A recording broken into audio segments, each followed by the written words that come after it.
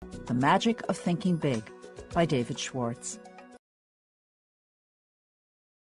Preface. Why this big book? Why a full-scale discussion of the magic of thinking big? Thousands of books will be published this year. Why one more? Permit me to give you just a little background. Several years ago, I witnessed an exceptionally impressive sales meeting. The vice president in charge of marketing for this company was tremendously excited. He wanted to drive home a point. He had with him on the platform the leading representative in the organization, a very ordinary-looking fellow who earned in the year just ended just a little under $60,000. The earnings of other representatives averaged $12,000. The executive challenged the group. Here is what he said. I want you to take a good look at Harry. Look at him. Now what's Harry got that the rest of you haven't? Harry earned 5 times the average, but is Harry 5 times smarter? No, not according to our personnel tests. I checked. They show he's about average in that department. And did Harry work 5 times harder than you fellows? No, not according to the reports. In fact, he took more time off than most of you. Did Harry have a better territory? Again, I've got to say no. The accounts averaged about the same. Did Harry have more education, better health? Again, no. Harry is about as average as an average guy could be, except for one thing. The difference between Harry and the rest of you, said the vice president, the difference is that Harry thought 5 times bigger. Then the executive proceeded to show that success is determined not so much by the size of one's brain as it is by the size of one's thinking. This was an intriguing thought, and it stayed with me. The more I observed, the more people I talked with, the deeper I dug into what's really behind success, the clearer was the answer. Case history after case history proved that the size of bank accounts, the size of happiness accounts, and the size of one's general satisfaction account is dependent on the size of one's thinking. There is magic in thinking big. If thinking big accomplishes so much, why doesn't everyone think that way? I've been asked that question many times. Here, I believe, is the answer. All of us, more than we recognize, are products of the thinking around us. And much of this thinking is little, not big. All around you is an environment that is trying to tug you, trying to pull you down second-class street. You are told almost daily that there are too many chiefs and not enough Indians. In other words, that opportunities to lead no longer exist, that there is a surplus of chiefs. So be content to be a little guy. But this too many chiefs idea simply doesn't square with the truth. Leading people in all occupations will tell you, as they've told me, that the trouble is, there are too many Indians and not nearly enough chiefs.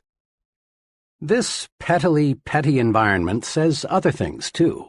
It tells you, whatever will be, that your destiny is outside your control, that fate is in complete control. So forget those dreams, forget that finer home, forget that special college for the children, forget the better life. Be resigned, lie down and wait to die. And who hasn't heard the statement that success isn't worth the price? As if you have to sell your soul, your family life, your conscience, your set of values to reach the top. But in truth, success doesn't demand a price. Every step forward pays a dividend. This environment also tells us there's too much competition for the top spots in life. But is there? A personnel selection executive told me that he receives 50 to 250 times as many applicants for jobs that pay $10,000 per year as for jobs that pay $50,000 a year. This is to say that there is at least 50 times as much competition for jobs on Second-Class Street as for jobs on First-Class Avenue. First-Class Avenue, USA, is a short, uncrowded street. There are countless vacancies waiting there for people like you who dare to think big. The basic principles and concepts supporting the magic of thinking big come from the highest pedigree sources, the very finest and biggest thinking minds yet to live on planet Earth. Minds like the prophet David, who wrote, "As one thinketh in his heart, so is he." Minds such as Emerson, who said, "Great men are those who see that thoughts rule the world." Minds like Milton, who in Paradise Lost wrote, "The mind is its own place, and in itself can make a heaven of hell or a hell of heaven." Amazingly perceptive minds like Shakespeare, who observed, "There is nothing either good or bad except that thinking makes it so." But where does the proof come from?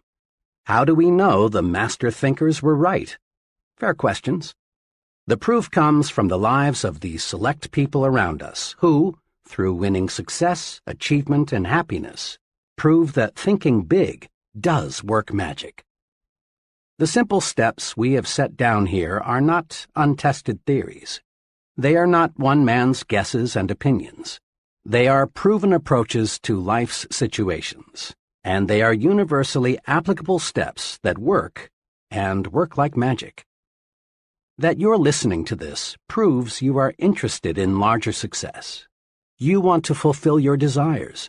You want to enjoy a fine standard of living.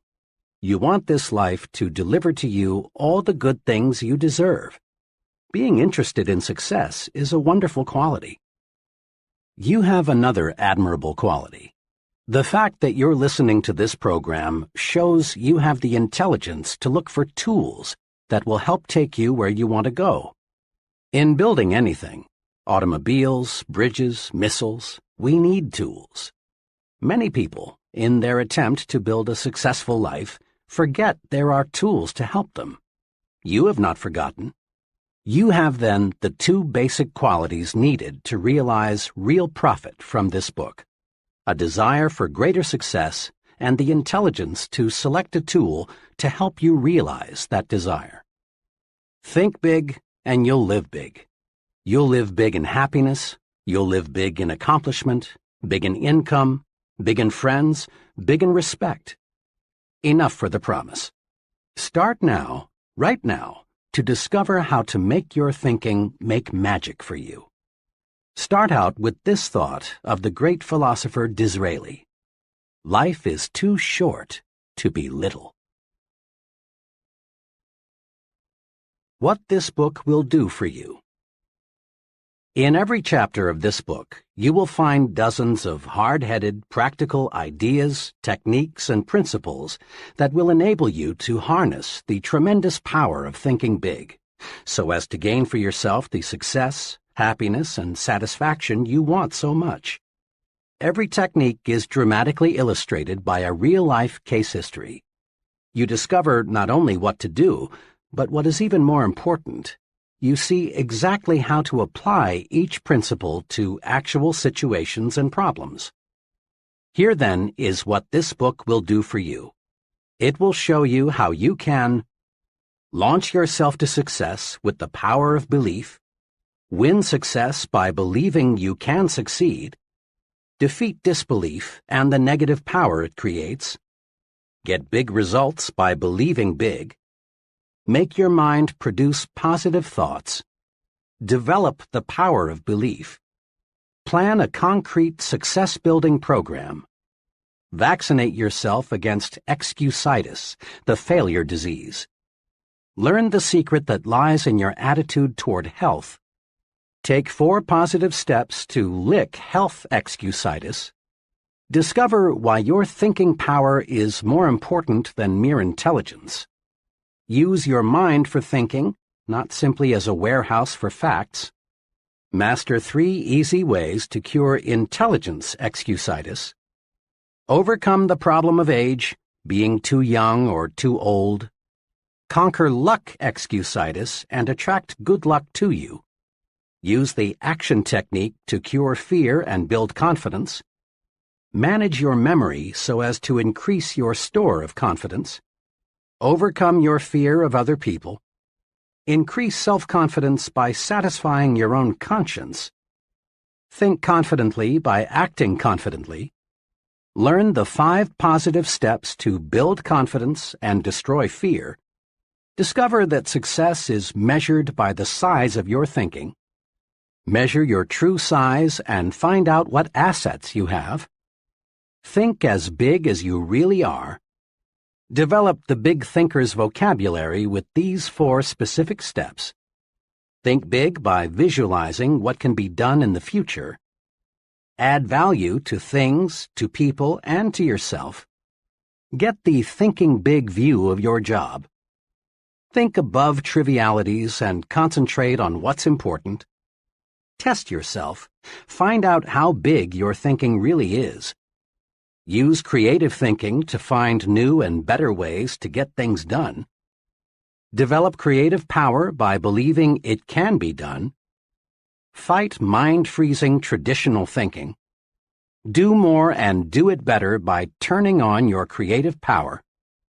Use the 3 keys to strengthening creativity by opening your ears and your mind. Stretch your thinking and stimulate your mind. Harness and develop your ideas, the fruit of your thinking. Look important because it helps you think important. Become important by thinking your work is important. Build your own sell yourself to yourself commercial. Upgrade your thinking. Think like important people think. Make your environment work for you. Prevent small people from holding you back. Manage your work environment. Get plenty of psychological sunshine during leisure hours. Throw thought poison out of your environment. Go first class in everything you do. Grow the attitudes that will help you win what you want. Get activated, get enthusiastic. Develop the power of real enthusiasm. Grow the you are important attitude. Make more money by getting the put service first attitude. Win the support of other people by thinking right toward them. Become more likable by making yourself lighter to lift. Take the initiative in building friendships. Master the technique of thinking only good thoughts about people. Win friends by practicing conversation generosity. Think big, even when you lose or receive a setback. Get the action habit. You don't need to wait until conditions are perfect. Make up your mind to do something about your ideas. Use action to cure fear and gain confidence. Discover the secret of mind action. Capitalize on the magic of now. Strengthen yourself by getting the speak up habit. Develop initiative, a special kind of action. Discover that defeat is nothing more than a state of mind. Salvage something from every setback. Use the force of constructive self-criticism. Achieve positive results through persistence and experimentation. Whip discouragement by finding the good side to every situation. Multiply your energy by setting definite goals. Set goals that will help you get things done and live longer. Accomplish your goals with this 30-day improvement guide. Invest in yourself for future profit. Learn the 4 rules of leadership. Develop your power to trade minds with the people you want to influence. Put the be human approach to work for you. Think progress, believe in progress, push for progress. Test yourself to learn whether you are a progressive thinker. Tap your supreme thinking power. Use the magic of thinking big in life's most crucial situations. Chapter 1. Believe you can succeed and you will. Success means many wonderful, positive things. Success means personal prosperity, a fine home, vacations, travel, new things, financial security, giving your children maximum advantages. Success means winning admiration, leadership, being looked up to by people in your business and social life. Success means freedom, freedom from worries, fears, frustrations, and failure. Success means self-respect, continually finding more real happiness and satisfaction from life, being able to do more for those who depend on you. Success means winning. Success, achievement, is the goal of life. Every human being wants success. Everybody wants the best this life can deliver. Nobody enjoys crawling, living in mediocrity. No one likes feeling second class and feeling forced to go that way. Some of the most practical success-building wisdom is found in that biblical quotation stating that faith can move mountains. Believe, really believe you can move a mountain, and you can. Not many people believe that they can move mountains, so, as a result, not many people do. On some occasion, you've probably heard someone say something like, "It's nonsense to think you can make a mountain move away just by saying, 'Mountain, move away.' It's simply impossible." People who think this way have belief confused with wishful thinking. And true enough, you can't wish away a mountain. You can't wish yourself into an executive suite. Nor can you wish yourself into a 5-bedroom, 3-bath house or the high-income brackets. You can't wish yourself into a position of leadership. But you can move a mountain with belief. You can win success by believing you can succeed. There is nothing magical or mystical about the power of belief. Belief works this way. Belief, the "I'm positive I can" attitude, generates the power, skill, and energy needed to do. When you believe I can do it, the how to do it develops. Every day, all over the nation, young people start working in new jobs. Each of them wishes that someday he could enjoy the success that goes with reaching the top. But the majority of these young people simply don't have the belief that it takes to reach the top rungs, and they don't reach the top. Believing it's impossible to climb high, they do not discover the steps that lead to great heights. Their behavior remains that of the average person. But a small number of these young people really believe they will succeed. They approach their work with the "I'm going to the top" attitude, and with substantial belief they reach the top. Believing they will succeed, and that it's not impossible, these folks study and observe the behavior of senior executives. They learn how successful people approach problems and make decisions. They observe the attitudes of successful people. The how to do it always comes to the person who believes he can do it. A young woman I'm acquainted with decided 2 years ago that she was going to establish a sales agency to sell mobile homes. She was advised by many that she shouldn't and couldn't do it. She had less than $3,000 in savings and was advised that the minimum capital investment required was many times that. "Look how competitive it is," she was advised. "And besides, what practical experience have you had in selling mobile homes, let alone managing a business?" her advisors asked. But this young lady had belief in herself and her ability to succeed. She quickly admitted that she lacked capital, that the business was very competitive, and that she lacked experience. "But," she said, "all the evidence I can gather shows that the mobile home industry is going to expand. On top of that, I've studied my competition. I know I can do a better job of merchandising trailers than anybody else in this town. I expect to make some mistakes, but I'm going to be on top in a hurry." And she was. She had little trouble getting capital. Her absolutely unquestioned belief that she could succeed with this business won her the confidence of 2 investors. And armed with complete belief, she did the impossible. She got a trailer manufacturer to advance her a limited inventory with no money down. Last year, she sold over $1 million worth of trailers. Next year, she says, I expect to gross over $2 million. Belief, strong belief, triggers the mind to figure ways and means and how to.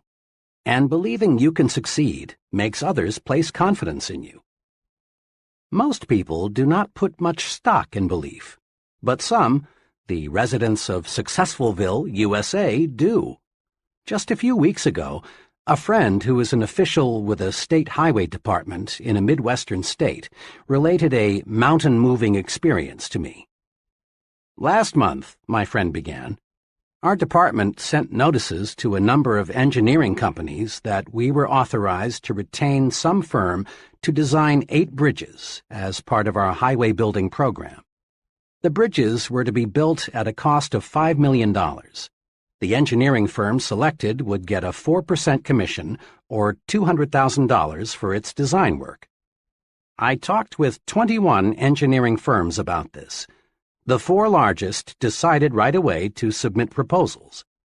The other 17 companies were small, having only 3 to 7 engineers each. The size of the project scared off 16 of these 17. They went over the project, shook their heads, and said, in effect, 'It's too big for us. I wish I thought we could handle it, but it's no use even trying.' But one of these small firms, a company with only 3 engineers, studied the plans and said, 'We can do it. We'll submit a proposal.' They did, and they got the job. Those who believe they can move mountains do. Those who believe they can't, cannot. Belief triggers the power to do. Actually, in these modern times, belief is doing much bigger things than moving mountains. The most essential element, in fact, the essential element, in our space explorations today, is belief that space can be mastered.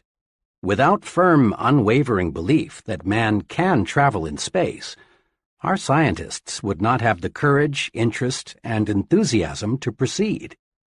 Belief that cancer can be cured will ultimately produce cures for cancer.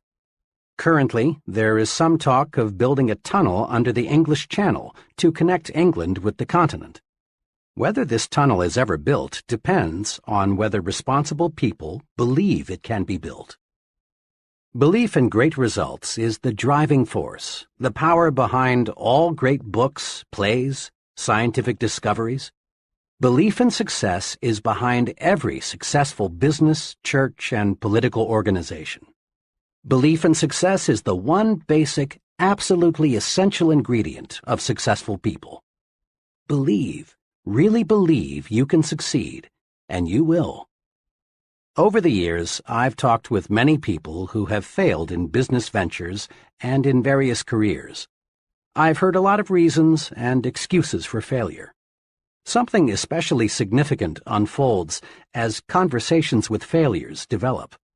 In a casual sort of way, the failure drops a remark like, "To tell the truth, I didn't think it would work," or "I had my misgivings before I even started out," or "Actually, I wasn't too surprised that it didn't work out." The "okay, I'll give it a try, but I don't think it will work" attitude produces failures. Disbelief is negative power. When the mind disbelieves or doubts, the mind attracts reasons to support the disbelief. Doubt, disbelief, the subconscious will to fail, the not really wanting to succeed, is responsible for most failures. Think doubt and fail. Think victory and succeed. A young fiction writer talked with me recently about her writing ambitions. The name of one of the top writers in her field came up. "Oh," she said, "Mr. X is a wonderful writer, but, of course, I can't be nearly as successful as he is." Her attitude disappointed me very much, because I know the writer mentioned. He is not super intelligent, nor super perceptive, nor super anything else except super confident. He believes he is among the best, and so he acts and performs the best. It is well to respect the leader, learn from him, observe him, study him, but don't worship him. Believe you can surpass. Believe you can go beyond. Those who harbor the second-best attitude are invariably second-best doers. Look at it this way. Belief is the thermostat that regulates what we accomplish in life.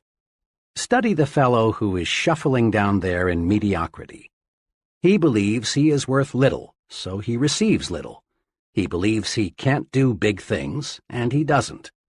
He believes he is unimportant, so everything he does has an unimportant mark. As time goes by, lack of belief in himself shows through in the way the fellow talks, walks, acts. Unless he readjusts his thermostat forward, he shrinks, grows smaller and smaller in his own estimation. And since others see in us what we see in ourselves, he grows smaller in the estimation of the people around him. Now, look across the way at the person who is advancing forward. He believes he is worth much, and he receives much. He believes he can handle big, difficult assignments, and he does. Everything he does, the way he handles himself with people, his character, his thoughts, his viewpoints, all say, here is a professional. He is an important person. A person is a product of his own thoughts. Believe big. Adjust your thermostat forward. Launch your success offensive with honest, sincere belief that you can succeed. Believe big and grow big. Several years ago, after addressing a group of businessmen in Detroit, I talked with one of the gentlemen who approached me, introduced himself, and said, "I really enjoyed your talk. Can you spare a few minutes? I'd like very much to discuss a personal experience with you." In a few minutes, we were comfortably seated in a coffee shop, waiting for some refreshments. "I have a personal experience," he began, "that ties in perfectly with what you said this evening about making your mind work for you instead of letting it work against you. I've never explained to anyone how I lifted myself out of the world of mediocrity, but I'd like to tell you about it." "And I'd like to hear it," I said. "Well, just 5 years ago, I was plodding along, just another guy working in the tool and die trade. I made a decent living by average standards, but it was far from ideal.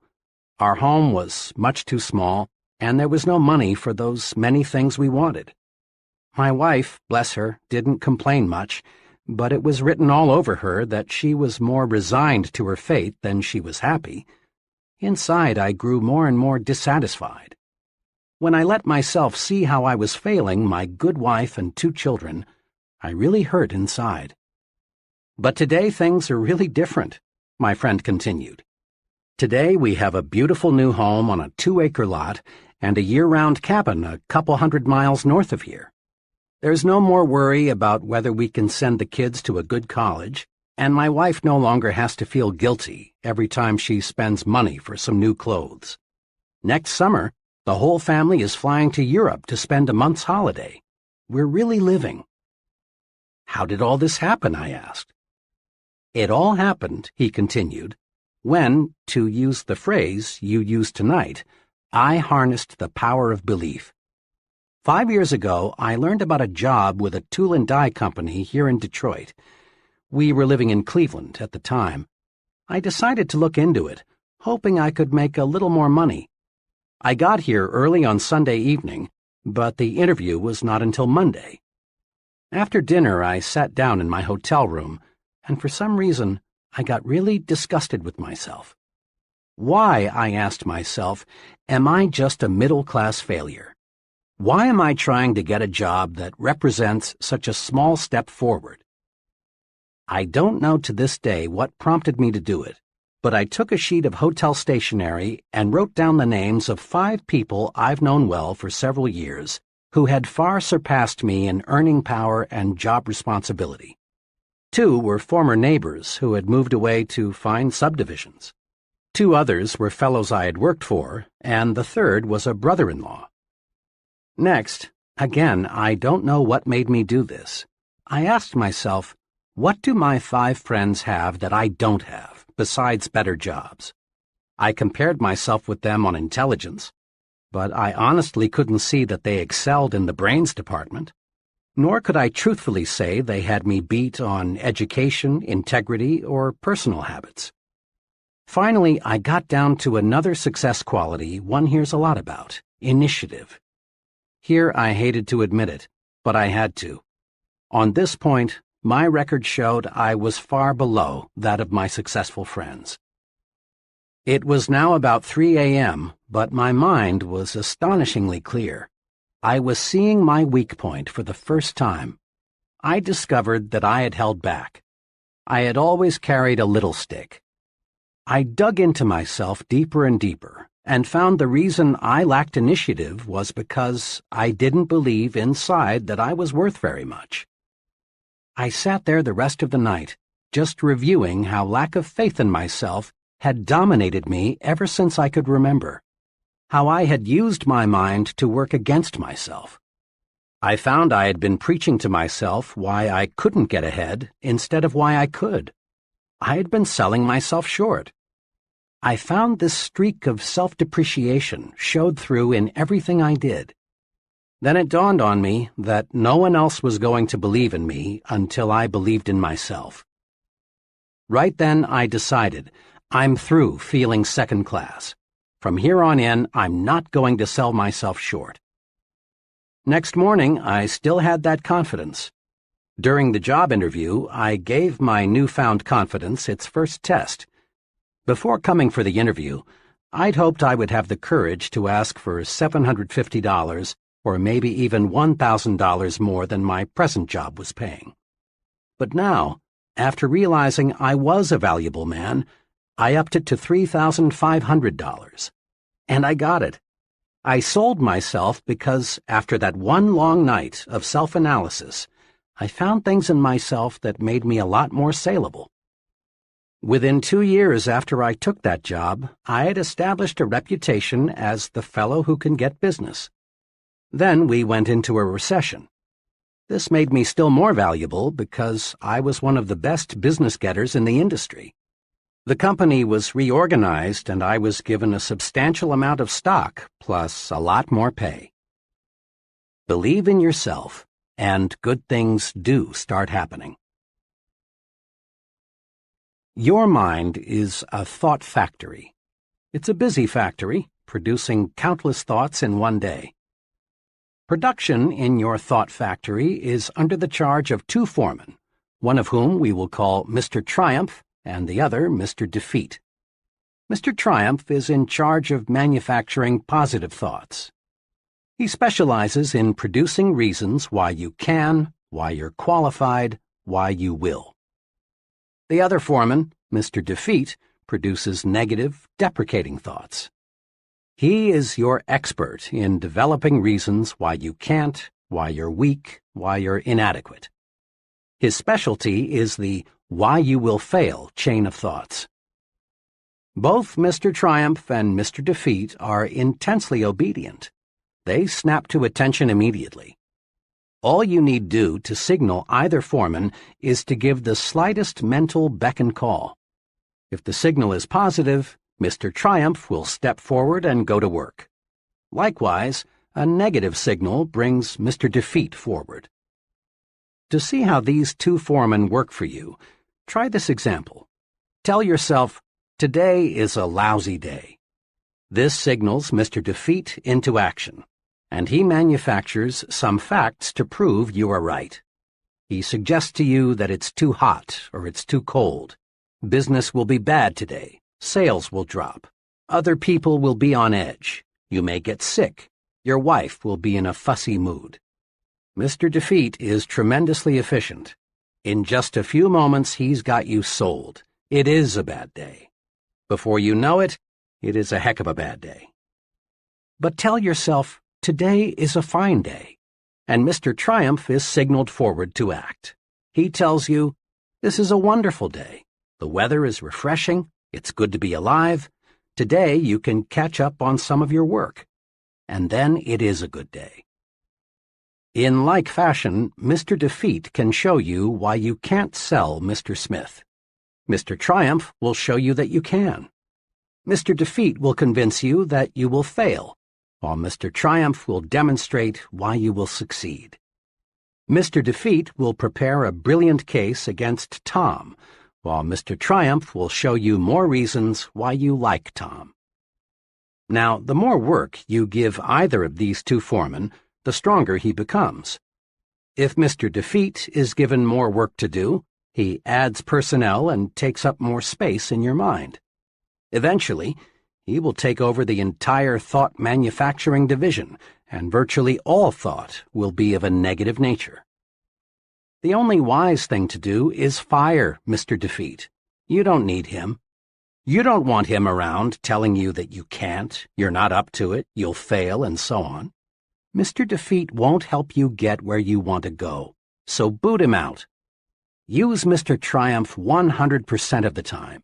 When any thought enters your mind, ask Mr. Triumph to go to work for you.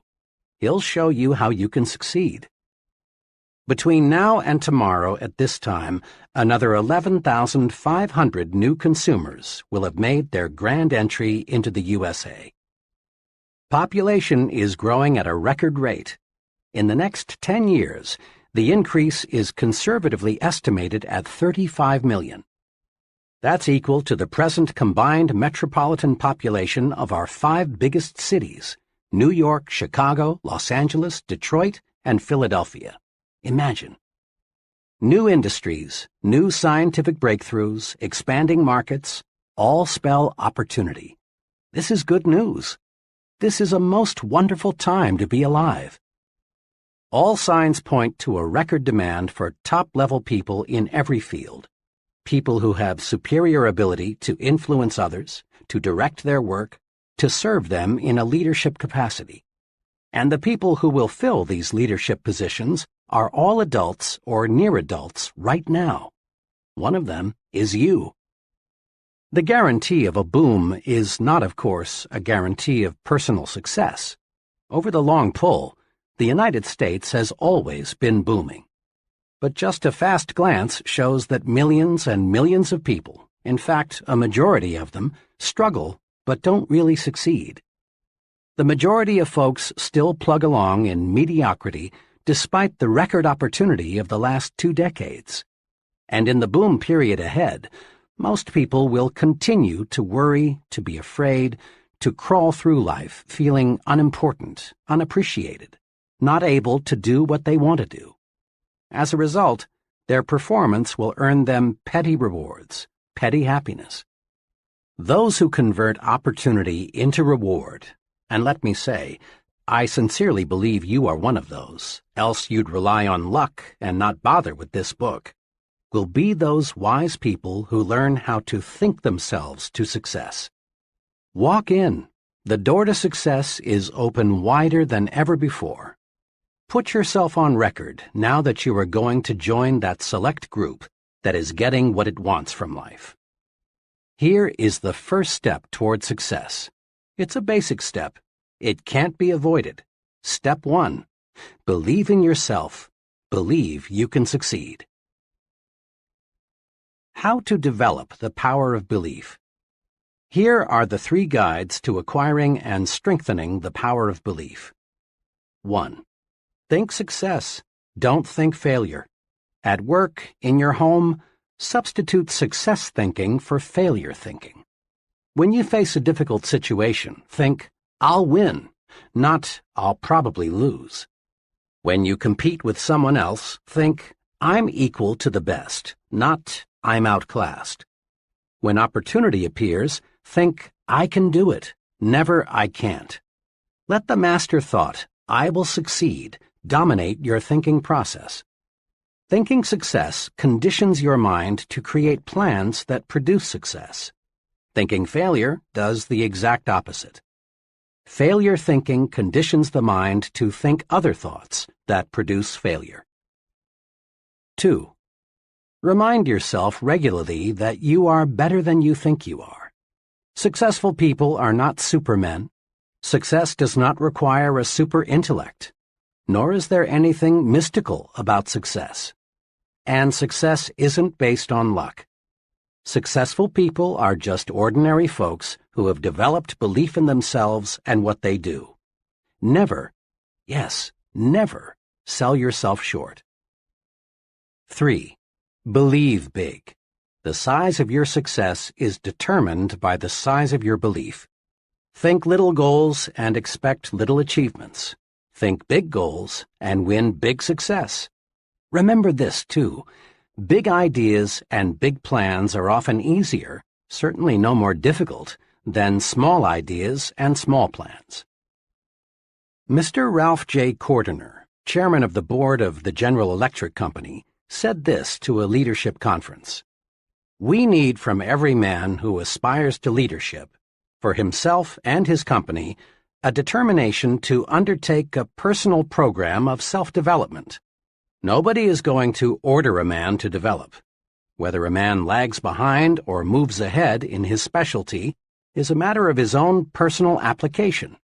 This is something which takes time, work, and sacrifice. Nobody can do it for you." Mr. Cordiner's advice is sound and practical. Live it.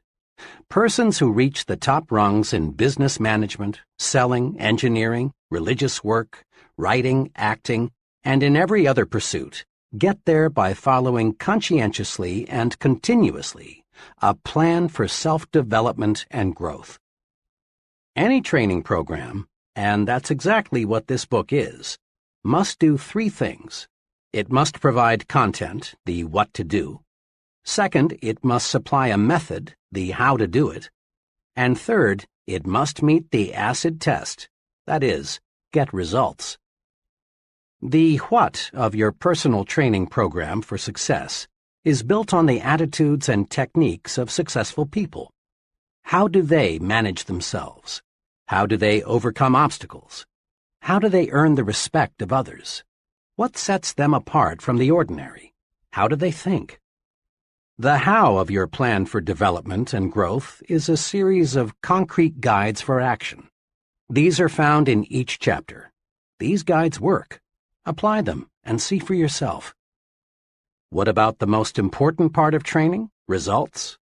Wrapped up briefly, conscientious application of the program presented here will bring you success, and on a scale that may now look impossible.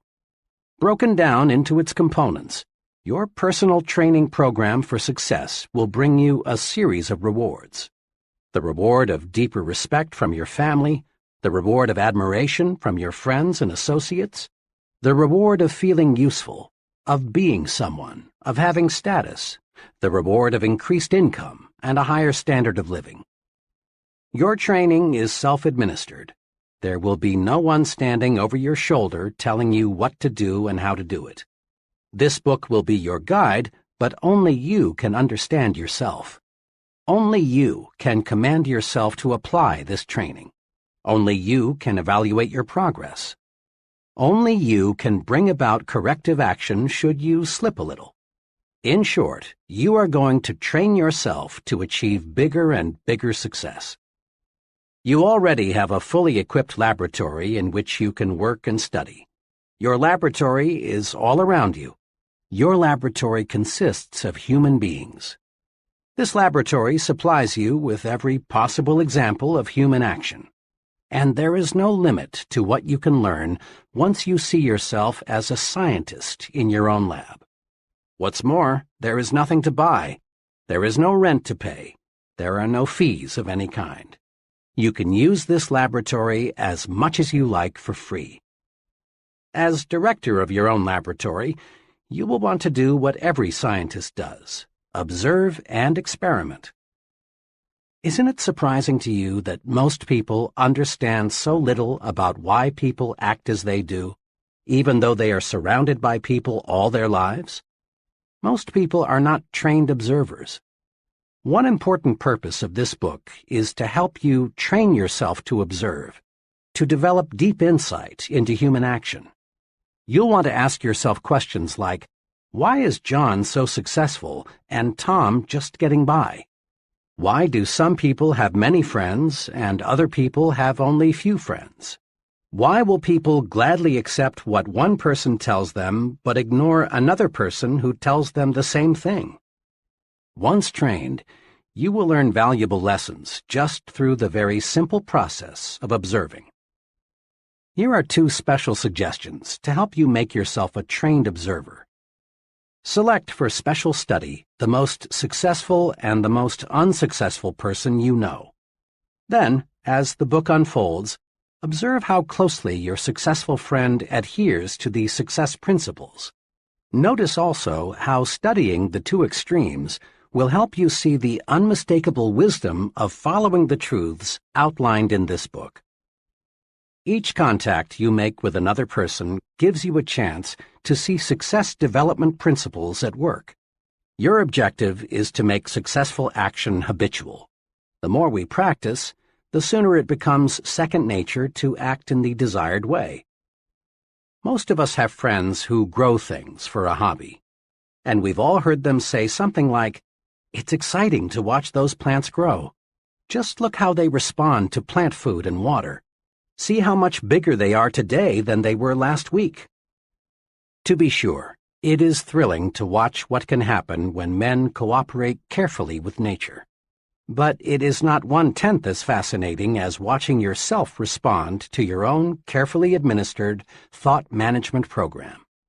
It's fun to feel yourself growing more confident, more effective, more successful, day by day, month by month.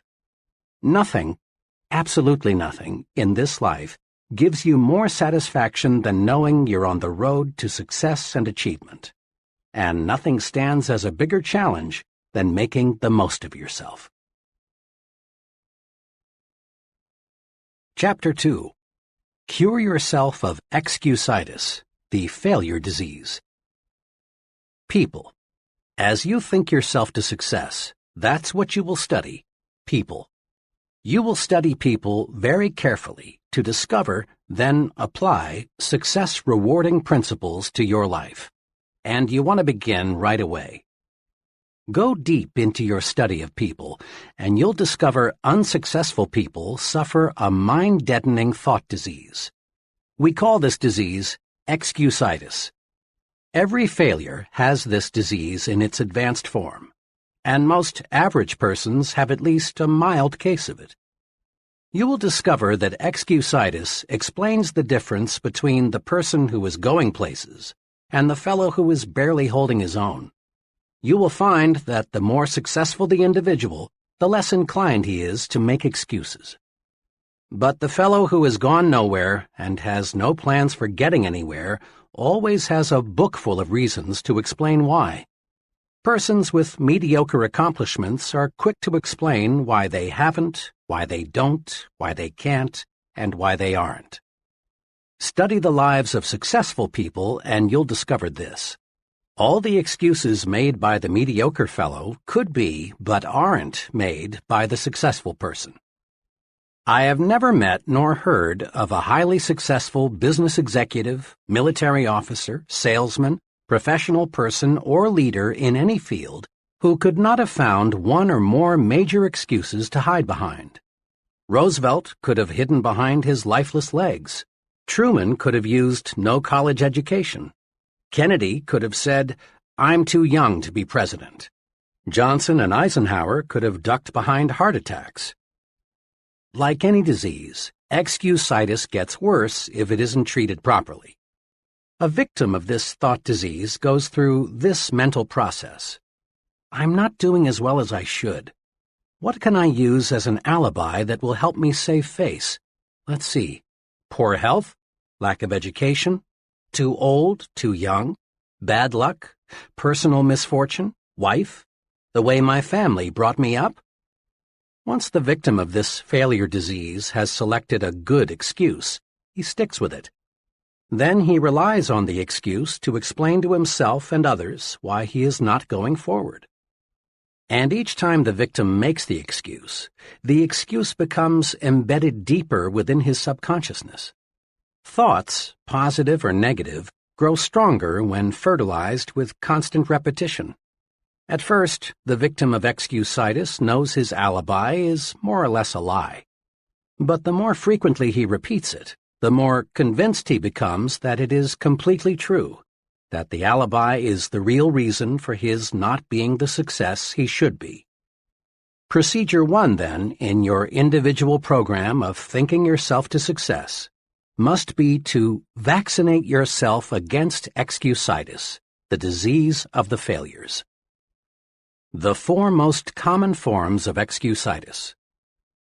Excusitis appears in a wide variety of forms, but the worst types of this disease are health excusitis, intelligence excusitis, age excusitis, and luck excusitis. Now let's see just how we can protect ourselves from these 4 common ailments. 1. But my health isn't good. Health excusitis ranges all the way from the chronic I don't feel good to the more specific I've got such and such wrong with me. Bad health, in 1,000 different forms, is used as an excuse for failing to do what a person wants to do, failing to accept greater responsibilities, failing to make more money, failing to achieve success. Millions and millions of people suffer from health excusitis. But is it in most cases a legitimate excuse? Think for a moment of all the highly successful people you know who could, but who don't, use health as an excuse. My physician and surgeon friends tell me the perfect specimen of adult life is non-existent. There is something physically wrong with everybody. Many surrender in whole or in part to health excusitis, but success-thinking people do not. 2 experiences happened to me in one afternoon that illustrate the correct and incorrect attitudes toward health. I had just finished a talk in Cleveland. Afterward, one fellow, about 30, asked to speak to me privately for a few minutes. He complimented me on the meeting, but then said, "I'm afraid your ideas can't do me much good." "You see," he continued, "I've got a bad heart, and I've got to hold myself in check." He went on to explain that he'd seen 4 doctors, but they couldn't find his trouble. He asked me what I would suggest he do. "Well," I said, "I know nothing about the heart, but as one layman to another, here are 3 things I'd do. First, I'd visit the finest heart specialist I could find and accept his diagnosis as final. You've already checked with 4 doctors, and none of them has found anything peculiar with your heart. Let the 5th doctor be your final check. It may very well be you've got a perfectly sound heart. But if you keep on worrying about it, eventually you may have a very serious heart ailment. Looking and looking and looking for an illness often actually produces illness." The second thing I'd recommend is that you read Dr. Schindler's great book, How to Live 365 Days a Year. Dr. Schindler shows in this book that 3 out of every 4 hospital beds are occupied by people who have EII, emotionally induced illness. Imagine, 3 out of 4 people who are sick right now would be well if they learned how to handle their emotions. Read Dr. Schindler's book and develop your program for emotions management. Third, I'd resolve to live until I die. I went on to explain to this troubled fellow some sound advice I received many years ago from a lawyer friend who had an arrested case of tuberculosis. This friend knew he would have to live a regulated life, but this hasn't stopped him from practicing law, rearing a fine family, and really enjoying life. My friend, who now is 78 years old, expresses his philosophy in these words: "I'm going to live until I die, and I'm not going to get life and death confused. While I'm on this earth, I'm going to live. Why be only half alive? Every minute a person spends worrying about dying is just 1 minute that fellow might as well have been dead." I had to leave at that point because I had to be on a certain plane for Detroit. On the plane, the second but much more pleasant experience occurred. After the noise of the takeoff, I heard a ticking sound. Rather startled, I glanced at the fellow sitting beside me, for the sound seemed to be coming from him. He smiled a big smile and said, "Oh, it's not a bomb. It's just my heart." I was obviously surprised, so he proceeded to tell me what had happened. Just 21 days before, he had undergone an operation that involved putting a plastic valve into his heart. The ticking sound, he explained, would continue for several months until new tissue had grown over the artificial valve. I asked him what he was going to do. "Oh," he said, "I've got big plans. I'm going to study law when I get back to Minnesota. Someday I hope to be in government work. The doctors tell me I must take it easy for a few months, but after that I'll be like new. There you have two ways of meeting health problems. The first fellow, not even sure he had anything organically wrong with him, was worried, depressed, on the road to defeat, wanting somebody to second his motion that he couldn't go forward. The second individual, after undergoing one of the most difficult of operations, was optimistic, eager to do something. The difference lay in how they thought toward health. I've had some very direct experience with health excusitis. I'm a diabetic. Right after I discovered I had this ailment, about 5,000 hypodermics ago, I was warned, diabetes is a physical condition, but the biggest damage results from having a negative attitude about it. Worry about it, and you may have real trouble. Naturally, since the discovery of my own diabetes, I've gotten to know a great many other diabetics. Let me tell you about two extremes. One fellow who has a very mild case belongs to that fraternity of the living dead. Obsessed with a fear of the weather, he is usually ridiculously bundled up. He's afraid of infection, so he shuns anybody who has the slightest sniffle. He's afraid of overexertion, so he does almost nothing. He spends most of his mental energy worrying about what might happen. He bores other people telling them how awful his problem really is. His real ailment is not diabetes. Rather, he's a victim of health excusitis. He has pitied himself into being an invalid. The other extreme is a division manager for a large publishing company. He has a severe case. He takes about 30 times as much insulin as the fellow just mentioned. But he is not living to be sick. He is living to enjoy his work and have fun. One day he said to me, "Sure, it is an inconvenience, but so is shaving. But I'm not going to think myself to bed. When I take those shots, I just praise the guys who discovered insulin." A good friend of mine, a widely known college educator, came home from Europe in 1945 minus one arm. Despite his handicap, John is always smiling, always helping others. He's about as optimistic as anyone I know. One day, he and I had a long talk about his handicap. "It's just an arm," he said. "Sure, two are better than one, but they just cut off my arm. My spirit is 100% intact. I'm really grateful for that." Another amputee friend is an excellent golfer. One day, I asked him how he had been able to develop such a near-perfect style with just one arm. I mentioned that most golfers with two arms can't do nearly as well. His reply says a lot. "Well, it's my experience," he said, "that the right attitude and one arm will beat the wrong attitude and two arms every time." The right attitude and one arm will beat the wrong attitude and two arms every time. Think about that for a while. It holds true not only on the golf course, but in every facet of life. 4 things you can do to lick health excusitis. The best vaccine against health excusitis consists of these 4 doses. 1. Refuse to talk about your health. The more you talk about an ailment, even the common cold, the worse it seems to get. Talking about bad health is like putting fertilizer on weeds. Besides, talking about your health is a bad habit. It bores people. It makes one appear self-centered and old-maidish. Success-minded people defeat the natural tendency to talk about their bad health. One may, and let me emphasize the word may, get a little sympathy, but one doesn't get respect and loyalty by being a chronic complainer. 2. Refuse to worry about your health.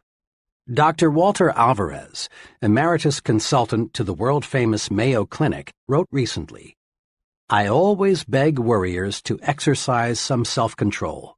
For instance, when I saw this man, a fellow who was convinced he had a diseased gallbladder, although 8 separate X-ray examinations showed that the organ was perfectly normal, I begged him to quit getting his gallbladder X-rayed.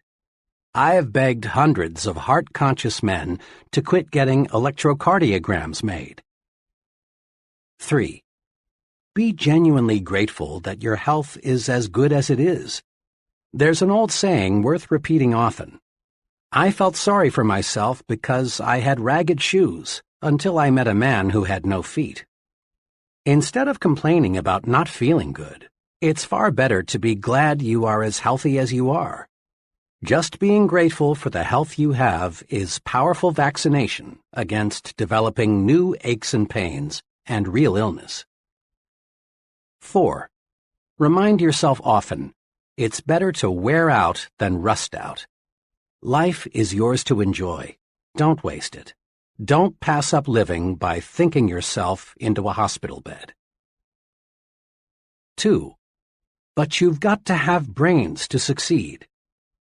Intelligence excusitis, or I lack brains, is common.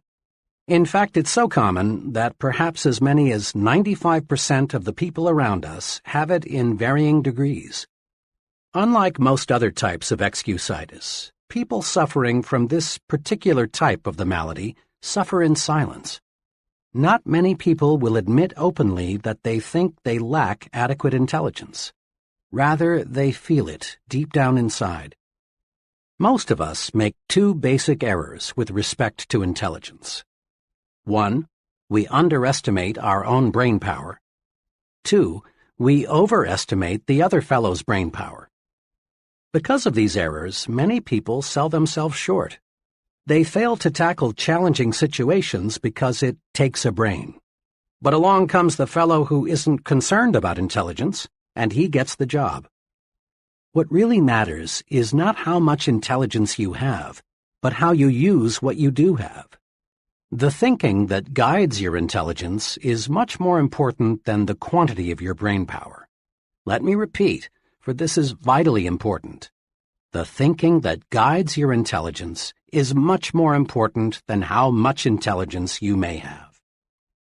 In answering the question, should your child be a scientist, Dr. Edward Teller, one of the nation's foremost physicists, said, "A child does not need a lightning-fast mind to be a scientist, nor does he need a miraculous memory, nor is it necessary that he get very high grades in school. The only point that counts is that the child have a high degree of interest in science." Interest, enthusiasm, is the critical factor even in science. With a positive, optimistic, and cooperative attitude, a person with an IQ of 100 will earn more money, win more respect, and achieve more success than a negative, pessimistic, uncooperative individual with an IQ of 120. Just enough sense to stick with something, a chore, task, project, until it's completed, pays off much better than idle intelligence, even if idle intelligence be of genius caliber.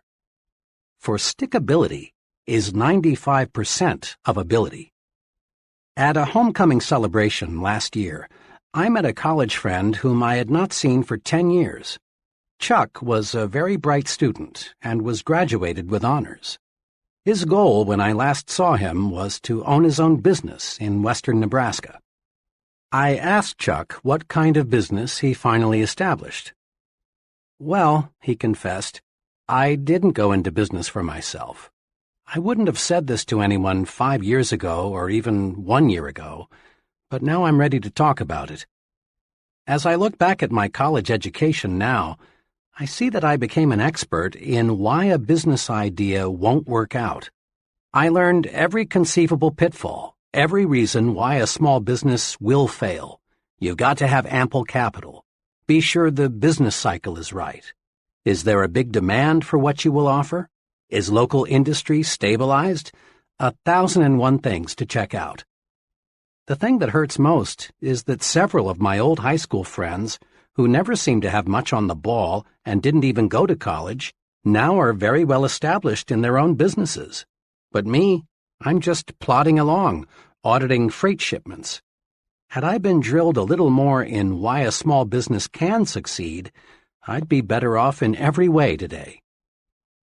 The thinking that guided Chuck's intelligence was a lot more important than the amount of Chuck's intelligence.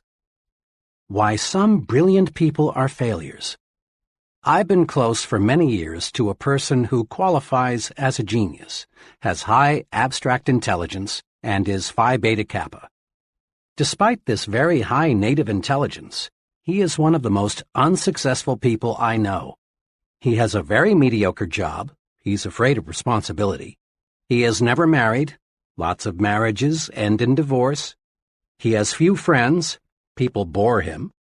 He's never invested in property of any kind. He might lose his money.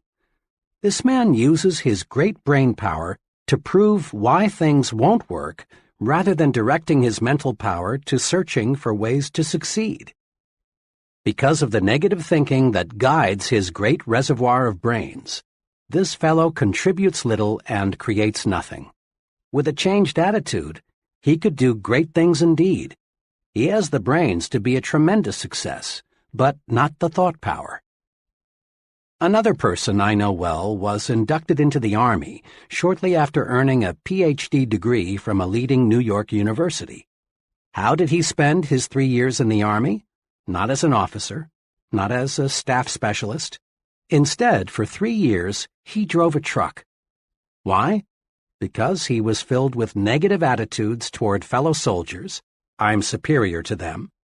Toward Army methods and procedures, they are stupid. Toward discipline, it's for others, not me. Toward everything, including himself, I'm a fool for not figuring out a way to escape this rap. This fellow earned no respect from anyone. All his vast store of knowledge lay buried. His negative attitudes turned him into a flunky. Remember, the thinking that guides your intelligence is much more important than how much intelligence you have. Not even a Ph.D. degree can override this basic success principle. Several years ago, I became a close friend of Phil F., one of the senior officers of a major advertising agency. Phil was director of marketing research for the agency, and he was doing a bang-up job. Was Phil a brain? Far from it. Phil knew next to nothing about research technique. He knew next to nothing about statistics. He was not a college graduate, though all the people working for him were, and Phil did not pretend to know the technical side of research. What then enabled Phil to command $30,000 a year, while not one of his subordinates earned $10,000? This. Phil was a human engineer. Phil was 100% positive. Phil could inspire others when they felt low. Phil was enthusiastic. He generated enthusiasm. Phil understood people, and because he could really see what made them tick, he liked them. Not Phil's brains, but how he managed those brains made him 3 times more valuable to his company than men who rated higher on the IQ scale. Out of every 100 persons who enroll in college, fewer than 50 will graduate. I was curious about this, so I asked a director of admissions at a large university for his explanation. "It's not insufficient intelligence," he said. "We don't admit them if they don't have sufficient ability. And it's not money. Anyone who wants to support himself in college today can do so. The real reason is attitudes. You would be surprised," he said, "how many young people leave because they don't like their professors, the subjects they must take, and their fellow students." The same reason, negative thinking, explains why the door to top-flight executive positions is closed to many young junior executives. Sour, negative, pessimistic, depreciating attitudes, rather than insufficient intelligence, hold back thousands of young executives. As one executive told me, "It's a rare case when we pass up a young fellow because he lacks brains. Nearly always, it's attitude." Once, I was retained by an insurance company to learn why the top 25% of the agents were selling over 75% of the insurance, while the bottom 25% of the agents sold only 5% of total volume. Thousands of personnel files were carefully checked. The search proved beyond any question that no significant difference existed in native intelligence. What's more, differences in education did not explain the difference in selling success. the difference in the very successful and the very unsuccessful finally reduced to differences in attitudes, or difference in thought management. The top group worried less, was more enthusiastic, had a sincere liking for people. We can't do much to change the amount of native ability, but we can certainly change the way we use what we have. Knowledge is power, when you use it constructively. Closely allied to intelligence excusitis is some incorrect thinking about knowledge. We often hear that knowledge is power, but this statement is only a half-truth. Knowledge is only potential power. Knowledge is power only when put to use, and then only when the use made of it is constructive. The story is told that the great scientist Einstein was once asked how many feet are in a mile. Einstein's reply was, "I don't know. Why should I fill my brain with facts I can find in 2 minutes in any standard reference book?" Einstein taught us a big lesson. He felt it was more important to use your mind to think than to use it as a warehouse for facts. One time, Henry Ford was involved in a libel suit with the Chicago Tribune. The Tribune had called Ford an ignoramus, and Ford said, in effect, "Prove it." The Tribune asked him scores of simple questions, such as, who was Benedict Arnold? When was the Revolutionary War fought? And others, most of which Ford, who had little formal education, could not answer. Finally, he became quite exasperated and said, "I don't know the answers to those questions, but I could find a man in 5 minutes who does." Henry Ford was never interested in miscellaneous information. He knew what every major executive knows, that the ability to know how to get information is more important than using the mind as a garage for facts. How much is a fact man worth? I spent a very interesting evening recently with a friend who is the president of a young but rapidly growing manufacturing concern. The TV set happened to be turned to one of the most popular quiz programs. The fellow being quizzed had been on the show for several weeks. He could answer questions on all sorts of subjects, many of which seemed nonsensical. After the fellow answered a particularly odd question, something about a mountain in Argentina, my host looked at me and said, "How much do you think I'd pay that guy to work for me?" "How much?" I asked. "Not a cent over $300, not per week, not per month, but for life. I've sized him up. That expert can't think. He can only memorize.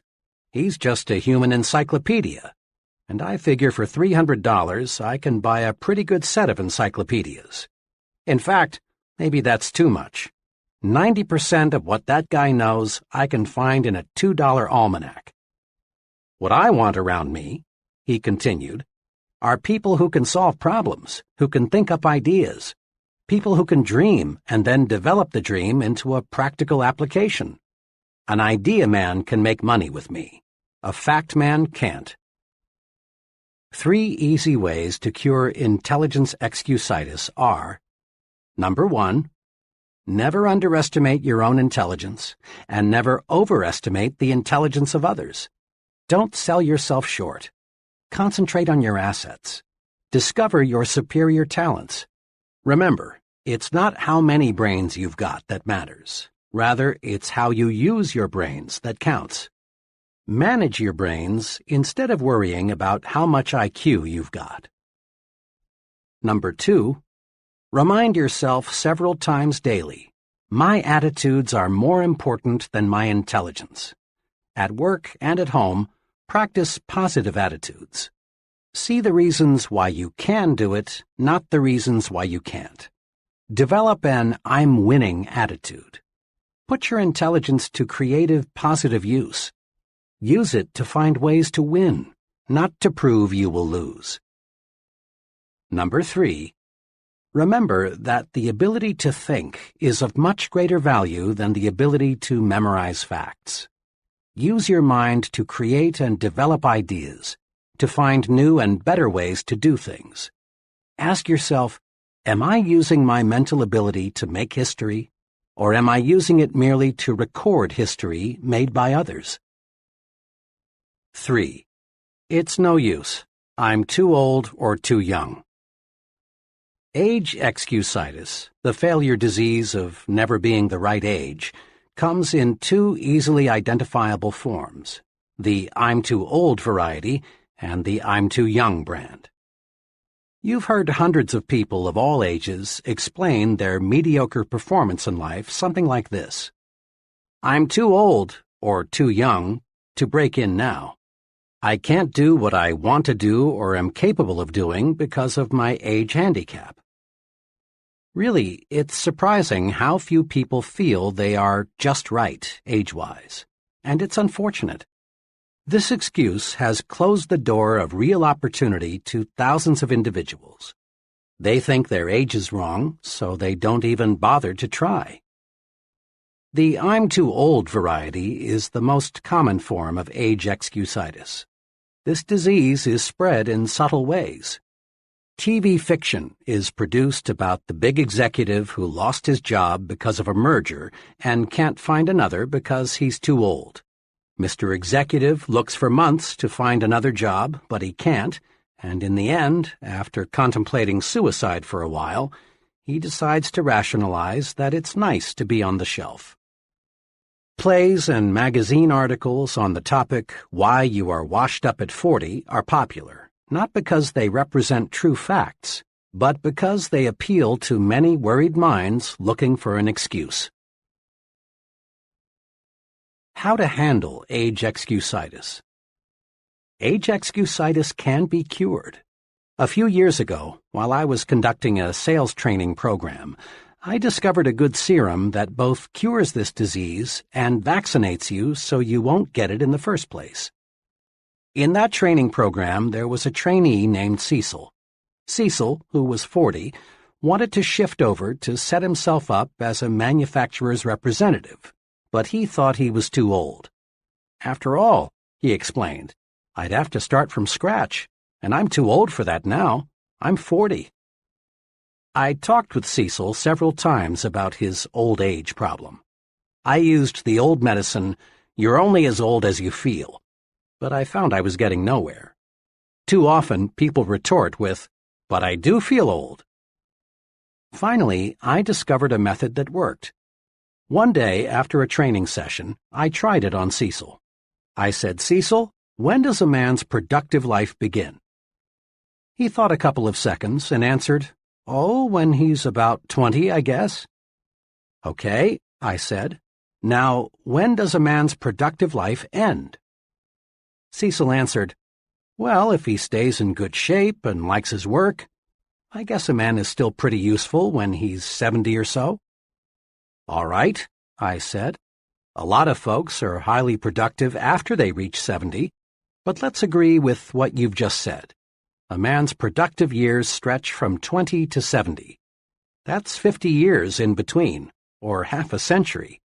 Cecil, I said, you're 40. How many years of productive life have you spent? 20, he answered. And how many have you left? 30, he replied. In other words, Cecil, you haven't even reached the halfway point. You've used up only 40% of your productive years. I looked at Cecil and realized he'd gotten the point. He was cured of age excusitis. Cecil saw he still had many opportunity-filled years left. He switched from thinking, I'm already old, to I'm still young. Cecil now realized that how old we are is not important. It's one's attitude toward age that makes it a blessing or a barricade. Curing yourself of age excusitis often opens doors to opportunities that you thought were locked tight. A relative of mine spent years doing many different things, selling, operating his own business, working in a bank, but he never quite found what he really wanted to do most. Finally, he concluded that the one thing he wanted more than anything else was to be a minister. But when he thought about it, he found he was too old. After all, he was 45, had 3 young children and little money. But fortunately, he mustered all of his strength and told himself, 45 or not, I'm going to be a minister.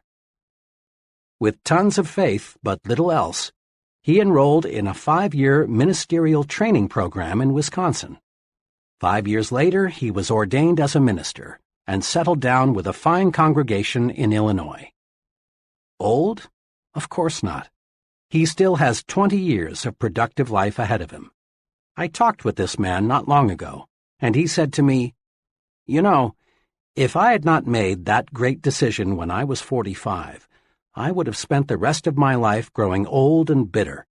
Now I feel every bit as young as I did 25 years ago." And he almost looked it, too. When you lick age excusitis, the natural result is to gain the optimism of youth and feel of youth. When you beat down your fears of age limitations, you add years to your life as well as success. A former university colleague of mine provides an interesting angle on how age excusitis was defeated. Bill was graduated from Harvard in the 1920s. After 24 years in the stock brokerage business, during which time he made a modest fortune, Bill decided he wanted to become a college professor. Bill's friends warned him that he would overtax himself in the rugged learning program ahead. But Bill was determined to reach his goal and enrolled in the University of Illinois at the age of 51. At 55, he had earned his degree. Today, Bill is chairman of the Department of Economics at a fine liberal arts college. He's happy, too. He smiles when he says, "I've got almost a third of my good years left."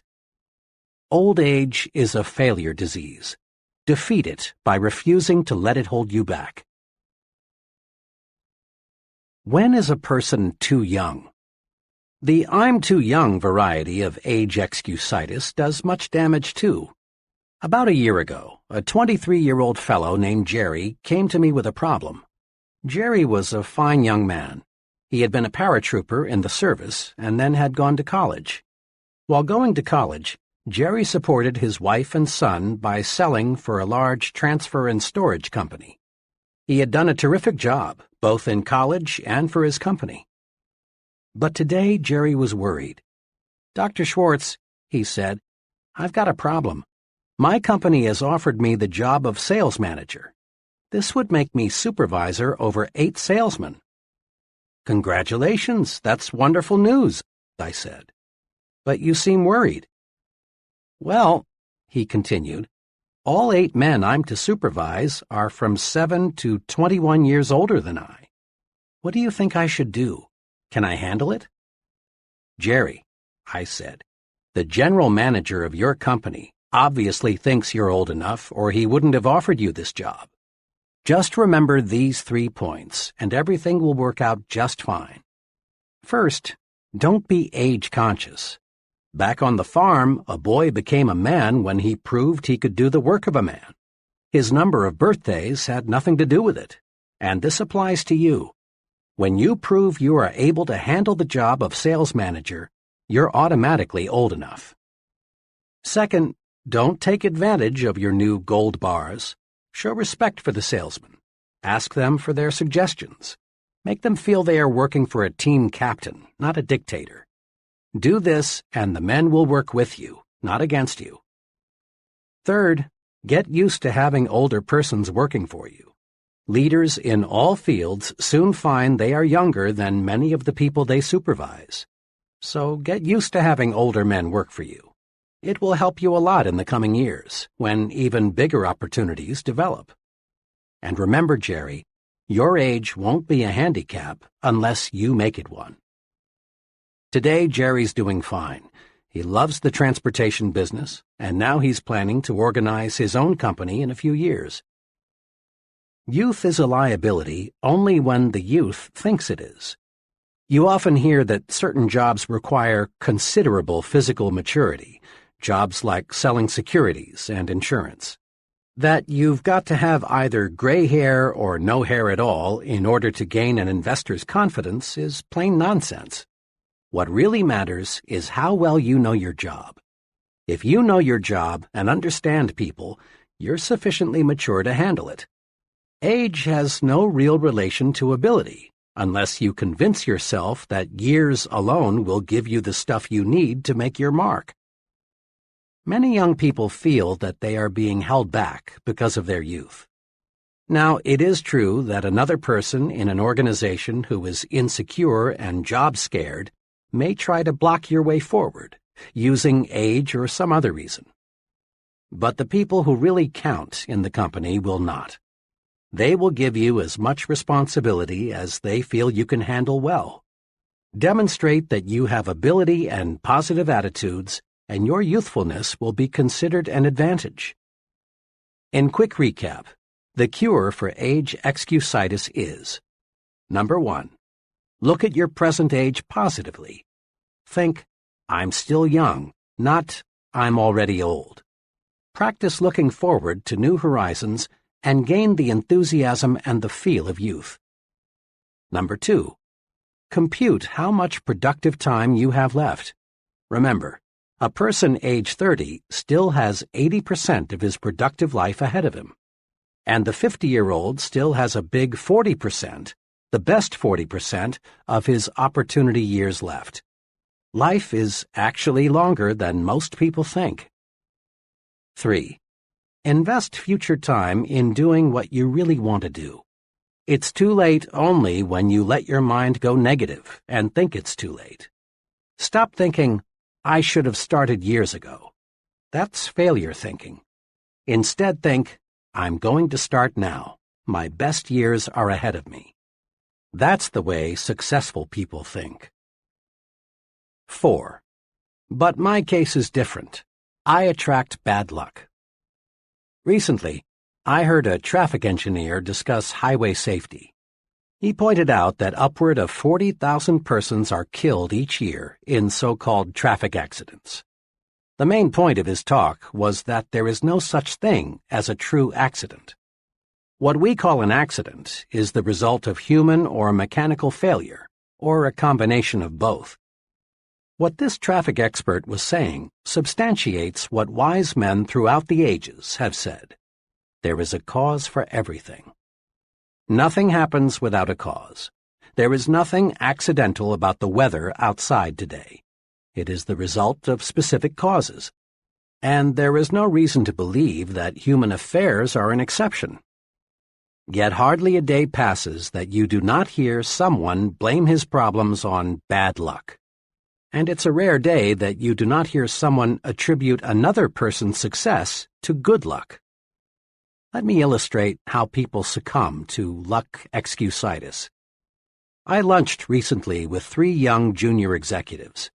The topic of conversation that day was George C., who just yesterday had been picked from among their group for a major promotion. Why did George get the position? These 3 fellows dug up all sorts of reasons: luck, pull, bootlicking, George's wife and how she flattered the boss, everything but the truth. The facts were that George was simply better qualified. He had been doing a better job. He was working harder. He had a more effective personality. I also knew that the senior officers in the company had spent much time considering which one of the 4 would be promoted. My 3 disillusioned friends should have realized that top executives don't select major executives by drawing names from a hat. I was talking about the seriousness of luck excusitis not long ago with a sales executive of a machine tool manufacturing company. He became excited about the problem and began to talk about his own experience with it. I've never heard it called that before, he said, but it is one of the most difficult problems every sales executive has to wrestle with. Just yesterday, a perfect example of what you're talking about happened in my company. One of the salesmen walked in about 4 o'clock with a $112,000 order for machine tools. Another salesman, whose volume is so low he's a problem, was in the office at the time. Hearing John tell the good news, he rather enviously congratulated him and then said, "Well, John, you're lucky again." Now, what the weak salesman won't accept is that luck had nothing to do with John's big order. John had been working on that customer for months. He had talked repeatedly to a half-dozen people out there. John had stayed up nights figuring out exactly what was best for them. Then he got our engineers to make preliminary designs of the equipment. John wasn't lucky, unless you can call carefully planned work and patiently executed plans luck. Suppose luck were used to reorganize General Motors. If luck determined who does what and who goes where, every business in the nation would fall apart. Assume for a moment that General Motors were to be completely reorganized on the basis of luck. To carry out the reorganization, the names of all employees would be placed in a barrel. The first name drawn would be the president, the second name the executive vice president, and so on down the line. Sounds stupid, doesn't it? Well, that's how luck would work. People who rise to the top in any occupation, business management, selling, law, engineering, acting, or what have you, get there because they have superior attitudes and use their good sense in applied hard work. Conquer luck excusitis in 2 ways. Number 1. Accept the law of cause and effect. Take a second look at what appears to be someone's good luck. You'll find that not luck, but preparation, planning, and success-producing thinking preceded his good fortune. Take a second look at what appears to be someone's bad luck. Look, and you'll discover certain specific reasons. Mr. Success receives a setback. He learns and profits. But when Mr. Mediocre loses, he fails to learn. Number 2. Don't be a wishful thinker.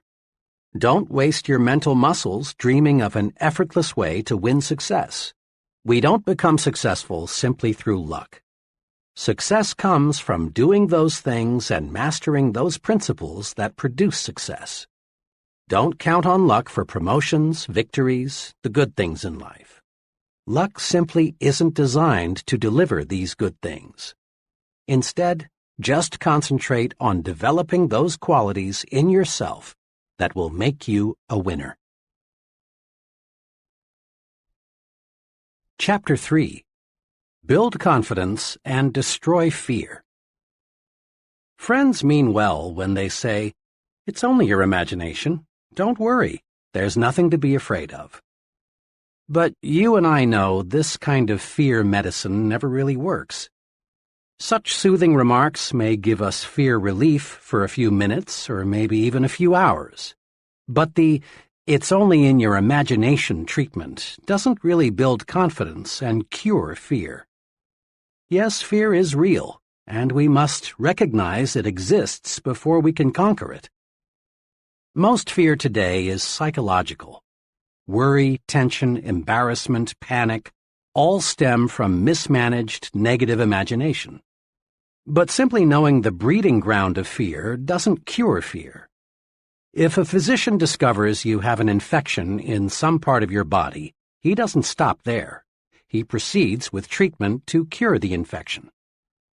The old "it's only in your mind" treatment presumes fear doesn't really exist, but it does. Fear is real. Fear is success enemy number 1. Fear stops people from capitalizing on opportunity. Fear wears down physical vitality. Fear actually makes people sick, causes organic difficulties, shortens life. Fear closes your mouth when you want to speak.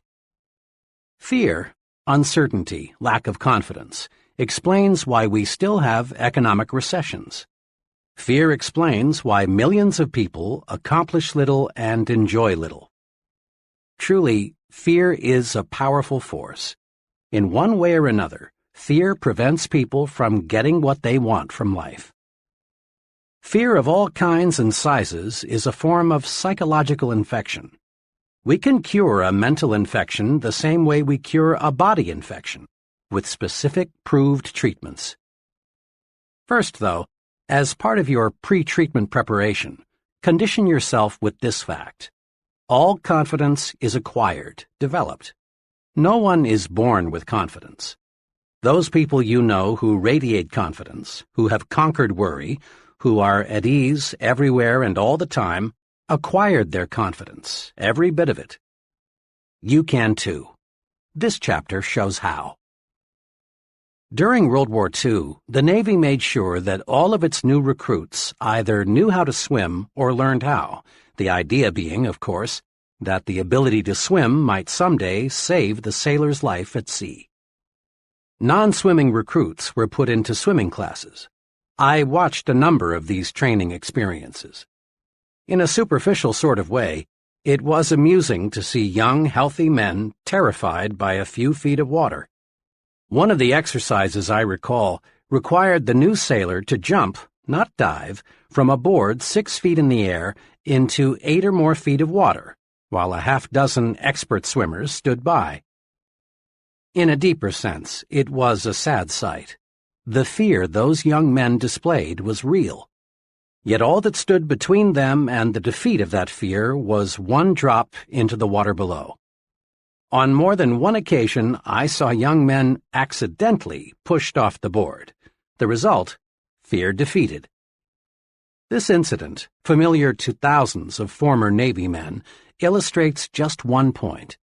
Action cures fear. Indecision, postponement, on the other hand, fertilize fear. Jot that down in your success rulebook right now. Action cures fear. Action does cure fear. Several months ago, a very troubled executive in his early 40s came to see me. He had a responsible job as a buyer for a large retailing organization. Worriedly, he explained, "I'm afraid of losing my job. I've got that feeling that my days are numbered." "Why?" I asked. "Well, the pattern is against me. Sales figures in my department are off 7% from a year ago. This is pretty bad, especially since the store's total sales are up 6%. I've made a couple of unwise decisions recently, and I've been singled out several times by the merchandise manager for not keeping pace with the company's progress." "I've never felt quite like this before," he continued. "I've lost my grip, and it shows. My assistant buyer senses it. The salespeople see it too. Other executives, of course, are aware that I'm slipping. One buyer even suggested at a meeting of all head buyers the other day that part of my line should be put in his department, where he said it could make money for the store. It's like drowning and having a crowd of spectators just standing there waiting for me to sink away." The executive talked on, elaborating further on his predicament. Finally, I cut in and asked, "What are you doing about it? What are you trying to do to correct the situation?" "Well," he answered, "there isn't much I can do, I guess, but hope for the best." To this comment, I asked, "Honestly now, is hope enough?" Pausing, but not giving him a chance to answer, I put another question to him. "Why not take action to support your hope?" "Go on," he said. "Well, there are two kinds of action that seem to fit your case. First, start this afternoon to move those sales figures upward. We've got to face it. There's a reason your sales are slipping. Find it. Maybe you need a special sale to clear out your slow-moving merchandise, so you'll be in a position to buy some fresh stock. Perhaps you can rearrange your display counters. Maybe your salespeople need more enthusiasm. I can't pinpoint what will turn your sales volume upward, but something will. And it would probably be wise to talk privately with your merchandise manager. He may be on the verge of putting you out, but when you talk it over with him and ask his advice, he'll certainly give you more time to work things out. It's too expensive for the store to replace you as long as top management feels there's a chance you'll find a solution." I went on. "Then get your assistant buyers on the ball. Quit acting like a drowning man. Let people around you know that you're still alive." Courage was again in his eyes. Then he asked, "You said there are two kinds of action I should take. What's the second?" "The second type of action, which you might say is an insurance policy, is to let 2 or 3 of your closest business friends in the trade know you might consider an offer from another store, assuming, of course, it is substantially better than your present job. I don't believe your job will be insecure after you take some affirmative action to get those sales figures on the rise. But just in case, it's good to have an offer or two. Remember, it's 10 times easier for a man with a job to get another job than it is for someone unemployed to connect. 2 days ago, this once troubled executive called me. After our talk, I buckled down. I made a number of changes, but the most basic one was with my salespeople. I used to hold sales meetings once a week, but now I'm holding one every morning. I've got those people really enthusiastic. I guess once they saw some life in me, they were ready to push harder too. They were just waiting for me to start things moving again. Things sure are working out okay. Last week, my sales were well ahead of a year ago and much better than the store's average. Oh, by the way, he continued, I want to tell you some other good news. I got 2 job offers since we talked. Naturally, I'm glad, but I've turned them both down since everything is looking good here again. When we face tough problems, we stay mired in the mud until we take action. Hope is a start, but hope needs action to win victories. Put the action principle to work. Next time you experience big fear or little fear, steady yourself. Then search for an answer to this question. What kind of action can I take to conquer my fear? Isolate your fear. Then take appropriate action. Here are some examples of fear and some possible action cures. Type of fear. 1. Embarrassment because of personal appearance. Action. Improve it. Go to a barber shop or beauty salon. Shine your shoes. Get your clothes cleaned and pressed. In general, practice better grooming. It doesn't always take new clothes. 2. Fear of losing an important customer. Work doubly hard to give better service. Correct anything that may have caused customers to lose confidence in you. 3. Fear of failing an examination. Convert worry time into study time.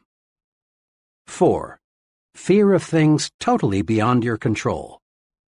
Turn your attention to helping to relieve the fear of others. Pray. 5.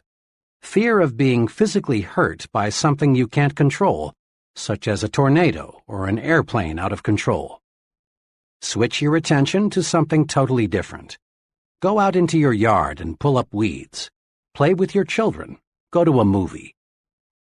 6. Fear of what other people may think and say. Make sure that what you plan to do is right, then do it. No one ever does anything worthwhile for which he is not criticized. 7. Fear of making an investment or purchasing a home. Analyze all factors, then be decisive. Make a decision and stick with it. Trust your own judgment. 8. Fear of people. Put them in proper perspective. Remember, the other person is just another human being pretty much like yourself. Use this 2-step procedure to cure fear and win confidence. 1. Isolate your fear. Pin it down. Determine exactly what you are afraid of. 2. Then take action. There is some kind of action for any kind of fear. And remember, hesitation only enlarges, magnifies the fear. Take action promptly. Be decisive. Much lack of self-confidence can be traced directly to a mismanaged memory. Your brain is very much like a bank. Every day you make thought deposits in your mind bank. These thought deposits grow and become your memory. When you settle down to think, or when you face a problem, in effect, you say to your memory bank, "What do I already know about this?" Your memory bank automatically answers and supplies you with bits of information relating to this situation that you deposited on previous occasions. Your memory, then, is the basic supplier of raw material for your new thought. The teller in your memory bank is tremendously reliable. He never crosses you up. If you approach him and say, "Mr. Teller, Let me withdraw some thoughts I deposited in the past, proving I'm inferior to just about everybody else.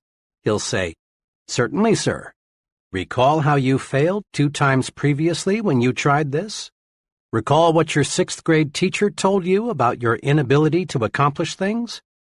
Recall what you overheard some fellow workers saying about you.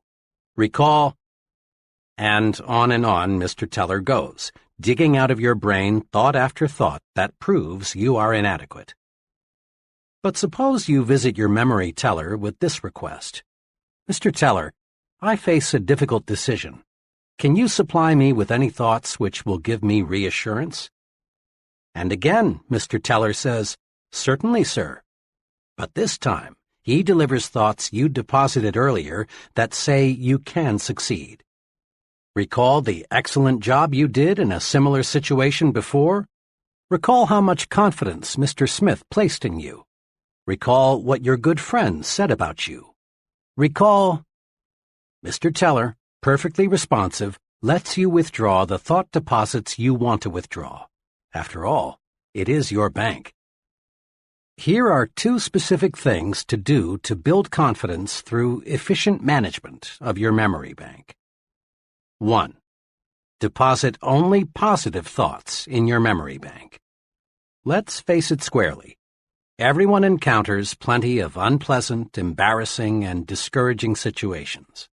But unsuccessful and successful people deal with these situations in directly opposite ways.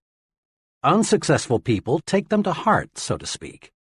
They dwell on the unpleasant situations, thereby giving them a good start in their memory. They don't take their minds away from them.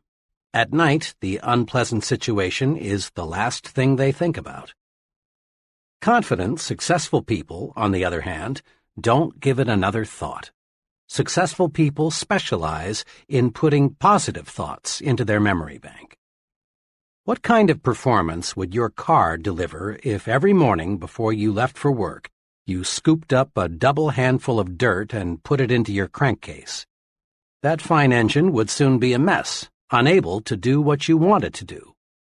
Negative, unpleasant thoughts deposited in your mind affect your mind the same way. Negative thoughts produce needless wear and tear on your mental motor. They create worry, frustration, and feelings of inferiority. They put you beside the road while others drive ahead. Do this. In these moments when you're alone with your thoughts, when you're driving your car or eating alone, recall pleasant, positive experiences. Put good thoughts in your memory bank. This boosts confidence. It gives you that "I sure feel good" feeling. It helps keep your body functioning right, too. Here is an excellent plan. Just before you go to sleep, deposit good thoughts in your memory bank. Count your blessings. Recall the many good things you have to be thankful for. Your wife or husband, your children, your friends, your health. Recall the good things you saw people do today. Recall your little victories and accomplishments. Go over the reasons why you are glad to be alive. 2. Withdraw only positive thoughts from your memory bank. I was closely associated several years ago in Chicago with a firm of psychological consultants. They handled many types of cases, but mostly marriage problems and psychological adjustment situations, all dealing with mind matters.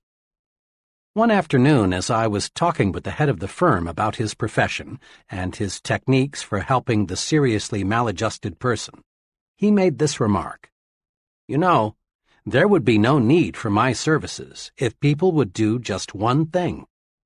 "What's that?" I asked eagerly. "Simply this: destroy their negative thoughts before those thoughts become mental monsters. Most individuals I try to help," he continued, "are operating their own private museum of mental horror. Many marriage difficulties, for example, involve the honeymoon monster. The honeymoon wasn't as satisfactory as one or both of the marriage partners had hoped, but instead of burying the memory, they reflected on it hundreds of times until it was a giant obstacle to successful marital relationships. They come to me as much as 5 or 10 years later. Usually, of course, my clients don't see where their trouble lies. It's my job to uncover and explain the source of their difficulty to them and help them to see what a triviality it really is. A person can make a mental monster out of almost any unpleasant happening, my psychologist friend went on. A job failure, a jilted romance, a bad investment, disappointment in the behavior of a teenage child. These are common monsters I have to help troubled people destroy. It is clear that any negative thought, if fertilized with repeated recall, can develop into a real mind monster, breaking down confidence and paving the way to serious psychological difficulties.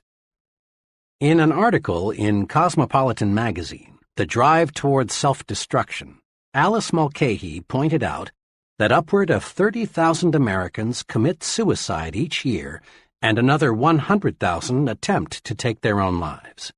She went on to say, "There is shocking evidence that millions of other people are killing themselves by slower, less obvious methods. Still others are committing spiritual rather than physical suicide, constantly seeking out ways to humiliate, punish, and generally diminish themselves." The psychologist friend mentioned before told me how he helped one of his patients to stop committing mental and spiritual suicide. This patient, he explained, was in her late 30s and had 2 children. In lay terminology, she suffered from severe depression. She looked back on every incident of her life as being an unhappy experience. Her school days, her marriage, the bearing of her children, the places she had lived, all were thought of negatively. She volunteered that she couldn't remember ever having been truly happy. And since what one remembers from the past colors what one sees in the present, she saw nothing but pessimism and darkness. When I asked her what she saw in a picture which I showed her, she said, "It looks like there will be a terrible thunderstorm tonight." That was the gloomiest interpretation of the picture I've yet heard. The picture was a large oil painting of the sun low in the sky and a jagged rocky coastline. The painting was very cleverly done and could be construed to be either a sunrise or a sunset. The psychologist commented to me that what a person sees in the picture is a clue to his personality. Most people say it is a sunrise, but the depressed, mentally disturbed person nearly always says it's a sunset. As a psychologist, I can't change what already is in a person's memory, but I can, with the patient's cooperation, help the individual to see his past in a different light. That's the general treatment I used on this woman. I worked with her to help her see joy and pleasure in her past instead of total disappointment. After 6 months, she began to show improvement. At that point, I gave her a special assignment. Each day, I asked her to think of and write down 3 specific reasons she has to be happy. Then, at her next appointment with me on Thursdays, I'd go over her list with her. I continued this sort of treatment for 3 months. Her improvement was very satisfactory. Today, that woman is very well adjusted to her situation. She's positive and certainly as happy as most people. When this woman quit drawing negatives from her memory bank, she was headed toward recovery. Whether the psychological problem is big or little, the cure comes when one learns to quit drawing negatives from one's memory bank and withdraws positives instead. Don't build mental monsters. Refuse to withdraw the unpleasant thoughts from your memory bank.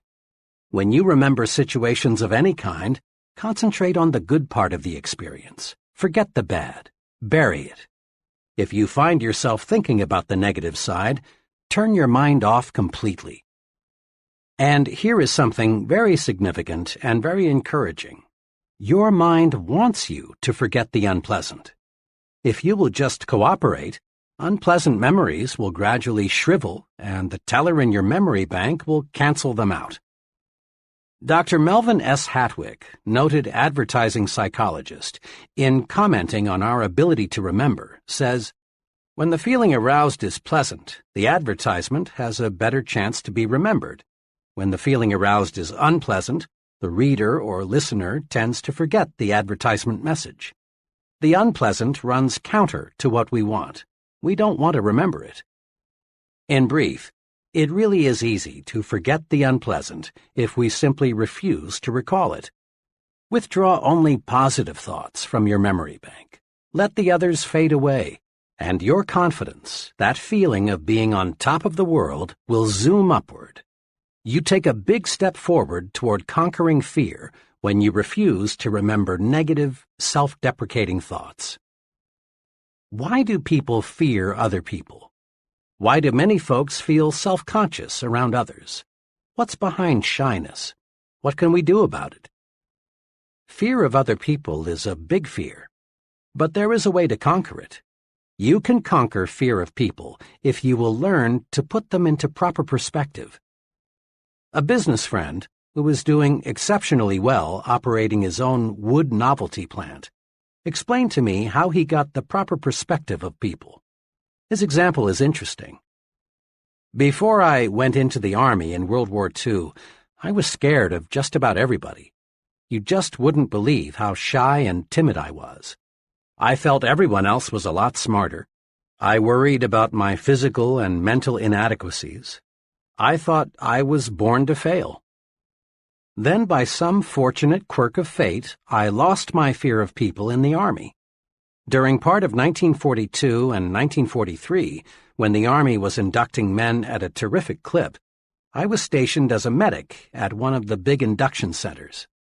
Day after day, I assisted in examining those men. The more I looked at these recruits, the less afraid of people I became. All those men lined up by the hundreds, naked as jaybirds, looked so much alike.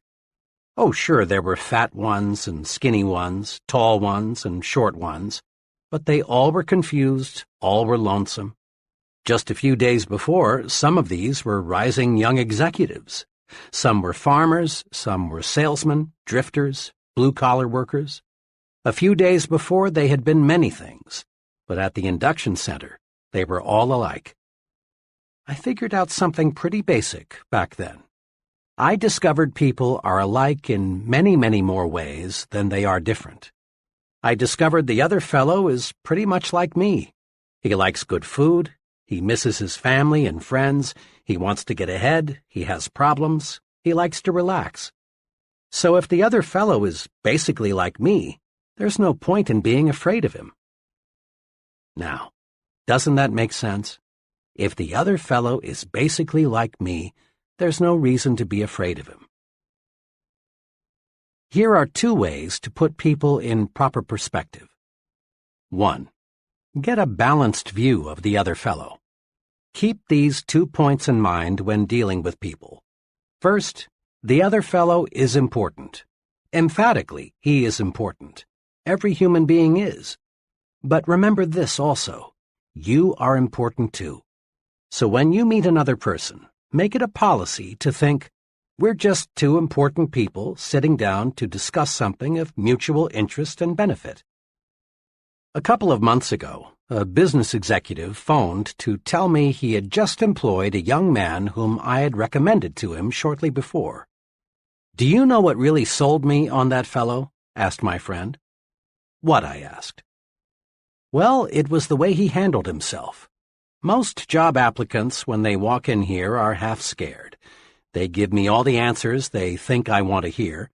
In a way, most job applicants are a little like beggars. They'll accept anything, and they aren't particular. But G handled himself differently. He respected me, but what's just as important, he respects himself. What's more, he asked me as many questions as I asked him. He's no mouse. He's a real man, and he's going to do all right." This mutually important attitude helps you keep the situation balanced. The other fellow does not become too important relative to you in your thinking. The other fellow might look frightfully big, frightfully important, but remember, he is still a human being with essentially the same interests, desires, and problems as you. 2. Develop an understanding attitude. People who want figuratively to bite you, growl at you, pick on you, and otherwise chop you down are not rare. If you're not prepared for people like that, they can punch big holes in your confidence and make you feel completely defeated. You need a defense against the adult bully, the fellow who likes to throw his meager weight around. A few months ago, at the reservations desk of a Memphis hotel, I saw an excellent demonstration of the right way to handle folks like this. It was shortly after 5 p.m., and the hotel was busy registering new guests. The fellow ahead of me gave his name to the clerk in a commanding way. The clerk said, "Yes, sir, Mr. R., we have a fine single for you." "Single?" shouted the fellow. "I ordered a double." The clerk said, very politely, "Let me check, sir." He pulled the guest's reservation from the file and said, "I'm sorry, sir, your telegram specified a single. I'd be happy to put you in a double room, sir, if we had any available, but we simply do not." Then the irate customer said, "I don't care what the H that piece of paper says, I want a double." Then he started in with that "do you know who I am" bit, followed with, "I'll have you fired. You'll see. I'll have you fired." As best he could, under the verbal tornado, the young clerk injected, "Sir, we're terribly sorry, but we acted on your instructions." Finally, the customer, really furious now, said, "I wouldn't stay in the best suite in this blank blank hotel now that I know how badly managed it is," and stormed out. I stepped up to the desk, thinking the clerk, who had taken one of the worst public tongue-lashings I'd seen in some time, would be upset. Instead, he greeted me with one of the finest "good evening, sirs" I'd ever heard. As he went through the routine of processing my room, I said to him, "I certainly admire the way you handled yourself just a moment ago. You have tremendous temper control." "Well, sir," he said, "I really can't get mad at a fellow like that. You see, he really isn't mad at me. I was just the scapegoat. The poor fellow may be in bad trouble with his wife, or his business may be off, or maybe he feels inferior and this was his golden chance to feel like a wheel. I'm just the guy who gave him a chance to get something out of his system." The clerk added, "Underneath, he's probably a very nice guy. Most folks are." Walking toward the elevators, I caught myself repeating aloud, "Underneath, he's probably a very nice guy. Most folks are." Remember those 2 short sentences next time someone declares war on you. Hold your fire. The way to win in situations like this is to let the other fellow blow his stack and then forget it. Several years ago, while checking student examination papers, I came across one that especially disturbed me. The student who wrote the examination had demonstrated in class discussions and previous tests that he was far better qualified than his paper indicated. He was, in fact, the fellow who I thought would finish at the top of the class. Instead, his paper put him at the bottom. As was my custom in such cases, I had my secretary call the student and ask him to come by my office on an urgent matter. Paul W. appeared shortly. He looked as though he had been through a terrible experience. After he was comfortably seated, I said to him, "What happened, Paul? This just isn't the quality paper I expected you to write." Paul struggled with himself, looked in the direction of his feet, and replied, "Sir, after I saw that you had spotted me cheating, I just went to pieces. I couldn't concentrate on anything. Honest, this is the first time I've ever cheated at the university. I desperately wanted an A, so I worked up a little pony to use." He was terribly upset, but now that he was talking, he wouldn't stop. "I suppose you'll have to recommend me for dismissal. The university rule says any student found cheating in any manner is subject to permanent dismissal." Here Paul started bringing up the shame this incident would bring to his family, how it would wreck his life, and all sorts of repercussions. Finally, I said, "Hold it now. Slow down. Let me explain something. I didn't see you cheat. Until you walked in and told me, I hadn't the faintest idea that was the trouble. I am sorry, Paul, that you did." Then I continued, "Paul, tell me, just what do you want to gain from your university experience?" He was a little calmer now, and after a short pause he said, "Well, Doctor, I think my overall aim is to learn how to live, but I guess I'm failing pretty badly." "We learn in different ways," I said. "I think you can learn a real success lesson from this experience. When you used your pony in there, your conscience bothered you terribly. This gave you a guilt complex that in turn broke your confidence. As you expressed it, you went to pieces. Most of the time, Paul, this matter of right and wrong is approached from a moral or religious standpoint. Now understand, I'm not here to preach to you, give you a sermon about right and wrong. But let's look at the practical side. When you do anything that goes contrary to your conscience, you feel guilty. And this guilty feeling jams your thought processes. You can't think straight because your mind is asking, "Will I get caught? Will I get caught?" "Paul," I continued, "you wanted an A so badly you did something you knew was wrong.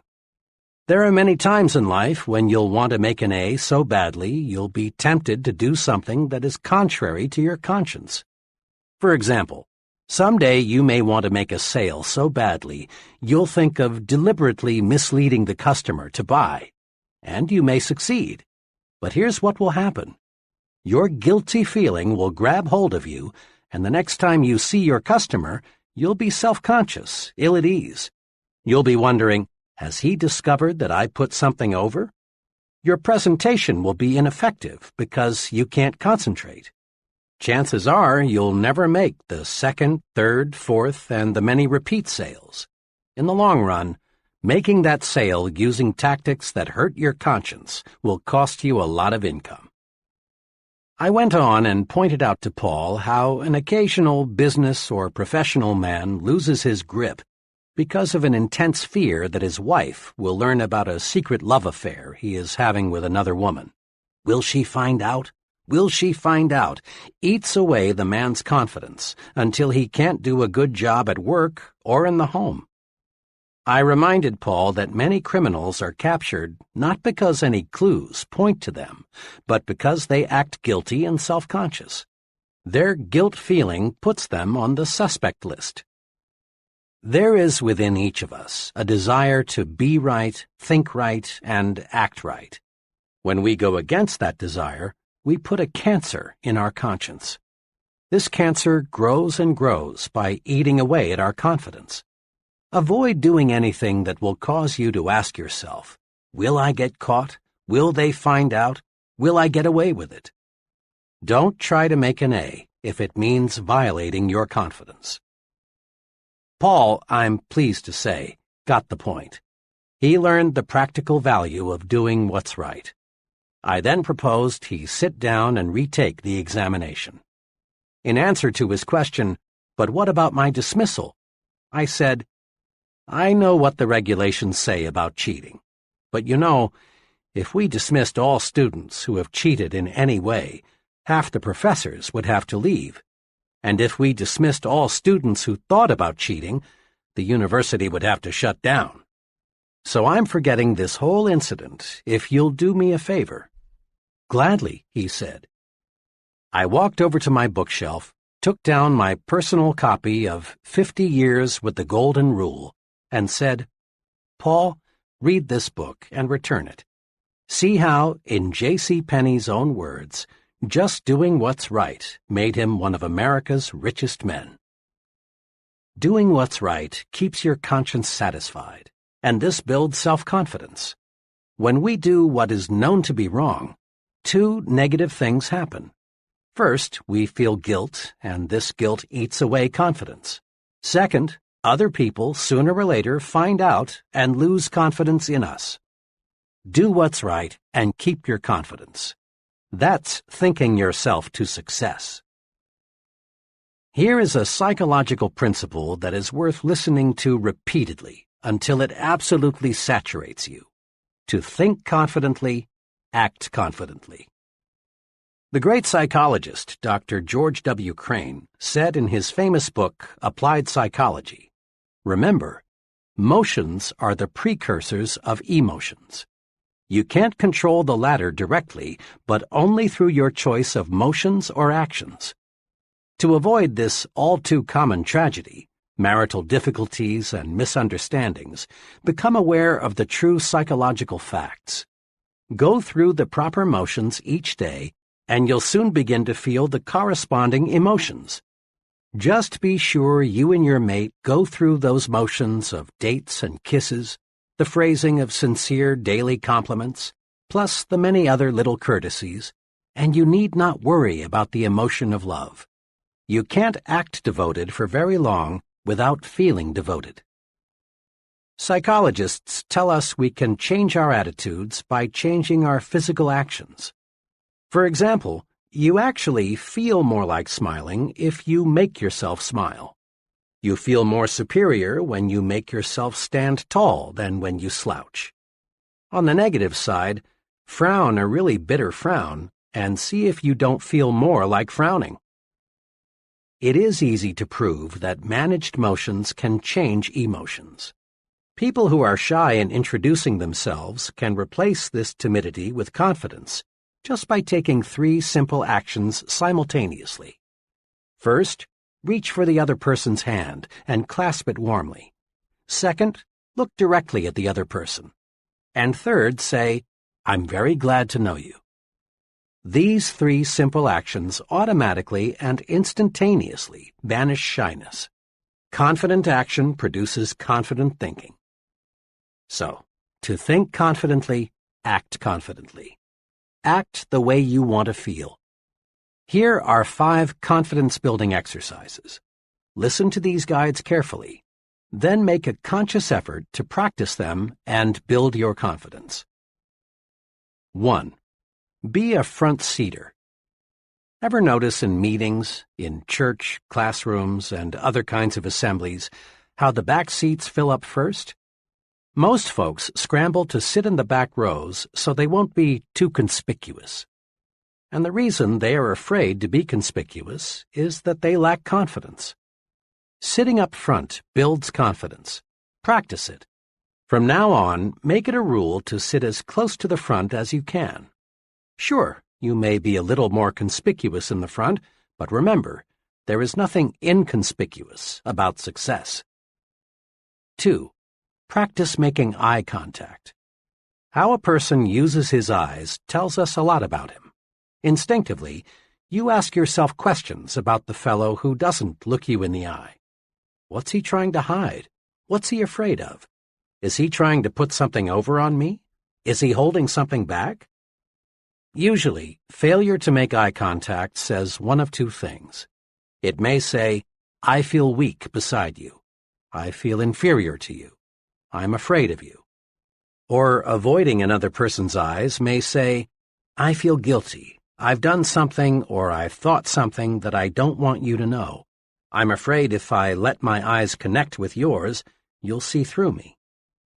You say nothing good about yourself when you avoid making eye contact. You say, "I'm afraid. I lack confidence."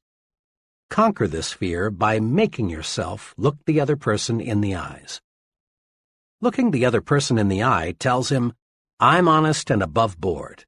I believe in what I'm telling you. I'm not afraid. I'm confident." Make your eyes work for you. Aim them right at the other person's eyes. It not only gives you confidence, it wins you confidence too. 3. Walk 25% faster. When I was a youngster, just going to the county seat was a big treat. After all the errands were accomplished and we were back in the car, my mother would often say, "Davy, let's just sit here a while and watch the people walk by." Mother was an excellent game player. She'd say, "See that fellow? What do you suppose is troubling him?" Or, "What do you think that lady there is going to do?" Or, "Look at that person. He just seems to be in a fog." Watching people walk and move about became real fun. It was a lot cheaper than the movies, which was one of the reasons I learned later that Mother developed the game, and it was a lot more instructive. I still am a walk watcher. In corridors, lobbies, on sidewalks, I still occasionally find myself studying human behavior simply by watching people move about. Psychologists link slovenly posture and sluggish walking to unpleasant attitudes toward oneself, work, and the people around us. But psychologists also tell us you can actually change your attitudes by changing your posture and speed of movement. Watch, and you discover that body action is the result of mind action. The extremely beaten people, the real down-and-outers, just shuffle and stumble along. They have zero self-confidence. Average people have the average walk. Their pace is average. They have the look of, I really don't have very much pride in myself. Then there's a third group. Persons in this group show superconfidence. They walk faster than the average. There seems to be a slight sprint in the way they walk. Their walk tells the world, I've got someplace important to go, something important to do. What's more, I will succeed at what I will do 15 minutes from now. Use the walk 25% faster technique to help build self-confidence. Throw your shoulders back, lift up your head, move ahead just a little faster, and feel self-confidence grow. Just try and see. 4. Practice speaking up. In working with many kinds of groups of all sizes, I've watched many persons with keen perception and much native ability freeze and fail to participate in discussions. It isn't that these folks don't want to get in and wade with the rest.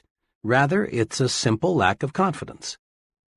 The conference clam thinks to himself, my opinion is probably worthless. If I say something, I'll probably look foolish. I'll just say nothing. Besides, the others in the group probably know more than I don't want the others to know how ignorant I am. Each time the conference clam fails to speak, he feels even more inadequate, more inferior. Often he makes a faint promise to himself that deep down he knows he won't keep, to speak next time. This is very important. Each time our clam fails to speak, he takes one more dose of confidence poison. He becomes less and less confident of himself. But on the positive side, the more you speak up, the more you add to your confidence, and the easier it is to speak up the next time. Speak up. It's a confidence-building vitamin. Put this confidence builder to use. Make it a rule to speak up at every open meeting you attend. Speak up. Say something voluntarily at every business conference, committee meeting, community forum you attend. Make no exception. Comment, make a suggestion, ask a question, and don't be the last to speak. Try to be the icebreaker, the first one in with a comment. And never worry about looking foolish. You won't. For each person who doesn't agree with you, odds are another person will. Quit asking yourself, I wonder if I dare speak. Instead, concentrate on getting the discussion leader's attention so you can speak. For special training and experience in speaking, consider joining your local Toastmasters Club. Thousands of conscientious people have developed confidence through a planned program to feel at ease talking with people and to people. 5. Smile big. Most folks have heard at one time or another that a smile will give them a real boost. They've been told that a smile is excellent medicine for confidence deficiency. But lots of people still don't really believe this because they've never tried smiling when they feel fear. Make this little test. Try to feel defeated and smile big at the same time. You can't. A big smile gives you confidence. A big smile beats fear, rolls away worry, defeats despondency. And a real smile does more than cure just your ill feeling. A real smile melts away the opposition of others, and instantly, too. Another person simply can't be angry with you if you give him a big, sincere smile. Just the other day, a little incident happened to me that illustrates this. I was parked at an intersection, waiting for the light to change, when bam! The driver behind me had let his foot slip the brake and put my rear bumper to a test. I looked back through my mirror and saw him getting out. I got out too, and forgetting the rule book, started preparing myself for verbal combat. I confess I was ready verbally to bite him to pieces. But fortunately, before I got the chance, he walked up to me, smiled, and said in the most earnest voice, "Friend, I really didn't mean to do that." That smile, matched with his sincere comment, melted me. I mumbled something about, "That's okay. Happens all the time." Almost in less time than it takes to wink an eye, my opposition turned into friendship. Smile big and you feel like happy days are here again. But smile big. A half-developed smile is not fully guaranteed. Smile until your teeth show. That large-size smile is fully guaranteed. I've heard many times, "Yes, but when I fear something or when I'm angry, I don't feel like smiling." Of course you don't. No one does. The trick is to tell yourself forcefully, "I'm going to smile." Then smile. Harness the power of smiling. Put these 5 procedures to work for you. 1. Action cures fear. Isolate your fear and then take constructive action. Inaction, doing nothing about a situation, strengthens fear and destroys confidence. 2. Make a supreme effort to put only positive thoughts in your memory bank. Don't let negative, self-deprecatory thoughts grow into mental monsters. Simply refuse to recall unpleasant events or situations. 3. Put people in proper perspective. Remember, people are more alike, much more alike, than they are different. Get a balanced view of the other fellow. He is just another human being. And develop an understanding attitude. Many people will bark, but it's a rare one who bites. 4. Practice doing what your conscience tells you is right. This prevents a poisonous guilt complex from developing. Doing what's right is a very practical rule for success. 5. Make everything about you say, "I'm confident, really confident." Practice these little techniques in your day-to-day activities. Be a front-seater, make eye contact, walk 25% faster, speak up, smile big. Chapter 4. How to Think Big. Recently, I chatted with a recruitment specialist for one of the nation's largest industrial organizations. 4 months each year, she visits college campuses to recruit graduating seniors for her company's junior executive training program. The tenor of her remarks indicated that she was discouraged about the attitudes of many people she talked with. Most days, I interview between 8 and 12 college seniors, all in the upper third of their class, all at least mildly interested in coming with us. One of the main things we want to determine in the screening interview is the individual's motivation. We want to find out if he or she is the kind of person who can, in a few years, direct major projects, manage a branch office or plant, or in some other way make a really substantial contribution to the company. I must say I'm not too pleased with the personal objectives of most of those I talk with. "You'd be surprised," she went on, "how many 22-year-olds are more interested in our retirement plan than in anything else we have to offer. A second favorite question is, will I move around a lot? Most of them seem to define the word success as synonymous with security. Can we risk turning our company over to people like that? The thing I can't understand is why should young people these days be so ultra-conservative, so narrow in their view of the future? Every day there are more signs of expanding opportunity. This country is making record progress in scientific and industrial development. Our population is gaining rapidly. If there ever was a time to be bullish about America, it's now.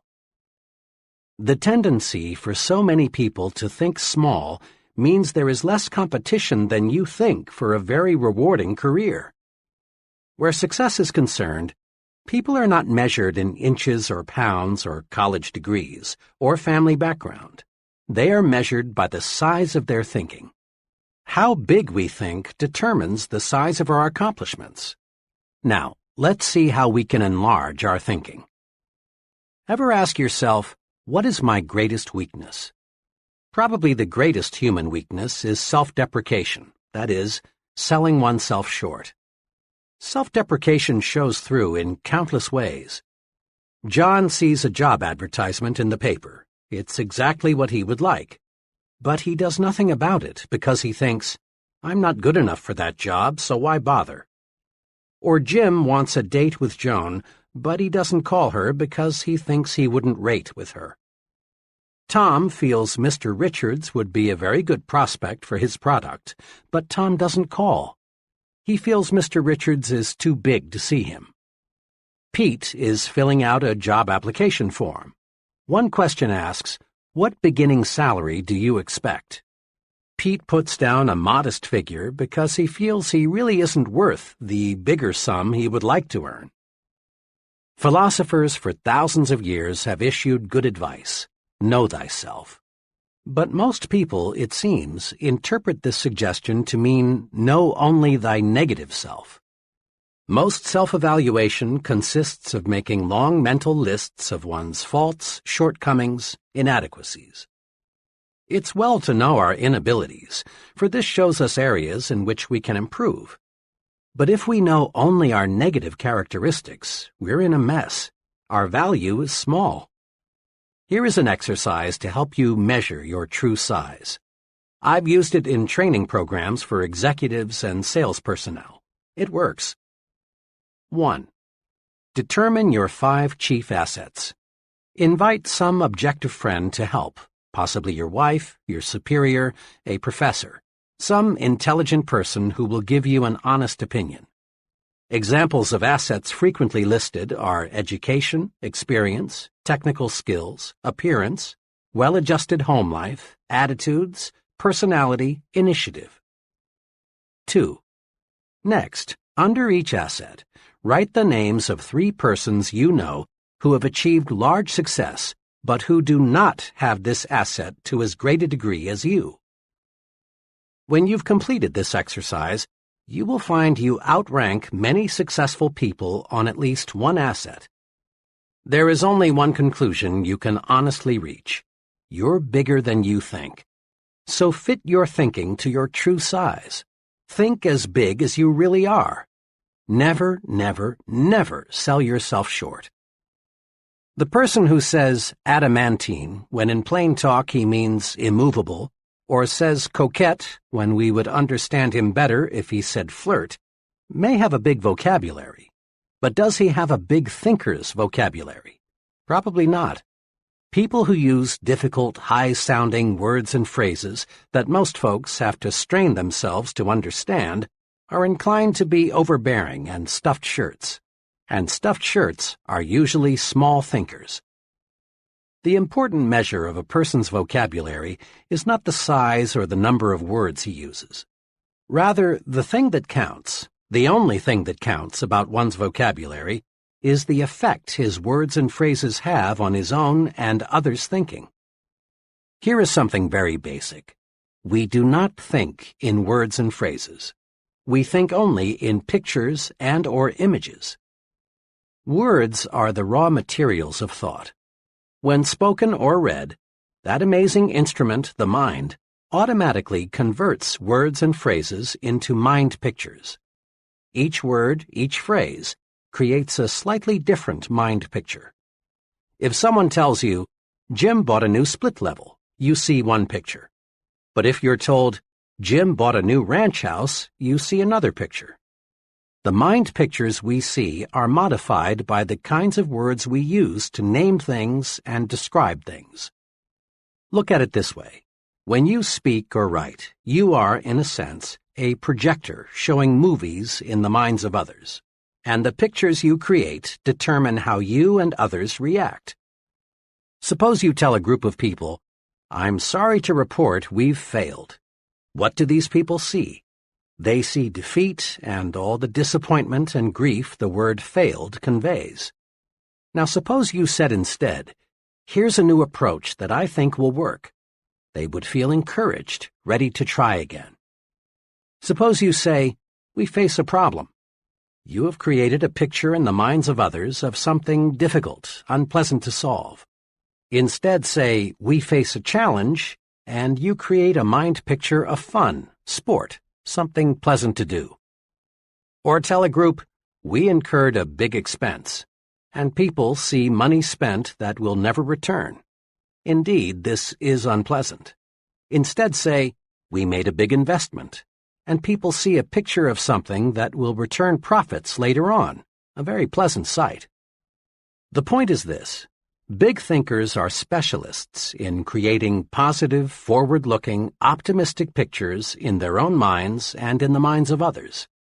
To think big, we must use words and phrases that produce big, positive mental images. Here are examples of phrases that create small, negative, depressing thoughts. And then, the same situation is discussed, but in a big, positive way. As you listen to these, ask yourself, what mind pictures do I see? Phrases that create small, negative mind images. 1. It's no use, we're whipped. Or, phrases that create big, positive mind images. We're not whipped yet, let's keep trying. Here's a new angle. 2. I was in that business once and failed, never again. Or, I went broke, but it was my own fault. I'm going to try again. 3. I've tried, but the product won't sell. People don't want it. Or, so far I've not been able to sell this product, but I know it is good, and I'm going to find the formula that will put it over. 4. The market is saturated. Imagine, 75% of the potential has already been sold. Better get out. Or, imagine, 25% of the market is still not sold. Count me in. This looks big. 5. Their orders have been small. Cut them off. Or, their orders have been small. Let's map out a plan for selling them more of their needs. 6. 5 years is too long a time to spend before I'll get into the top ranks in your company. Count me out. Or, 5 years is not really a long time. Just think. That leaves me 30 years to serve at a high level. 7. The competition has all the advantage. How do you expect me to sell against them?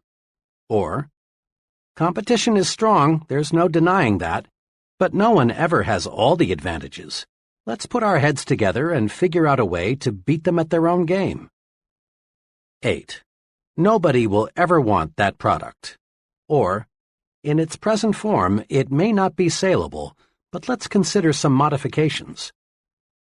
9. Let's wait until a recession comes along, then buy stocks. Or, let's invest now. Bet on prosperity, not depression. 10. I'm too young, old, for the job. Or, being young, old, is a distinct advantage. 11. It won't work. Let me prove it. The image, dark, gloom, disappointment, grief, failure. Or, it will work. Let me prove it.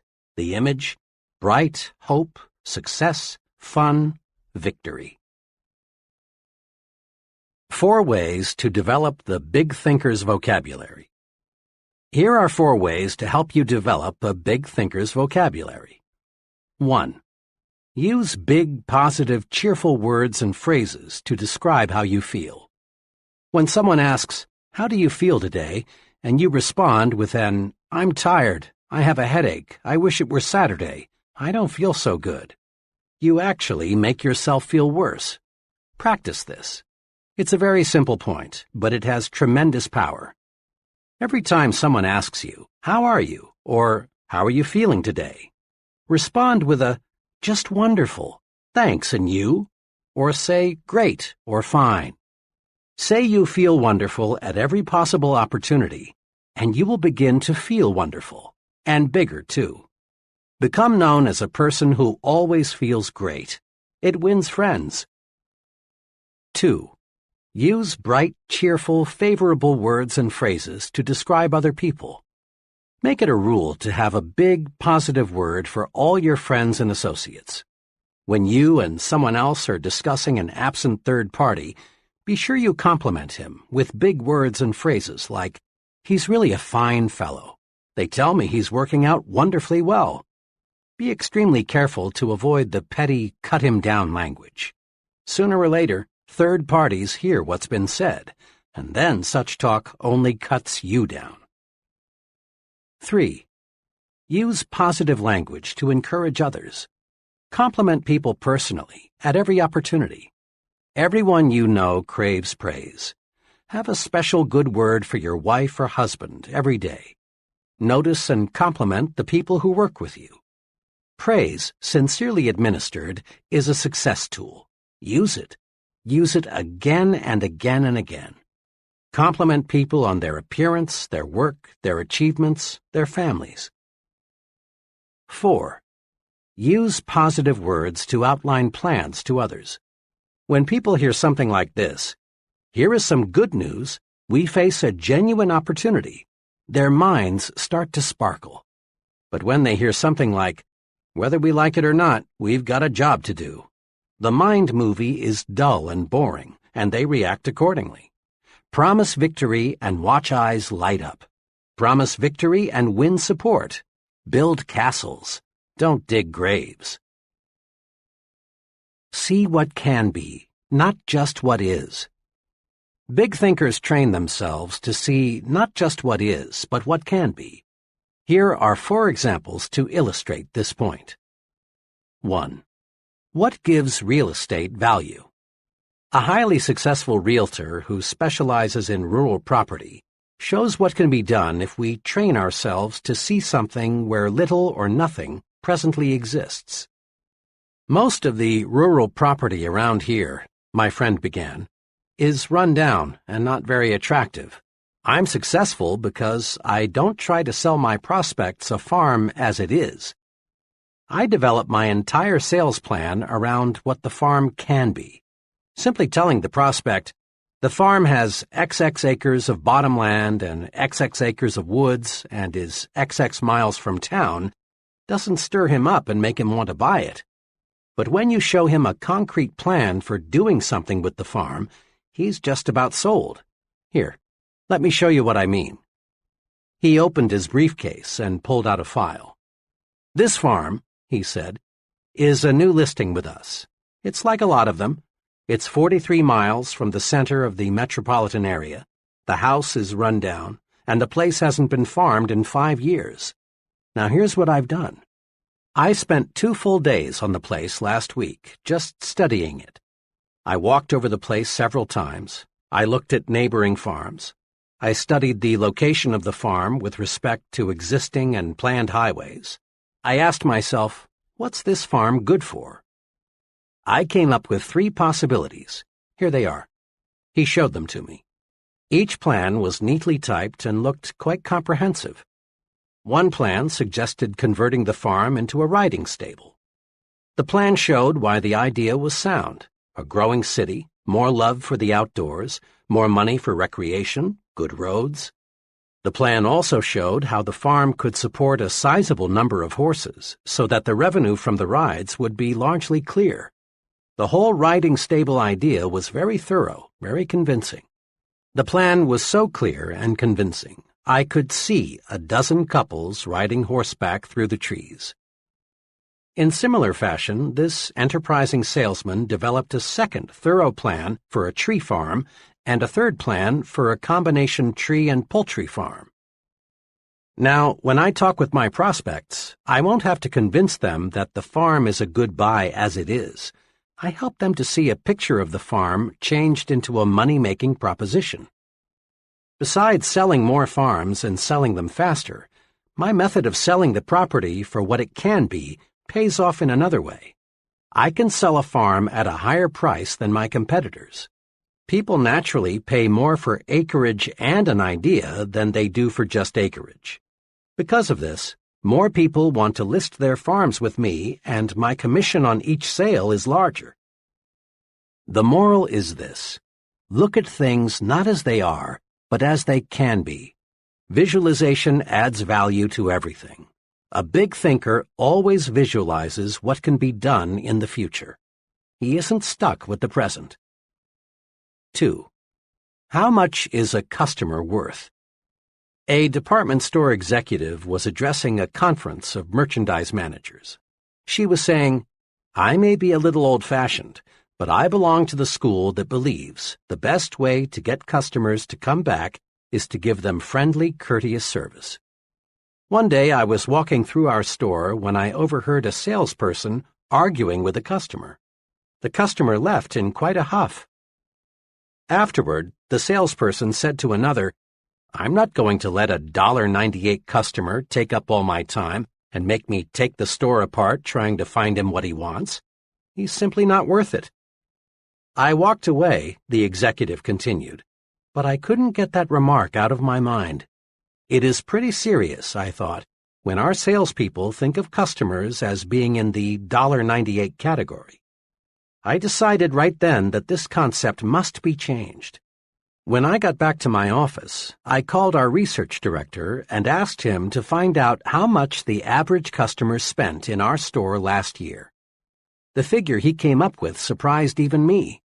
According to our research director's careful calculation, the typical customer spent $362 in our establishment. The next thing I did was call a meeting of all supervisory personnel and explain the incident to them. Then I showed them what a customer is really worth. Once I got these people to see that a customer is not to be valued on a single sale, but rather on an annual basis, customer service definitely improved. The point made by the retailing executive applies to any kind of business. It's repeat business that makes the profit. Often there's no profit at all on the first several sales. Look at the potential expenditures of the customers, not just what they buy today. Putting a big value on customers is what converts them into big regular patrons. Attaching little value to customers sends them elsewhere. A student related this pertinent incident to me, explaining why he'll never again eat in a certain cafeteria. For lunch one day, the student began, I decided to try a new cafeteria that had just opened a couple of weeks before. Nickels and dimes are pretty important to me right now, so I watch what I buy pretty closely. Walking past the meat section, I saw some turkey and dressing that looked pretty good, and it was plainly marked 39 cents. When I got to the cash register, the checker looked at my tray and said, $1.09. I politely asked her to check it again because my tally was 99 cents. After giving me a mean glare, she recounted. The difference turned out to be the turkey. She had charged me 49 cents instead of 39 cents. Then I called her attention to the sign which read 39 cents. This really set her off. I don't care what that sign says. It's supposed to be 49 cents. See? Here's my price list for today. Somebody back there made a mistake. You'll have to pay the 49 cents. Then I tried to explain to her the only reason I selected the turkey was because it was 39 cents. If it had been marked 49 cents, I'd have taken something else. To this, her answer was, "You'll just have to pay the 49 cents. I did because I didn't want to stand there and create a scene. But I decided on the spot that I'd never eat there again. I spend about $250 a year for lunches, and you can be sure they'll not get 1 penny of it. There's an example of the little view. The checker saw one thin dime, not the potential $250. 3.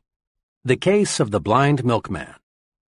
It's surprising how people sometimes are blind to potential. A few years ago, a young milkman came to our door to solicit our dairy business. I explained to him that we already had milk delivery service, and we were quite satisfied. Then I suggested that he stop next door and talk to the lady there. To this he replied, "I've already talked to the lady next door, but they use only 1 quart of milk every 2 days, and that's not enough to make it worthwhile for me to stop." "That may be," I said, "but when you talked to our neighbor, did you not observe that the demand for milk in that household will increase considerably in a month or so?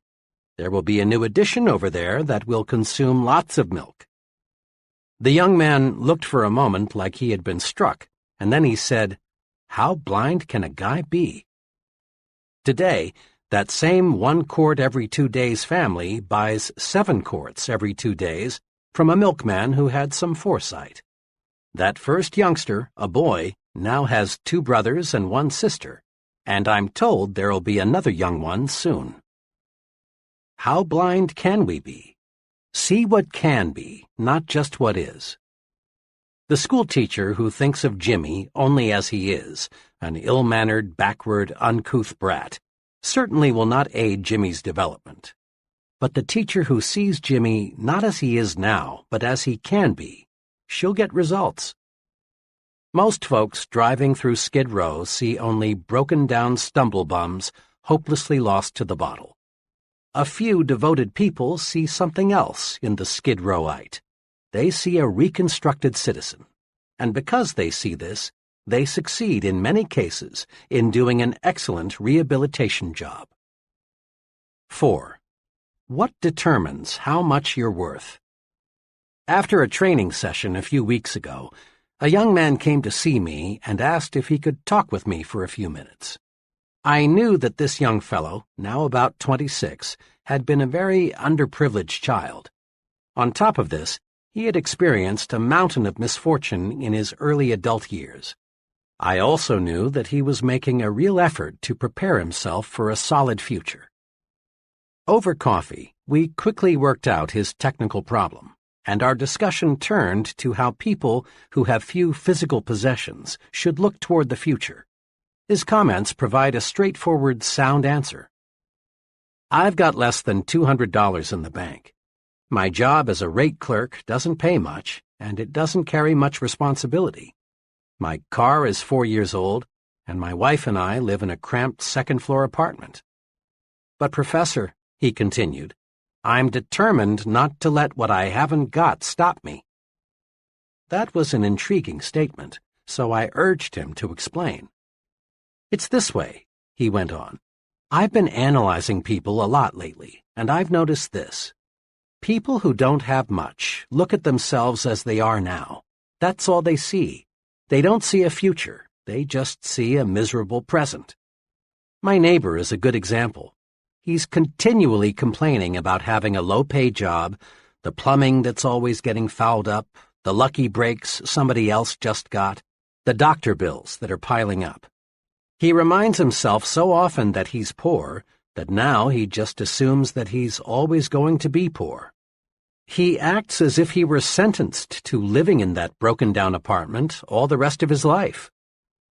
My friend was really speaking from the heart, and after a moment's pause he added, "If I looked at myself strictly as I am, old car, low income, cheap apartment, and hamburger diet, I couldn't help but be discouraged.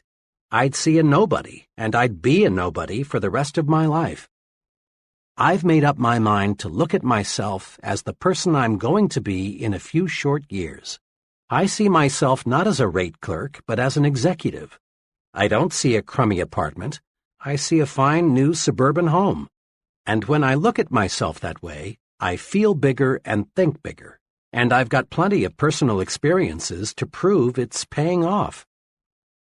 Isn't that a splendid plan for adding value to oneself? This young fellow is on the expressway to really fine living. He's mastered this basic success principle. It isn't what one has that's important. Rather, it's how much one is planning to get that counts. The price tag the world puts on us is just about identical to the one we put on ourselves. Here is how you can develop your power to see what can be, not just what is. I call these the practice adding value exercises. 1. Practice adding value to things. Remember the real estate example. Ask yourself, what can I do to add value to this room or this house or this business? Look for ideas to make things worth more. A thing, whether it be a vacant lot, a house, or a business, has value in proportion to the ideas for using it. 2. Practice adding value to people. As you move higher and higher in the world of success, more and more of your job becomes people development. Ask, what can I do to add value to my subordinates? What can I do to help them to become more effective? Remember, to bring out the best in a person, you must first visualize his best. 3. Practice adding value to yourself. Conduct a daily interview with yourself. Ask, what can I do to make myself more valuable today? Visualize yourself not as you are, but as you can be. Then specific ways for attaining your potential value will suggest themselves. Just try and see. A retired owner-manager of a medium-sized printing company, 60 employees, explained to me how his successor was picked. 5 years ago, my friend began, I needed an accountant to head up our accounting and office routine. The fellow I hired was named Harry and was only 26. He knew nothing about the printing business, but his record showed he was a good accountant. Yet, a year and a half ago, when I retired, we made him president and general manager of the company. Looking back on it, Harry had one trait that put him out in front of everyone else. Harry was sincerely and actively interested in the whole company, not just writing checks and keeping records. Whenever he saw how he could help other employees, he jumped right in. The first year Harry was with me, we lost a few men. Harry came to me with a fringe benefit program which he promised would cut down turnover at low cost, and it worked. Harry did many other things too, which helped the whole company, not just this department. He made a detailed cost study of our production department and showed me how a $30,000 investment in new machinery would pay off.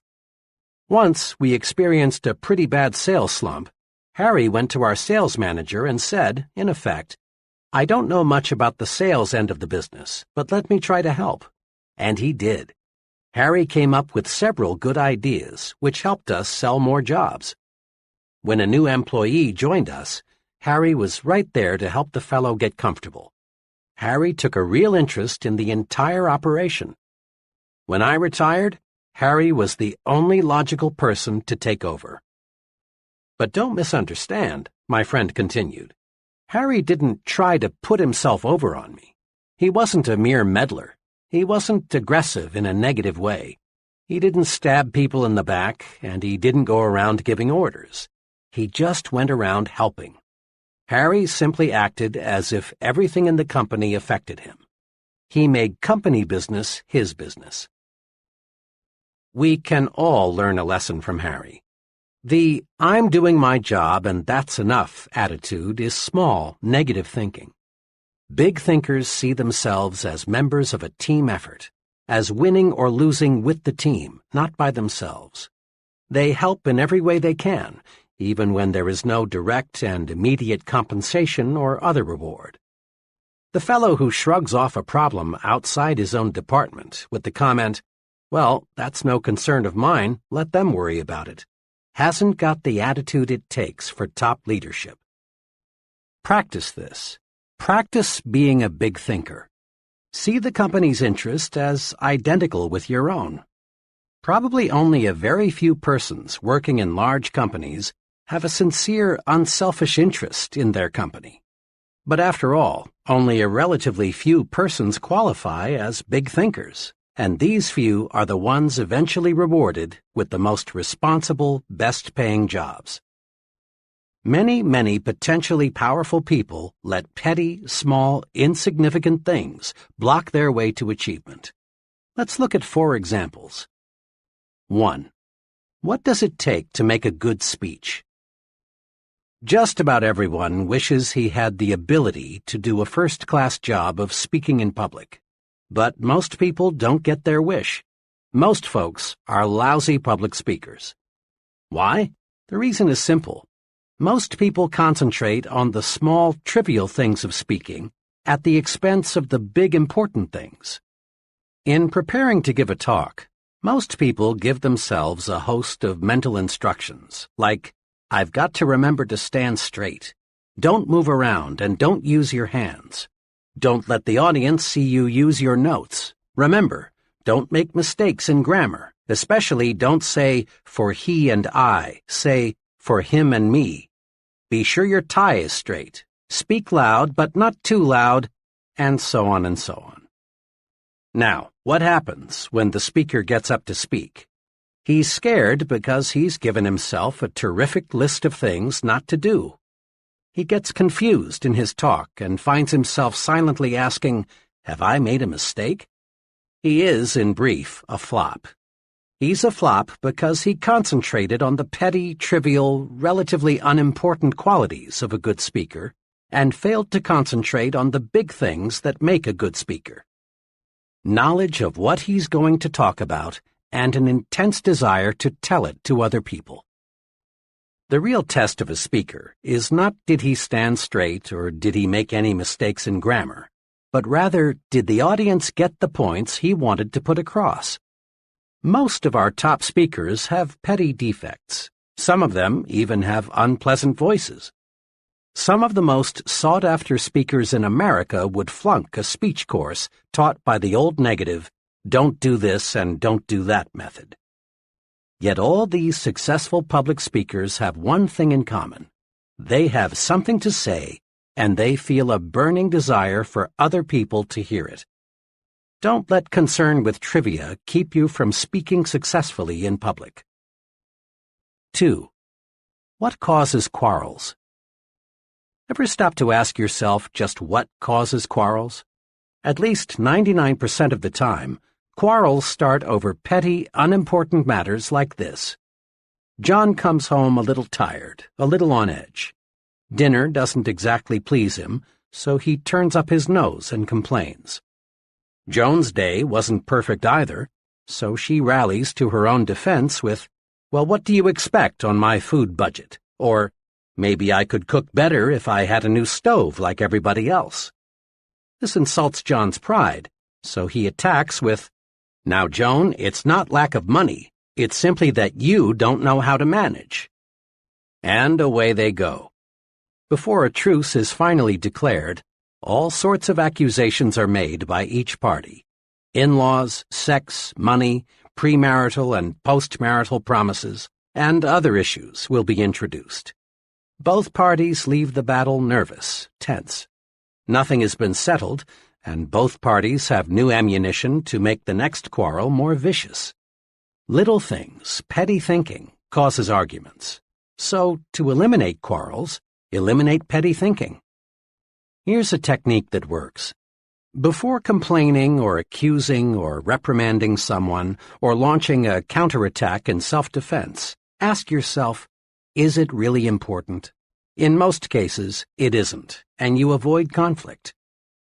Ask yourself, is it really important if he or she is messy with cigarettes or forgets to put the cap on the toothpaste or is late coming home?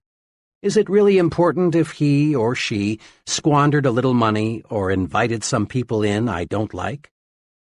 When you feel like taking negative action, ask yourself, is it really important? That question works magic in building a finer home situation. It works at the office, too. It works in homegoing traffic when another driver cuts in ahead of you. It works in any situation in life that is apt to produce quarrels. 3. John got the smallest office and fizzled out. Several years ago, I observed small thinking about an office assignment destroy a young fellow's chances for a profitable career in advertising.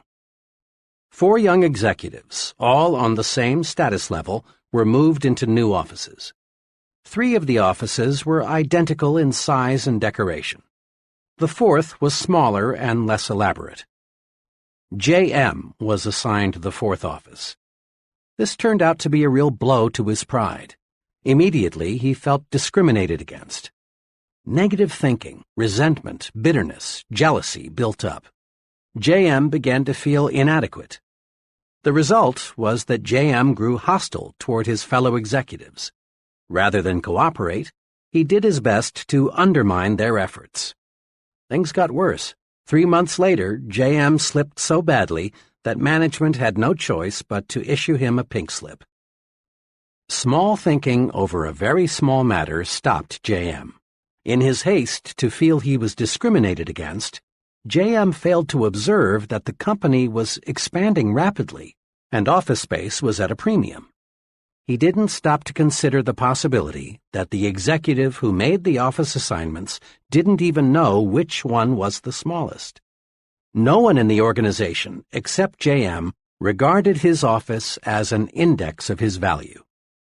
Small thinking about unimportant things, like seeing your name last on the department route sheet or getting the fourth carbon of an office memo, can hurt you. Think big, and none of these little things can hold you back. 4. Even stuttering is a detail. A sales executive told me how even stuttering is a mere detail in salesmanship, if the fellow has the really important qualities. I have a friend, also a sales executive, who loves to play practical jokes, though sometimes these jokes aren't jokes at all. A few months ago, a young fellow called on my practical joking friend and asked for a sales job. The fellow had a terrible stutter, though, and my friend decided right here was a chance to play a joke on me. So the friend told the stammering applicant that he wasn't in the market for a salesman right now, but one of his friends, me, had a spot to fill. Then he phoned me, and boy did he give this fellow a build-up. Not suspecting anything, I said, "Send him right over." 30 minutes later, in he walked. The young fellow hadn't said 3 words before I knew why my friend was so eager to send him over. I'm Jack R., he said. Mr. X sent me over to talk to you about a job. Almost every word was a struggle. I thought to myself, this guy couldn't sell a dollar bill for 90 cents on Wall Street. I was sore at my friend, but I really felt sorry for this fellow, so I thought the least I could do was to ask him some polite questions while I thought up a good excuse as to why I couldn't use him. As we talked on, however, I discovered this fellow was no stoop. He was intelligent. He handled himself very nicely, but I just couldn't overlook the fact that he stuttered. Finally, I decided I'd wind up the interview by asking one last question. What makes you think you can sell? Well, he said, I learn fast.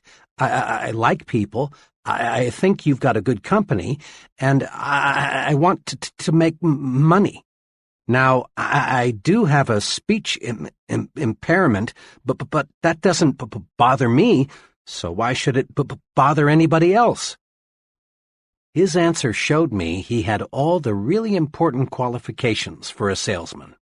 I decided right then to give him a chance, and you know, he's working out very well.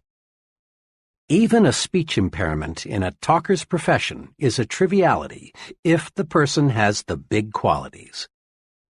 Practice these 3 procedures to help yourself think about trivialities. 1. Keep your eyes focused on the big objective. Many times, we're like the salesman who, failing to make the sale, reports to his manager, "Yes, but I sure convinced the customer he was wrong." In selling, the big objective is winning sales, not arguments.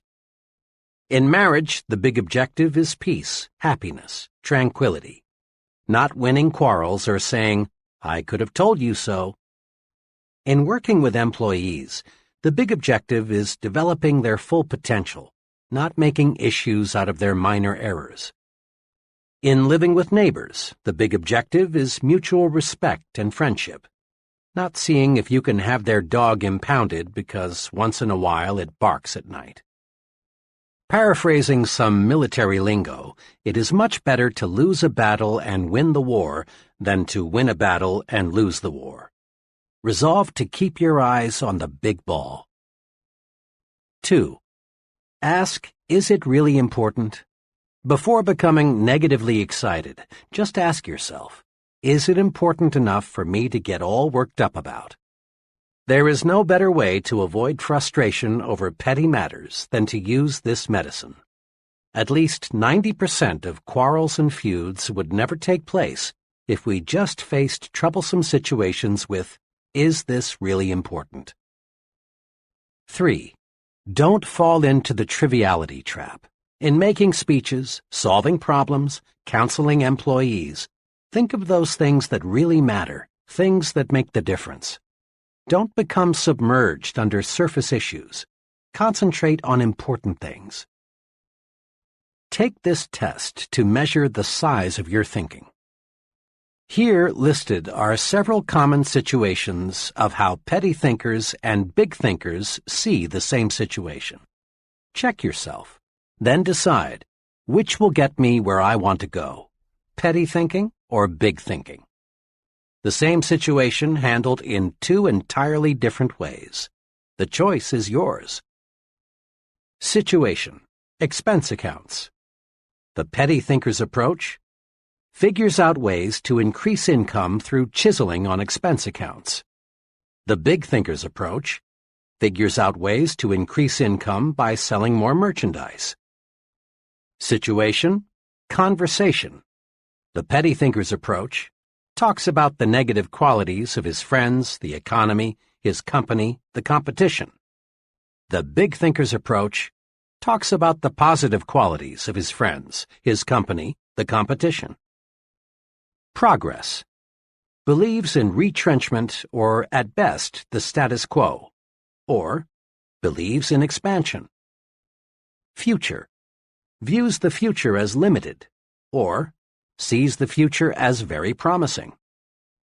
Work: looks for ways to avoid work, or looks for more ways and things to do, especially helping others. Competition: competes with the average, or competes with the best. Budget problems: figures out ways to save money by cutting down on necessary items, or figures out ways to increase income and buy more of the necessary items. Goals: sets goals low, or sets goals high. Goals vision: sees only the short run, or is preoccupied with the long run. Security: is preoccupied with security problems, or regards security as a natural companion of success. Companionship: surrounds himself with petty thinkers, or surrounds himself with persons with large progressive ideas. Mistakes: magnifies minor errors, turns them into big issues, or ignores errors of little consequence. Remember, it pays in every way to think big. 1. Don't sell yourself short. Conquer the crime of self-deprecation. Concentrate on your assets. You're better than you think you are. 2. Use the big thinker's vocabulary. Use big, bright, cheerful words. Use words that promise victory, hope, happiness, pleasure. Avoid words that create unpleasant images of failure, defeat, grief. 3. Stretch your vision. See what can be, not just what is. Practice adding value to things, to people, and to yourself. 4. Get the big view of your job. Really think your present job is important. That next promotion depends mostly on how you think toward your present job. 5. Think above trivial things.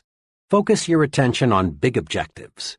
Before getting involved in a petty matter, ask yourself, is it really important? Grow big by thinking big. Chapter 5. How to Think and Dream Creatively.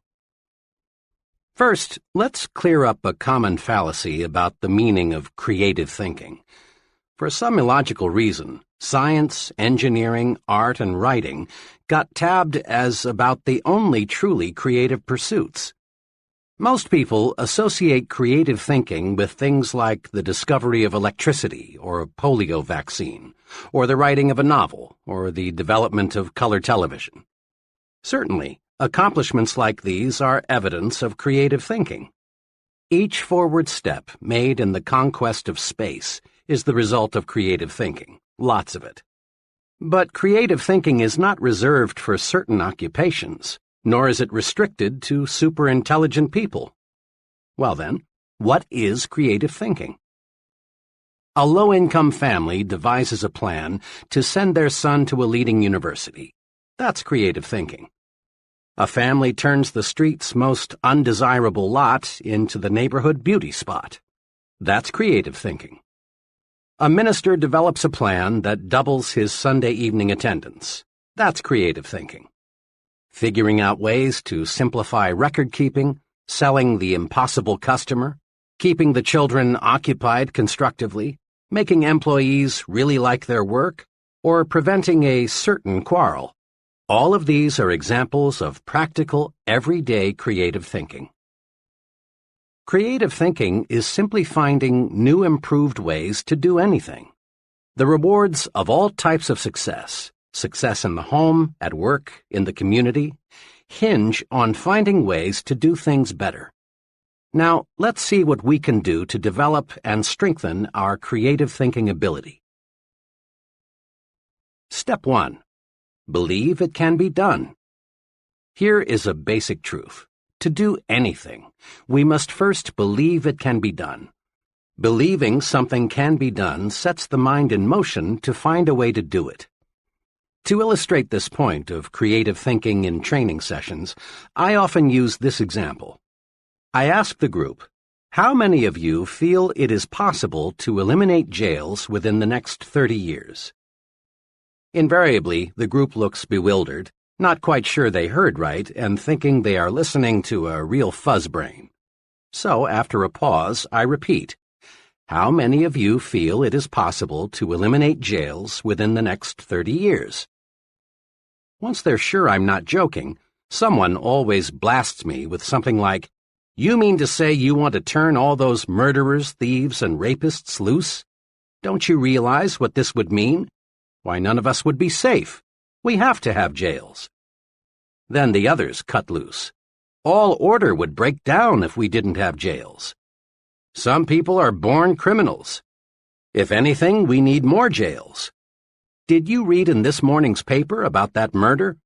And the group goes on, telling me all sorts of good reasons why we must have jails. One fellow even suggested we've got to have jails so the police and prison guards can have jobs. After about 10 minutes of letting the group prove why we can't eliminate the need for jails, I say to them, now, let me mention here that this question of eliminating jails is used to make a point. Each of you has come up with reasons why we can't eliminate the need for jails. Will you do me a favor? Will you try extra hard for a few minutes to believe we can eliminate jails? Joining in the spirit of the experiment, the group says, in effect, oh well, but just for kicks. Then I ask, now, assuming we can eliminate jails, how could we begin? Suggestions come slowly at first. Someone hesitantly says something like, well, you might cut down crime if you established more youth centers. Before long, the group, which 10 minutes ago was solidly against the idea, now begins to work up real enthusiasm. Work to eliminate poverty. Most crime stems from the low income levels. Conduct research to spot potential criminals before they commit a crime. Develop surgical procedures to cure some kinds of criminals.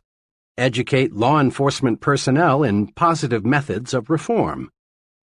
These are just samples of the 78 specific ideas I've tabulated that could help accomplish the goal of eliminating jails. When you believe, your mind finds ways to do. This experiment has just one point. When you believe something is impossible, your mind goes to work for you to prove why. But when you believe, really believe, something can be done, your mind goes to work for you and helps you find the ways to do it. Believing something can be done paves the way for creative solutions. Believing something can't be done is destructive thinking. This point applies to all situations, little and big. The political leaders who do not genuinely believe permanent world peace can be established will fail because their minds are closed to creative ways to bring about peace. The economists who believe business depressions are inevitable will not develop creative ways to beat the business cycle.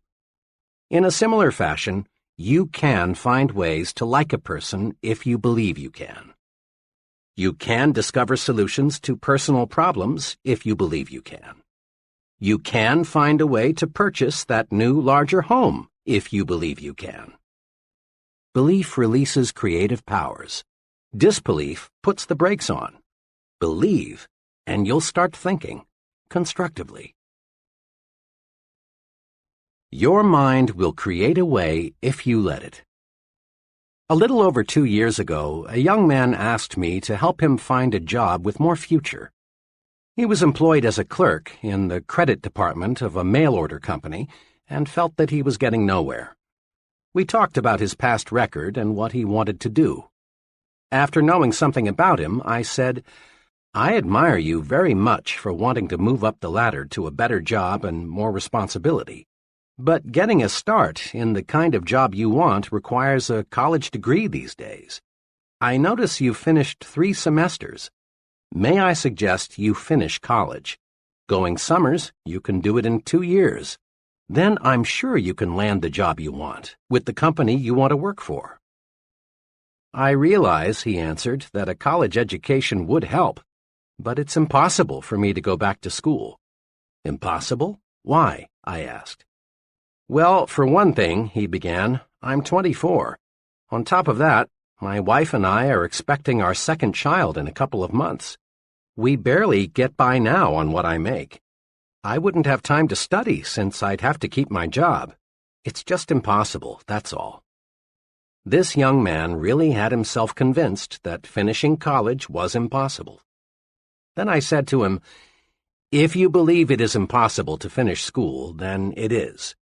But by the same token, if you'll just believe it is possible to return to the university, a solution will come. Now here's what I would like you to do. Make up your mind you are going to go back to school. Let that one thought dominate your thinking. Then think, really think, about how you can do it and still support your family. Come back in a couple of weeks and let me know what ideas you've come up with." My young friend returned 2 weeks later. "I thought a lot about what you said," he began. "I've decided I must go back to school. I haven't figured out all the angles yet, but I'll find a solution." And he did. He managed to get a scholarship provided by a trade association, which paid his tuition, books, and incidentals. He rearranged his work schedule so he could attend classes. His enthusiasm and the promise of a better life won him his wife's full support. Together, they creatively found ways to budget money and time more effectively. Last month, he received his degree one day and went to work the next as a management trainee for a large corporation.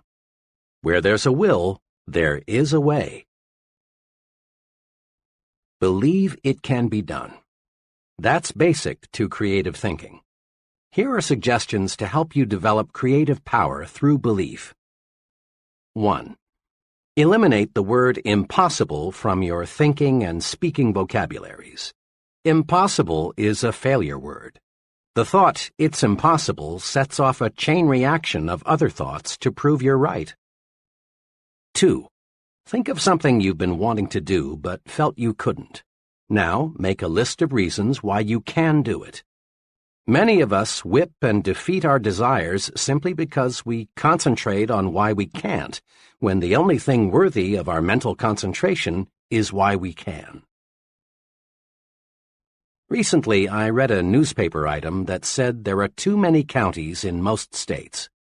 The article pointed out that most county boundaries were established decades before the first automobile was built, and while the horse and buggy was the chief mode of travel. But today, with fast automobiles and good roads, There is no reason why 3 or 4 counties could not be combined. This would cut down greatly on duplicated services so that taxpayers would actually get better service for less money. The writer of this article said he thought he had stumbled across a really live idea, so he interviewed 30 people at random to get their reactions. The result? Not one person thought the idea had merit, even though it would provide them with better local government at less cost. That's an example of traditional thinking. The traditional thinker's mind is paralyzed. He reasons, it's been this way for 100 years, therefore it must be good and must stay this way. Why risk a change? Average people have always resented progress. Many voiced a protest toward the automobile on the grounds that nature meant for us to walk or use horses. The airplane seemed drastic to many. Man had no right to enter the province reserved for birds. A lot of status quoers still insist that man has no business in space. One top missile expert recently gave an answer to this kind of thinking. Man belongs, says Dr. von Braun, where man wants to go. Around 1900, a sales executive discovered a scientific principle of sales management. It received a lot of publicity and even found its way into textbooks. The principle was this: there is one best way to sell a product. Find the best way, then never deviate from it. Fortunately for this man's company, new leadership came in time to save the organization from financial ruin. Contrast that experience with the philosophy of Crawford H. Greenwald, president of one of the nation's largest business organizations, E.I. DuPont de Nemours. In a talk at Columbia University, Mr. Greenwald said, "There are many ways in which a good job can be done, as many ways, in fact, as there are men to whom the task is given. In truth, there is no one best way to do anything. There is no one best way to decorate an apartment, landscape a lawn, make a sale, rear a child, or cook a steak. There are as many best ways as there are creative minds. Nothing grows in ice. If we let tradition freeze our minds, new ideas can't sprout. Make this test sometime soon. Propose one of these ideas to someone and then watch his behavior. 1. The postal system, long a government monopoly, should be turned over to private enterprise. 2. Presidential elections should be held every 2 or 6 years instead of 4. 3. Regular hours for retail stores should be 1 p.m. to 8 p.m. instead of 9 a.m. to 5:30 p.m. 4. The retirement age should be raised to 70. Whether these ideas are sound or practical is not the point. What is significant is how a person handles propositions like these. If he laughs at the idea and doesn't give it a second thought, and probably 95% will laugh at it, chances are he suffers from tradition paralysis. But the 1 in 20 who says, "That's an interesting idea, tell me more about it," has a mind that's turned to creativity. Traditional thinking is personal enemy number 1 for the person who is interested in a creative personal success program. Traditional thinking freezes your mind, blocks your progress, and prevents you from developing creative power. Here are 3 ways to fight it. 1. Become receptive to ideas. Welcome new ideas. Destroy these thought repellents. Won't work, can't be done, it's useless, and it's stupid. A very successful friend of mine who holds a major position with an insurance company said to me, "I don't pretend to be the smartest guy in the business, but I think I am the best sponge in the insurance industry. I make it a point to soak up all the good ideas I can." 2. Be an experimental person. Break up fixed routines. Expose yourself to new restaurants, new books, new theaters, new friends. Take a different route to work someday. Take a different vacation this year. Do something new and different this weekend. If your work is in distribution, Develop an interest in production, accounting, finance, and the other elements of business. This gives you breadth and prepares you for larger responsibilities. 3. Be progressive, not regressive. Not, that's the way we did it where I used to work, so we ought to do it that way here, but how can we do it better than we did it where I used to work? Not backward, regressive thinking, but forward, progressive thinking. Because you got up at 5:30 a.m. to deliver papers or milk the cows when you were a youngster doesn't necessarily mean it's a good idea for you to require your children to do the same. Imagine what would happen to the Ford Motor Company if its management allowed itself to think, "This year we've built the ultimate in automobiles. Further improvement is impossible. Therefore, all experimental engineering and designing activities are hereby permanently terminated." Even the mammoth Ford Motor Company would shrivel fast with this attitude. Successful people, like successful businesses, live with these questions. How can I improve the quality of my performance? How can I do better? Absolute perfection in all human undertakings, from building missiles to rearing children, is unattainable. This means there is endless room for improvement. Successful people know this, and they are always searching for a better way. Note, the successful person doesn't ask, "Can I do it better?" He knows he can. So he phrases the question, "How can I do it better?" A few months ago, a former student of mine, in business for just 4 years, opened her 4th hardware store. This was quite a feat, considering the young lady's small initial capital investment of only $3,500, strong competition from other stores, and the relatively short time she had been in business. I visited her new store shortly after it opened to congratulate her on the fine progress she had made. In an indirect way, I asked her how she was able to make a success of 3 stores and open a 4th one, when most merchants had to struggle to make a success of just 1 store. "Naturally," she answered, "I worked hard, but just getting up early and working late isn't responsible for the 4 stores. Most people in my business work hard. The main thing I attribute my success to is my self-styled weekly improvement program." "A weekly improvement program? Sounds impressive. How does it work?" I asked. "Well, it really isn't anything elaborate," she continued. "It's just a plan to help me do a better job as each week rolls around. To keep my forward thinking on the track, I've divided my job into 4 elements: customers, employees, merchandise, and promotion. All during the week, I make notes and jot down ideas as to how I can improve my business. Then, every Monday evening, I set aside 4 hours to review the ideas I've jotted down and figure out how to put the solid ones to use in the business. In this 4-hour period, I force myself to take a hard look at my operation. I don't simply wish more customers would shop in my store. Instead, I ask myself, what can I do to attract more customers? How can I develop regular, loyal customers? She went on describing numerous little innovations that made her first 3 stores so successful. Things like the way she arranged the merchandise within her stores, her suggestion selling technique that sold 2 out of 3 customers merchandise they had not planned to buy when they entered her stores, the credit plan she devised when many of her customers were out of work because of a strike, the contest she developed that boosted sales during a slack season. I ask myself, what can I do to improve my merchandise offerings? And I get ideas. Let me cite just one case. 4 weeks ago, it occurred to me that I should do something to get more youngsters into the store. I reasoned if I had something here to draw the kids to the store, I'd also draw more of the parents. I kept thinking about it, and then this idea came.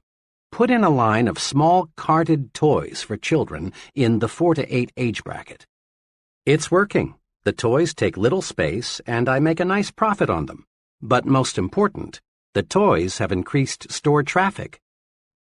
Believe me, she went on, my weekly improvement plan works.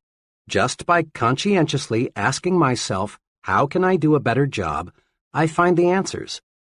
It's a rare Monday night that I don't come up with some plan or technique that makes that profit and loss statement look better. And I've learned something else, too, about successful merchandising. Something that I think every person going into business for himself should know. What's that? I asked. Just this. It isn't so much what you know when you start that matters. It's what you learn and put to use after you open your doors that counts most. Big success calls for persons who continually set higher standards for themselves and others. Persons who are searching for ways to increase efficiency, to get more output at lower cost, do more with less effort. Top success is reserved for the I can do it better kind of person.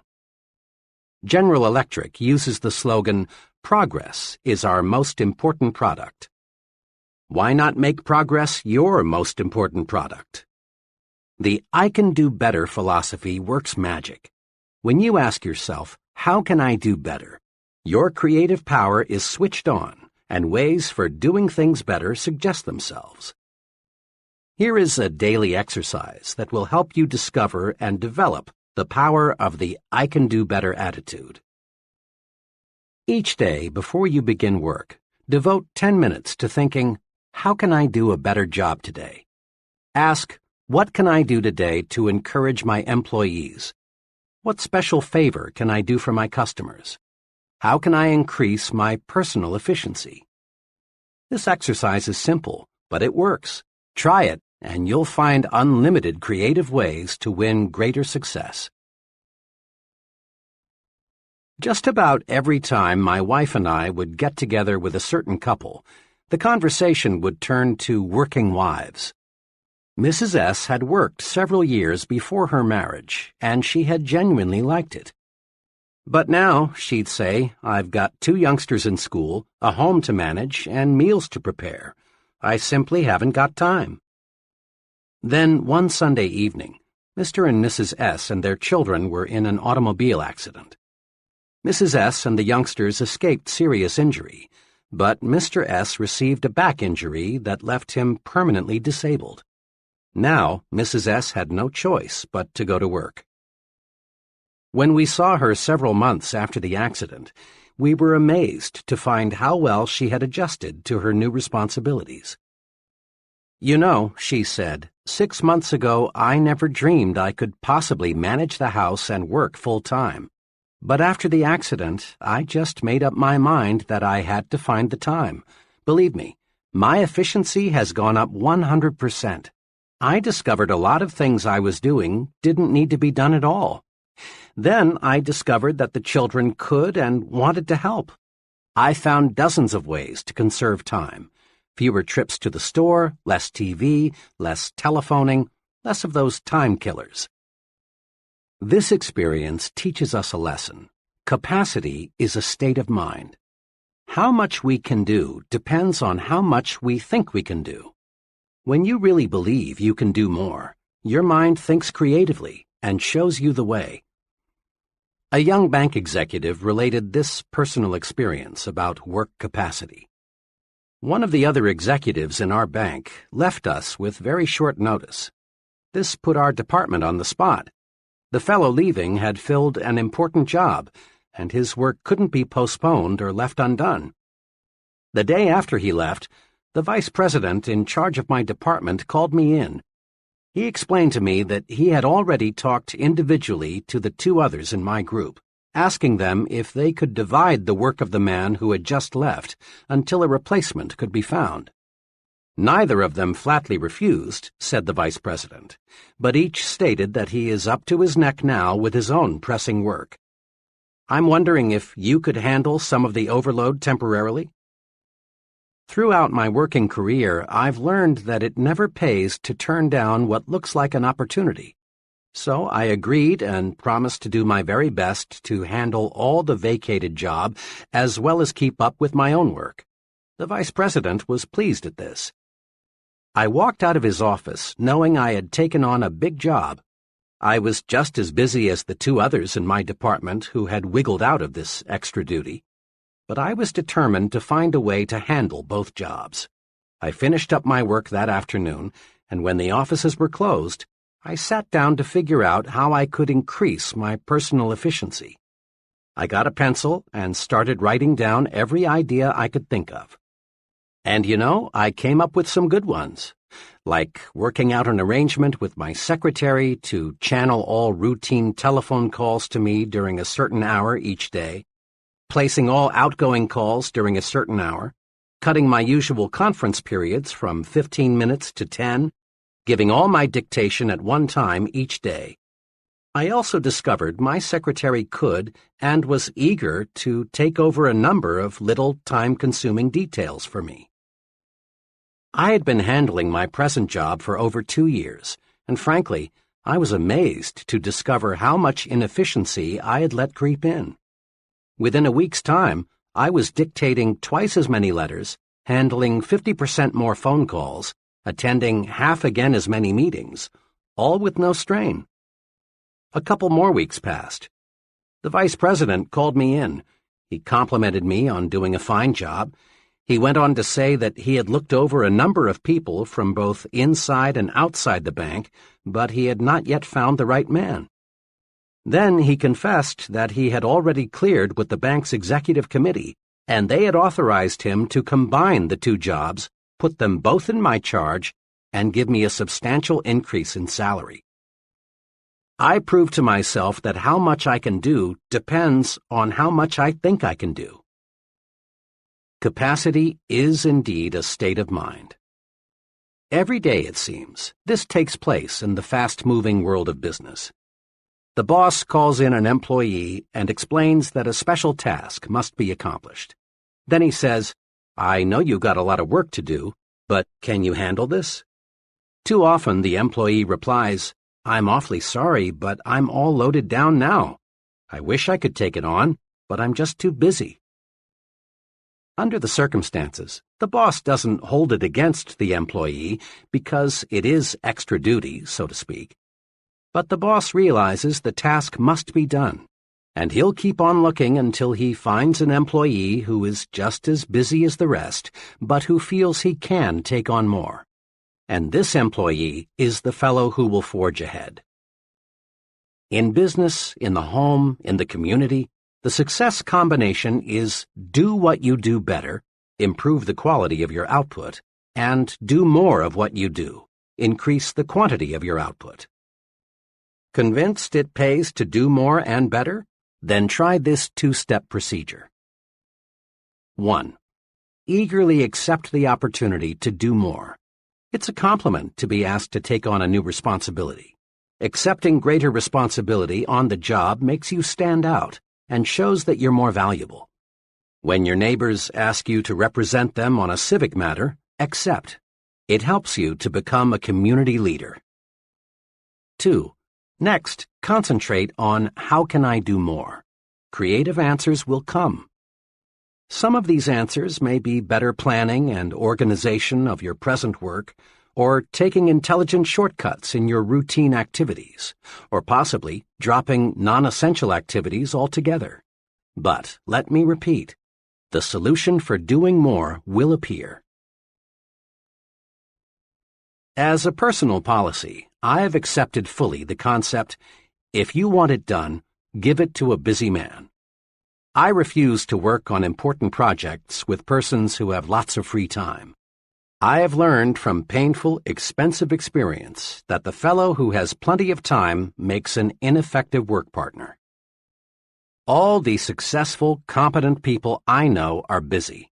When I start something, some project with them, I know it will be satisfactorily completed. I have learned in dozens of instances that I can count on a busy man to deliver, but I have often been disappointed in working with people who have all the time in the world. Progressive business management constantly asks, what can we do to expand output? Why not ask yourself, what can I do to expand my output? Your mind will creatively show you how. In hundreds of interviews with people at all levels, I've made this discovery. The bigger the person, the more apt he is to encourage you to talk. The smaller the person, the more apt he is to preach to you. Big people monopolize the listening. Small people monopolize the talking. Note this also. Top-level leaders in all walks of life spend much more time requesting advice than they do in giving it. Before a top man makes a decision, he asks, "How do you feel about it? What do you recommend? What would you do under these circumstances? How does this sound to you?" Look at it this way. A leader is a decision-making human machine. Now, to manufacture anything, you've got to have raw material. In reaching creative decisions, the raw materials are the ideas and suggestions of others. Don't, of course, expect other people to give you ready-made solutions. That's not the primary reason for asking and listening. Ideas of others help to spark your own ideas, so your mind is more creative. Recently, I participated as a staff instructor in an executive management seminar. The seminar consisted of 12 sessions. One of the highlights of each meeting was a 15-minute discussion by one of the executives on the topic, "How I Solved My Most Pressing Management Problem." At the 9th session, the executive whose turn it was, a vice president of a large milk processing company, did something different. Instead of telling how he had solved his problem, he announced his topic as "Needed. Help on solving my most pressing management problem."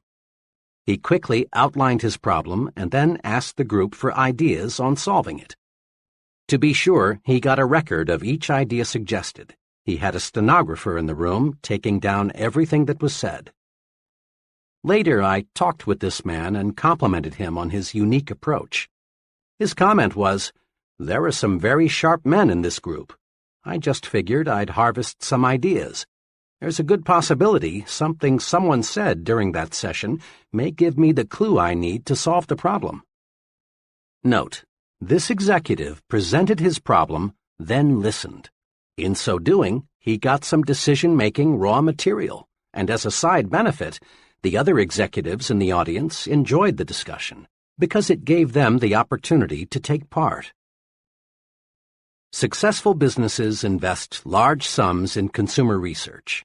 They ask people about the taste, quality, size, and appearance of a product. Listening to people provides definite ideas for making the product more saleable. It also suggests to the manufacturer what he should tell consumers about the product in his advertising. The procedure for developing successful products is to get as much opinion as you can, listen to the people who will buy the product, and then design the product and its promotion to please these people. In an office recently, I noticed a sign that said, "To sell John Brown what John Brown buys, you've got to see things through John Brown's eyes." And the way to get John Brown's vision is to listen to what John Brown has to say. Your ears are your intake valves. They feed your mind raw materials that can be converted into creative power. We learn nothing from telling, but there is no limit to what we can learn by asking and listening. Try this 3-stage program to strengthen your creativity through asking and listening. 1. Encourage others to talk. In personal conversation or in group meetings, draw out people with little urges, such as, "Tell me about your experience," or "What do you think should be done about," or "What do you think is the key point?" Encourage others to talk, and you win a double-barreled victory. Your mind soaks up raw material that you can use to produce creative thought, and you win friends. There is no surer way to get people to like you than to encourage them to talk to you. 2. Test your own views in the form of questions. Let other people help you smooth and polish your ideas. Use the "What do you think of this suggestion" approach. Don't be dogmatic. Don't announce a fresh idea as if it were handed down on a gold tablet. Do a little informal research first. See how your associates react to it. If you do, chances are you'll end up with a better idea. 3. Concentrate on what the other person says. Listening is more than just keeping your own mouth shut. Listening means letting what's said penetrate your mind. So often, people pretend to listen when they aren't listening at all. They're just waiting for the other person to pause so they can take over with the talking. Concentrate on what the other person says. Evaluate it. That's how you collect mind food. More and more leading universities are offering advanced management training programs for senior business executives. According to the sponsors, the big benefit of these programs is not that the executives get ready-made formulae that they can use to operate their business more efficiently. Rather, they benefit most from the opportunity to exchange and discuss new ideas. Many of these programs require the executives to live together in college dormitories, thus encouraging bull sessions. Boiled down to one word, the executives benefit most from the stimulation received. A year ago, I directed 2 sessions in a 1-week sales management school in Atlanta, sponsored by the National Sales Executives Incorporated. A few weeks later, I met a salesman friend who worked for one of the sales executives who'd attended the school. "You people at the school sure gave my sales manager a lot of things to do to run our company better," my young friend said. Curious, I asked him specifically what changes he'd noticed. He reeled off a number of things: a revision in the compensation plan, sales meetings twice a month instead of once a month, new business cards and stationery, a revision in sales territories, not one of which was specifically recommended in the training program. The sales manager didn't get a bunch of canned techniques. Instead, he got something much more valuable: the stimulation to think of ideas directly beneficial to his own particular organization. A young accountant for a paint manufacturer told me about a very successful venture of his that was sparked by the ideas of others. "I never had more than a casual interest in real estate," he told me. "I've been a professional accountant for several years now, and I've stuck pretty close to my profession. One day, a realtor friend invited me to be his guest at a luncheon of one of the city's real estate groups. The speaker that day was an older man who had seen the city grow. His talk was about the next 20 years. He predicted that the metropolitan area would continue to grow far out into the surrounding farmland. He also predicted that there would be a record demand for what he called gentleman-size farms, 2 to 5 acres, big enough so the businessman or professional person could have a pool, horses, a garden, and other hobbies that require space. This man's talk really stimulated me. What he described was exactly what I wanted. The next few days, I asked several friends what they thought about the idea of someday owning a 5-acre estate. Everyone I talked to said, in effect, "I'd love that." I continued to think about it and to figure how I could turn the idea into profit. Then one day, as I was driving to work, the answer came out of nowhere. Why not buy a farm and divide it into estates? I figured the land might be worth more in relatively small pieces than in one big piece. 22 miles from the center of the city, I found a worn-out 50-acre farm priced at $8,500. I bought it, paying only 1/3 down and working out a mortgage with the owner for the balance. Next, I planted pine seedlings where there were no trees. I did this because a real estate man whom I feel knows his business told me, "People want trees these days, lots of trees." I wanted my prospective buyers to see that in a few years their estate would be covered with beautiful pine trees. Then I got a surveyor to divide the 50 acres into 10 5-acre plots. Now I was ready to start selling. I got several mailing lists of young executives in the city and put on a small-scale direct mail campaign. I pointed out how for only $3,000, the price of a small city lot, they could buy an estate. I also described the potentials for recreation and wholesome living. In 6 weeks' time, working only evenings and on weekends, I sold all 10 plots. Total income, $30,000. Total costs, including the land, advertising, surveying, and legal expenses, $10,400. Profit, $19,600. I made a nice profit because I let myself be exposed to ideas of other intelligent people. Had I not accepted that invitation to attend a luncheon with a group completely foreign to my occupational interests, my brain would have never worked out this successful plan for making a profit. There are many ways to get mental stimulation, but here are two that you can incorporate into your pattern of life. First, join and meet regularly with at least one professional group that provides stimulation in your own occupational area. Rub shoulders and minds with other success-oriented people. So often I hear someone say, "I picked up a great idea this noon at the blank meeting," or, "During the meeting yesterday, I got to thinking." Remember, a mind that feeds only on itself soon is undernourished, becoming weak and incapable of creative, progressive thought. Stimulation from others is excellent mind food. Second, join and participate in at least one group outside your occupational interests. Association with people who have different job interests broadens your thinking and helps you to see the big picture. You'll be surprised how mixing regularly with people outside your occupational area will stimulate your on-the-job thinking. Ideas are fruits of your thinking, but they've got to be harnessed and put to work to have value. Each year, an oak tree produces enough acorns to populate a good-sized forest. Yet from these bushels of seeds, perhaps only 1 or 2 acorns will become a tree.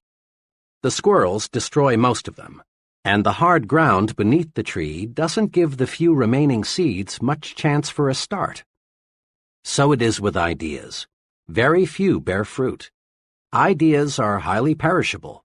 If we're not on guard, the squirrels, negative-thinking people, will destroy most of them. Ideas require special handling from the time they are born until they're transformed into practical ways for doing things better.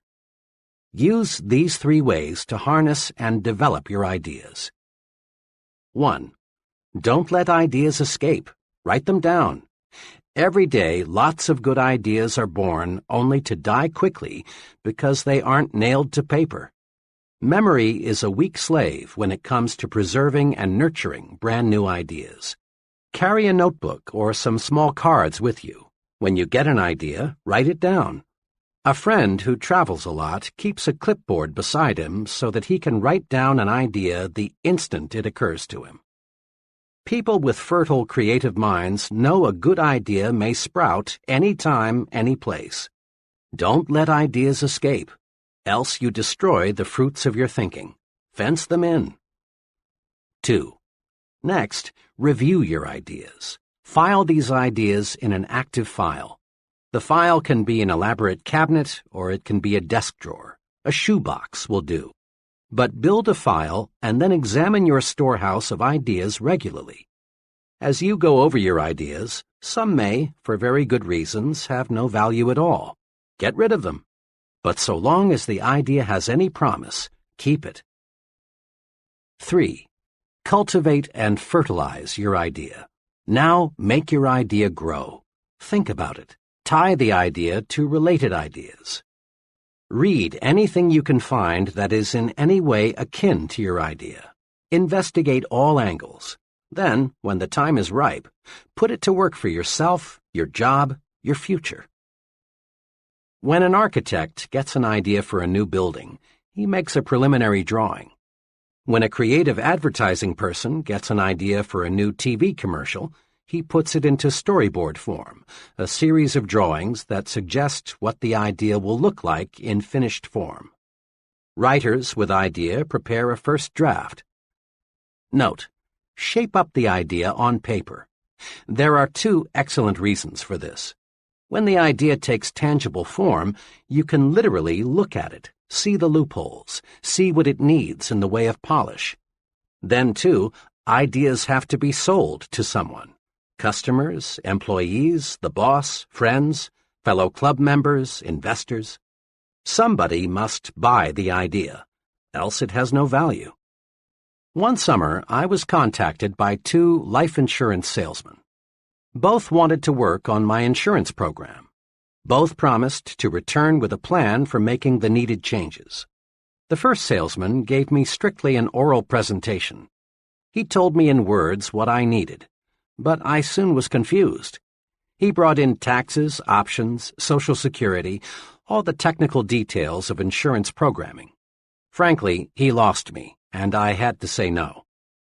The second salesman used a different approach. He had charted his recommendations. All the details were shown in diagram form. I could grasp his proposal easily and quickly because I could literally see it. He sold me. Resolve to put your ideas in saleable form. An idea written or in some sort of picture or diagram form has many times more selling power than the idea presented only in oral form. Use these tools and think creatively. 1. Believe it can be done. When you believe something can be done, your mind will find the ways to do it. Believing a solution paves the way to solution. Eliminate impossible, won't work, can't do, no use trying from your thinking and speaking vocabularies. 2. Don't let tradition paralyze your mind. Be receptive to new ideas. Be experimental. Try new approaches. Be progressive in everything you do. 3. Ask yourself daily, how can I do better? There is no limit to self-improvement. When you ask yourself, how can I do better, sound answers will appear. Try it and see. 4. Ask yourself, how can I do more? Capacity is a state of mind. Asking yourself this question puts your mind to work to find intelligent shortcuts. The success combination in business is do what you do better, improve the quality of your output, and do more of what you do, increase the quantity of your output. 5. Practice asking and listening. Ask and listen, and you'll obtain raw material for reaching sound decisions. Remember, big people monopolize the listening. Small people monopolize the talking. 6. Stretch your mind. Get stimulated. Associate with people who can help you think of new ideas, new ways of doing things. Mix with people of different occupational and social interests. Chapter 6. You are what you think you are. It's obvious. Much human behavior is puzzling. Have you ever wondered why a salesperson will greet one customer with an alert, "Yes, sir, may I serve you?" but virtually ignore another? Or why a man will open a door for one woman but not for another? Or why an employee will consistently carry out the instructions of one superior but only grudgingly do what another superior requests? Or why we will pay close attention to what one person says but not to another? Look around you. You'll observe some people receiving the "Hey, Mac" or "Hey, buddy" treatment, while others receive the sincere and important "Yes, sir" treatment. Watch. You'll observe that some people command confidence, loyalty, and admiration, while others do not. Look closer still, and you'll also observe that those persons who command the most respect are also the most successful. What is the explanation? It can be distilled into one word: thinking. Thinking does make it so. Others see in us what we see in ourselves. We receive the kind of treatment we think we deserve. Thinking does make it so. The fellow who thinks he is inferior, regardless of what his real qualifications may be, is inferior. For thinking regulates actions. If a man feels inferior, he acts that way, and no veneer of cover-up or bluff will hide this basic feeling for long. The person who feels he isn't important isn't. On the other side, a fellow who really thinks he is equal to the task is. To be important, we must think we are important, really think so. Then others will think so too. Here again is the logic. How you think determines how you act. How you act, in turn, determines how others react to you. Like other phases of your personal program for success, winning respect is fundamentally simple. To gain the respect of others, you must first think you deserve respect.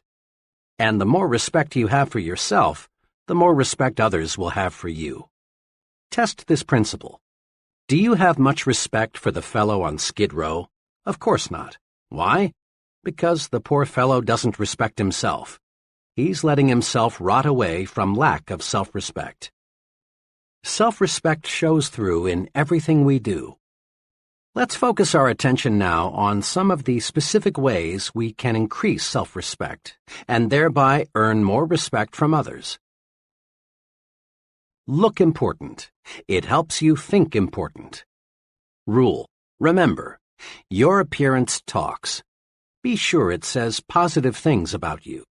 Never leave home without feeling certain you look like the kind of person you want to be. The most honest advertisement ever appearing in print is the "Dress Right, You Can't Afford Not To" slogan, sponsored by the American Institute of Men's and Boys' Wear. This slogan deserves to be framed in every office, restroom, bedroom, and schoolroom in America. In one ad, a policeman speaks. He says, "You can usually spot a wrong kid just by the way he looks. Sure, it's unfair, but it's a fact. People today judge a youngster by appearance, and once they've tabbed a boy, it's tough to change their minds about him, their attitude toward him. Look at your boy. Look at him through his teacher's eyes, your neighbor's eyes. Could the way he looks, the clothes he wears, give them the wrong impression? Are you making sure he looks right, dresses right, everywhere he goes?" This advertisement, of course, refers primarily to children, but it can be applied to adults as well. In the sentence beginning with "look," substitute the word yourself for him, your for his, superiors for teachers, and associates for neighbors, and repeat the sentence. Look at yourself through your superior's eyes, your associate's eyes. It costs so little to be neat. Take the slogan literally. Interpret it to say, "Dress right, it always pays." Remember, look important because it helps you to think important. Use clothing as a tool to lift your spirits, build confidence. An old psychology professor of mine used to give this advice to students on last-minute preparations for final examinations. Dress up for this important exam. Get a new tie, have your suit pressed, shine your shoes. Look sharp because it will help you think sharp. The professor knew his psychology. Make no mistake about it. Your physical exterior affects your mental interior. How you look on the outside affects how you think and feel on the inside. All boys, I'm told, go through the hat stage. That is, they use hats to identify themselves with the person or character they want to be. I will always remember a hat incident with my own son, Davy. One day, he was dead set on being the Lone Ranger, but he had no Lone Ranger hat. I tried to persuade him to substitute another. His protest was, "But Dad, I can't think like the Lone Ranger without a Lone Ranger hat." I gave in finally and bought him the hat he needed. Sure enough, donning the hat, he was the Lone Ranger. I often recall that incident because it says so much about the effect of appearance on thinking.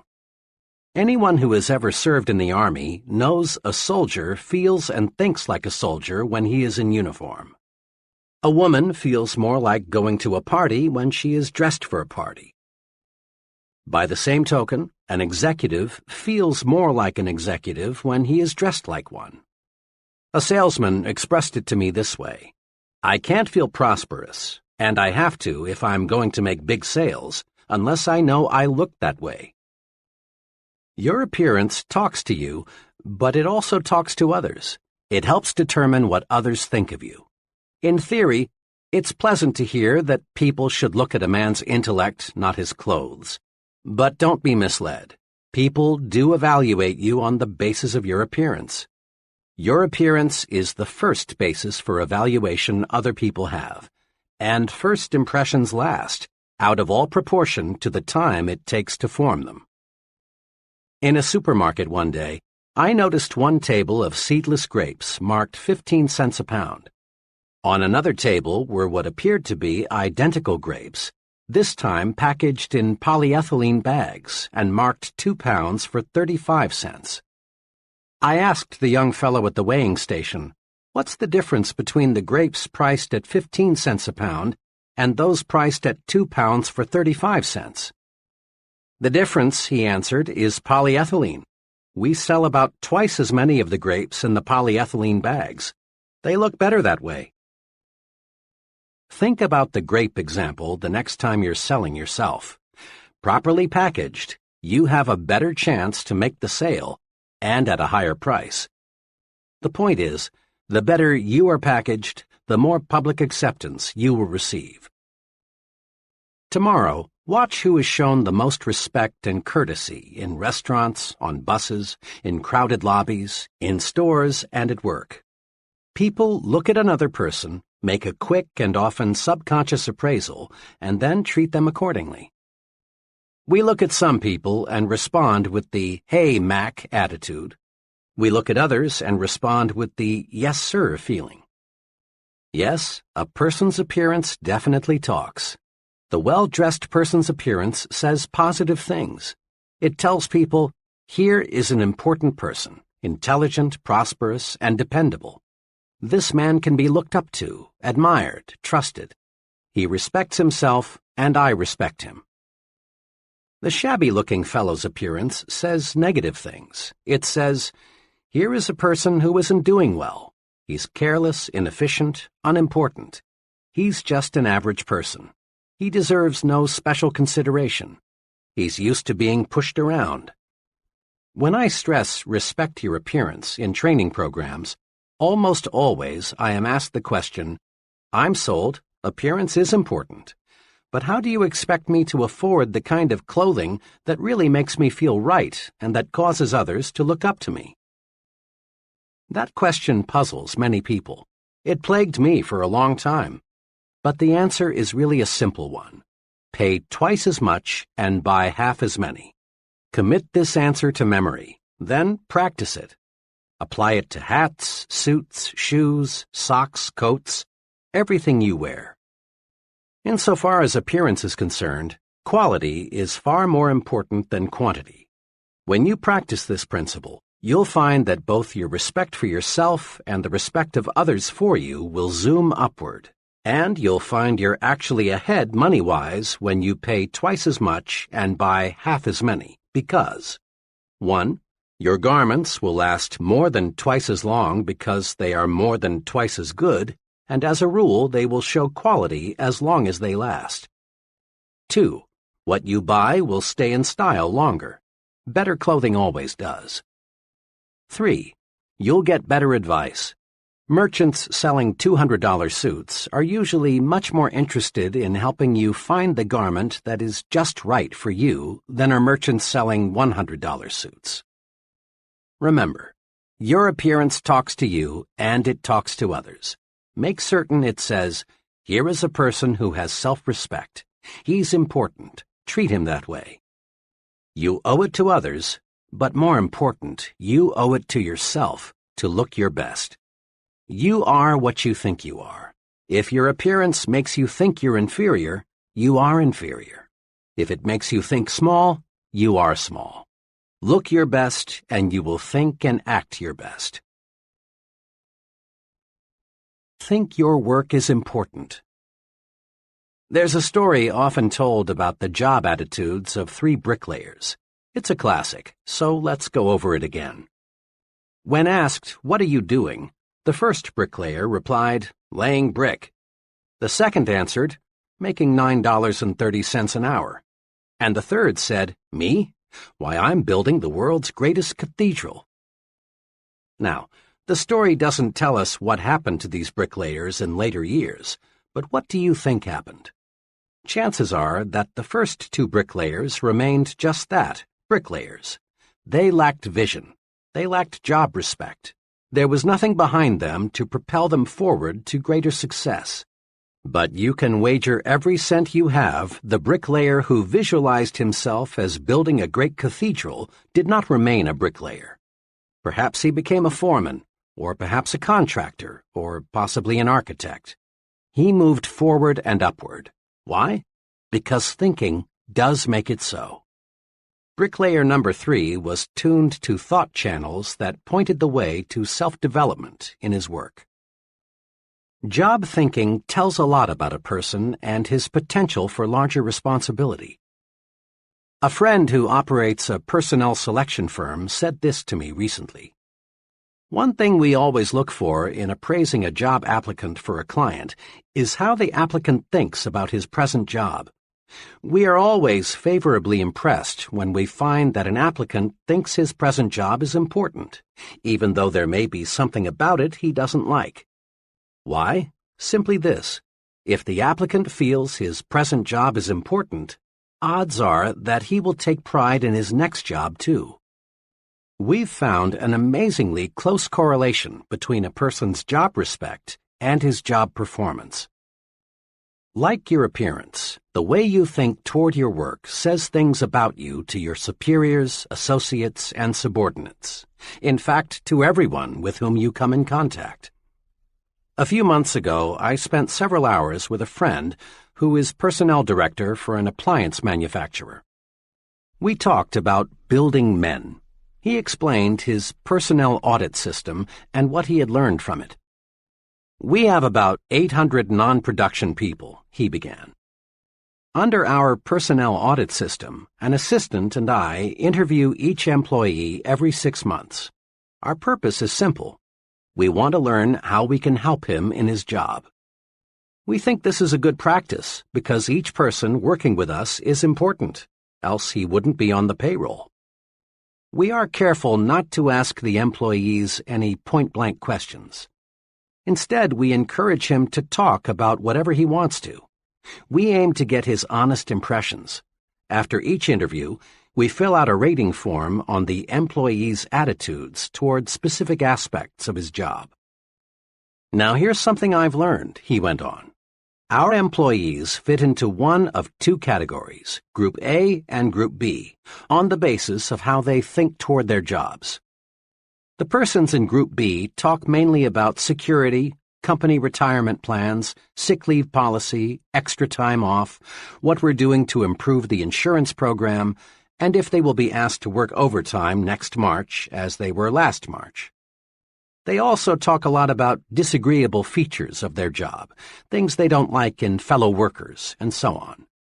People in Group B, and they include close to 80% of all non-production personnel, view their jobs as a sort of necessary evil. The Group A fellow sees his job through different glasses. He is concerned about his future and wants concrete suggestions on what he can do to make faster progress. He doesn't expect us to give him anything except a chance. The Group A people think on a broader scale. They make suggestions for improving the business. They regard these interviews in my office as constructive. But the Group B people often feel our personnel audit system is just a brainwashing affair, and they're glad to get it over with. Now, there's a way I check attitudes and what they mean to job success. All recommendations for promotions, pay increases, and special privileges are channeled to me by the employee's immediate supervisor. Almost invariably, it's a Group A person who was recommended. And again, almost without exception, problems come from the Group B category. The biggest challenge in my job, he said, is to try and help people move from Group B to Group A. It's not easy, though, because until a person thinks his job is important and thinks positively about it, he can't be helped. This is concrete evidence that you are what you think you are, what your thought power directs you to become. Think you're weak, think you lack what it takes, think you will lose, think you are second class. Think this way, and you are doomed to mediocrity. But think instead, I am important. I do have what it takes. I am a first-class performer. My work is important. Think this way, and you're headed straight to success. The key to winning what you want lies in thinking positively toward yourself. The only real basis other people have for judging your abilities is your actions, and your actions are controlled by your thoughts. You are what you think you are. Wear the shoes of a supervisor for a few moments and ask yourself which person you would recommend for a raise or a promotion. 1. The secretary who, when the executive is out of the office, spends her time reading magazines, or the secretary who uses such time to do the many little things that help the executive to accomplish more when he returns. 2. The employee who says, "Oh well, I can always get another job. If they don't like the way I do my work, I'll just quit." Or the employee who views criticism constructively and sincerely tries to do higher quality work. 3. The salesman who tells a customer, "Oh, I just do what they tell me to do. They said come out and see if you need anything." Or the salesman who says, "Mr. Brown, I'm here to help you." 4. The foreman who says to an employee, "To tell you the truth, I don't like my job much. Those guys up top give me a pain in the neck. I don't know what they're talking about half the time." Or the supervisor who says, "You've got to expect some unpleasantness on any job, but let me assure you, the men in the front office are on the ball. They'll do right by us." Isn't it obvious why many people stay at one level all their lives? Their thinking alone keeps them there. An advertising executive once told me about his agency's informal training to break in new, inexperienced men. "As company policy," he said, "we feel the best initial training is to start the young fellow, who incidentally is usually a college graduate, as a mailboy. We don't do this, of course, because we feel a fellow needs 4 years of college to take mail from one office to another. Our purpose is to give the new fellow maximum exposure to the many varied things which must be done in agency work. After he knows his way around, we give him an assignment. Now occasionally, even after we've carefully explained why we're starting him out in the mailroom, a young fellow feels that carrying the mail is belittling and unimportant. When this is the case, we know we've picked the wrong man.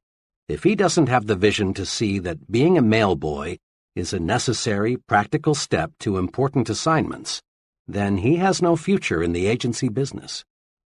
Remember, executives answer the question, "What would he do on that specific level?" by first answering the question, "What kind of job is he doing where he is now?" Here is some logic, sound, straight, and easy. Listen to it a few times before you continue. A person who thinks his job is important receives mental signals on how to do his job better. And a better job means more promotions, more money, more prestige, more happiness. We've all noticed how children quickly pick up the attitudes, habits, fears, and preferences of their parents.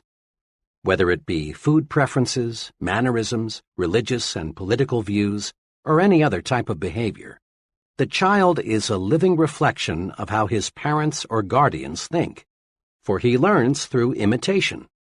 And so do adults. People continue to imitate others throughout life, and they imitate their leaders and supervisors. Their thoughts and actions are influenced by these people. You can check this easily. Study one of your friends and the person he works for, and note the similarities in thinking and action. Here are some of the ways your friend may imitate his boss or other associate: slang and word choice, the way he smokes cigarettes, some facial expressions and mannerisms, choice of clothing, and automobile preferences. There are many, many more, of course. Another way to note the power of imitation is to observe the attitudes of employees and compare them with those of the chief. When the chief is nervous, tense, worried, His close associates reflect similar attitudes. But when Mr. Chief is on top, feeling good, so are his employees. The point is this: the way we think toward our jobs determines how our subordinates think toward their jobs. The job attitudes of our subordinates are direct reflections of our own job attitudes. It's well to remember that our points of superiority and weakness show up in the behavior of those who report to us, just as a child reflects the attitudes of his parents. Consider just one characteristic of successful people: enthusiasm. Ever notice how an enthusiastic salesperson in a department store gets you, the customer, more excited about the merchandise? Or have you observed how an enthusiastic minister or other speaker has a wide-awake, alert, enthusiastic audience? If you have enthusiasm, those around you will have it too. But how does one develop enthusiasm? The basic step is simple. Think enthusiastically. Build in yourself an optimistic, progressive glow, a feeling that this is great and I'm 100% for it. You are what you think. Think enthusiasm and you'll be enthusiastic. To get high-quality work, be enthusiastic about the job you want done. Others will catch the enthusiasm you generate, and you'll get first-class performance. But if in negative fashion you cheat that company on expense money, supplies, and time, and in other little ways, then what can you expect your subordinates to do? Habitually arrive late and leave early, and what do you think the troops will do? And there is a major incentive for us to think right about our jobs so that our subordinates will think right about their jobs. Our superiors evaluate us by measuring the quality and quantity of output we get from those reporting to us. Look at it this way. Whom would you elevate to division sales manager? The branch sales manager whose salesmen are doing superior work, or the branch sales manager whose salesmen deliver only average performance? Or whom would you recommend for promotion to production manager? The supervisor whose department meets its quota, or the supervisor whose department lags behind? Here are 2 suggestions for getting others to do more for you. 1. Always show positive attitudes toward your job so that your subordinates will pick up right thinking. 2. As you approach your job each day, ask yourself, am I worthy in every respect of being imitated? Are all my habits such that I would be glad to see them in my subordinates? Give yourself a pep talk several times daily. Several months ago, an automobile salesman told me about the success-producing technique he's developed. It makes sense. Listen to it. A big part of my job, for 2 hours a day, the salesman explained, is telephoning prospects to arrange demonstration appointments. When I first started selling cars 3 years ago, this was my big problem. I was shy and afraid, and I know my voice sounded that way on the phone. It was easy for people I called to say, "I'm not interested," and hang up. Every Monday morning back then, our sales manager held a sales meeting.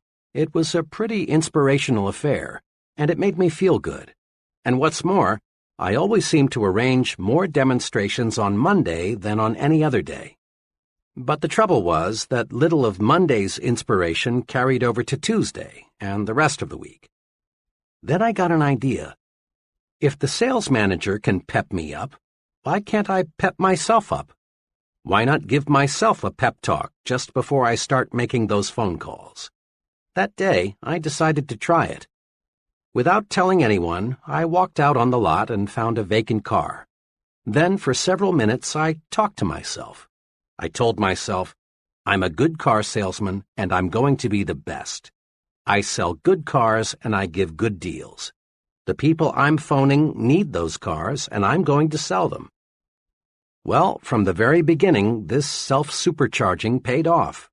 I felt so good, I didn't dread making those calls. I wanted to make them.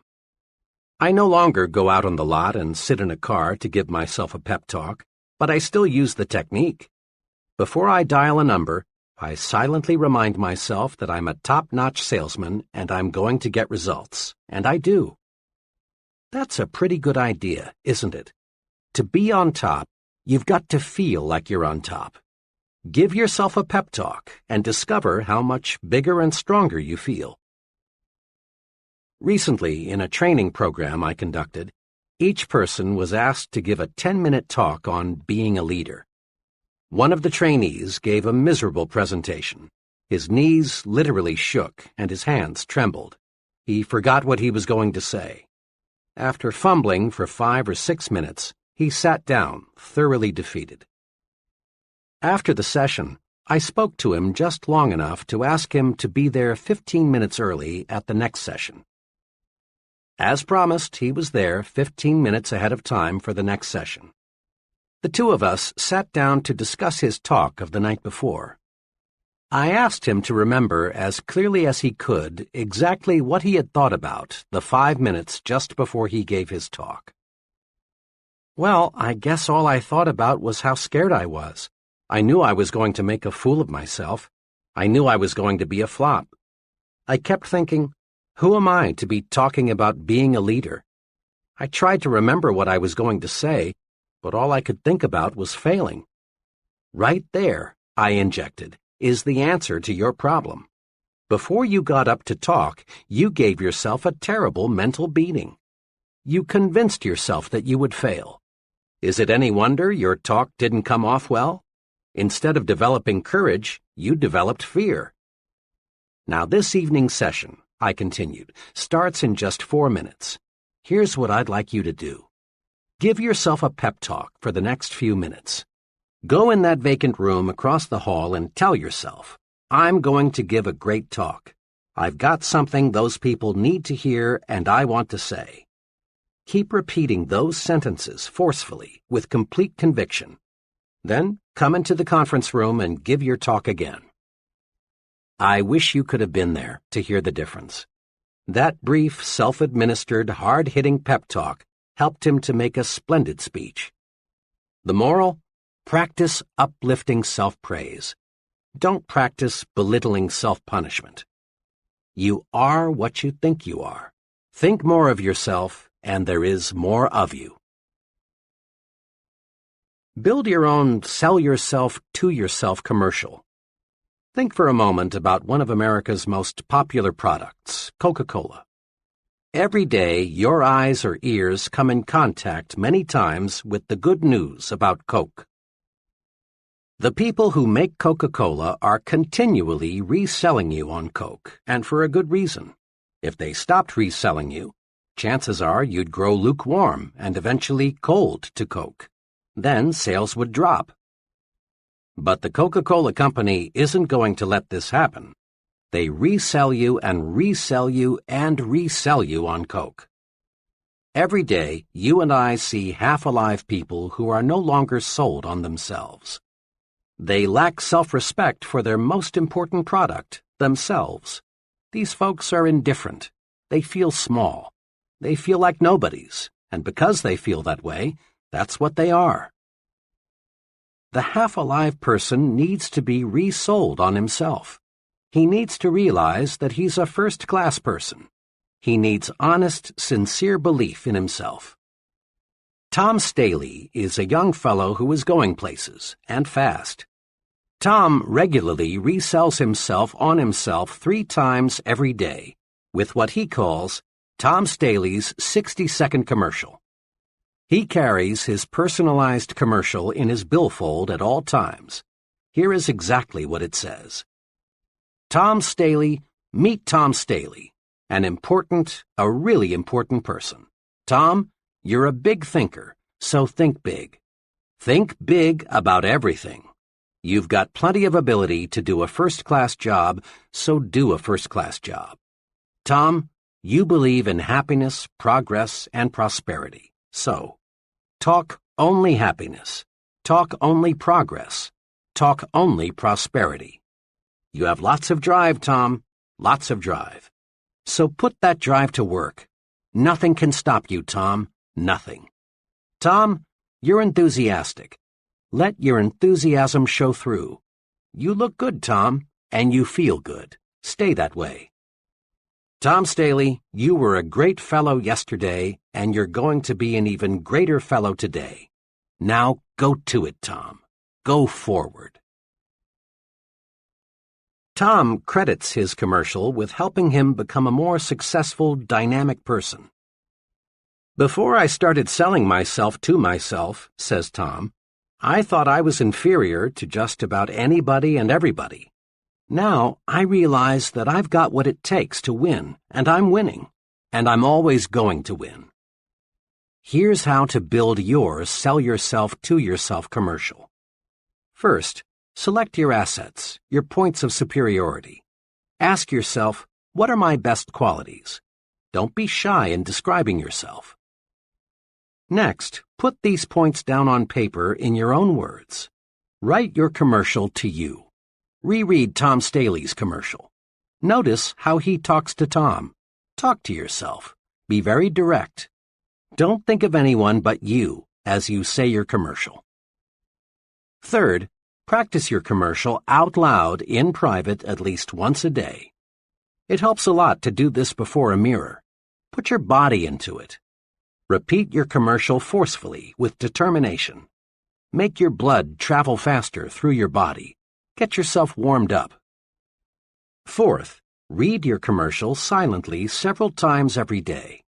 Read it before you tackle anything that demands courage. Read it every time you feel let down. Keep your commercial handy at all times, then use it. Just one thing more. A lot of people, maybe even a majority, may laugh at this success-rewarding technique. That's because they refuse to believe that success comes from managed thinking. But please, don't accept the judgment of average people. You are not average. If you have any doubts as to the basic soundness of the sell yourself to yourself principle, ask the most successful person you know what he thinks about it. Ask him, and then start selling yourself to yourself. Upgrade your thinking. Think like important people think. Upgrading your thinking upgrades your actions, and this produces success. Here is an easy way to help you make more of yourself by thinking like important people think. Use the following form as a guide. How am I thinking checklist. Situation, when I worry. Ask yourself, would an important person worry about this? Would the most successful person I know be disturbed about this? Situation, an idea. Ask yourself, what would an important person do if he had this idea? Situation, my appearance. Ask yourself, do I look like someone who has maximum self-respect? Situation, my language.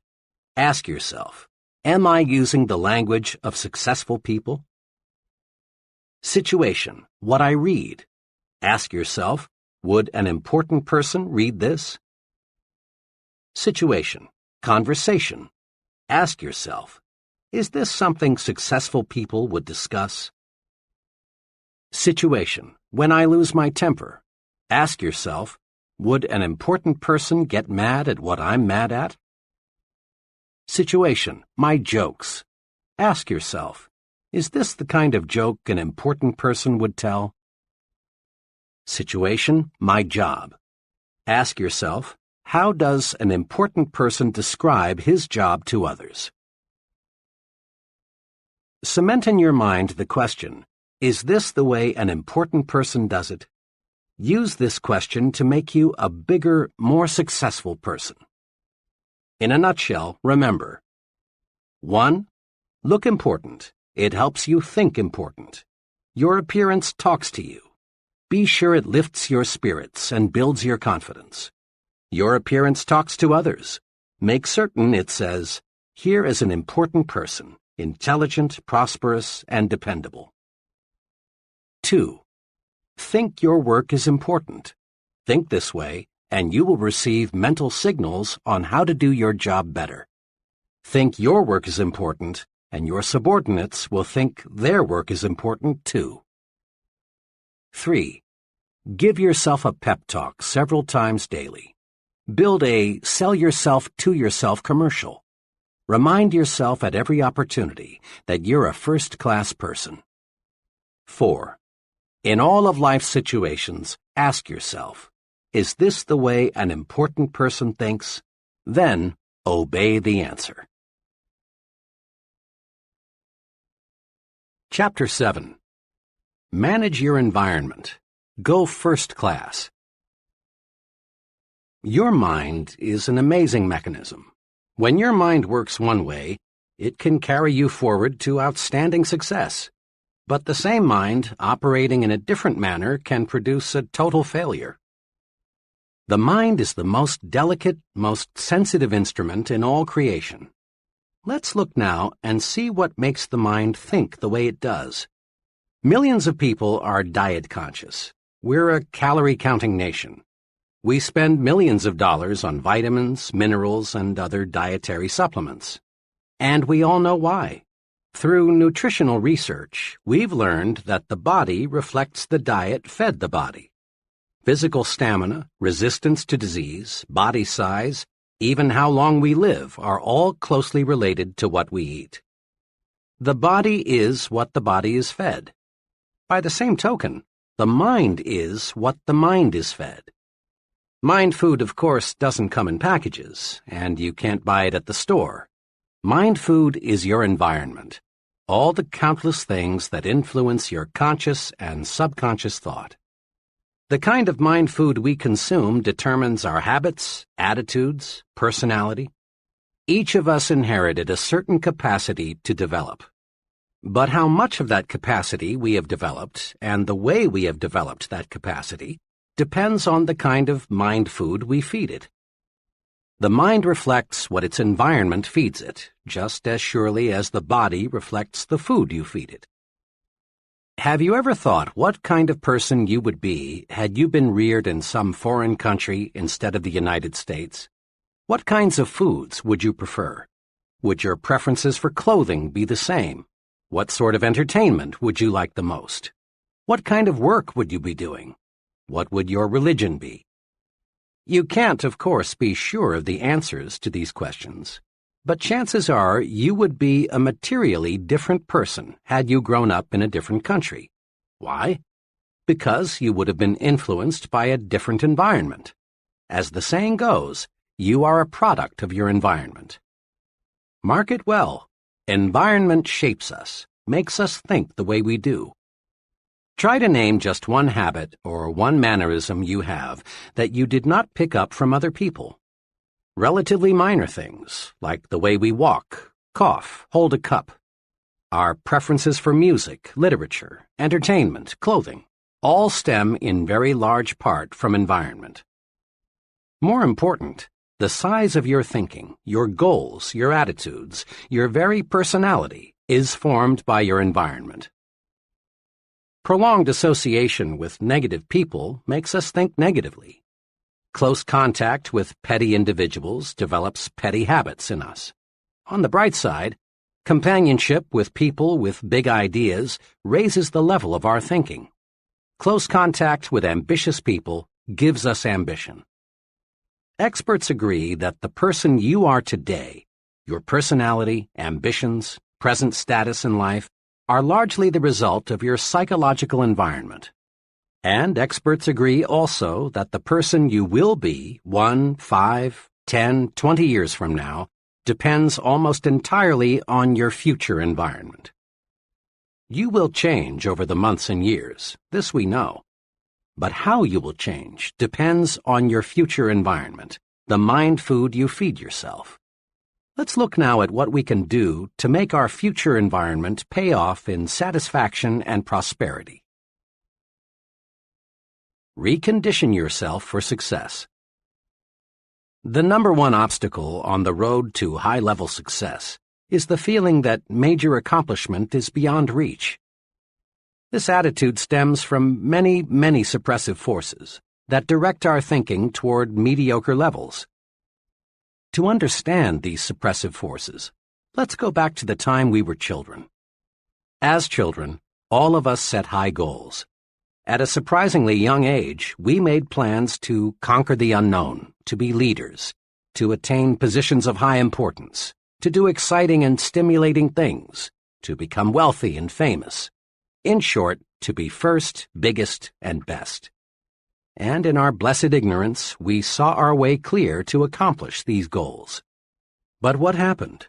Long before we reached the age when we could begin to work toward our great objectives, a multitude of suppressive influences went to work. From all sides we heard, it's foolish to be a dreamer, and that our ideas were impractical, stupid, naive, or foolish, that you have got to have money to go places, that luck determines who gets ahead, or you've got to have important friends, or you're too old or too young. As a result of being bombarded with the "you can't get ahead, so don't bother to try" propaganda, most people you know can be classified into three groups. First group, those who surrendered completely. The majority of people are convinced deep down inside that they haven't got what it takes, that real success, real accomplishment, is for others who are lucky or fortunate in some special respect. You can easily spot these people because they go to great lengths to rationalize their status and explain how happy they really are. A very intelligent man, age 32, who has dead-ended himself in a safe but mediocre position, recently spent hours telling me why he was so satisfied with his job. He did a good job of rationalizing, but he was only kidding himself, and he knew it. What he really wanted was to work in a challenging situation where he could grow and develop. But that multitude of suppressive influences had convinced him that he was inadequate for big things. This group is, in reality, just the other extreme of the discontented job switcher searching for opportunity.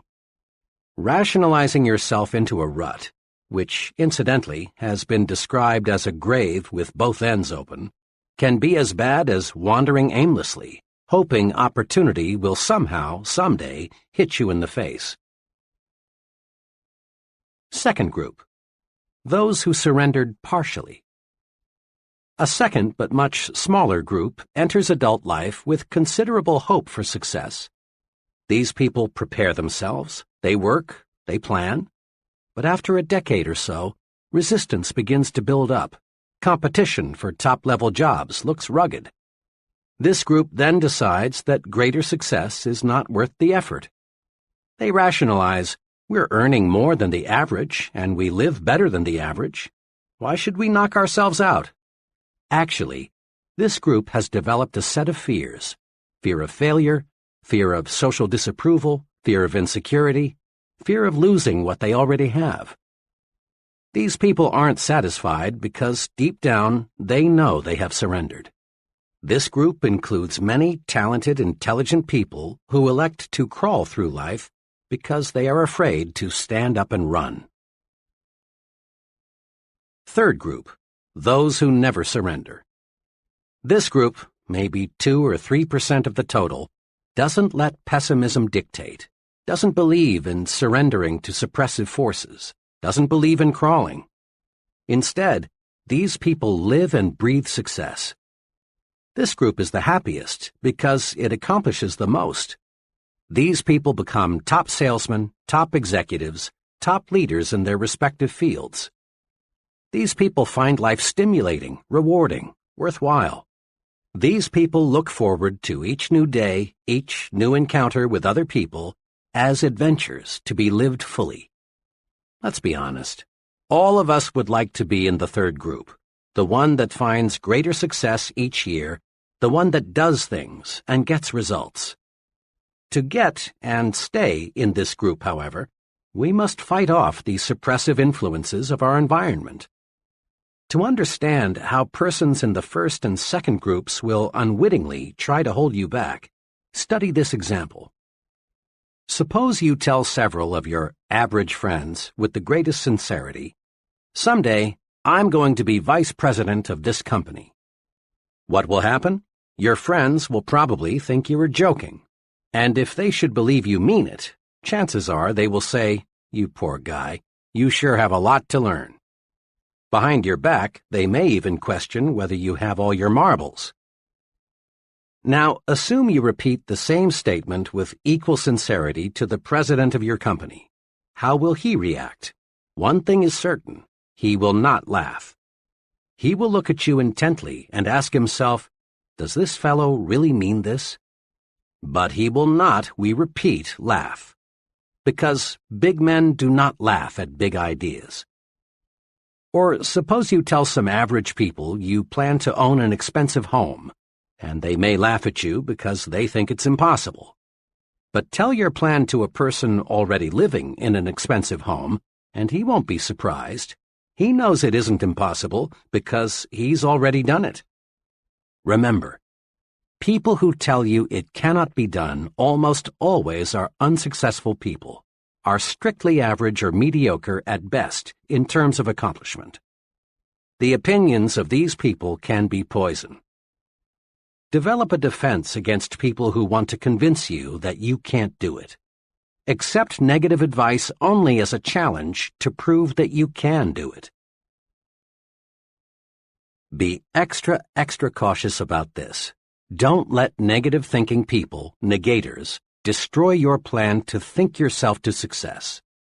Negators are everywhere, and they seem to delight in sabotaging the positive progress of others. During college, I buddied for a couple of semesters with W.W. He was a fine friend, the kind of fellow who would loan you a little money when you were short, or help you in many little ways. Despite this fine loyalty, W.W. was just about 100% sour and bitter toward life, the future, opportunity. He was a real negator. During that period, I was an enthusiastic reader of a certain newspaper columnist who stressed hope, the positive approach, opportunity. When W.W. would find me reading this columnist, or when her column was mentioned, he'd swing verbally and say, "Oh, for Pete's sake, Dave, read the front page. That's where you learn about life. You ought to know that columnist is just making a quick buck, dishing out sweet sauce for the weak." When our discussions turned to getting ahead in life, W.W. was right there with his money-making formula. In his own words, it went like this.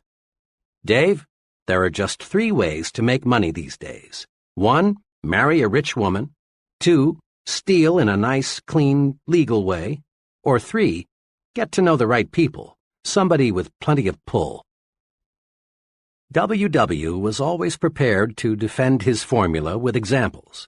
Sticking to the front page, he was quick to cite that one labor leader in 1,000 who had siphoned off a pile of money from the union till and got away with it. He kept his eyes open for that rare marriage of the fruit picker to Miss Millionaire. And he knew a fellow who knew a fellow who knew a big man and got cut in on a big deal that made him rich. W.W. was several years older than I, and he made excellent grades in his engineering classes. I looked up to him in a younger brother sort of way. I came dangerously close to ditching my basic convictions about what it takes to be a success and accepting the negator's philosophy. Fortunately, one evening, after a long discussion with W.W., I grabbed hold of myself. It dawned on me that I was listening to the voice of failure.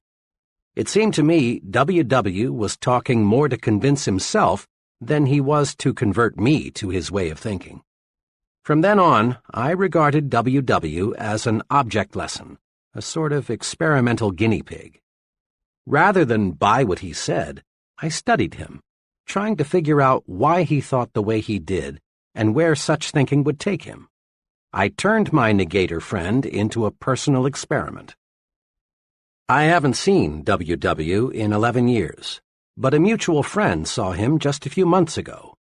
W.W. is working as a low-paid draftsman in Washington. I asked my friend whether W.W. has changed.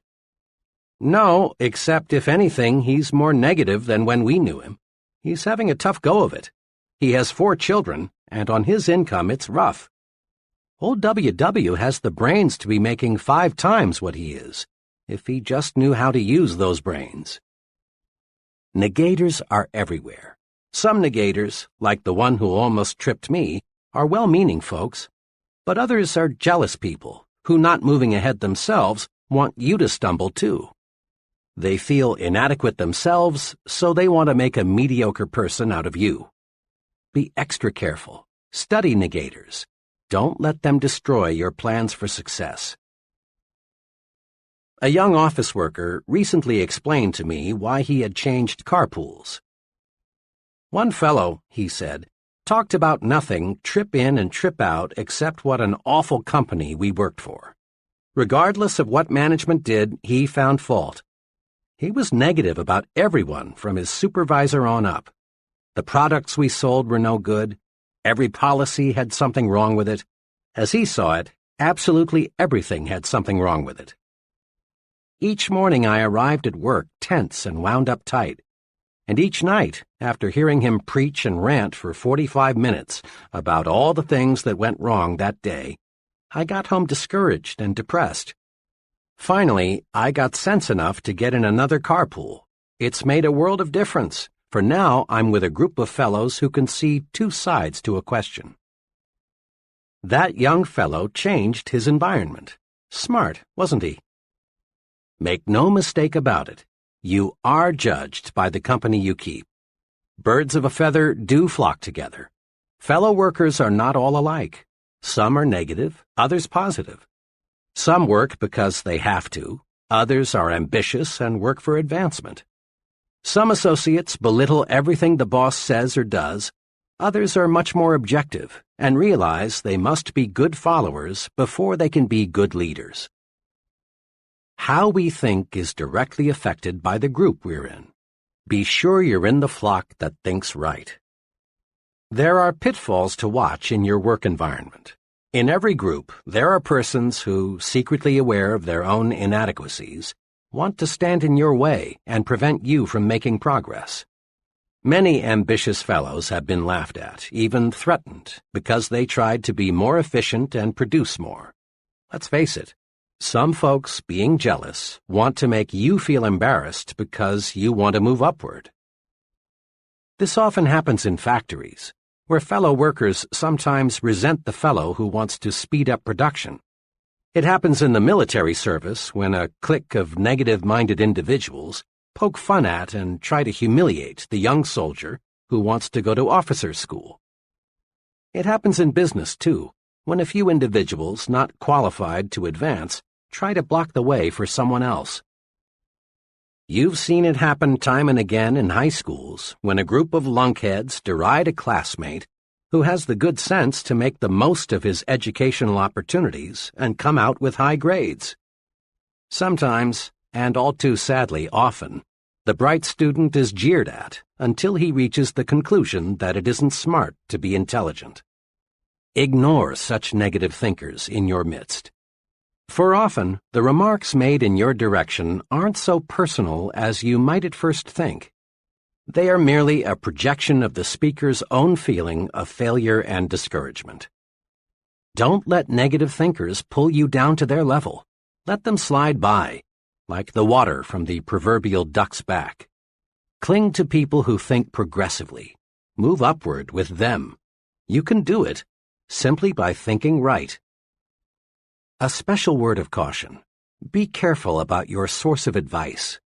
In most organizations, you will encounter freelance advisors who know the ropes and are tremendously eager to clue you in.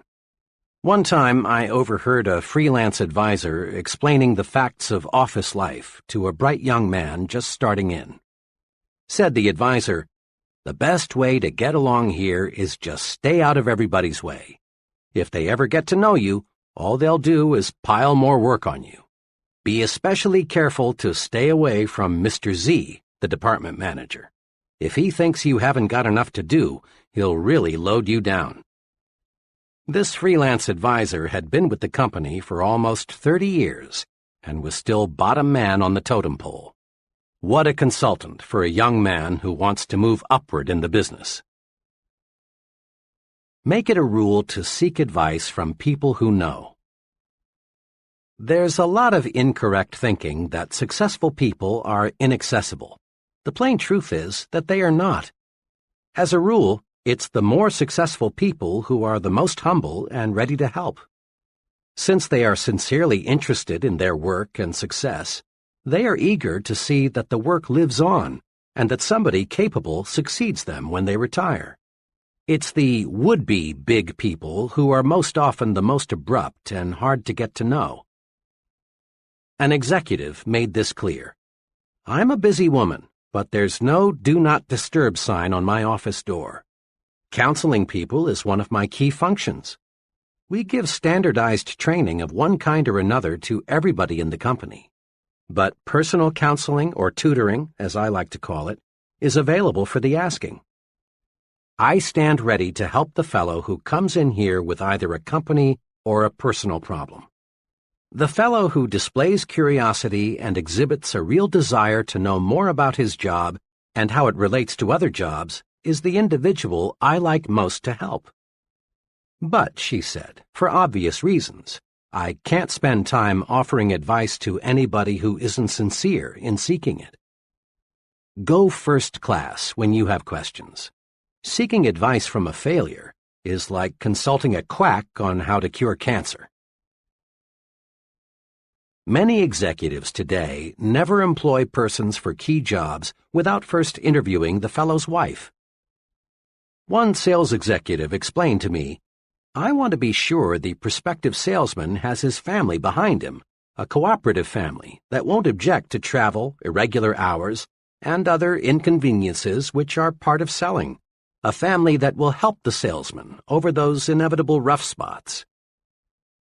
Executives today realize that what happens on weekends and between 6 p.m. and 9 a.m. directly affects a person's performance from 9 a.m. to 6 p.m.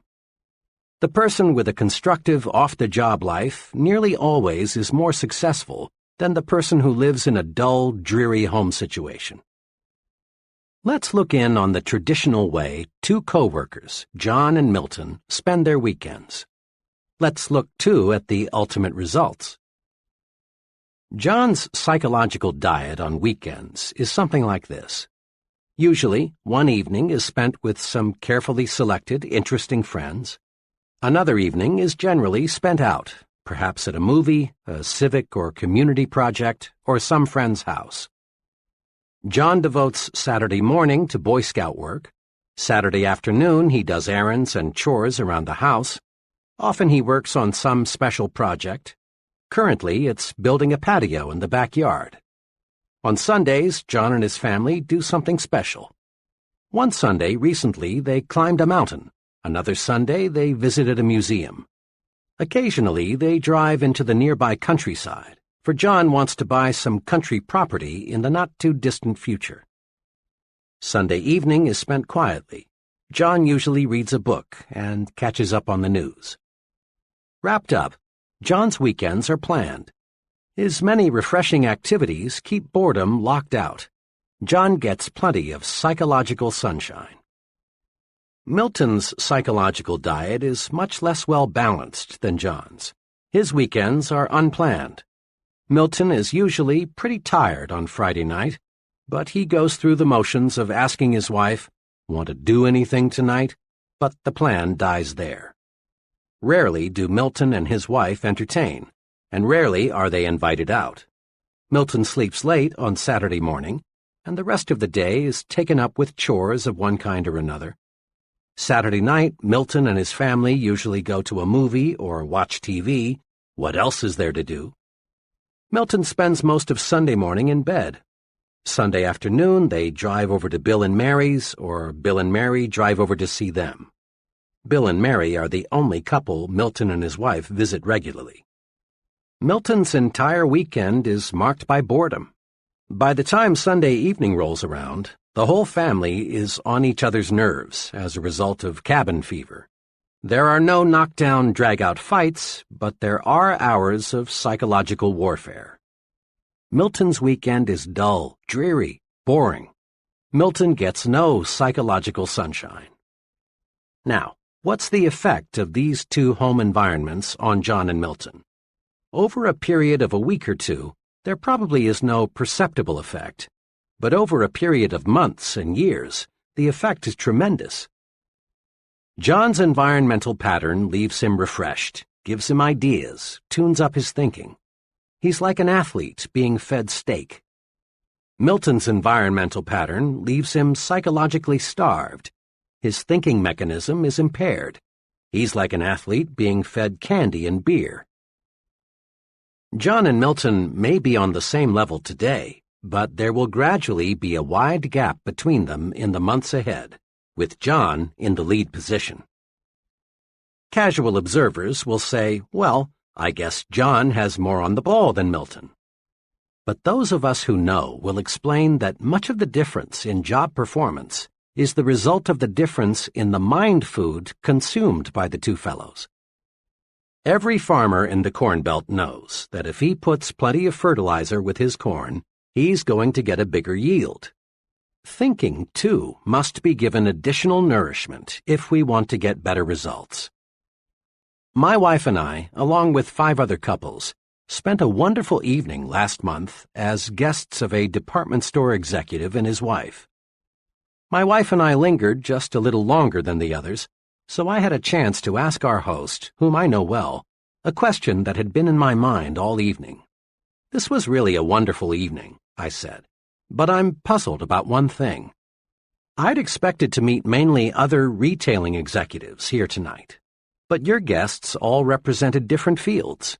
There was a writer, a doctor, an engineer, an accountant, and a teacher. He smiled and said, well, we often do entertain retailing people, but Helen and I find it's very refreshing to mix with people who do something else for a living. I'm afraid if we confined our entertaining to people who have only interests similar to our own, we'd find ourselves in the old well-known rut. Besides, he went on, people are my business. Every day, thousands of people of every occupational group imaginable visit our store. The more I can learn about other people, their ideas, interests, viewpoints, the better job I can do in giving them the merchandise and service they want and will buy.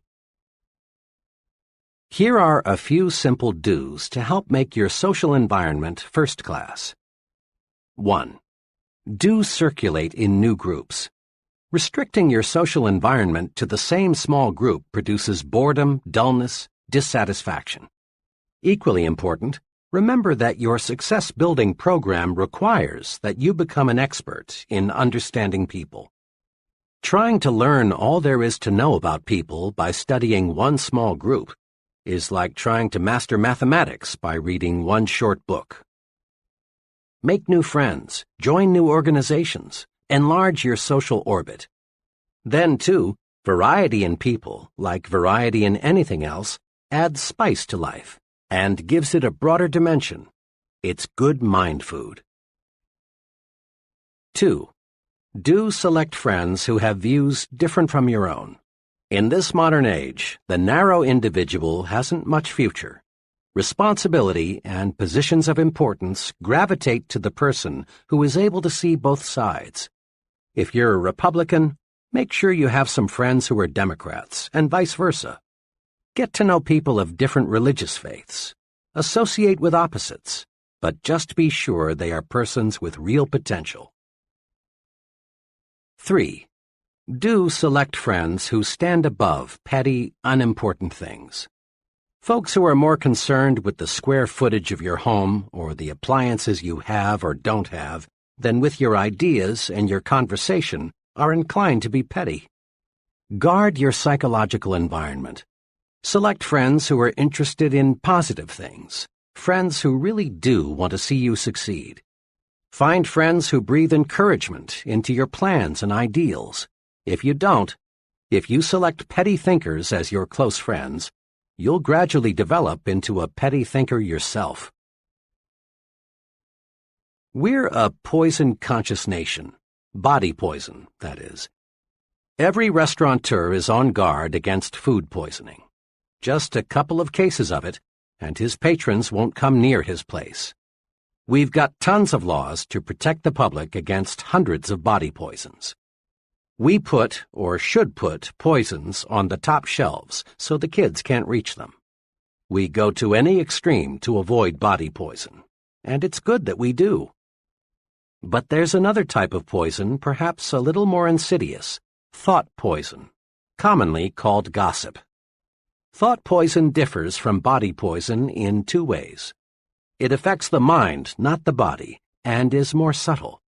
The person being poisoned usually doesn't know it. Thought poison is subtle, but it accomplishes big things. It reduces the size of our thinking by forcing us to concentrate on petty, unimportant things. It warps and twists our thinking about people because it is based on a distortion of facts, and it creates a guilt feeling in us that shows through when we meet the person we've gossiped about. Thought poison is 0% right thinking. It is 100% wrong thinking. And contrary to lots of opinion, women have no exclusive franchise on gossip. Every day, many men, too, live in a partially poisoned environment. Every day, thousands of gossip fests staged by men take place on such topics as the boss's marital or financial problems, Bill's politicking to get ahead in business, the probability of John being transferred, the reasons for special favors being awarded Tom, and why they brought in that new man. Gossiping goes something like this. Say, I just heard. No, why? Well, it doesn't surprise me. He had it coming to him. Of course, this is confidential. Conversation is a big part of our psychological environment. Some conversation is healthy. It encourages you. It makes you feel like you're taking a walk in the warm sunshine of a spring day. Some conversation makes you feel like a winner. But other conversation is more like walking through a poisonous, radioactive cloud. It chokes you. It makes you feel ill. It turns you into a loser. Gossip is just negative conversation about people, and the victim of thought poison begins to think he enjoys it. He seems to get a form of poisoned joy from talking negatively about others, not knowing that to successful people, he is becoming increasingly unlikable and unreliable. One of these thought poison addicts walked into a conversation some friends and I were having about Benjamin Franklin. As soon as Mr. Killjoy learned the topic of our chat, he came through with choice bits about Franklin's personal life in a negative way. Perhaps it's true that Franklin was a character in some ways, and he might have made the scandal magazines had they been around in the 18th century. But the point is, Benjamin Franklin's personal life had no bearing on the discussion at hand, and I couldn't help being glad that we weren't discussing somebody whom we knew intimately. Talk about people? Yes, but stay on the positive side.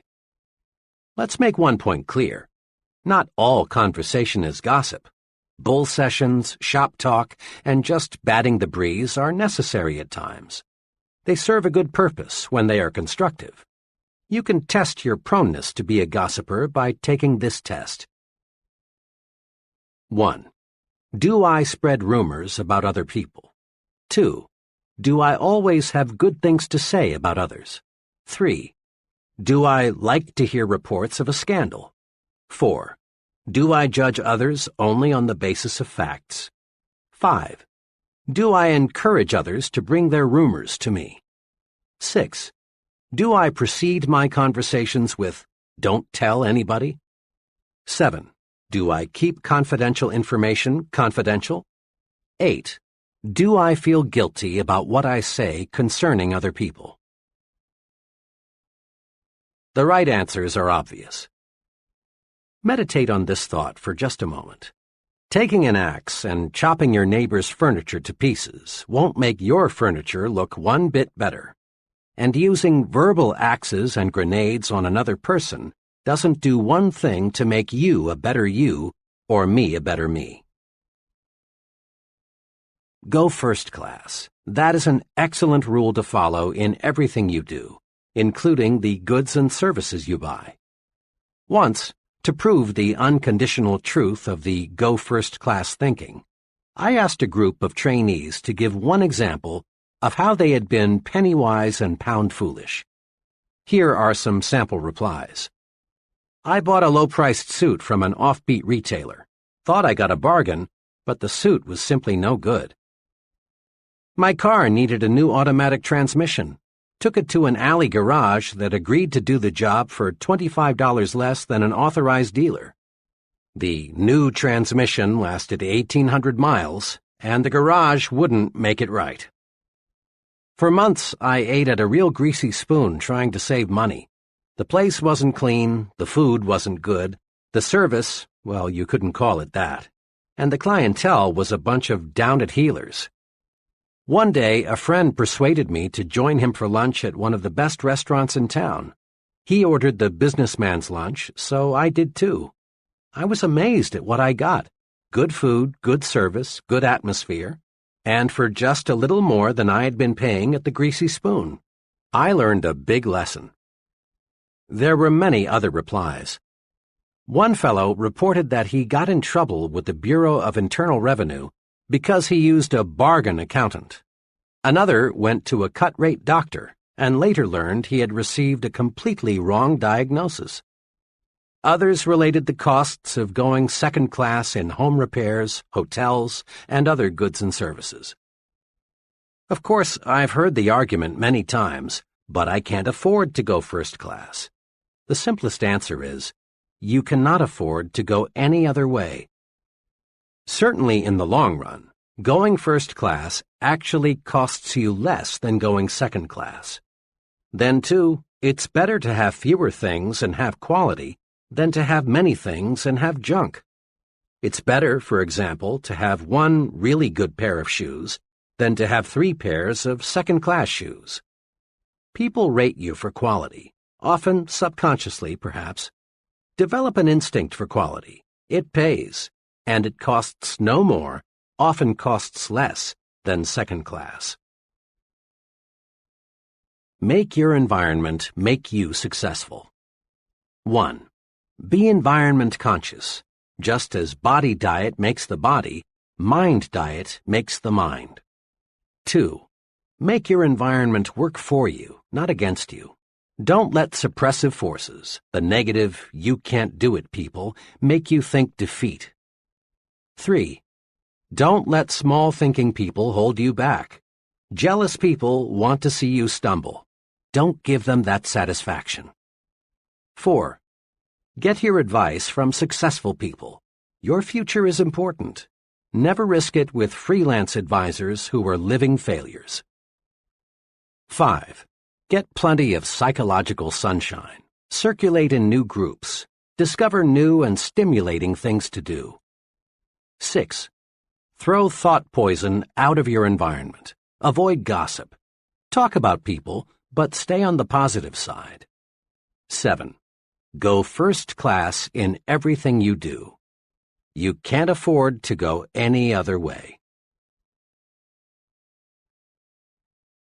Chapter 8. Make your attitudes your allies. Can you read minds? Reading minds is easier than you think. Perhaps you've never thought of it, but you read the minds of other people, and they read your mind every day. How do we do it? We do it automatically, through attitude appraisals. Remember the song, "You Don't Need to Know the Language to Say You're in Love"? Bing Crosby made it famous some years ago. There's a whole bookful of applied psychology packed into those simple lyrics. You don't need to know the language to say you're in love. Anyone who's ever been in love knows that. And you don't need to know any language to say, I like you, or I despise you, or I think you're important, or unimportant, or I envy you. You don't need to know words or to use words to say, I like my job, or I'm bored, or I'm hungry. People speak without a sound. How we think shows through in how we act.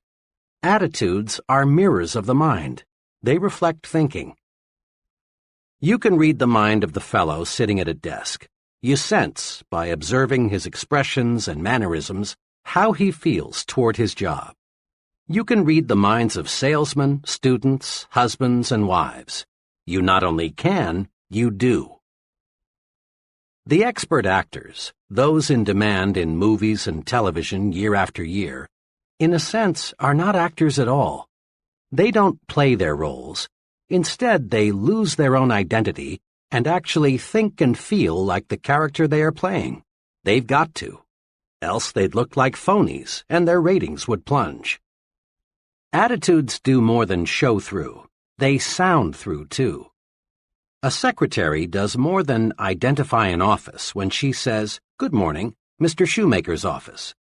In just 5 words, one secretary says, "I like you. I'm glad you're calling. I think you are important. I like my job." But another secretary, saying exactly the same words, tells you, "You bothered me. I wish you hadn't called. I'm bored with my job, and I don't like people who bother me." We read attitudes through expressions and voice tones and inflections. Here's why. In the long, long history of humankind, a speaking language, even remotely resembling what we use today, is a very recent invention. So recent, you might say, in terms of the great clock of time, that we developed a language only this morning. For millions and millions of years, people got by with little more than moans and groans and grunts and growls. So for millions of years, people communicated with other people by body and facial expressions and sounds, not words. And we still communicate our attitudes, our feelings toward people and things, the same way.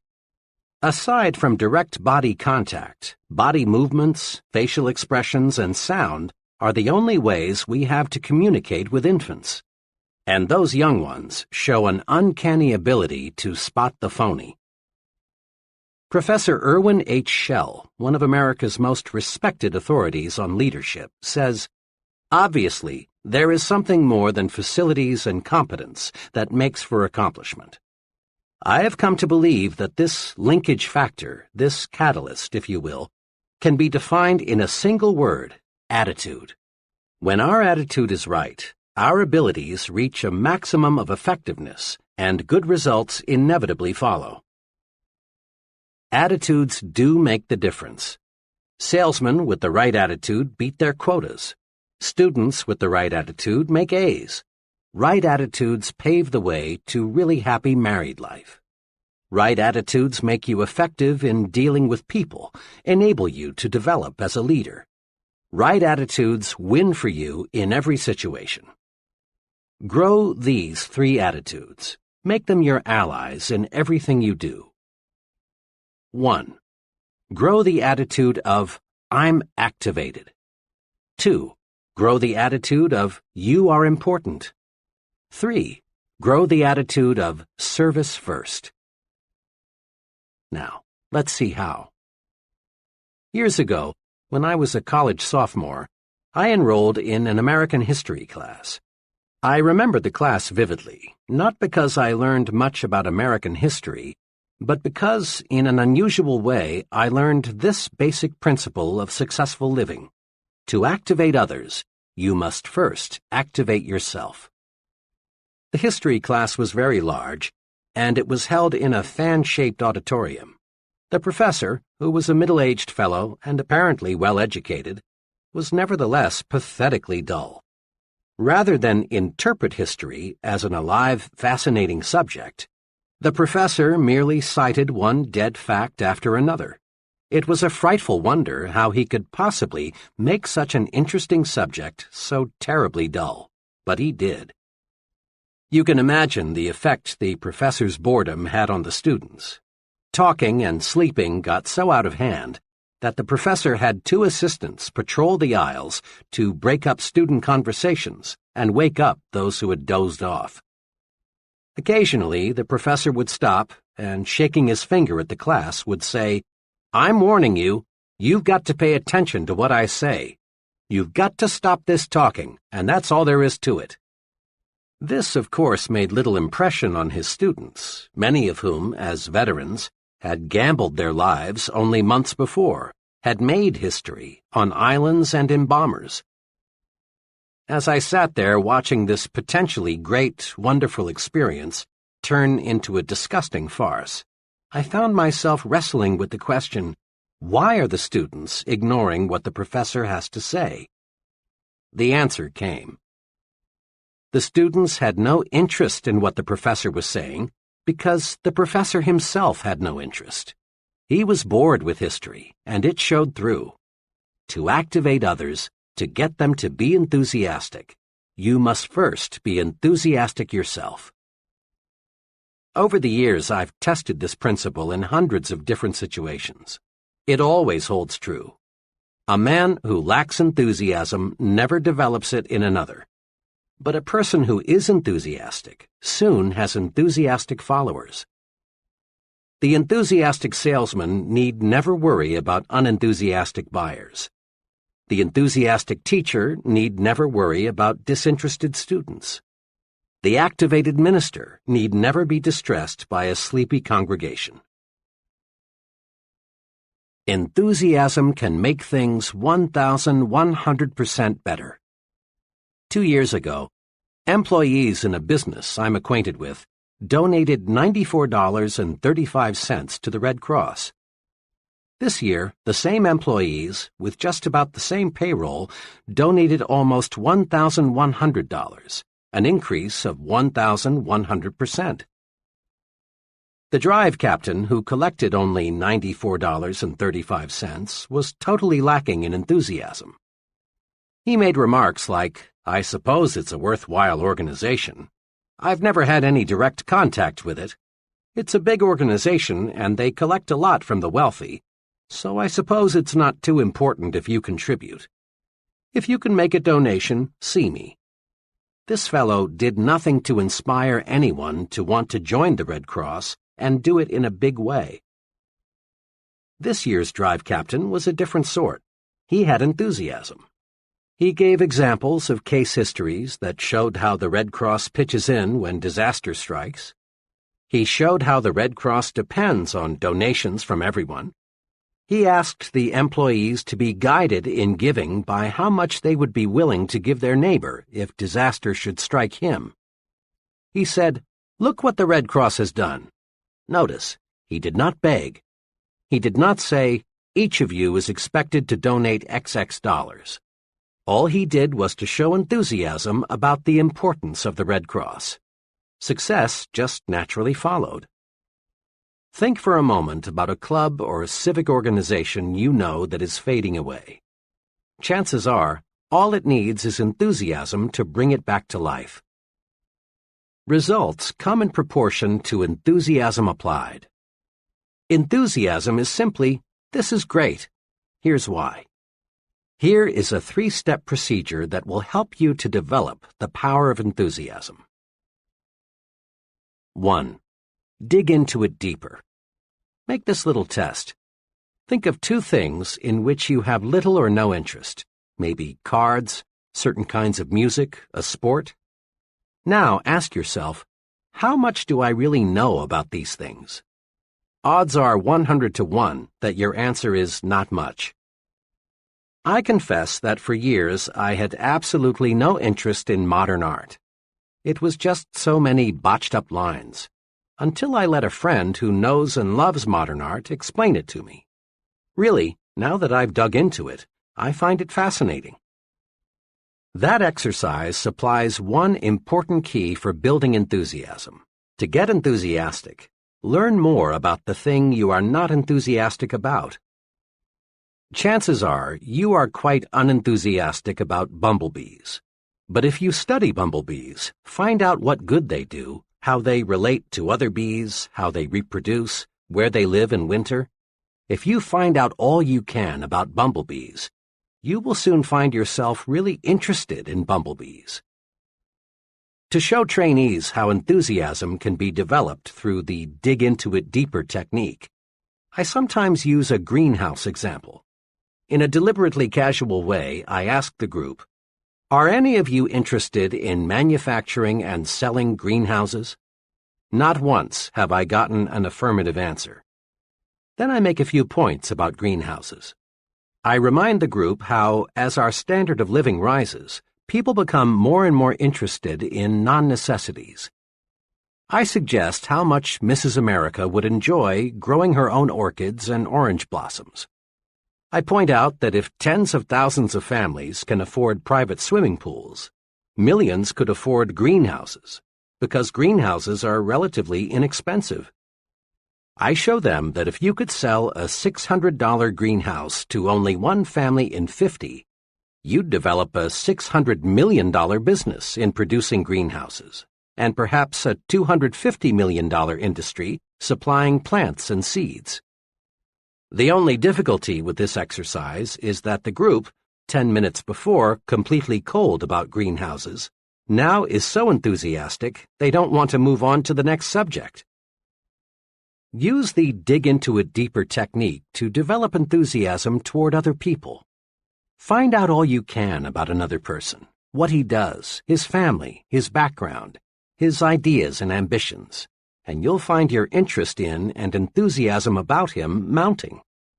Keep digging, and you're certain to find some common interests. Keep digging, and you'll eventually discover a fascinating person. The dig into it deeper technique works also in developing enthusiasm toward new places. Several years ago, some young friends of mine decided to move from Detroit to a small town in mid-Florida. They sold their home, closed out their business connections, said goodbye to their friends, and were gone. 6 weeks later, they were back in Detroit. The reason had nothing to do with employment. Rather, as they put it, we just couldn't stand living in a small town. Besides, all our friends are in Detroit. We just had to come back. In later conversations with these people, I learned the real reason why they didn't like the small Florida city. During their short stay there, they had taken only a surface view of the community, its history, its plans for the future, its people. They moved their bodies to Florida, but left their minds in Detroit. I've talked with dozens of executives, engineers, and salesmen who have developed career trouble because their companies want to move them to another location, but they don't want to go. I just can't see moving to Chicago, or San Francisco, or Atlanta, or New York, or Miami, is a remark spoken many times a day. There's one way to build enthusiasm toward a new location. Simply resolve to dig into the new community. Learn all you can about it. Mix with the people. Make yourself feel and think like a community citizen from the very first day. Do this, and you'll be enthusiastic about your new environment. Today, millions of Americans invest in corporate securities. But there are many millions more who have no interest at all in the stock market.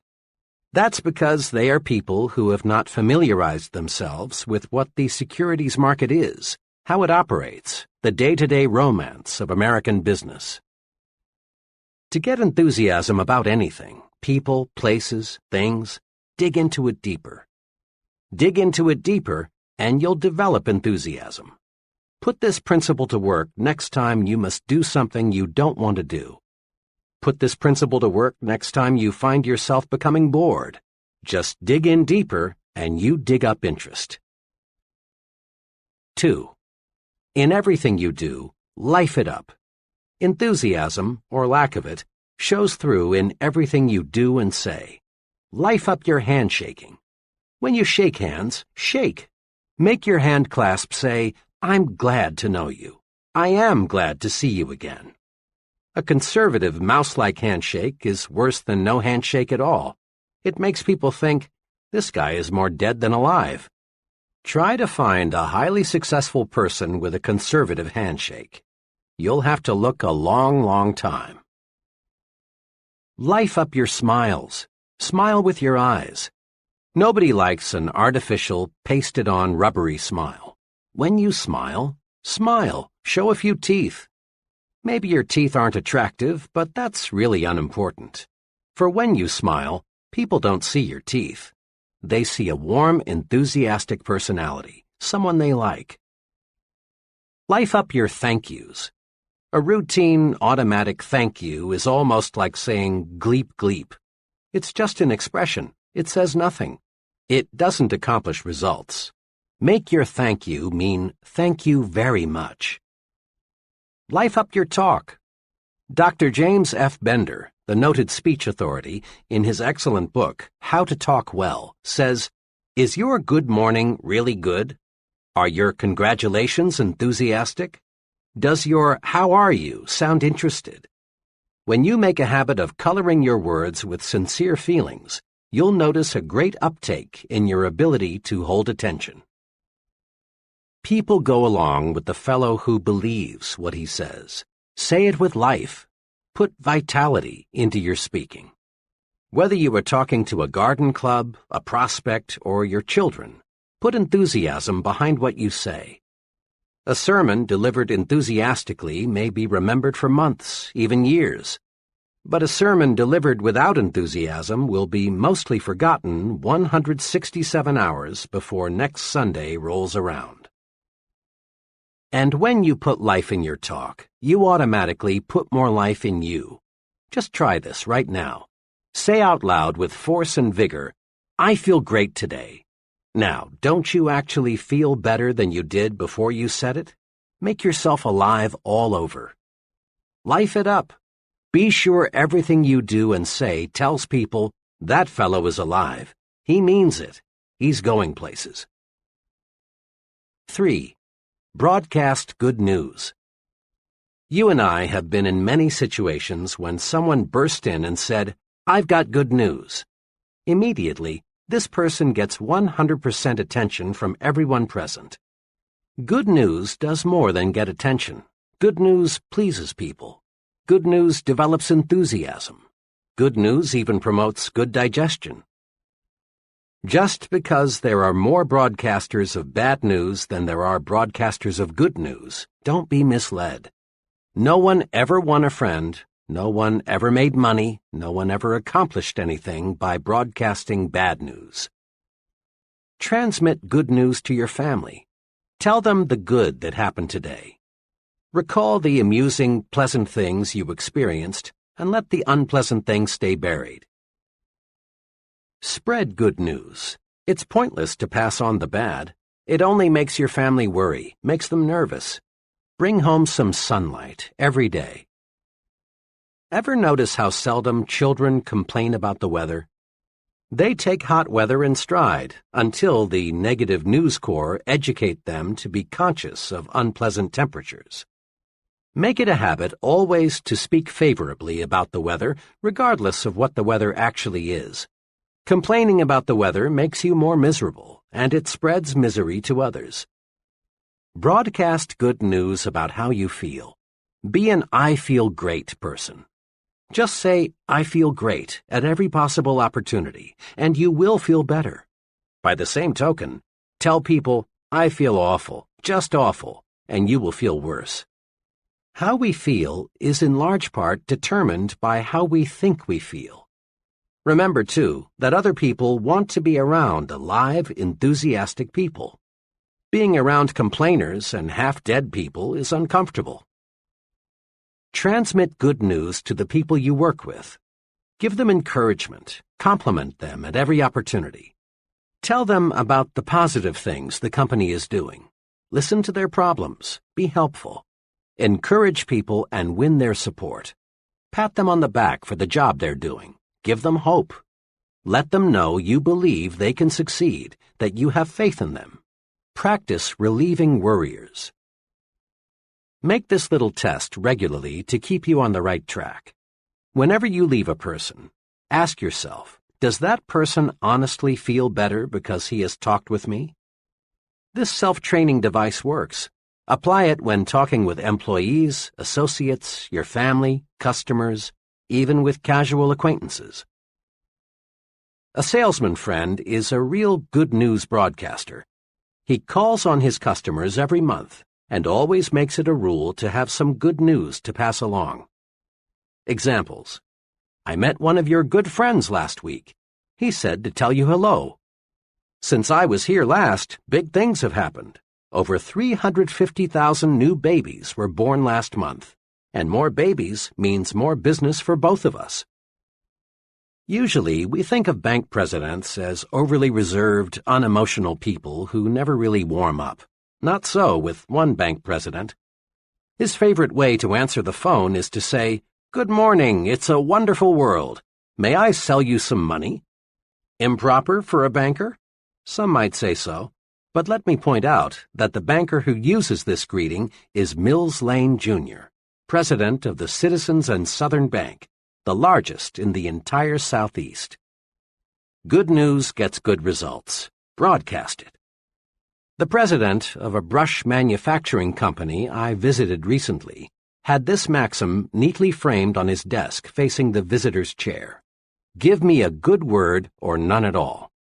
I complimented him, saying that I thought the maxim was a clever way to encourage people to be optimistic.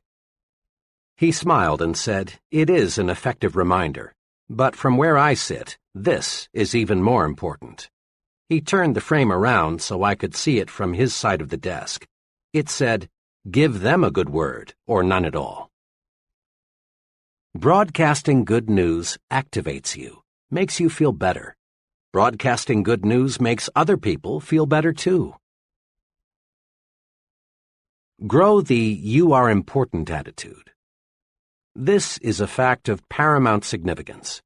Each human being, whether he lives in India or Indianapolis, whether he's ignorant or brilliant, civilized or uncivilized, young or old, has this desire.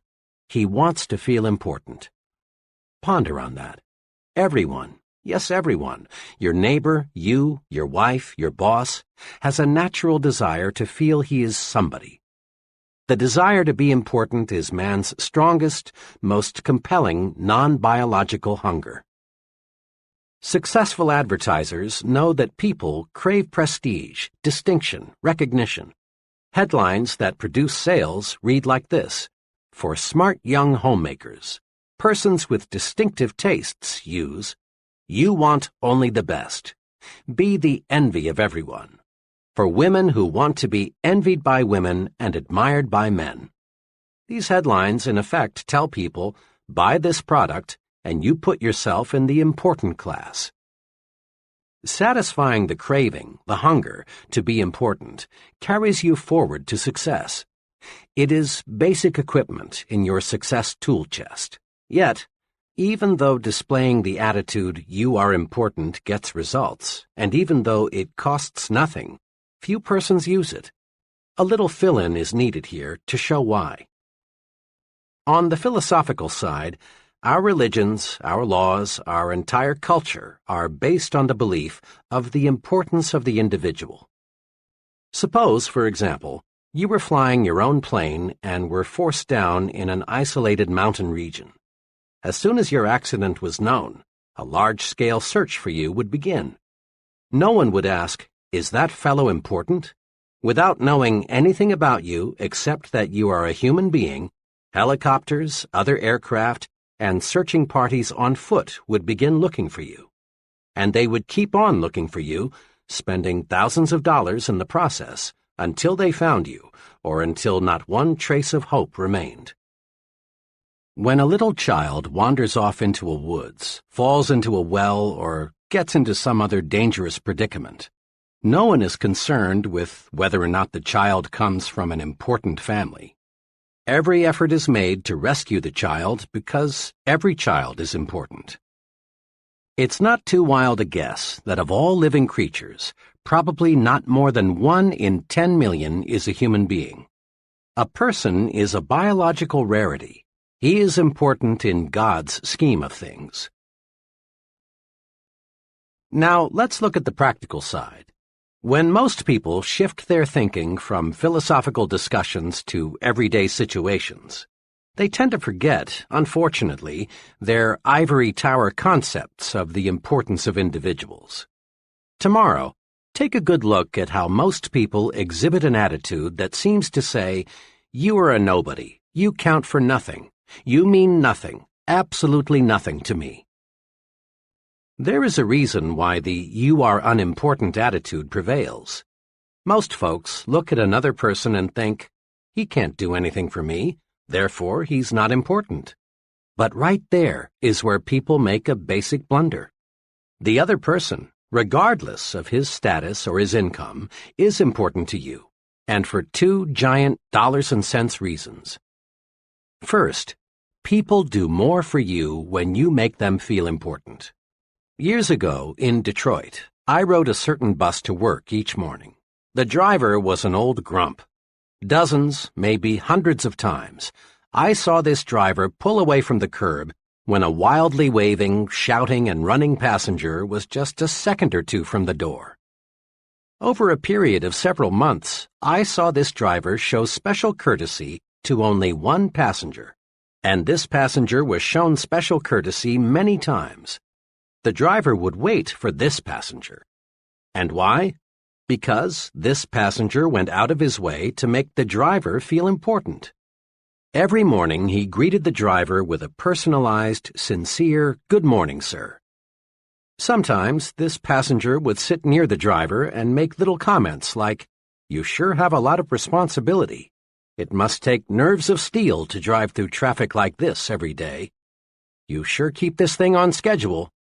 That passenger made the driver feel as important as if he were piloting a 180-passenger jet airliner, and the driver, in return, showed special courtesy to the passenger. It pays to make little people feel like big people.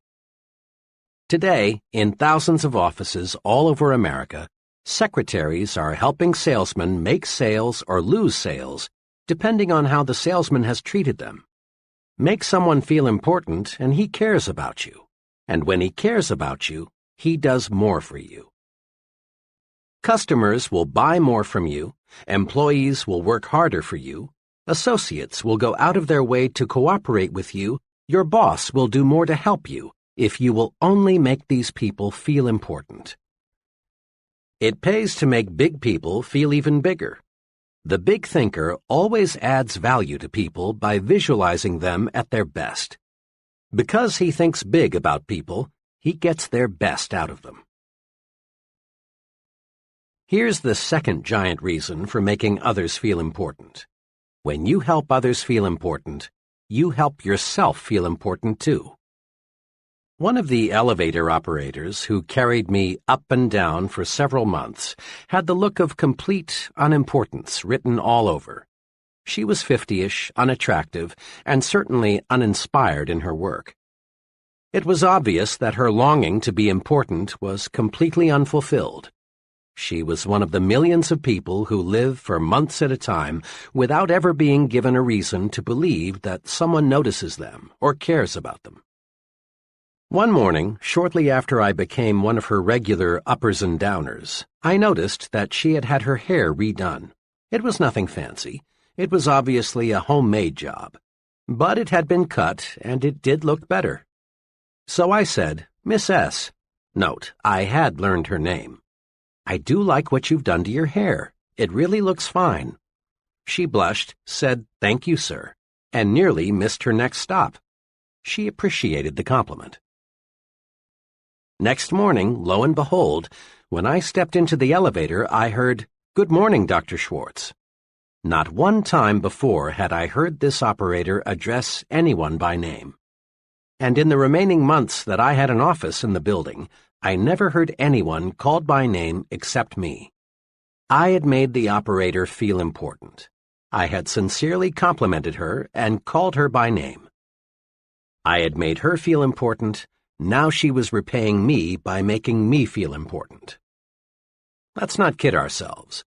People who do not have a deep-down feeling of self-importance are slated for mediocrity. Again and again, this point must be driven home. You must feel important to succeed. Helping others to feel important rewards you because it makes you feel more important. Try it and see. Here's how to do it. 1. Practice appreciation. Make it a rule to let others know you appreciate what they do for you. Never let anyone feel he is taken for granted. Practice appreciation with a warm, sincere smile. A smile lets others know you notice them and feel kindly toward them. Practice appreciation by letting others know how you depend on them. An earnest, "Jim, I don't know what we'd do without you" type of remark makes people feel necessary, and when they feel necessary, they do increasingly better work. Practice appreciation with honest, personalized compliments. People thrive on compliments, whether 2 or 20, 9 or 90. A person craves praise. He wants to be assured that he's doing a good job, that he is important. Don't feel that you should hand out praise only for big accomplishments. Compliment people on little things, their appearance, the way they do their routine work, their ideas, their loyal efforts. Praise by writing personal notes, complimenting people you know on their achievements. Make a special phone call or a special trip to see them. Don't waste time or mental energy trying to classify people as very important persons, or unimportant persons. Make no exceptions. A person, whether he is garbage collector or company vice president, is important to you. Treating someone as second class never gets you first-class results. 2. Practice calling people by their names. Every year, shrewd manufacturers sell more briefcases, pencils, Bibles, and hundreds of other items just by putting the buyer's name on the product. People like to be called by name. It gives everyone a boost to be addressed by name. 2 special things you must remember. Pronounce the name correctly and spell it correctly. If you mispronounce or misspell someone's name, that person feels that you feel he is unimportant. And here's one special reminder. When talking with people you don't know well, add the appropriate title, Miss, Mr., or Mrs. The office boy prefers Mr. Jones to just Jones. So does your junior assistant. So do people at every level. These little titles help tremendously to make people feel important. 3. Don't hog glory. Invest it instead. Just recently, I was a guest at an all-day sales convention. After dinner that evening, the vice president in charge of sales for the company passed out awards to the 2 district managers, a man and a woman, whose sales organizations had attained the best records for the year just ended. Then the vice president asked those district managers to take 15 minutes to tell the entire group how their organizations did so exceptionally well. The first district manager, who I later learned had been appointed a manager only 3 months before and was therefore only partially responsible for his organization's record, got up and explained how he did it. He conveyed the impression that his efforts, and his efforts alone, caused the sales increase. Remarks such as, "When I took over, I did such and such. Things were in a mess, but I cleared them up. It wasn't easy, but I just grabbed hold of the situation and wouldn't let go," characterized his talk. As he talked, I could see the increasing resentment gathering in the faces of his salesmen. They were being ignored for the sake of the district manager's personal glory. Their hard work, which was responsible for the sales increase, was completely unrecognized. Then the second district manager got up to make her short talk. But this lady used an entirely different approach. First, she explained that the reason for her organization's success was the wholehearted effort of her sales force. Then she asked each one to stand and paid a sincere personal compliment to each for his or her efforts. Note this difference. The first manager squandered the vice president's praise entirely on himself. In doing so, he offended his own people. His sales force was demoralized. The second passed the praise on to her sales force, where it could do more good. This manager knew that praise, like money, can be invested to pay dividends. She knew that passing the credit on to her salespeople would make them work even harder next year. Remember, praise is power. Invest the praise you receive from your superior. Pass praise on down to your subordinates, where it will encourage still greater performance. When you share praise, your subordinates know you sincerely appreciate their value. Here's a daily exercise that pays off surprisingly well. Ask yourself every day, what can I do today to make my wife and family happy? This may seem almost too simple, but it is amazingly effective. One evening, as part of a sales training program, I was discussing building the home environment for selling success. To illustrate a point, I asked the salesmen, who were all married, When was the last time, aside from Christmas, your wedding anniversary, or her birthday, that you surprised your wife with a special gift? Even I was shocked at the answers. Of the 35 salesmen, only one had surprised his wife in the past month. Many of the group answered between 3 and 6 months, and over a third said, "I can't remember." Imagine. And some men wonder why their wives no longer treat them like Mr. King with a crown. I wanted to impress these salesmen with the power of the thoughtful gift. The next evening, I arranged to have a florist appear just before the close of the session. I introduced him and leveled with them. I want each of you to discover what a little unexpected remembrance will do to build a better home environment. I've arranged with the florist for each of you to get a fine, long-stemmed red rose for just 50 cents. Now, if you don't have 50 cents, or if you think your wife isn't worth that, they laughed, I'll buy the flower for her myself. All I ask is that you take the rose to your wife, and then tomorrow evening tell us what happened. Don't, of course, tell her how you came to purchase this rose for her. They understood. Without exception, every fellow testified the next evening that the mere investment of 50 cents had made his wife happy. Do something special for your family often. It doesn't have to be something expensive. It's thoughtfulness that counts. Anything that shows that you put your family's interests first will do the trick. Get the family on your team. Give them planned attention. In this busy age, a lot of people never seem able to find time for their families.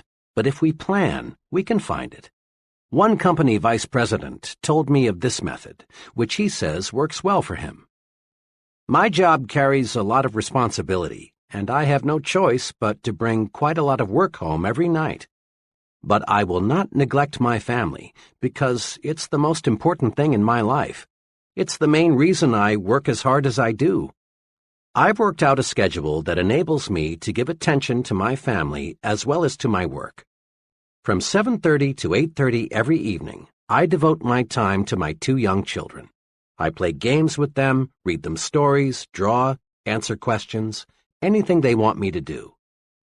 After an hour with those kids of mine, they're not only satisfied, but I'm 100% fresher. At 8:30, they trot off to bed, and I settle down to work for 2 hours. At 10:30, I quit working and spend the next hour with my wife. We talk about the kids, her various activities, our plans for the future. This hour, undisturbed by anything, is a wonderful way to cap off the day. I also reserve Sundays for my family. The whole day is theirs. I find my organized program for giving my family the attention it deserves is good not only for them, but also good for me. It gives me new energy. Want to make money? Then get the put service first attitude. It's perfectly natural, in fact, it's highly desirable, to want to make money and accumulate wealth. Money is power to give your family and yourself the standard of living they deserve. Money is power to help the unfortunate. Money is one of the means to living life fully. Once criticized for urging people to make money, the great minister Russell H. Conwell, author of Acres of Diamonds, said, "Money printed your Bible, money builds your churches, money sends your missionaries, and money pays your preachers, and you would not have many of them either if you did not pay them." The person who says he wants to be poor usually suffers from a guilt complex or a feeling of inadequacy. He's like the youngster who feels he can't make A's in school or make the football team, so he pretends he doesn't want to make A's or play football. Money, then, is a desirable objective. What's puzzling about money is the backward approach so many people use in trying to make it. Everywhere you see people with a money-first attitude. Yet these same people always have little money. Why? Simply this. People with a money-first attitude become so money-conscious that they forget money can't be harvested unless they plant the seeds that grow the money. and the seed of money is service. That's why put service first is an attitude that creates wealth. Put service first, and money takes care of itself. One summer evening, I was traveling by car through Cincinnati. It was time for a gas-up. I stopped at an ordinary-looking but surprisingly busy service station. 4 minutes later, I knew why this particular service station was so popular. After filling my car with gasoline, checking under the hood, and cleaning the outside of my windshield, the attendant walked around to my side of the car and said, "Pardon me, sir, it's been a dusty day. Let me clean the inside of your windshield." Quickly and efficiently, he did a thorough job of cleaning the inside of my windshield, something not one service station attendant in 100 ever does. This little special service did more than improve my night visibility, and it improved a lot. It made me remember this station. It so happened that I made 8 trips through Cincinnati during the next 3 months. Each time, of course, I stopped at this station, and each time I got more service than I expected to get. Interesting, too, was the fact that each time I stopped, once it was 4 a.m., there were other automobiles filling up also. In all, I probably purchased about 100 gallons of gasoline from this station.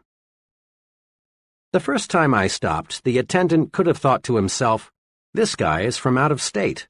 Odds are 20 to 1 that he'll never be back. Why do more than give him the routine treatment? He's only a one-time customer." But the attendants in that station didn't think that way. They put service first, and that's why they were busy pumping gasoline while other stations looked almost deserted. If the gasoline was any better than a dozen other brands, I didn't notice it, and the price was competitive.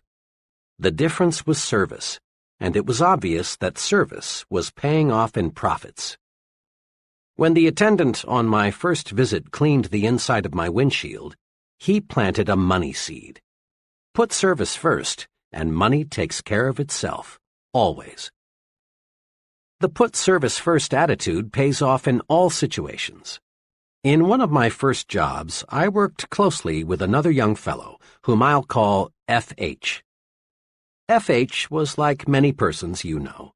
He was preoccupied with why he needed more money instead of being preoccupied with ways to make money.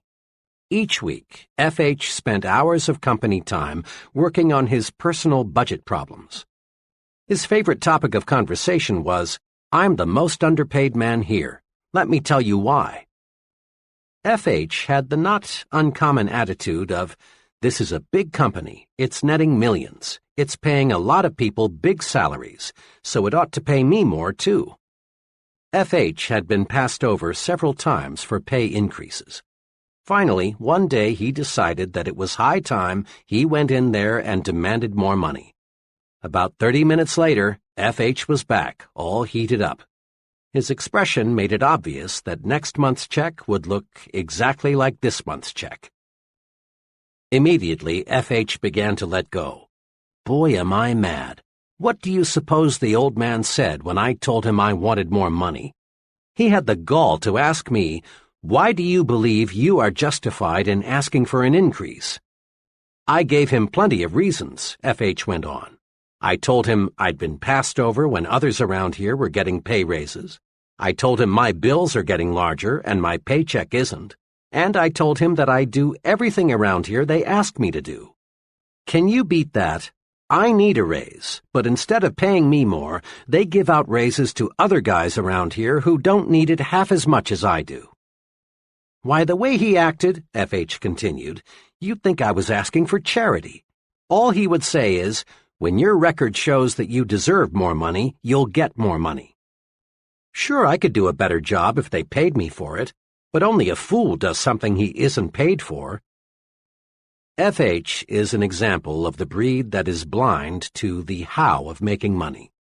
His last remark sums up his mistake. In effect, F.H. wanted the company to pay him more and then he would produce more. But this is not how the system works. You don't get a raise on the promise of better performance. You get a raise only by demonstrating better performance. You can't harvest money unless you plant the seeds that grow money.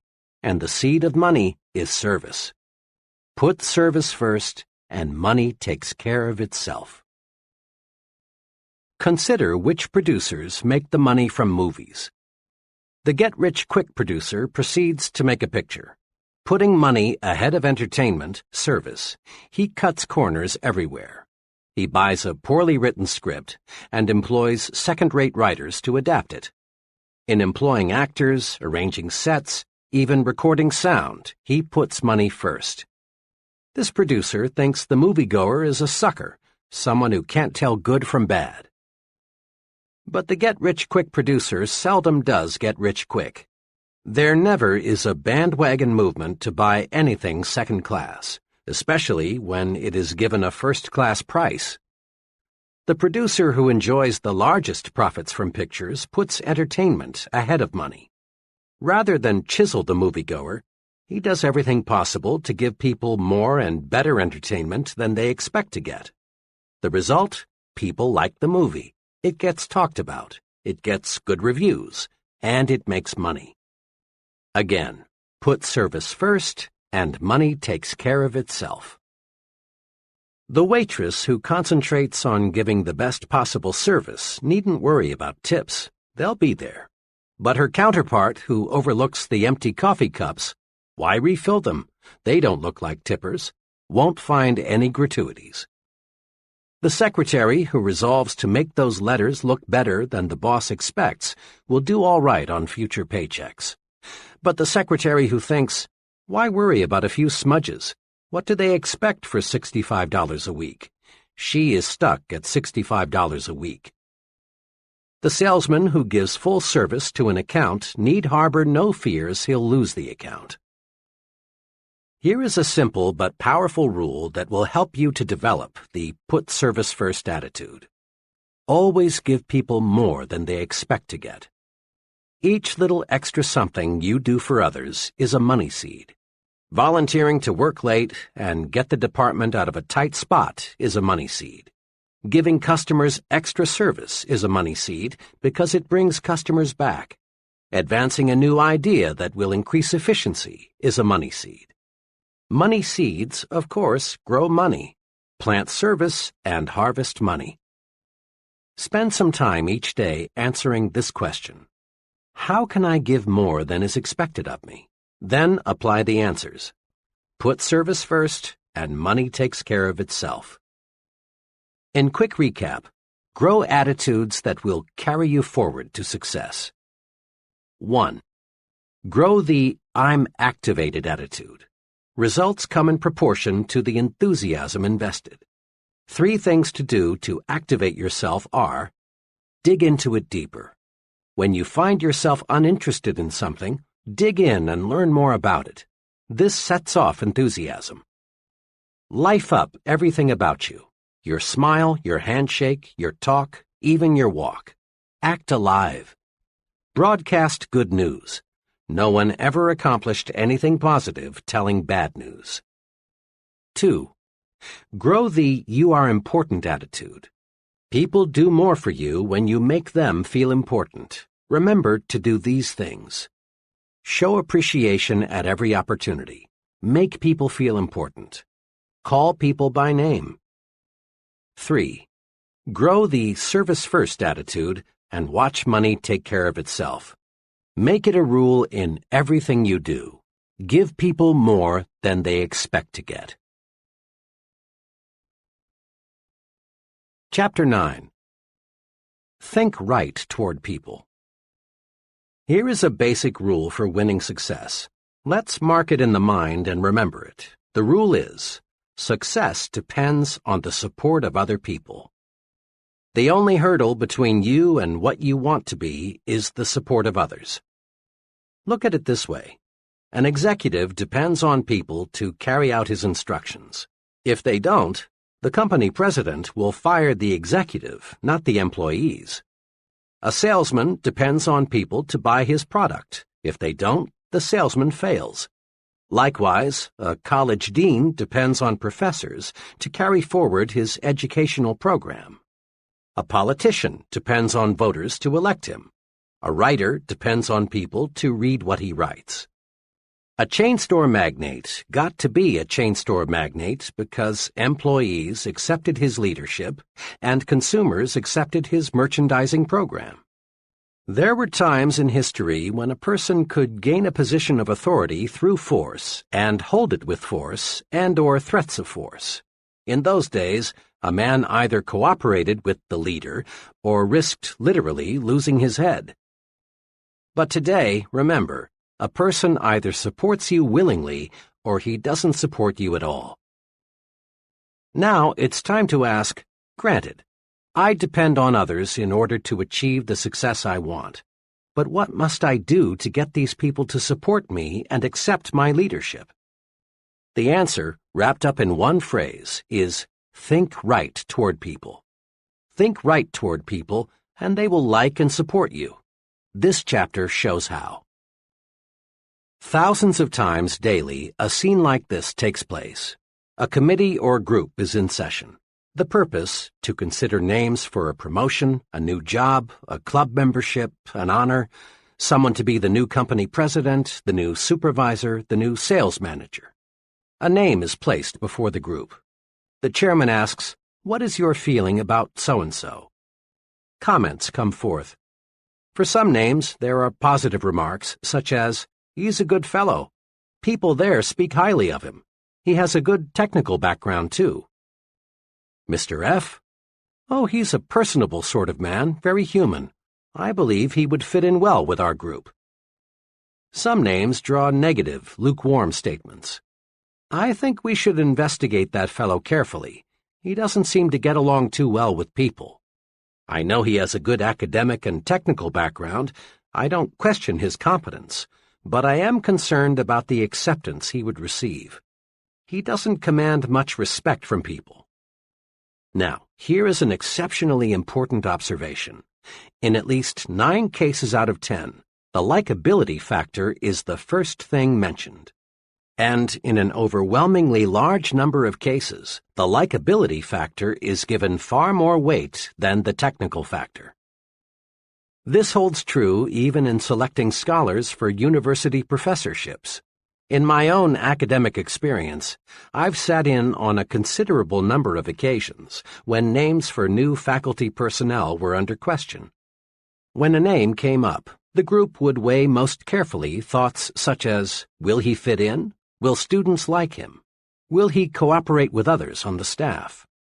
Unfair? Unacademic? No. If the fellow isn't likable, he can't be expected to get through to his students with maximum effectiveness. Mark this point well.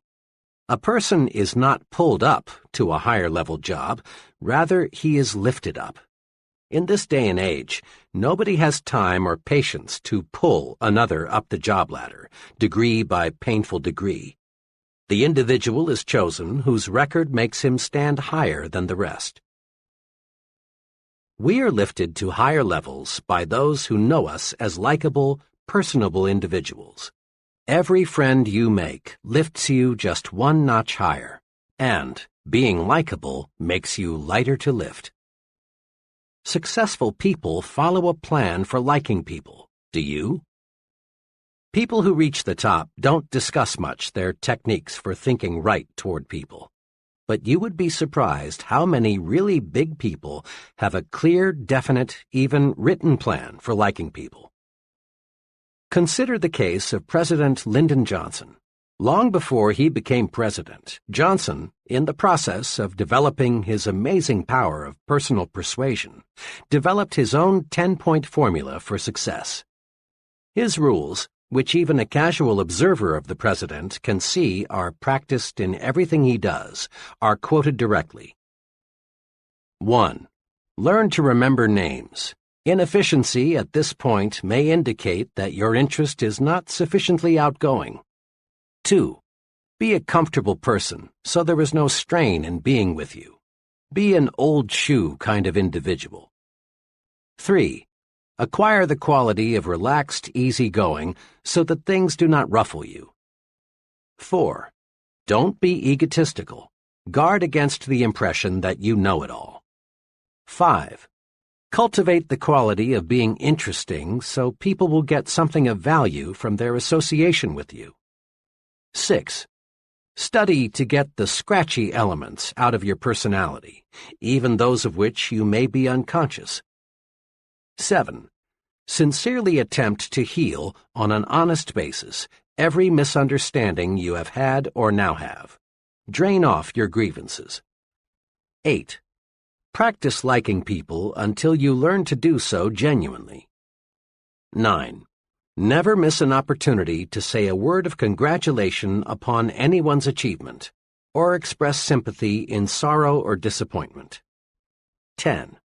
Give spiritual strength to people, and they will give genuine affection to you. Living these 10 simple but tremendously powerful like people rules makes President Johnson easier to vote for, easier to support in Congress. Living these 10 rules makes President Johnson easier to lift. Listen to these rules again. Notice that there's no get-even philosophy here.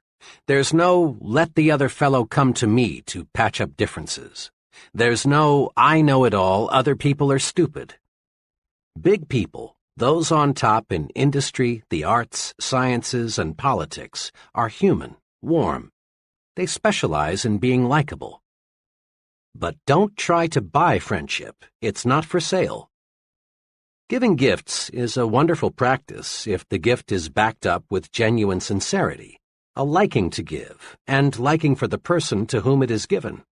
But without real sincerity, the gift is often regarded as nothing more than a payoff or a bribe.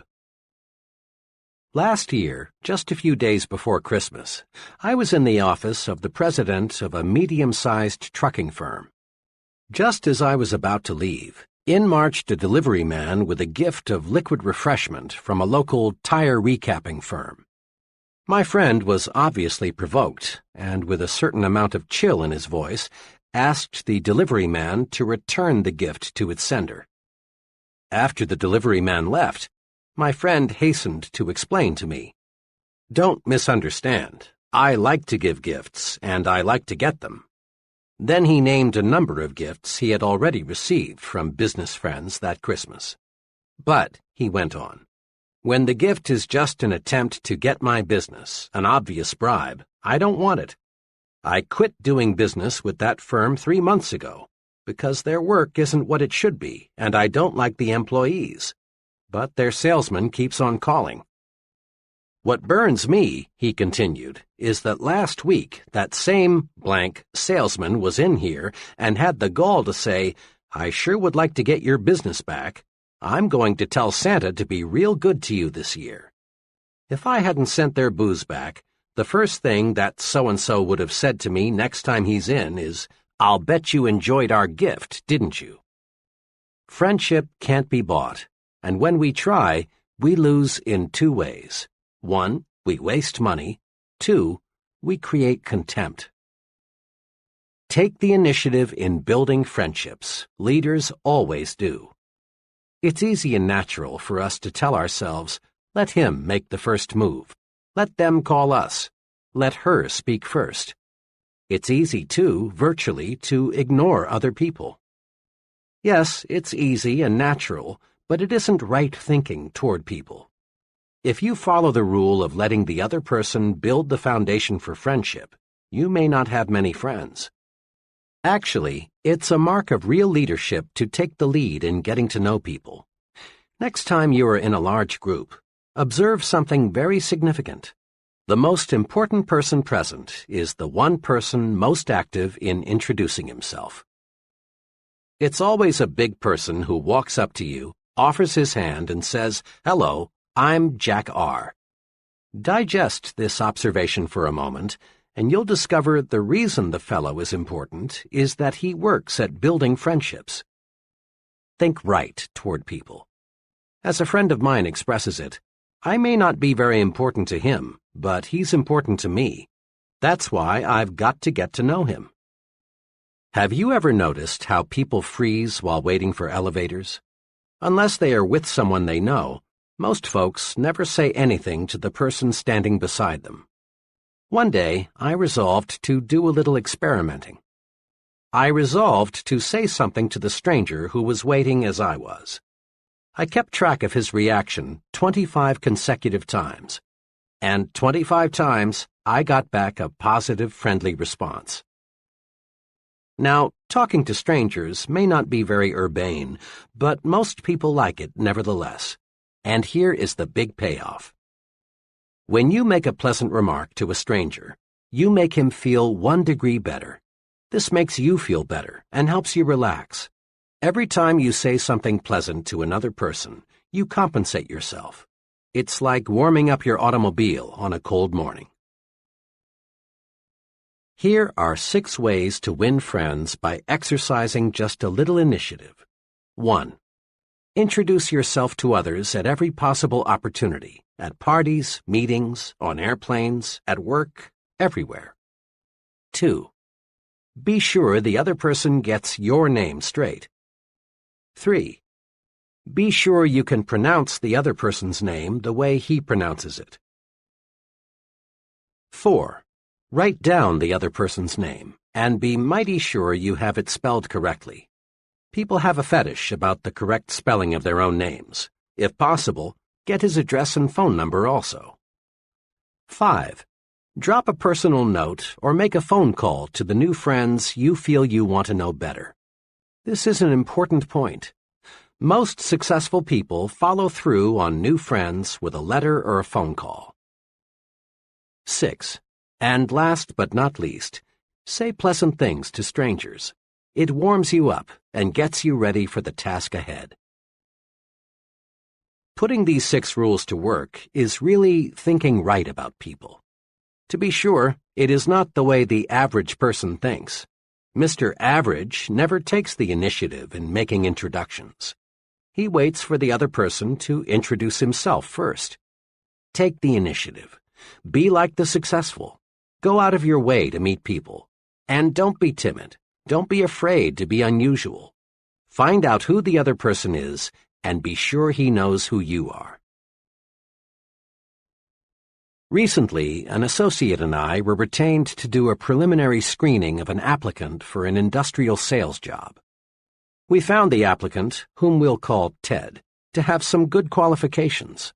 He was exceptionally intelligent, made a fine appearance, and seemed to have a lot of ambition. But we found something that forced us to disqualify him, at least temporarily. Ted's big limitation was this: he expected perfection in other people. Ted was annoyed by many little things, like mistakes in grammar, people who were messy with cigarettes, people who had bad taste in clothes, and so on. Ted was surprised to learn this fact about himself, but he was eager to get into higher-paying work, and he asked whether there was anything we could tell him to help overcome his weakness. We made 3 suggestions. 1. Recognize the fact that no person is perfect.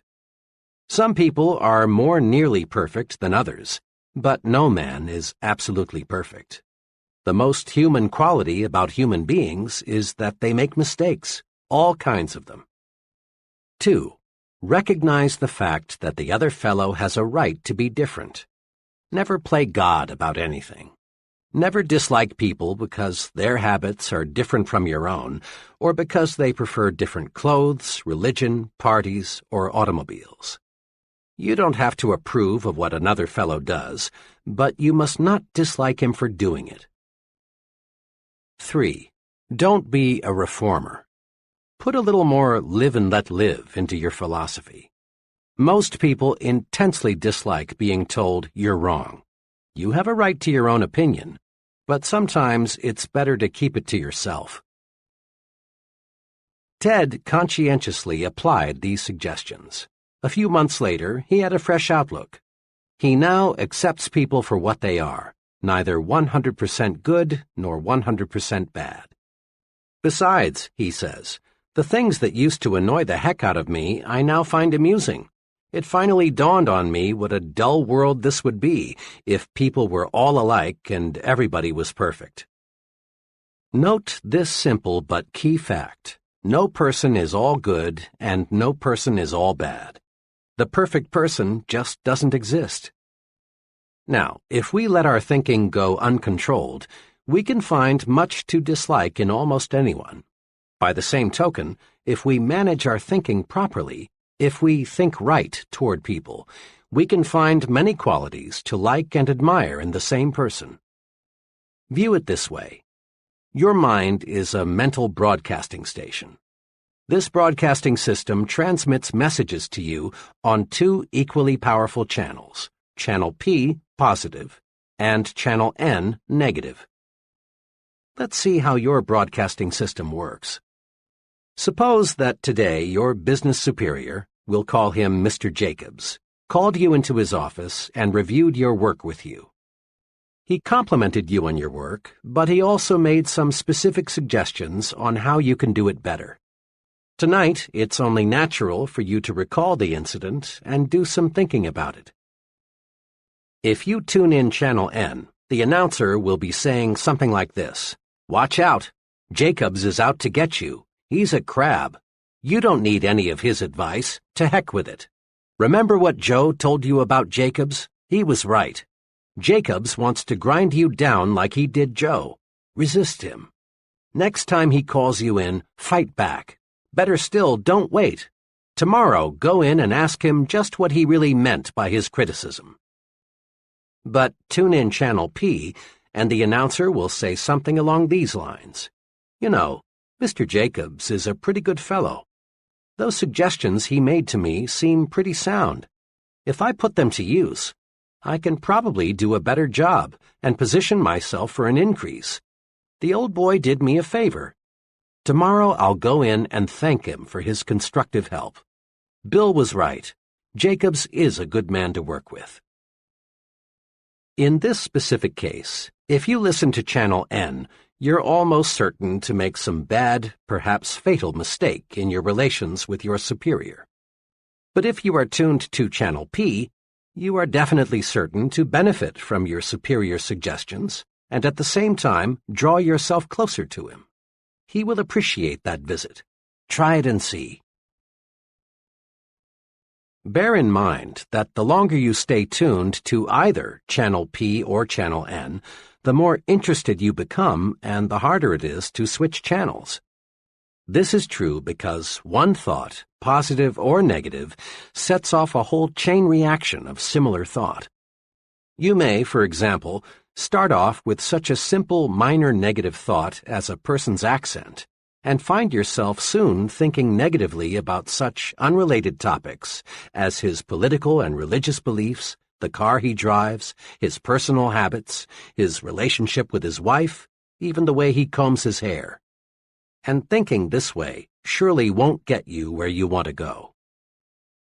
You own it, so manage your thought broadcasting station. When your thoughts turn to people, make Channel P your listening habit. If Channel N cuts in, say stop, then switch channels. To make the switch, all you must do is think of one positive quality about the individual. In true chain reaction style, this one thought will lead to another and another, and you will be glad. When you are alone, you and only you can decide whether you will listen to Channel P or Channel N. But when you are talking with someone else, that person has a measure of control over how you think. We must remember that most people do not understand the concepts of thinking right toward people. So it's a very common experience for people to come rushing to you, just aching to say something negative about a person you both know. A coworker wants to tell you about the objectionable qualities of another employee. A neighbor wants to let you know the domestic problems of another neighbor. Or a customer wants to itemize the faults of his competitor, whom you will call on next. Thoughts breed like thoughts. There is real danger that if you listen to negative comments about another person, you too will go negative toward that person. In fact, if you are not on guard, you may actually find yourself adding fuel to the fire with, "Yes, and that's not all. Did you hear?" type of comment. These things backfire, boomerang. There are two ways to prevent others from switching us from Channel P to Channel N. One way is to switch topics as quickly and quietly as possible with some remark like, "Pardon me, John, but while I think of it, I've been meaning to ask you." A second way is to excuse yourself with a, "Sorry, John, I'm late now," or, "I've a deadline to meet. Will you excuse me?" Make a forceful promise to yourself. Refuse to let others prejudice your thinking. Stay tuned to Channel P. Once you've mastered the technique of thinking only good thoughts about people, greater success is guaranteed. Let me tell you what an unusually successful insurance salesman told me about how thinking good thoughts about people pays off for him. "When I first got in the insurance business," he began, "the going was tough, believe me. At first, it seemed there were about as many competing agents as there were prospects. And I soon learned what all insurance men know, that 9 prospects out of 10 firmly believe they don't need any more insurance. I'm doing well, but let me tell you, it's not because I know a lot about the technical side of insurance. That's important, don't misunderstand me. But there are men trying to sell insurance who know policies and contracts better than I. In fact, I know one man who wrote a book about insurance, but he couldn't sell a policy to a man who knew he had only 5 days to live. My success," he continued, "is based on one thing. I really like the guy I'm selling. Let me say again, I really like him. Some of my fellow salesmen try to pretend they like the other fellow, but this won't work. You can't even fool a dog. Your mannerisms, eyes, facial expressions, all spell PHONY when you pretend. Now, when I'm gathering information about a prospect, I do what every other agent does. I get his age, where he works, how much he makes, how many kids he's got, and so on. But I also get something else, which most salesmen never search for. That is, some sound reasons why I can like the prospect. Maybe the job he's doing will supply the reason, or perhaps I can find it someplace in his past record. But I find some good reasons to like him. Then, whenever my attention is focused on the prospect, I review the reasons why I like him. I build a likable image of the prospect before I say one word to him about insurance. This little technique works. Because I like him, he, sooner or later, likes me. Pretty soon, instead of sitting across the table from him, I'm on the same side with him, and we're working out his insurance plan together. He trusts and believes in my judgment because I am a friend. Now, people don't always accept me right off the bat, but I've found that so long as I continue to like a fellow, he'll come around and we can get down to business. "Just last week," my friend went on, "I was making the 3rd call on a difficult prospect. He met me at the door, and before I could even say good evening, he proceeded to give me hell. He went on, not even stopping for a breath until he had run down and finished with, 'And don't ever come back here again.' After he had said that, I just stood there looking into his eyes for about 5 seconds, and then said softly and with genuine sincerity, because I meant it, 'But Mr. S., I'm calling tonight as your friend.' Yesterday, he bought a $250,000 endowment policy." Saul Polk is popularly called the appliance king of Chicago. Starting with nothing, Saul Polk now sells millions of dollars worth of appliances in a year in metropolitan Chicago. Saul Polk credits a lot of his success to his attitude toward shoppers. "Customers," says Mr. Polk, "should be treated like they are guests in my home." Isn't that thinking toward people? And isn't it about the simplest success formula one can put to work? Just treat customers like guests in your home. This technique works outside the store, too. Substitute the word employees for customers so that it reads, "Employees should be treated like guests in my home." Give first-class treatment to your employees, and you get first-class cooperation, first-class output. Think first-class about everyone around you, and you'll receive first-class results in return. One of the reviewers of an early version of this book is a close personal friend who owns his own business management consulting firm. When he read the above illustration, he commented, "That's the positive result of liking and respecting people." Let me give you a personal experience of a friend of mine which shows what happens if you don't like and admire people. His experience has a big point. Here it is. My firm obtained a contract to provide consulting services to a relatively small soft drink bottling concern. The contract was substantial. The client had little formal education. His business was in bad shape, and in recent years he had made some very costly mistakes. 3 days after we had got the contract, an associate and I were driving out to his plant, which was about 45 minutes from our offices. To this day, I don't know how it started, but somehow we began talking about the negative qualities of our client. Before we realized it, we were talking about how his own stupidity had brought about the mess he was in, instead of discussing how we could best approach solving his problems. I remember one remark I made which I thought particularly clever. "The only thing holding up Mr. F is fat." My associate laughed and came up with an equally choice observation. "And that son of his, Junior, must be all of 35, but the only qualification he has for the job he's holding is he speaks English." The whole drive out, we talked about nothing else but what a weak-minded numbskull we had as a client. Well, the conference that afternoon was cold. Looking back, I think our client sensed somehow the way we felt toward him. He must have thought, "These fellows think I'm stupid or something, and all they're going to do for my money is give me some smooth-sounding talk." 2 days later, I got a 2-sentence letter from this client. It said, "I've decided to cancel our contract for your consulting services.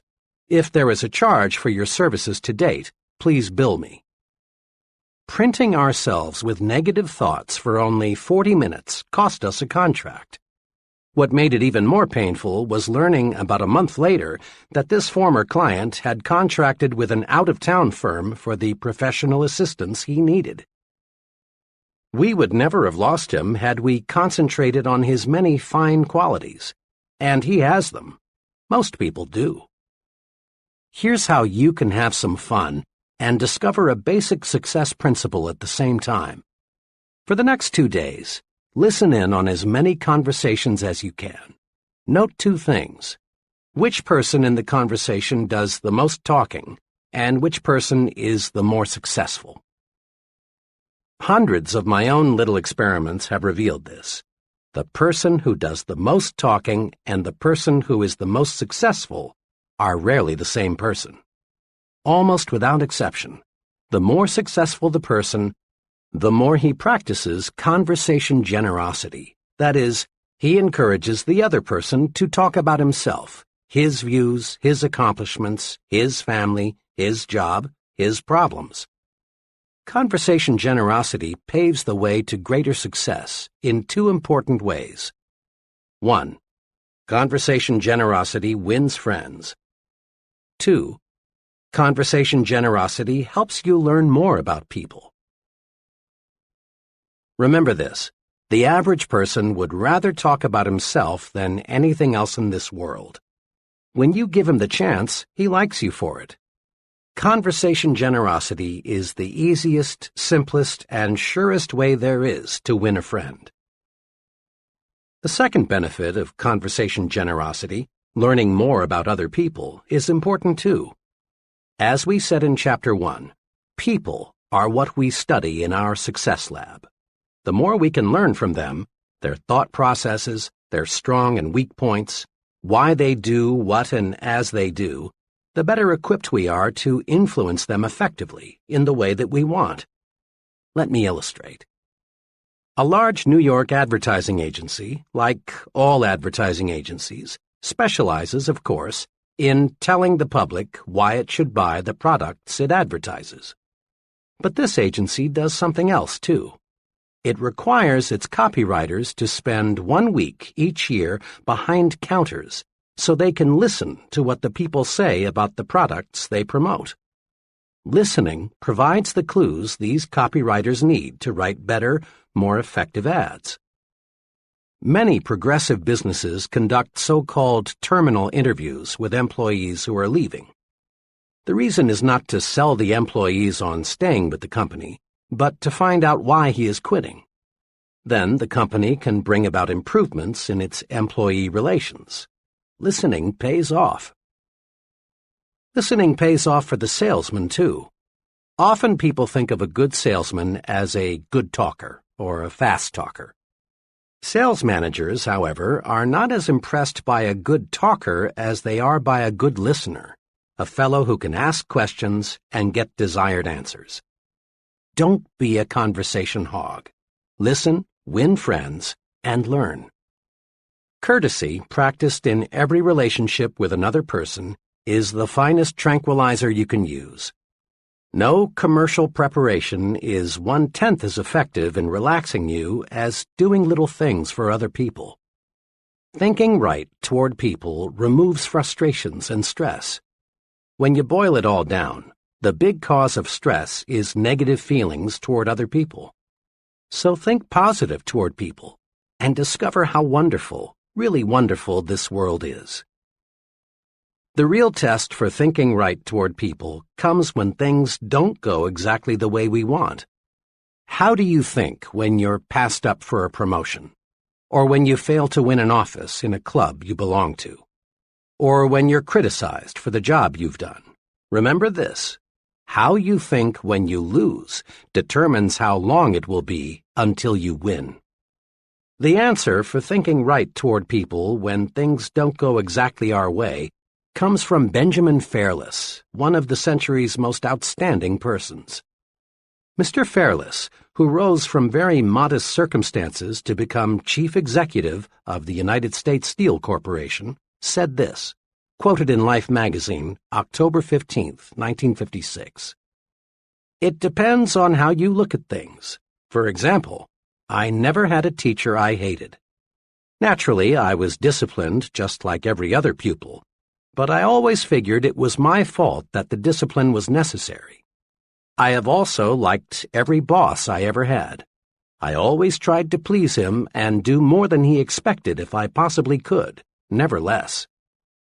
I have had some disappointments, times when I greatly wanted a promotion and somebody else got it.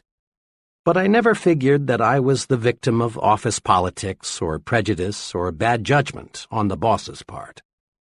Instead of sulking or quitting in a huff, I reasoned things out. Obviously, the other fellow deserved the promotion more than I did. What could I do to make myself deserving of the next opportunity? At the same time, I never got angry with myself for losing, and never wasted any time berating myself. Remember Benjamin Fairless when things go wrong. Just do two things. 1. Ask yourself, what can I do to make myself more deserving of the next opportunity? 2. Don't waste time and energy being discouraged. Don't berate yourself. Plan to win next time. In a capsule, put these principles to work. 1. Make yourself lighter to lift. Be likable. Practice being the kind of person people like. This wins their support and puts fuel in your success-building program. 2. Take the initiative in building friendships. Introduce yourself to others at every opportunity. Make sure you get the other person's name straight, and make certain he gets your name straight, too. Drop a personal note to your new friends you want to get to know better. 3. Accept human differences and limitations. Don't expect anyone to be perfect. Remember, the other person has a right to be different. And don't be a reformer. 4. Tune in to Channel P, the Good Thoughts Station. Find qualities to like and admire in a person, not things to dislike. And don't let others prejudice your thinking about a third person. Think positive thoughts toward people and get positive results. 5. Practice conversation generosity. Be like successful people. Encourage others to talk. Let the other person talk to you about his views, his opinions, his accomplishments. 6. Practice courtesy all the time. It makes other people feel better. It makes you feel better, too. 7. Don't blame others when you receive a setback. Remember, how you think when you lose determines how long it will be until you win. Chapter 10. Get the action habit. Here's something leaders in every field agree on. There is a shortage of top-flight, expertly qualified persons to fill key positions. There really is, as the saying goes, plenty of room at the top. As one executive explained, there are many almost qualified people, but there is one success ingredient often missing. That is, the ability to get things done, to get results. Every big job, whether it be operating a business, high-level selling, in science, the military, or the government, requires a man who thinks action. Principal executives, looking for a key person, demand answers to questions like, will he do the job? Will he follow through? Is he a self-starter? Can he get results, or is he just a talker? All these questions have one aim, to find out if the fellow is a man of action. Excellent ideas are not enough. An only fair idea acted upon and developed is 100% better than a terrific idea that dies because it isn't followed up. The great self-made merchant John Wanamaker often said, "Nothing comes merely by thinking about it." Think of it. Everything we have in this world, from satellites to skyscrapers to baby food, is just an idea acted upon. As you study people, both the successful and the just average, you find they fall into two classes. The successful are active. We'll call them activationists. The just average, the mediocre, the unsuccessful, are passive. We'll call them passivationists. We can discover a success principle by studying both groups. Mr. Activationist is a doer. He takes action, gets things done, follows through on ideas and plans. Mr. Passivationist is a don'ter. He postpones doing things until he has proved he shouldn't or can't do them, or until it's too late. The difference between Mr. Activationist and Mr. Passivationist shows through in countless little ways. Mr. Activationist plans a vacation. He takes it. Mr. Passivationist plans a vacation, but he postpones it until next year. Mr. A decides he should attend church regularly. He does. Mr. P thinks it's a good idea to go to church regularly too, but he finds ways to postpone acquiring this new habit. Mr. A feels that he should drop a note to someone he knows to congratulate him on some achievement. He writes the note. Under the same circumstances, Mr. P finds a good reason to put off writing the note, and it never gets written. The difference shows up in big things, too. Mr. A wants to go into business for himself. He does. Mr. P also wants to go into business for himself, but he discovers just in the nick of time a good reason why he had better not. Mr. A, age 40, decides he wants to take up a new line of work. He does. The same idea occurs to Mr. P, but he debates himself out of doing anything about it. The difference between Messrs. Activationist and Passivationist shows through in all forms of behavior. Mr. A gets the things done he wants done, and as byproducts he gains confidence, a feeling of inner security, self-reliance, and more income. Mr. P doesn't get the things done he wants done because he won't act. As byproducts, he loses confidence in himself, destroys his self-reliance, lives in mediocrity. Mr. Activationist does. Mr. Passivationist is going to do, but doesn't. Everyone wants to be an activationist. So, let's get the action habit. A lot of passivationists got that way because they insisted on waiting until everything was 100% favorable before they took action. Perfection is highly desirable, but nothing man-made or man-designed is or can be absolutely perfect.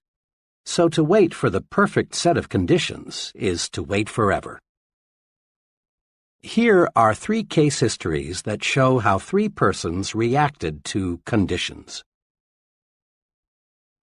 Case number 1. Why G.N. hasn't married. Mr. G.N. is now in his late 30s, is well-educated, works as an accountant, and lives alone in Chicago. G.N.'s big desire is to get married. He wants love, companionship, a home, children, the works. G.N. has been close to marriage. Once he was only 1 day away. But each time he has been near marriage, he discovers something wrong with the girl he's about to marry. Just in time before I made an awful mistake. One instance stands out. 2 years ago, G.N. thought he finally had met just the right girl. She was attractive, pleasant, intelligent. But G.N. had to be absolutely sure that marriage was the right thing. As they were discussing marriage plans one evening, the future Mrs. G.N. made a few remarks that bothered G.N. So, to make certain he was marrying the right girl, G.N. drew up a 4-page document of stipulations she was to agree to before they got married. The document, neatly typed and looking very legal, covered every segment of living G.N. could think of. There was one section on religion, what church they would go to, how often they would attend, how much they would donate. Another section covered children, how many and when. In detail, G.N. outlined the kind of friends they would have, his future wife's employment status, where they would live, how their income would be spent. To finish the document, G.N. devoted half a page to listing specific habits the girl must break or must acquire. This covered such habits as smoking, drinking, makeup, entertainment, and so on. When G.N.'s prospective bride reviewed his ultimatum, she did what you would expect. She sent it back with a note saying, "The usual marriage clause, for better or for worse, is good enough for everyone else, and it's good enough for me. The whole thing is off."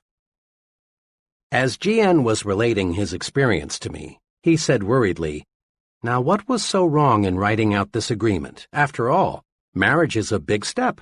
You can't be too careful." But G.N. was wrong. You can be too careful, too cautious, not only in planning a marriage, but in planning anything in the world where things get done. The standards can be too high. G.N.'s approach to marriage was very much like his approach to his work, his savings, his friendships, everything else. The test of a successful person is not an ability to eliminate all problems before they arise, but to meet and work out difficulties when they do arise. We must be willing to make an intelligent compromise with perfection, lest we wait forever before taking action. It's still good advice to cross bridges as we come to them. Case number 2. Why J.M. lives in a new home.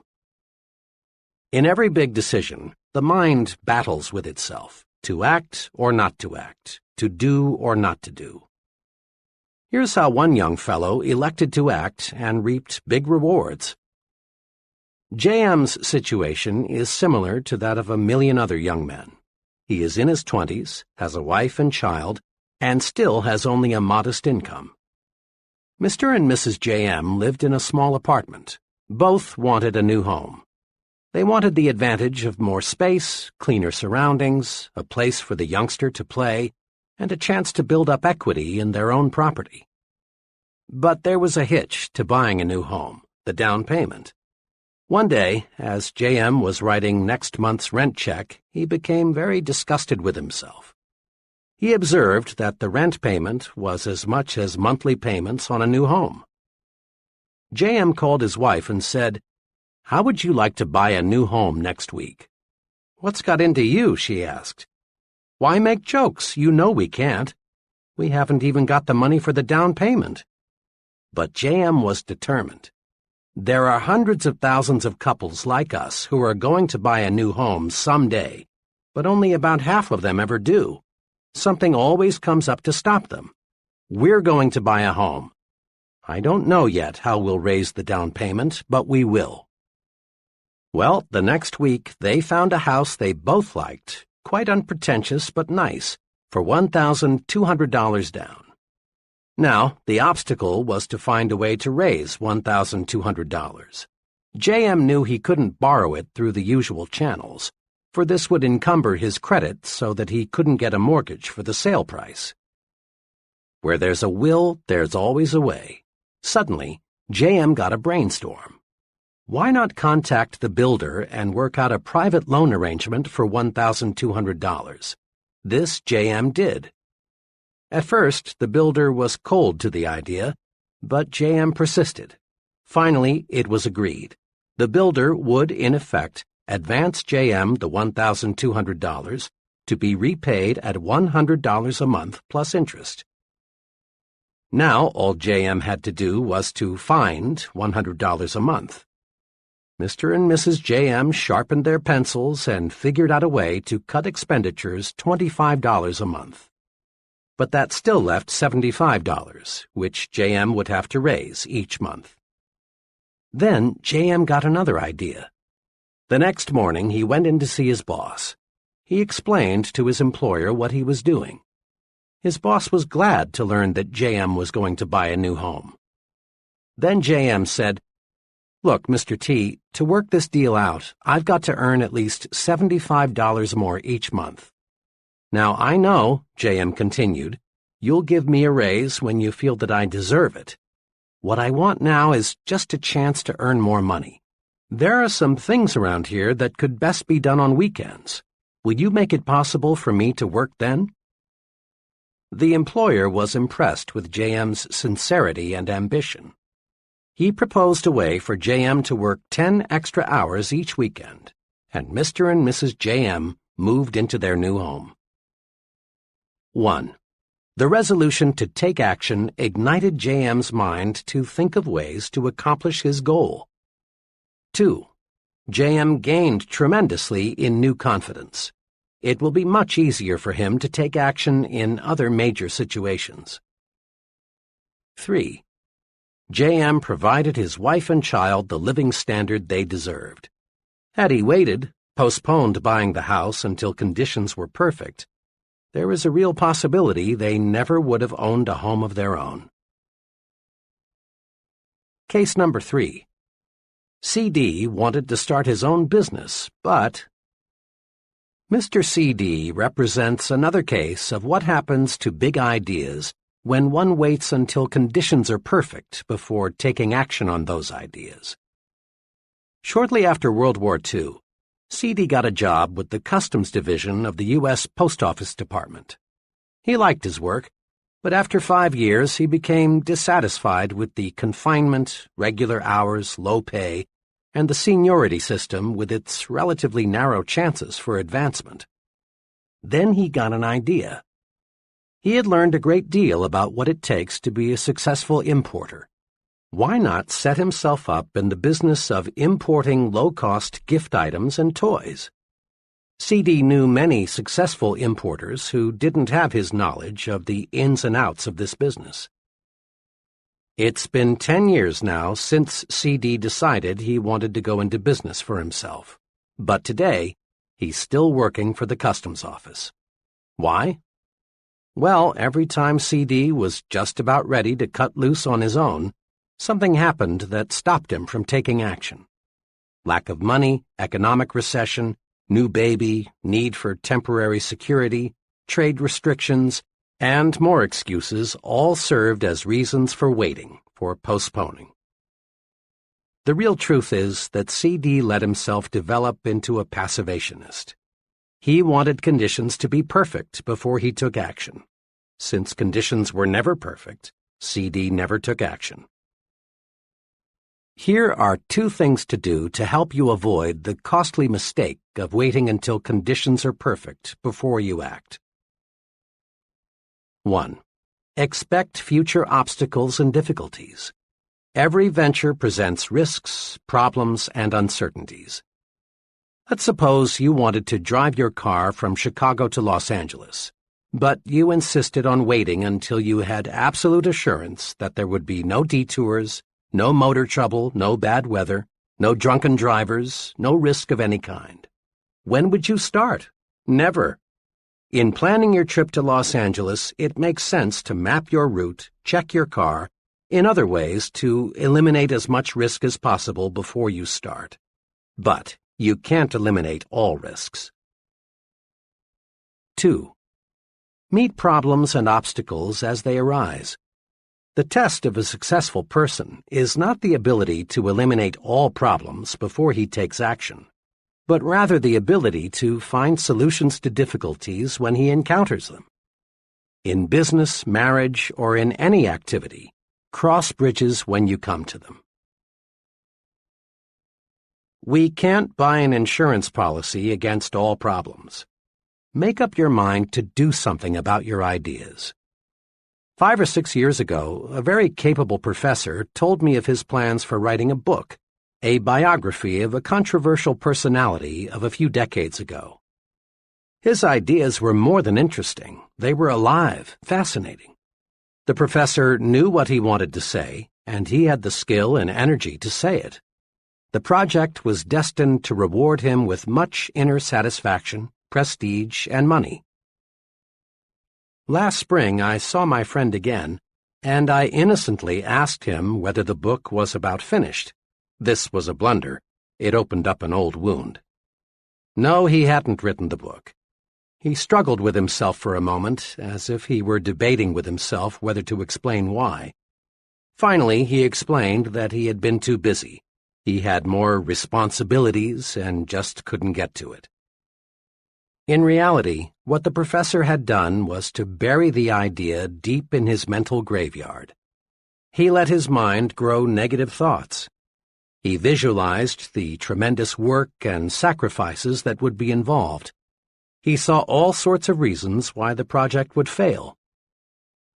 Ideas are important. Let's make no mistake about that. We must have ideas to create and improve anything. Success shuns the man who lacks ideas. But let's make no mistakes about this point either. Ideas in themselves are not enough. That idea for getting more business, for simplifying work procedures, is of value only when it is acted upon. Every day, thousands of people bury good ideas because they are afraid to act on them. And afterward, the ghosts of those ideas come back to haunt them. Put these 2 thoughts deep in your mind. First, give your ideas value by acting on them. Regardless of how good the idea, unless you do something with it, you gain nothing. Second, act on your ideas and gain mind tranquility. Someone once said that the saddest words of tongue or pen are these: "It might have been." Every day you hear someone saying something like, "Had I gone into business 7 years ago, I'd sure be sitting pretty now." Or, "I had a hunch it would work out like that. I wish I had done something about it." A good idea, if not acted upon, produces terrible psychological pain. But a good idea acted upon brings enormous mental satisfaction. Got a good idea? Then do something about it. Use action to cure fear and gain confidence. Here's something to remember. Action feeds and strengthens confidence. Inaction, in all forms, feeds fear. To fight fear, act. To increase fear, wait, put off, postpone. Once I heard a young paratrooper instructor explain, "The jump really isn't so bad. It's the waiting to jump that gets a fellow." On the trip to the jump site, I always try to make the time pass quickly for the men. It's happened more than once that a trainee thought too much about what may happen and panicked. If we can't get him to jump the next trip, he's through as a paratrooper. Instead of gaining confidence, the longer he postpones the jump, the more scared he gets. Waiting even makes the experts nervous. Time magazine reported that Edward R. Murrow, the nation's top newscaster, perspires and is on edge just before he telecasts. But once he's in action, fear disappears. Many veteran actors experience the same sensation. They agree that the only cure for stage fright is action. Getting right out there before the audience is the cure for dread, worry, fear. Action cures fear. One evening, we were visiting in a friend's home when their 5-year-old boy, who had been put to bed 30 minutes before, cried out. The youngster had been overstimulated by a science fiction film and was afraid the little green monsters were going to enter his room and kidnap him. I was intrigued by the way the boy's father relieved the lad's worry. He didn't say, "Don't worry, son, nothing is going to get you, go back to sleep." Instead, he took positive action. He made quite a show for the boy by inspecting the windows to be sure they were tight. Then he picked up one of the boy's plastic guns and put it on a table beside his bed and said, "Billy, here's a gun for you just in case." The little fellow had a look of complete relief. 4 minutes later, he was fast asleep. Many physicians give neutral, harmless medication to people who insist they've got to have something to make them sleep. To lots of folks, the act of swallowing a pill, even though, unknown to them, the pill has no medication, makes them feel better. It's perfectly natural to experience fear in one of many forms, but the usual methods of combating it simply don't work. I've been with many salesmen who tried to cure fear, which creeps up on even the most experienced of them at times, by going around the block a few times or drinking extra coffee. But these things don't get results. The way to combat that kind of fear, yes, any kind of fear, yes, any kind of fear, is action. Dread making a certain phone call? Make it and dread disappears. Put it off, and it will get harder and harder to make. Dread going to a doctor for a checkup? Go and your worry vanishes. Chances are nothing serious is wrong with you, and if there is, you know where you stand. Put off that checkup, and you feed your fear until it may grow so strong that you actually are sick. Dread discussing a problem with your superior? Discuss it and discover how those worries are conquered. Build confidence. Destroy fear through action. Start your mental engine mechanically. An aspiring young writer who wasn't experiencing success made this confession. "My trouble is, whole days and weeks pass that I can't get a thing written." "You see," he remarked, "writing is creative. You've got to be inspired. Your spirit must move you." True, writing is creative, but here's how another creative man, also a writer, explained his secret for producing quantities of successful material. "I use a mind force technique," he began. "I've got deadlines to meet, and I can't wait for my spirit to move me. I've got to move my spirit. Here's how my method works. I make myself sit down at my desk. Then I pick up a pencil and go through mechanical motions of writing. I put down anything. I doodle. I get my fingers and arm in motion, and sooner or later, without my being conscious of it, my mind gets on the right track. Sometimes, of course, I get ideas out of the blue when I'm not trying to write," he went on, "but these are just bonuses. Most of the good ideas come from just getting to work. Action must precede action. That's a law of nature. Nothing starts itself, not even the dozens of mechanical gadgets we use daily. Your home is heated automatically, but you must select, take action, the temperature you want. Your car shifts gears automatically only after you have set the right lever. The same principle applies to mind action. You get your mind in gear to make it produce for you. A young branch sales manager for a door-to-door sales organization explained how he trained his sales force the mechanical way to start each day earlier and more successfully. There's a tremendous resistance to the door-to-door salesman. as anyone who has ever sold house to house knows," he commented. "And it's hard, even for the veteran salesman, to make that first call in the morning. He knows the odds are pretty good that he'll get some pretty rough treatment before the day is over. So it's natural for him to put off getting started in the morning. He'll drink a couple of extra cups of coffee, maybe cruise around the neighborhood a while, or do a dozen little things to postpone that first call. I train each new man this way. I explain to him that the only way to start is to start. Don't deliberate. Don't postpone getting started. Do this. Just park your car, get your sample case, walk to the door, ring the bell, smile, say good morning, and make your presentation, all mechanically, without a lot of conscious thought. Start making calls this way and you break the ice. By the second or third call, your mind is sharp and your presentations become effective. A humorist once said the most difficult problem in life was getting out of a warm bed into a cold room, and he had a point. The longer you lie there and think how unpleasant it will be to get up, the more difficult it becomes. Even in such a simple operation as this, mechanical action, just throwing off the covers and putting your feet on the floor, defeats dread. The point is clear. People who get things done in this world don't wait for the spirit to move them. They move the spirit. Try these two exercises. 1. Use the mechanical way to accomplish simple but sometimes unpleasant business and household chores. Rather than think about the unpleasant features of the task, jump right in and get going without a lot of deliberation. Perhaps the most unpleasant household task to most women is washing dishes. My mother is no exception. But she has mastered a mechanical approach to dispensing with this task quickly, so she can return to things she likes to do.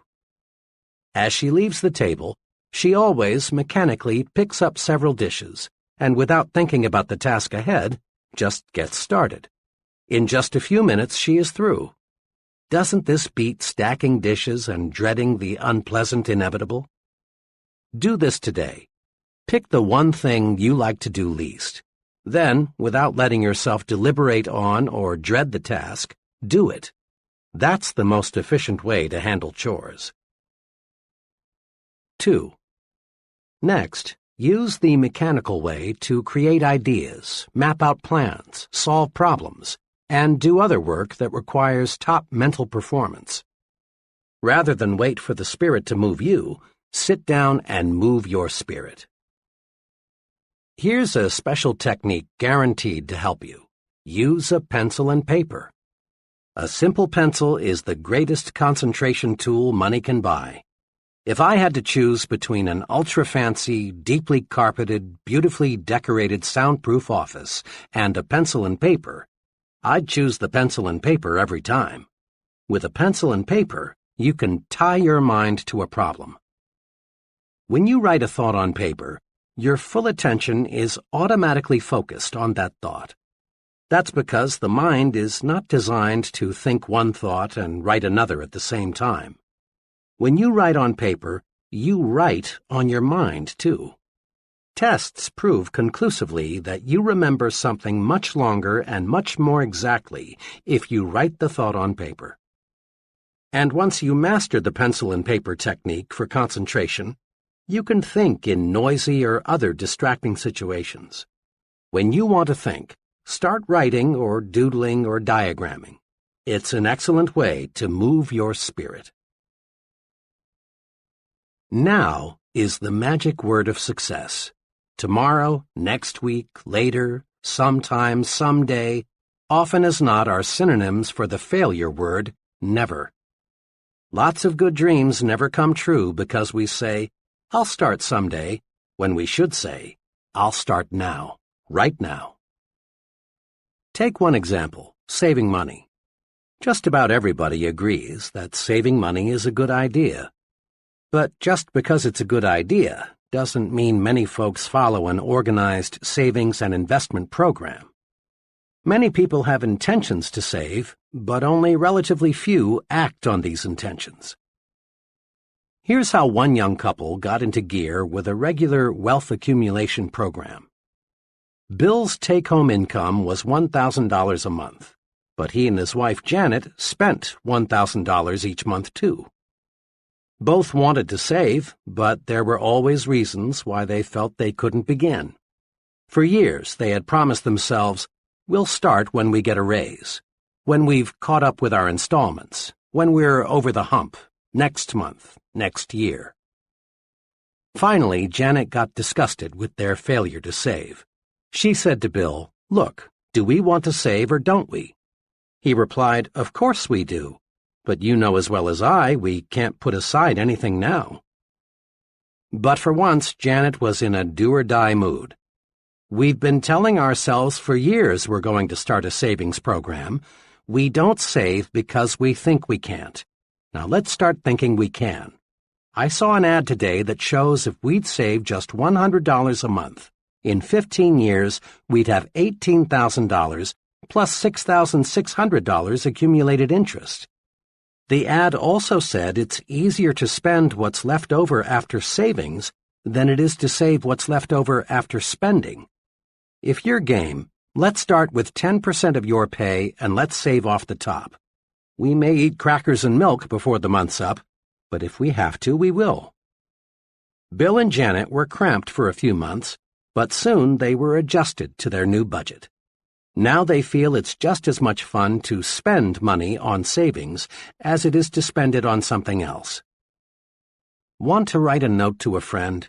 Do it now. Got an idea you think would help your business? Present it now. Live the advice of Benjamin Franklin. Don't put off until tomorrow what you can do today. Remember, thinking in terms of now gets things accomplished. But thinking in terms of someday or sometime usually means failure. One day, I stopped in to see an old business friend. She had just returned from a conference with several of her executives. The moment I looked at her, I could tell there was something she wanted to get off her chest. She had the look of a woman who had suffered real disappointment. "You know," she said, "I called that conference this morning because I wanted some help on a proposed policy change.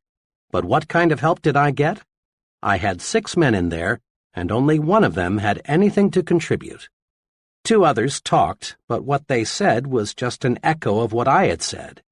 It was like talking with a bunch of vegetables. I confess it's hard for me to find out what those fellows think." "Really," she went on, "you'd think those fellows would speak up and let me know what they think. After all, it directly affects each of them." My friend didn't get help in the conference. But had you roamed the hall after the meeting broke up, you'd have heard her junior associates making remarks like, "I felt like saying, why didn't someone suggest, I don't think, we ought to go ahead."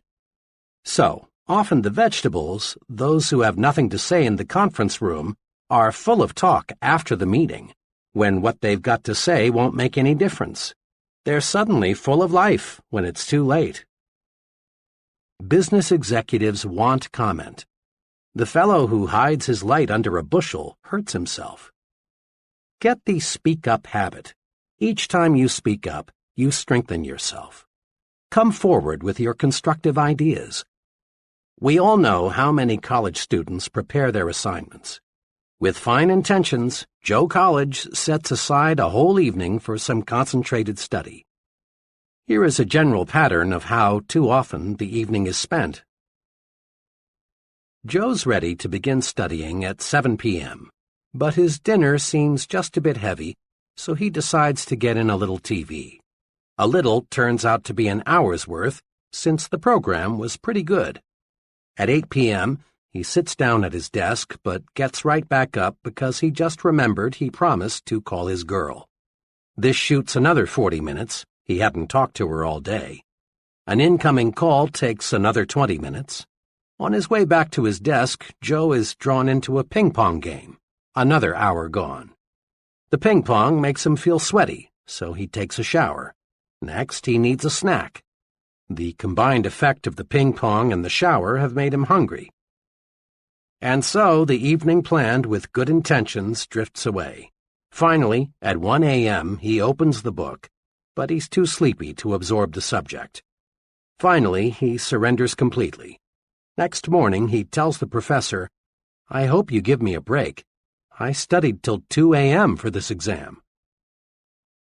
Joe College didn't get into action because he spent too much time getting ready to get into action. And Joe College isn't alone in being a victim of overpreparedness. Joe Salesman, Joe Executive, Joe Professional Worker, Josephine Housewife.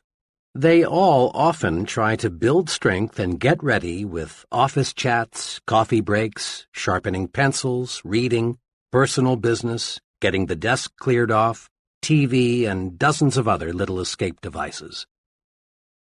But there's a way to break this habit. Tell yourself, "I'm in condition right now to begin. I can't gain a thing by putting it off. I'll use the get ready time and energy to get going instead." What we want more than anything else in our business, an executive in a machine tool company said in an address to a group of sales executives, is more people who get sound ideas and then push them through. There's not one job in our production and marketing setup that can't be done better, a lot better. I don't want to infer that we're not doing a good job now. We are. But like all progressive companies, we need new products, new markets, new and more efficient ways of doing things. We depend on people with initiative. They're the ball carriers on our team. Initiative is a special kind of action. It's doing something worthwhile without being told to do it. The person with initiative has a standing invitation to join the high-income brackets in every business and profession. The director of marketing research in a medium-sized drug manufacturing firm told me how he got to be a director of marketing research. It's a good lesson in the power of initiative. 5 years ago, I got an idea, he told me. I was working then as a sort of missionary salesman, calling on wholesalers. I discovered that one thing we lacked was facts about the consumers we wanted to buy our drug line. I talked about the need for market research to everyone here. At first I got only deaf ears because management couldn't see the need for it. I was pretty much obsessed with the idea of marketing research in our company, so I sort of took the bull by the horns. I asked and got permission to prepare a monthly report on facts of drug marketing. I collected information from every source I could find. I kept on with this, and pretty soon management and the other salesmen found themselves really interested in what I was doing. Just 1 year after I started crusading for research, I was relieved of my regular duties and asked to concentrate on developing my ideas. The rest, he continued, was just natural development. Now I've got 2 assistants, a secretary, and about 3 times the yearly income I had 5 years ago. Here are 2 special exercises for developing the initiative habit. 1. Be a crusader. When you see something that you believe ought to be done, pick up the ball and run. A new subdivision not far from where I live was about 2/3 built when expansion came almost to a standstill. A few families with a don't-care attitude had moved in. This prompted several of the finest families in the area to sell their homes at a loss and move on. As so often happens, the do-care families caught the don't-care attitude from their don't-care neighbors. Everyone, that is, except Harry L. Harry, did care, and he decided to crusade for a fine neighborhood. Harry began by calling together some friends. He pointed out that this subdivision had tremendous potential, but that something must be done now or the area would soon be a strictly second-class neighborhood. Harry's enthusiasm and initiative quickly won support. Soon there were clean-up-the-vacant lots projects. Garden clubs were organized. A massive tree-planting project was started. A playground was built for the youngsters. A community swimming pool was constructed. The don't-care families became eager supporters. The whole subdivision took on new life and new sparkle. It's really a pleasure now to drive through that community. It shows what a crusader can do. Do you feel your business should develop a new department, make a new product, or in some other way expand? Well then, crusade for it. Feel your church needs a new building? Crusade for it. Would you like your children's school to have better equipment? Crusade and get it for them. And you can bank on this. While crusades may start out as one-man crusades, if the idea behind the enterprise is good, soon you'll have lots of support. Be an activationist and crusade. 2. Be a volunteer.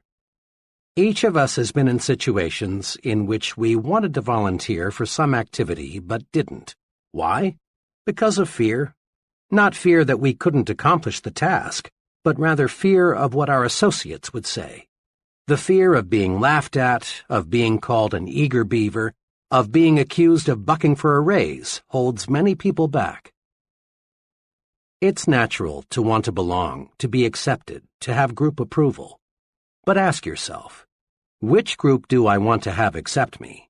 The group that laughs because it is secretly jealous, or the group that is making progress by doing things?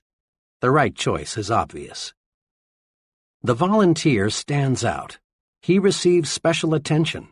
Most important of all, he gives himself an opportunity to show he has special ability and ambition by volunteering. By all means, volunteer for those special assignments. Think about the leaders you know in business, the military, your community. Do they fit the description of activationist, or would you say they are passivationists? 10 times out of 10, they're activationists, people who do things. The fellow who stands on the sidelines, who holds off, who is passive, does not lead. But the doer, the fellow who thinks action, finds others want to follow him. People place confidence in the fellow who acts. They naturally assume he knows what he is doing. I've never heard anyone complimented and praised because he doesn't disturb anyone, he doesn't take action, or he waits until he's told what to do. Have you? Grow the action habit. Practice these key points. 1. Be an activationist. Be someone who does things. Be a doer, not a don'ter. 2. Don't wait until conditions are perfect. They never will be.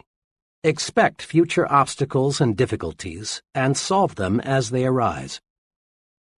3. Remember, ideas alone won't bring success. Ideas have value only when you act upon them. 4.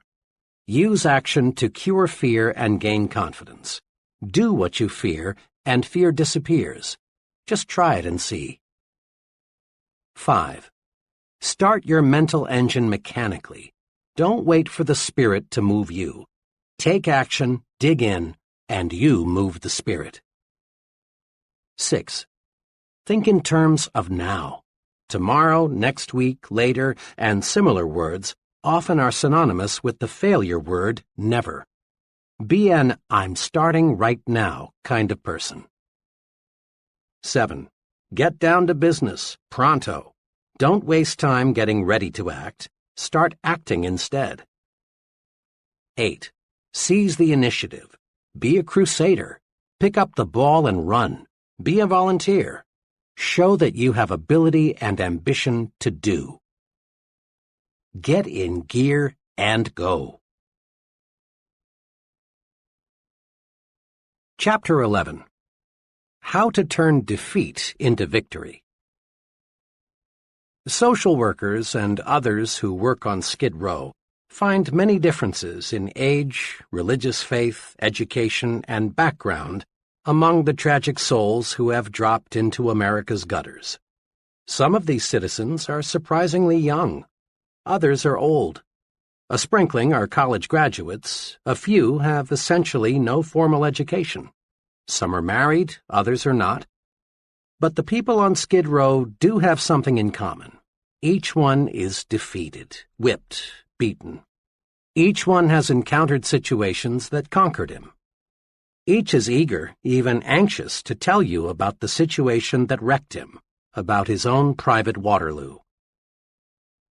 These situations cover the waterfront of human experience, from "my wife ran out on me," to "I lost everything I had and had no place else to go," to "I did a couple of things that made me a social outcast, so I came down here." When we move up from Skid Row into the dominion of Mr. and Mrs. Average American, we see obvious differences in living habits. But again, we discover that Mr. Mediocre gives essentially the same reasons to explain his mediocrity as Mr. Skid Row gave to explain his complete collapse. Inside, Mr. Mediocre feels defeated. He has unhealed wounds suffered in situations that beat him. Now he is super cautious. He plods along, ducking the thrill of living victoriously, discontented with himself.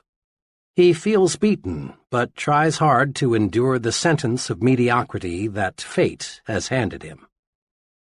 He, too, has surrendered to defeat, but in a reasonably clean, socially accepted way.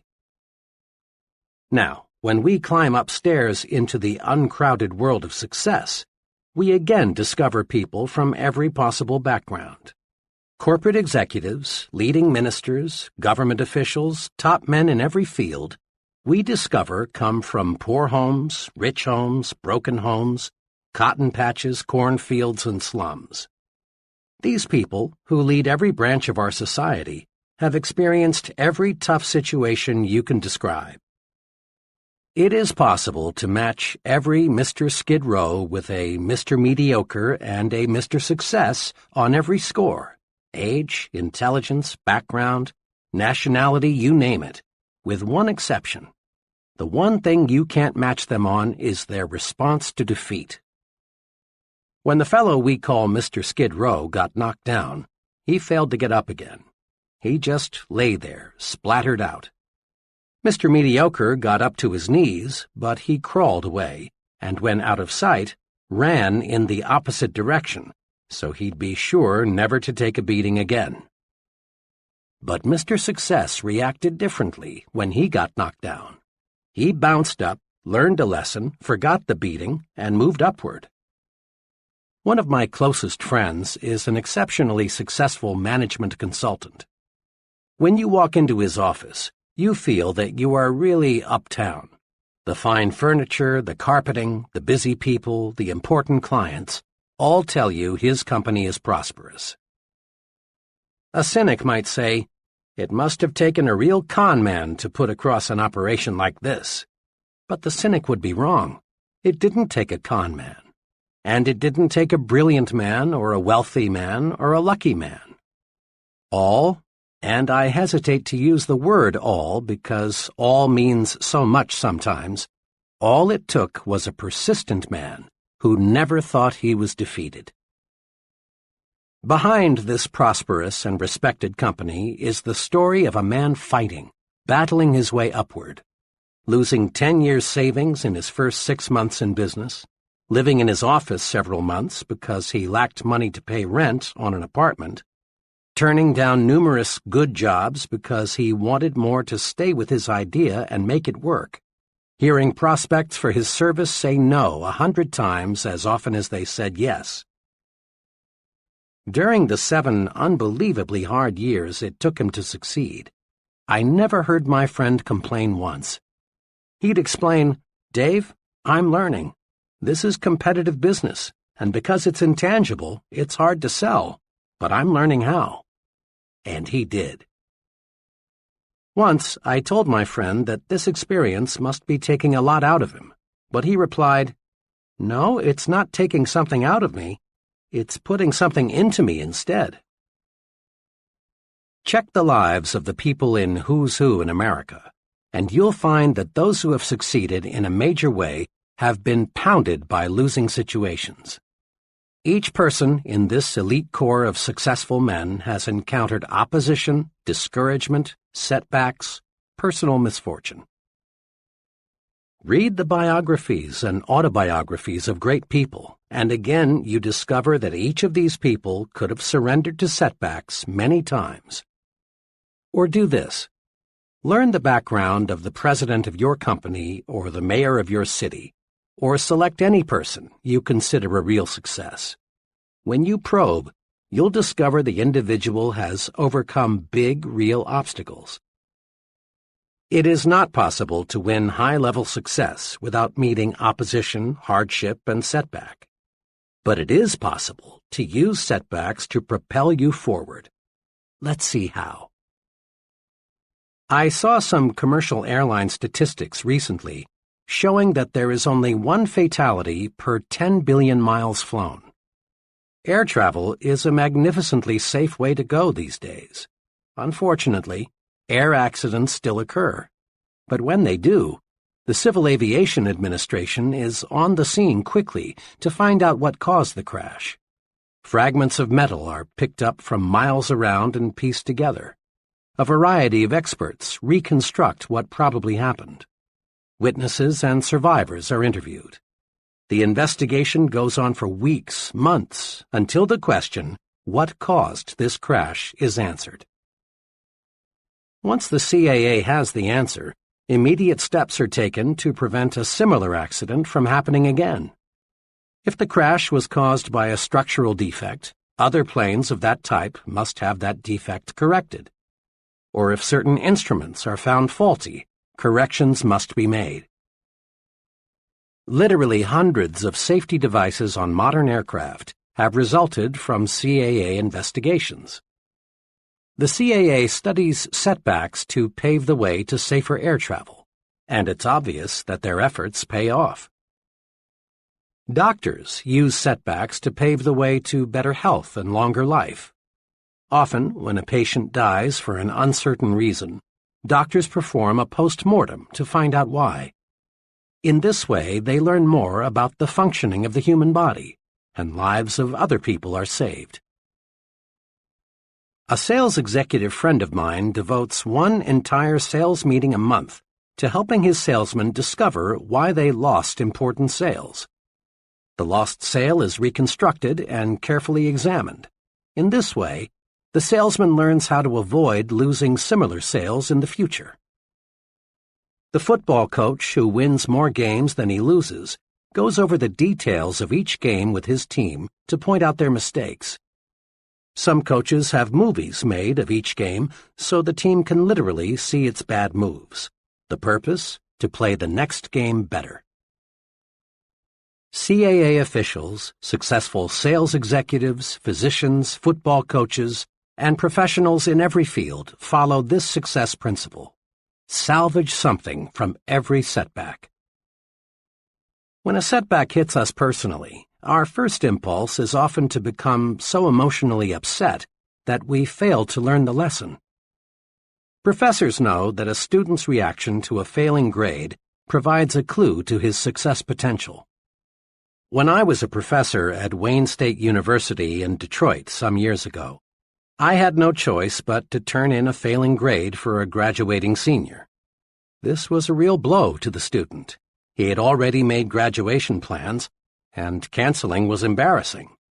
He was left with two alternatives: retake and pass the course and receive his degree at a later graduation, or quit school without earning a degree. I expected that the student would be disappointed, perhaps even somewhat belligerent, when he learned of his setback. I was right. After I explained that his work was far below passing standards, the student admitted that he hadn't put forth a serious effort in the course. But, he continued, my past record is at least average. Can't you consider that? I pointed out that I could not, because we measure performance one course at a time. I added that rigid academic codes prohibited changing grades for any reason other than an honest mistake on the part of the professor. Then the student, realizing that all avenues toward a grade change were closed, became quite angry. Professor, he said, I could name 50 people in this city who've succeeded in a big way without taking this course or even knowing about it. What's so blasted important about this course? Why should a few bad marks in one course keep me from getting my degree? Thank God, he added, they don't look at things on the outside like you professors do. After that remark, I paused for about 45 seconds. I've learned that when you've been sniped at, one fine way to prevent a war of words is to take a long pause before answering. Then I said to my student friend, "Much of what you say is true. There are many, many highly successful people who know absolutely nothing about the subject matter in this course. And it is possible for you to win success without this knowledge. In the total scheme of life, this course content won't make or break you. But your attitude toward this course may." "What do you mean by that?" he asked. "Just this," I answered. "Outside, they grade you just as we grade you. What counts there, just as what counts here, is doing the job. Outside, they won't promote you or pay you more for doing second-class work." I paused again to make certain the point got through. Then I said, "May I make a suggestion? You're highly disappointed now. I can appreciate how you feel. And I don't think any less of you if you're a little sore at me. But look at this experience positively. There's a tremendously important lesson here. If you don't produce, you don't get where you want to go. Learn this lesson, and 5 years from now you'll regard it as one of the most profitable lessons you learned in all the time you invested here." I was glad when I learned a few days later that this student had re-enrolled for the course. This time he passed with flying colors. Afterward, he made a special call to see me to let me know how much he had appreciated our earlier discussion. "I learned something from flunking your course the first time," he said. "It may sound odd, but you know, Professor, now I'm glad I did not pass the first time." We can turn setbacks into victories, find the lesson, apply it, and then look back on defeat and smile. Moviegoers will never forget the great Lionel Barrymore. In 1936, Mr. Barrymore broke his hip. The fracture never healed. Most people thought Mr. Barrymore was finished, but not Mr. Barrymore. He used the setback to pave the way to even greater acting success. For the next 18 years, despite pain that never abated, he played dozens of successful roles in a wheelchair. On March 15, 1945, W. Colvin Williams was walking behind a tank in France. The tank hit a mine, exploded, and permanently blinded Mr. Williams. But this didn't stop Mr. Williams from pursuing his goal to be a minister and counselor. When he was graduated from college, and with honors too, Mr. Williams said he thought his blindness will actually be an asset in my career. I can never judge by appearances. Therefore, I can always give a person a second chance. My blindness keeps me from cutting myself off from a person because of the way he looks. I want to be the kind of person to whom anyone can come and feel secure to express himself. Isn't that a magnificent living example of cruel, bitter defeat being turned into victory? Defeat is only a state of mind, and nothing more. One of my friends, who is a substantial and successful investor in the stock market, carefully appraises each investment decision in the light of his past experiences. One time he told me, "When I first started investing 15 years ago, I really got singed a few times. Like most amateurs, I wanted to get rich quick. Instead, I got broke quick. But that didn't stop me. I knew the basic strengths of the economy, and that over the long pull, well-selected stocks are about the best investment anybody can make. So I just regarded those first bad investments as part of the cost of my education," he laughed. On the other hand, I know a number of people who, having made an unwise investment or two, are strictly anti-securities. Rather than analyze their mistakes and join in a good thing, they reach the completely false conclusion that investing in common stocks is just a form of gambling, and sooner or later everybody loses. Decide right now to salvage something from every setback. Next time things seem to go wrong on the job or at home, calm down and find out what caused the trouble. This is the way to avoid making the same error twice. Being licked is valuable. if we learn from it. We human beings are curious creatures. We're quick to accept full credit for our victories. When we win, we want the world to know about it. It's natural to want others to look at you and say, "There goes the fellow who did such and such." But human beings are equally quick to blame someone else for each setback. It's natural for salesmen to blame customers when sales are lost. It's natural for executives to blame employees or other executives when things get out of gear. It's natural for husbands to blame wives and wives to blame husbands for quarrels and family problems. It is true that in this complex world, others may trip us.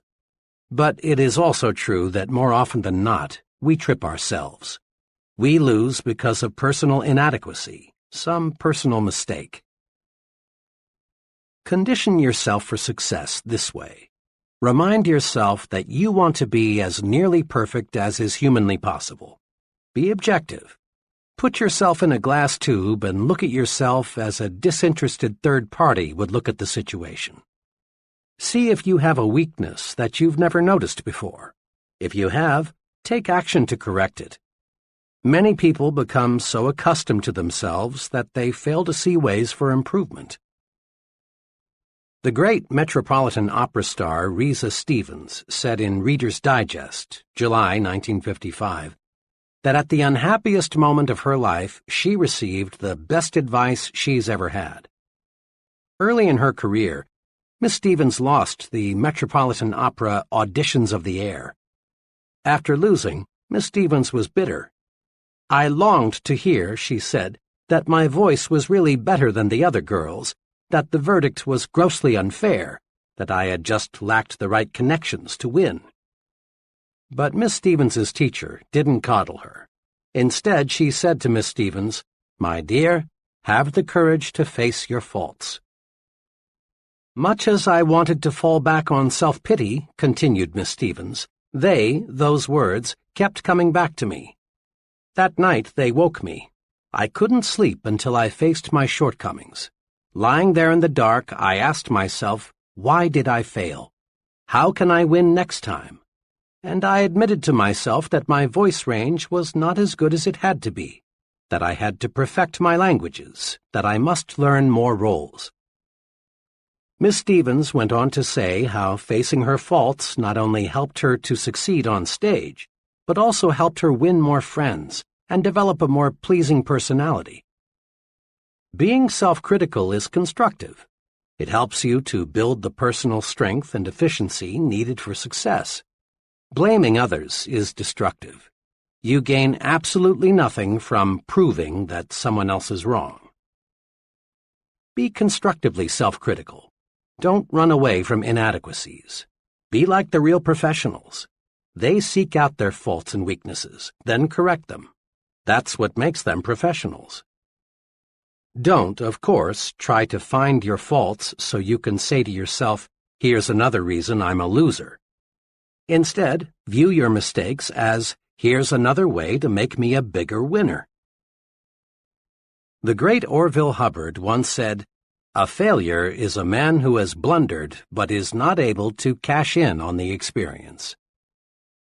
Often we blame luck for our setbacks. We say, "Well, that's the way the ball bounces," and let it go at that.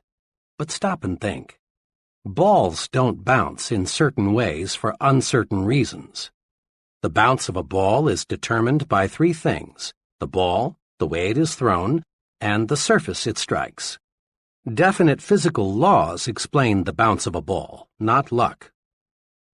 Suppose the CAA were to issue a report saying, "We're sorry the crash occurred, but folks, that's just the way the ball bounces." You'd say it's time to get a new CAA. Or suppose a doctor explained to a relative, "I'm awfully sorry, I don't know what happened. It's just one of those things." You'd switch doctors when you or another relative became ill. The "that's the way the ball bounces" approach teaches us nothing. We're no better prepared to avoid a duplication of the mistake the next time we face a similar situation.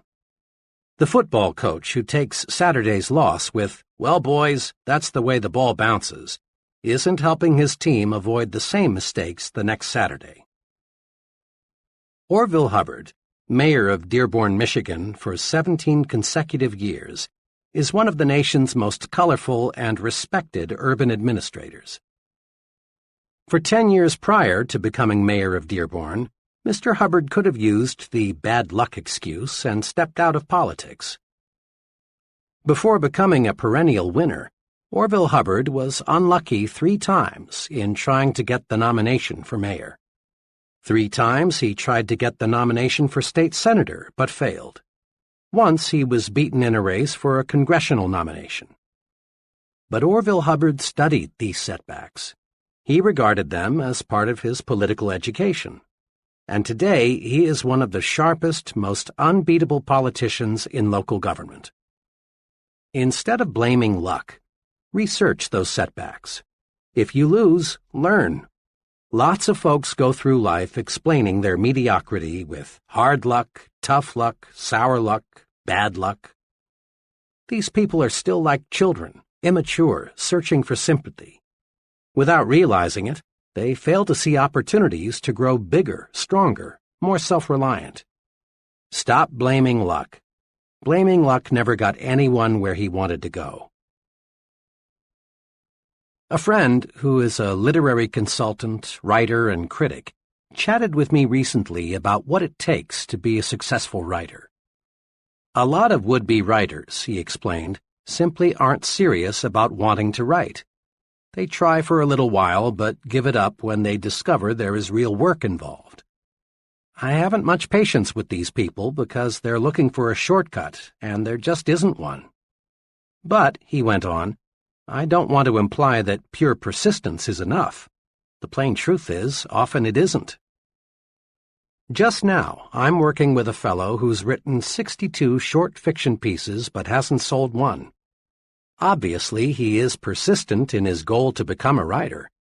But this fellow's problem is that he uses the same basic approach in everything he writes. He's developed a hard format for his stories. He has never experimented with his material, his plots and characters, and perhaps even style. What I'm trying to do now is to get this client to try some new approaches and some new techniques. He has ability, and if he'll do some experimenting, I'm sure he'll sell much of what he writes. But until he does, he'll just go on receiving one rejection slip after another. The advice of the literary consultant is good. We must have persistence. But persistence is only one of the ingredients of victory. We can try and try and try and try and try again and still fail unless we combine persistence with experimentation. Edison is credited with being one of America's most persistent scientists. It's reported that he conducted thousands of experiments before he invented the electric light bulb. But note, Edison conducted experiments. He persisted in his goal to develop a light bulb. But he made that persistence pay off by blending it with experimentation. Persisting in one way is not a guarantee of victory. But persistence blended with experimentation does guarantee success. Recently, I noticed an article about the continuous search for oil. It said that oil companies study the rock formations carefully before they drill a well. Yet, despite their scientific analysis, 7 out of 8 wells drilled turn out to be dry holes. Oil companies are persistent in their search for oil, not by digging one hole to ridiculous depths, but rather by experimenting with a new well when good judgment says the first well won't produce. Many ambitious people go through life with admirable persistence and show of ambition, but they fail to succeed because they don't experiment with new approaches. Stay with your goal. Don't waver an inch from it. But don't beat your head against a wall. If you aren't getting results, try a new approach. People who have bulldog persistence, who can grab something and not let go, have an essential success quality. Here are 2 suggestions for developing greater power to experiment, the ingredient that, when blended with persistence, gets results. 1. Tell yourself there is a way. All thoughts are magnetic. As soon as you tell yourself, I'm beaten, there's no way to conquer this problem, negative thoughts are attracted, and each of these helps convince you that you are right, that you are whipped. Believe instead, there is a way to solve this problem, and positive thoughts rush into your mind to help you find a solution. It's believing there is a way that is important. Marriage counselors report no success in saving marriages until one, and preferably both partners, see that it is possible to win back happiness. Psychologists and social workers say an alcoholic is doomed to alcoholism until he believes he can beat his thirst. This year, thousands of new businesses are being formed. 5 years from now, only a small portion will be still in operation. Most of those who fail will say, "Competition was just too much. We had no choice but to quit." The real problem is that when most people hit the tar, things are rough barrier, they think only defeat, and so they are defeated. When you believe there is a way, you automatically convert negative energy, let's quit, let's go back, into positive energy, let's keep going, let's move ahead. A problem, a difficulty, becomes unsolvable only when you think it is unsolvable. Attract solutions by believing solutions are possible. Simply refuse to even let yourself say or think that it's impossible. 2. Back off and start afresh. Often we stay so close to a problem for so long that we can't see new solutions or new approaches. An engineer friend was retained a few weeks ago to design a distinctly new aluminum structure. In fact, nothing even resembling it had even been developed or designed before. I saw him just a few days ago, and I asked him how his new building was coming along. "Not too well," he replied. "I guess I haven't spent enough time with my garden this summer. When I live with tough design problems for a long stretch, I've got to get away and let some new ideas soak in." "You'd be surprised," he continued, "to know how many engineering ideas come to me when I'm just sitting beside a tree holding a water hose on the grass." President Eisenhower once was asked at a news conference why he took so many weekend vacations. His answer is good advice for everybody who wants to maximize his creative ability. Mr. Eisenhower said, "I do not believe that any individual, whether he is running General Motors or the United States of America, can do the best job just by sitting at a desk and putting his face in a bunch of papers. Actually, the president ought to be trying to keep his mind free of inconsequential details and doing his own thinking on the basic principles and factors, so that he can make clear and better judgments." A former business associate of mine takes a 72-hour out-of-town vacation with his wife once each month. He found this backing off and starting afresh increased his mental efficiency, thereby making him more valuable to his clients. When you hit a snag, don't throw up the whole project. Instead, back off, get mentally refreshed. Try something as simple as playing some music or taking a walk or a short nap. Then, when you tackle it again, the solution often comes almost before you know it. Seeing the good side pays off in big situations, too. A young man told me how he concentrated on seeing the good side when he lost his job. He explained it this way. "I was working for a large credit reporting company. One day I was given short notice to leave. There was an economy wave on, and they dismissed the employees who were least valuable to the company. The job didn't pay too well, but by the standards I grew up with, it was pretty good. I really felt terrible for a few hours, but then I decided to look at being bounced as a blessing in disguise. I really didn't like the job much, and had I stayed there, I'd never have gone far. Now I had a chance to find something I really liked to do. It wasn't long until I found a job that I liked a lot better that paid more money, too. Being fired from that credit company was the best thing that ever happened to me. Remember, you see in any situation what you expect to see. See the good side and conquer defeat. All things do work together for good if you'll just develop clear vision. In quick review, the difference between success and failure is found in one's attitudes toward setbacks, handicaps, discouragements, and other disappointing situations. 5 guideposts to help you turn defeat into victory are: 1. Study setbacks to pave your way to success. When you lose, learn, and then go on to win next time. 2. Have the courage to be your own constructive critic. Seek out your faults and weaknesses, and then correct them. This makes you a professional. 3. Stop blaming luck. Research every setback. Find out what went wrong. Remember, blaming luck never got anyone where he wanted to go. 4. Blend persistence with experimentation. Stay with your goal, but don't beat your head against a stone wall. Try new approaches. Experiment. 5. Remember, there is a good side in every situation. Find it. See the good side and whip discouragement. Chapter 12. Use goals to help you grow. Every bit of human progress, our inventions, big and little, our medical discoveries, our engineering triumphs, our business successes, were first visualized before they became realities.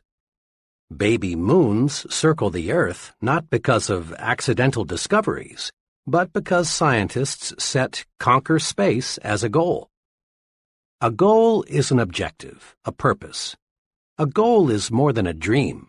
It's a dream being acted upon. A goal is more than a hazy, "Oh, I wish I could." A goal is a clear, "This is what I'm working toward." Nothing happens, no forward steps are taken until a goal is established. Without goals, individuals just wander through life. They stumble along, never knowing where they are going, so they never get anywhere. Goals are as essential to success as air is to life. No one ever stumbles into success without a goal. No one ever lives without air. Get a clear fix on where you want to go. Dave Mahoney rose from a low-paying job in the mailroom of an advertising agency to an agency vice president at 27 and president of the Good Humor Company at 33. This is what he says about goals. The important thing is not where you were or where you are, but where you want to get. The Progressive Corporation plans company goals 10 to 15 years ahead. Executives who manage leading businesses must ask, where do we want our company to be 10 years from now? Then they gauge their efforts accordingly. New plant capacity is built not for today's needs, but rather for needs 5 to 10 years in the future. Research is undertaken to develop products that won't appear for a decade or longer. The modern corporation does not leave its future to chance, should you? Each of us can learn a precious lesson from the forward-looking business. We can and should plan at least 10 years ahead. You must form an image now of the person you want to be 10 years from now, if you are to become that image. This is a critical thought. Just as the business that neglects to plan ahead will be just another business, if it even survives, the individual who fails to set long-range goals will most certainly be just another person lost in life's shuffle. Without goals, we cannot grow. Let me share with you an example of why we must have long-run goals to achieve real success. Just last week, a young man, let me call him FB, came to me with a career problem. FB looked well-mannered and intelligent. He was single and had finished college 4 years ago. We talked for a while about what he was doing now, his education, his aptitudes, and general background. Then I said to him, "You came to see me for help on making a job change. "What kind of job are you looking for?" "Well," he said, "that's what I came to see you about. I don't know what I want to do." His problem, of course, was a very common one, but I realized that just to arrange for the young man to have interviews with several possible employers would not help him. Trial and error is a pretty poor way to select a career. With dozens of career possibilities, the odds of stumbling into the right choice are several dozen to one. I knew I had to help FB see that before he starts going someplace career-wise, he's got to know where that someplace is. So I said, "Let's look at your career plan from this angle. Will you describe for me your image of yourself 10 years from now?" FB, obviously studying the question, finally said, "Well, I guess I want what just about everyone else wants, a good job that pays well and a nice home. Really, though," he continued, "I haven't given it too much thought." This, I assured him, was quite natural. I went on to explain that his approach to selecting a career was like going to an airline ticket counter and saying, "Give me a ticket." The people selling the tickets just can't help you unless you give them a destination. So I said, "And I can't help you find a job until I know what your destination is, and only you can tell me that." This jarred FB into thinking. We spent the next 2 hours not talking about the merits of different kinds of jobs, but rather discussing how to set goals. FB learned, I believe, the most important lesson in career planning. Before you start out, know where you want to go. Like the Progressive Corporation, plan ahead. You are, in a sense, a business unit. Your talent, skills, and abilities are your products. You want to develop your products so they command the highest possible price. Forward planning will do it. Here are 2 steps that will help. First, visualize your future in terms of 3 departments: work, home, and social. Dividing your life this way keeps you from becoming confused, prevents conflicts, helps you look at the whole picture. Second, demand of yourself clear, precise answers to these questions. What do I want to accomplish with my life? What do I want to be? And what does it take to satisfy me? Using this planning guide will help. An image of me 10 years from now. 10 years planning guide. A. Work department. 10 years from now. 1. What income level do I want to attain? 2. What level of responsibility do I seek? 3. How much authority do I want to command? 4. What prestige do I expect to gain from my work? B. Home department, 10 years from now. 1. What kind of standard of living do I want to provide for my family and myself? 2. What kind of house do I want to live in? 3. What kind of vacations do I want to take? 4. What financial support do I want to give my children in their early adult years? C. Social department, 10 years from now. 1. What kinds of friends do I want to have? 2. What social groups do I want to join? 3. What community leadership positions would I like to hold? 4. What worthwhile causes do I want to champion? A few years ago, my young son insisted the 2 of us build a doghouse for Peanut, an intelligent pup of dubious pedigree and my son's pride and joy. His persistence and enthusiasm won, so we proceeded to build a home Peanut could call her own. Our combined carpentry talent equaled 0, and the end product clearly reflected that fact. Shortly afterward, a good friend stopped by, and upon seeing what we had done, asked, "What's that you've stuck up there among the trees? That's not a doghouse, is it?" I replied that it was. Then he pointed out just a few of our mistakes and summed it all up with, "Why didn't you get a plan? Nobody these days builds a doghouse without a blueprint." And please, as you visualize your future, don't be afraid to be blue sky. People these days are measured by the size of their dreams. No one accomplishes more than he sets out to accomplish. So visualize a big future. Here is a word-for-word excerpt from the life plan of one of my former trainees. Listen to it. Note how well this fellow visualized his home future. As he wrote this, it is obvious he really saw himself in the future. My home goal is to own a country estate. The house will be of the typical Southern manor type, 2 stories, white columns and all. We will have the grounds fenced in, and probably we'll have a fish pond or 2 on the place, as my wife and I both enjoy fishing. We will keep our Doberman kennels back of the house somewhere. The thing I have always wanted is a long winding driveway with trees lining each side. But a house is not necessarily a home. I am going to do everything I can to make our house more than just a place to eat and sleep. Of course, we do not intend to leave God out of our plans, and throughout the years we will spend a certain amount of time in church activities. 10 years from now, I want to be in a position to take a family cruise around the world. I would like very much to do this before the family gets scattered all over the world by marriages, etc. If we can't find the time to make the cruise all at once, we will put it into 4 or 5 separate vacations and visit a different part of the world each year. Naturally, all these plans in home department depend on how well things go in my work department. So I'll have to keep on the ball if I'm to accomplish all this. This plan was written 5 years ago. The trainee then owned 2 small dime stores. Now he owns 5, and he has purchased 17 acres for his country estate. He's thinking and progressing right along toward his goal. The 3 departments of your life are closely interrelated. Each depends on the others to some extent.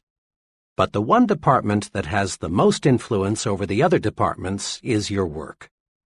Thousands of years ago, the caveman who had the happiest home life and was most respected by his cave mates was the fellow who was most successful as a hunter. As a generalization, the same point holds true today. The standard of living we provide our families and the social and community respect we attain depends largely on our success in the work department. Not long ago, the McKinsey Foundation for Management Research conducted a large-scale study to determine what it takes to become an executive. Leaders in business, government, science, and religion were questioned. Over and over again, in different ways, these researchers kept getting one answer. The most important qualification for an executive is the sheer desire to get ahead. Remember this advice of John Wanamaker. A man is not doing much until the cause he works for possesses all there is of him. Desire, when harnessed, is power. Failure to follow desire, to do what you want to do most, paves the way to mediocrity. I recall a conversation with a very promising young writer on a college newspaper. This fellow had ability. If anyone showed promise for a career in journalism, it was he. Shortly before his graduation, I asked him, "Well, Dan, what are you going to do? Get into some form of journalism?" Dan looked at me and said, "Heck no. I like writing and reporting very much, and I've had a lot of fun working on the college paper. But journalists are a dime a dozen, and I don't want to starve." I didn't see or hear from Dan for 5 years. Then one evening I chanced to meet him in New Orleans. Dan was working as an assistant personnel director for an electronics company, and he was quick to let me know that he was quite dissatisfied with his work. "Oh, I'm reasonably well paid. I'm with a wonderful company, and I've got reasonable security. But you know, my heart isn't in it. I wish now I'd gone with a publisher or a newspaper when I finished school." Dan's attitude reflected boredom, uninterest. He was cynical about many things. He will never achieve maximum success until he quits his present job and gets into journalism. Success requires heart and soul effort, and you can put your heart and soul only into something you really desire. Had Dan followed his desire, he could have risen to the very top in some phase of communication. And over the long pull, he would have made much more money and achieved far more personal satisfaction than he will find in his present kind of work. Switching from what you don't like to do to what you do like to do is like putting a 500-horsepower motor in a 10-year-old car. All of us have desires. All of us dream of what we really want to do. But few of us actually surrender to desire. Instead of surrendering to desire, we murder it. 5 weapons are used to commit success suicide. Destroy them. They're dangerous. 1. Self-depreciation. You have heard dozens of people say, "I would like to be a doctor, or an executive, or a commercial artist, or in business for myself, but I can't do it. I lack brains. I'd fail if I tried. I lack the education and/or experience." Many young folks destroy desire with the old negative self-depreciation. 2. Security-itis. Persons who say, "I've got security where I am," use the security weapons to murder their dreams. 3. Competition. The field is already overcrowded. People in that field are standing on top of each other, are remarks which kill desire fast. 4. Parental dictation. I've heard hundreds of young people explain their career choice with, "I'd really like to prepare for something else, but my parents want me to do this, so I must." Most parents, I believe, do not intentionally dictate to their children what they must do. What all intelligent parents want is to see their children live successfully. If the young person will patiently explain why he or she prefers a different career, and if the parent will listen, there will be no friction. The objectives of both the parent and the young person for the young person's career are identical: success. 5. Family responsibility.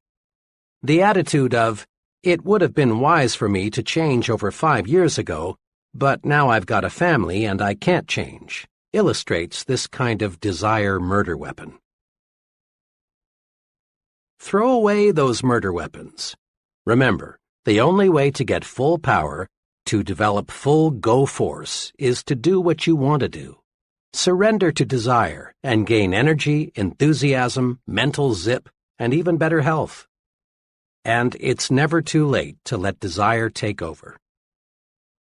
The overwhelming majority of really successful people work much longer than 40 hours a week, and you don't hear them complain of overwork. Successful people have their eyes focused on a goal, and this provides energy. The point is this: energy increases, multiplies, when you set a desired goal and resolve to work toward that goal. Many people, millions of them, can find new energy by selecting a goal and giving all they've got to accomplish that goal. Goals cure boredom. Goals even cure many chronic ailments. Let's probe a little deeper into the power of goals. When you surrender yourself to your desires, when you let yourself become obsessed with a goal, you receive the physical power, energy, and enthusiasm needed to accomplish your goal. But you receive something else, something equally valuable. You receive the automatic instrumentation needed to keep you going straight to your objective. The most amazing thing about a deeply entrenched goal is that it keeps you on course to reach your target. This isn't double talk. What happens is this: when you surrender to your goal, the goal works itself into your subconscious mind. Your subconscious mind is always in balance. Your conscious mind is not, unless it is in tune with what your subconscious mind is thinking. Without full cooperation from the subconscious mind, a person is hesitant, confused, indecisive. Now, with your goal absorbed into your subconscious mind, you react the right way automatically. The conscious mind is free for clear, straight thinking. Let's illustrate this with 2 hypothetical persons. As you listen, you'll recognize these characters among the real people you know. We'll call them Tom and Jack. These fellows are comparable in all respects except one. Tom has a firmly entrenched goal. Jack does not. Tom has a crystal-clear image of what he wants to be. He pictures himself as a corporation vice president 10 years hence.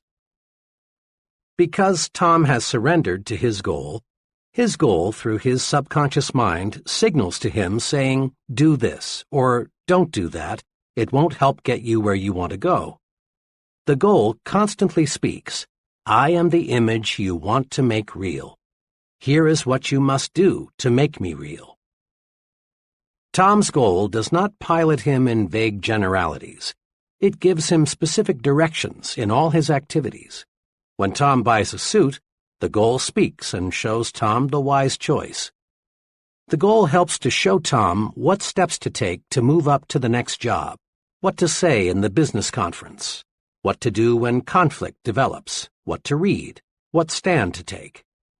Should Tom drift a little off course, his automatic instrumentation, housed securely in his subconscious mind, alerts him and tells him what to do to get back on course. Tom's goal has made him supersensitive to all the many forces at work that affect him.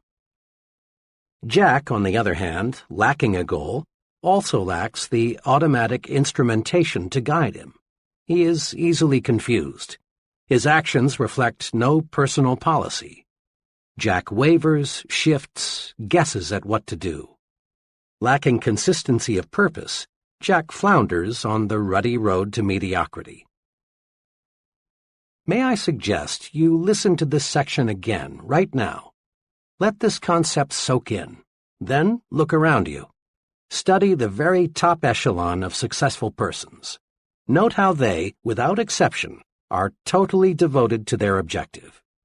Observe how the life of a highly successful person is integrated around a purpose. Surrender to that goal. Really surrender. Let it obsess you and give you the automatic instrumentation you need to reach that goal. On occasion, all of us have waked up on Saturday morning with no plans, no agenda, either mental or written, that spells out what we're going to do. On days like that, we accomplish next to nothing. We aimlessly drift through the day, glad when it's finally over. But when we face the day with a plan, we get things done. This common experience provides an important lesson. To accomplish something, we must plan to accomplish something.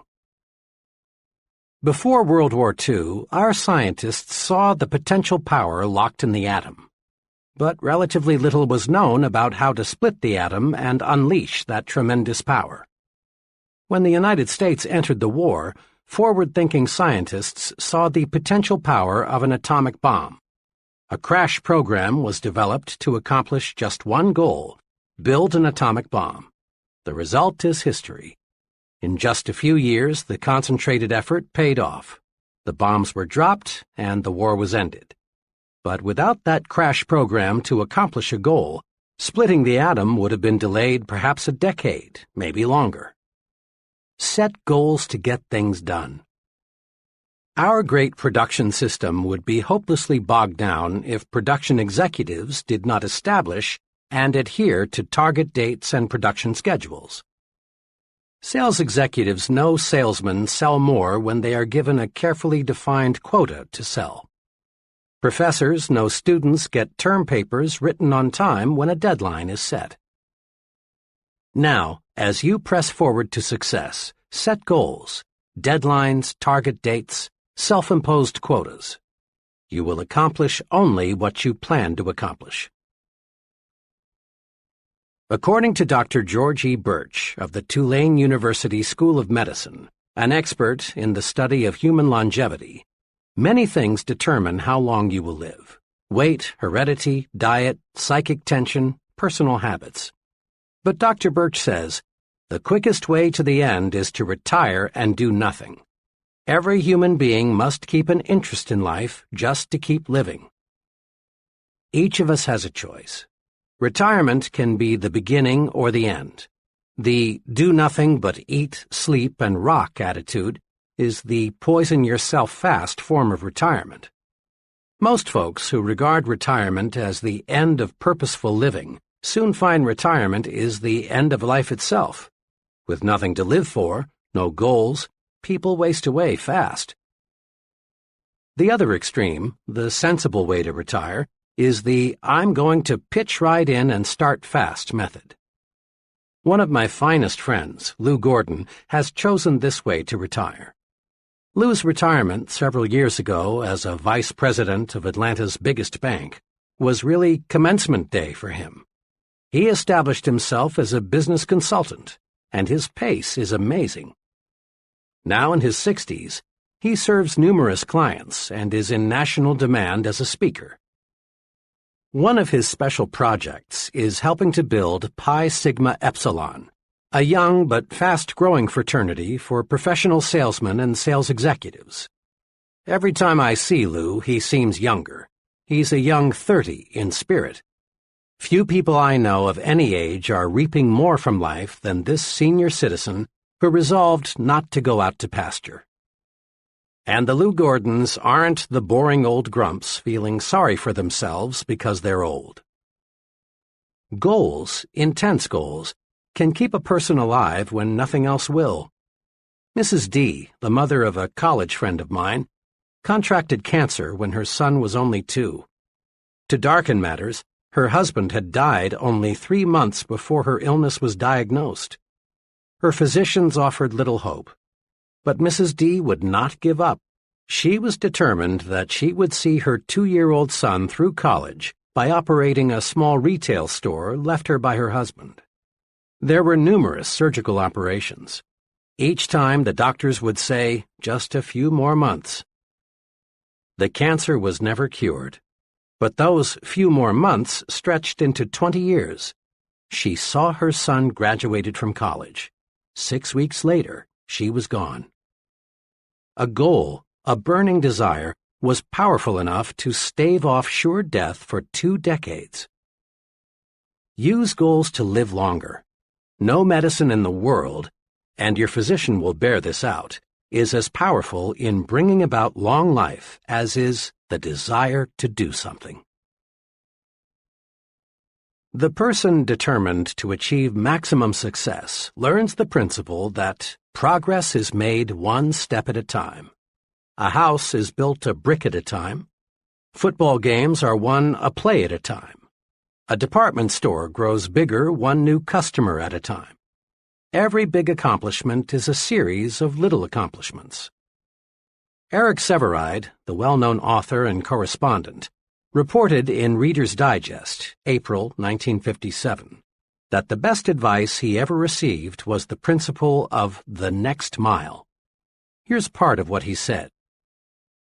During World War II, I and several others had to parachute from a crippled Army transport plane into the mountainous jungle on the Burma-India border. It was several weeks before an armed relief expedition could reach us, and then we began a painful, plodding march out to civilized India. We were faced by a 140-mile trek over mountains in August heat and monsoon rains. In the first hour of the march, I rammed a boot nail deep into one foot. By evening, I had bleeding blisters the size of a 50-cent piece on both feet. Could I hobble 140 miles? Could the others, some in worse shape than I, complete such a distance? We were convinced we could not, but we could hobble to that ridge, we could make the next friendly village for the night, and that, of course, was all we had to do. When I relinquished my job and income to undertake a book of 250,000 words, I could not bear to let my mind dwell on the whole scope of the project. I would surely have abandoned what has become my deepest source of professional pride. I tried to think only of the next paragraph, not the next page, and certainly not the next chapter. Thus, for 6 solid months, I never did anything but set down one paragraph after another. The book wrote itself. Years ago, I took on a daily writing and broadcasting chore that has totaled, now, more than 2,000 scripts. Had I been asked at the time to sign a contract to write 2,000 scripts, I would have refused in despair at the enormousness of such an undertaking. But I was only asked to write one, the next one, and that is all I have ever done. The principle of the next mile works for Eric Sevareid, and it will work for you. The step-by-step method is the only intelligent way to attain any objective. The best formula I have heard for quitting smoking, the one that has worked for more of my friends than any other, I call the hour-by-hour method. Instead of trying to reach the ultimate goal, freedom from the habit, just by resolving never to smoke again, the person resolves not to smoke for another hour. When the hour is up, the smoker simply renews his resolution not to smoke for another hour. Later, as desire diminishes, the period is extended to 2 hours, later to a day. Eventually, the goal is won. The person who wants freedom from the habit all at once fails because the psychological pain is more than he can stand. An hour is easy. Forever is difficult. Winning any objective requires a step-by-step method. To the junior executive, each assignment, however insignificant it may appear, should be viewed as an opportunity to take one step forward. A salesman qualifies for management responsibilities one sale at a time. To the minister, each sermon; to the professor, each lecture; to the scientist, each experiment; to the business executive, each conference is an opportunity to take one step forward toward the large goal. Sometimes it appears that someone achieves success all at once. But if you check the past histories of people who seemed to arrive at the top suddenly, you'll discover a lot of solid groundwork was previously laid. And those successful people who lose fame as fast as they found it simply were phonies who had not built a solid foundation. Just as a beautiful building is created from pieces of stone, each of which in itself appears insignificant, in like manner the successful life is constructed. Do this. Start marching toward your ultimate goal by making the next task you perform, regardless of how unimportant it may seem, a step in the right direction.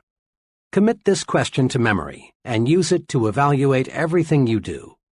Will this help take me where I want to go?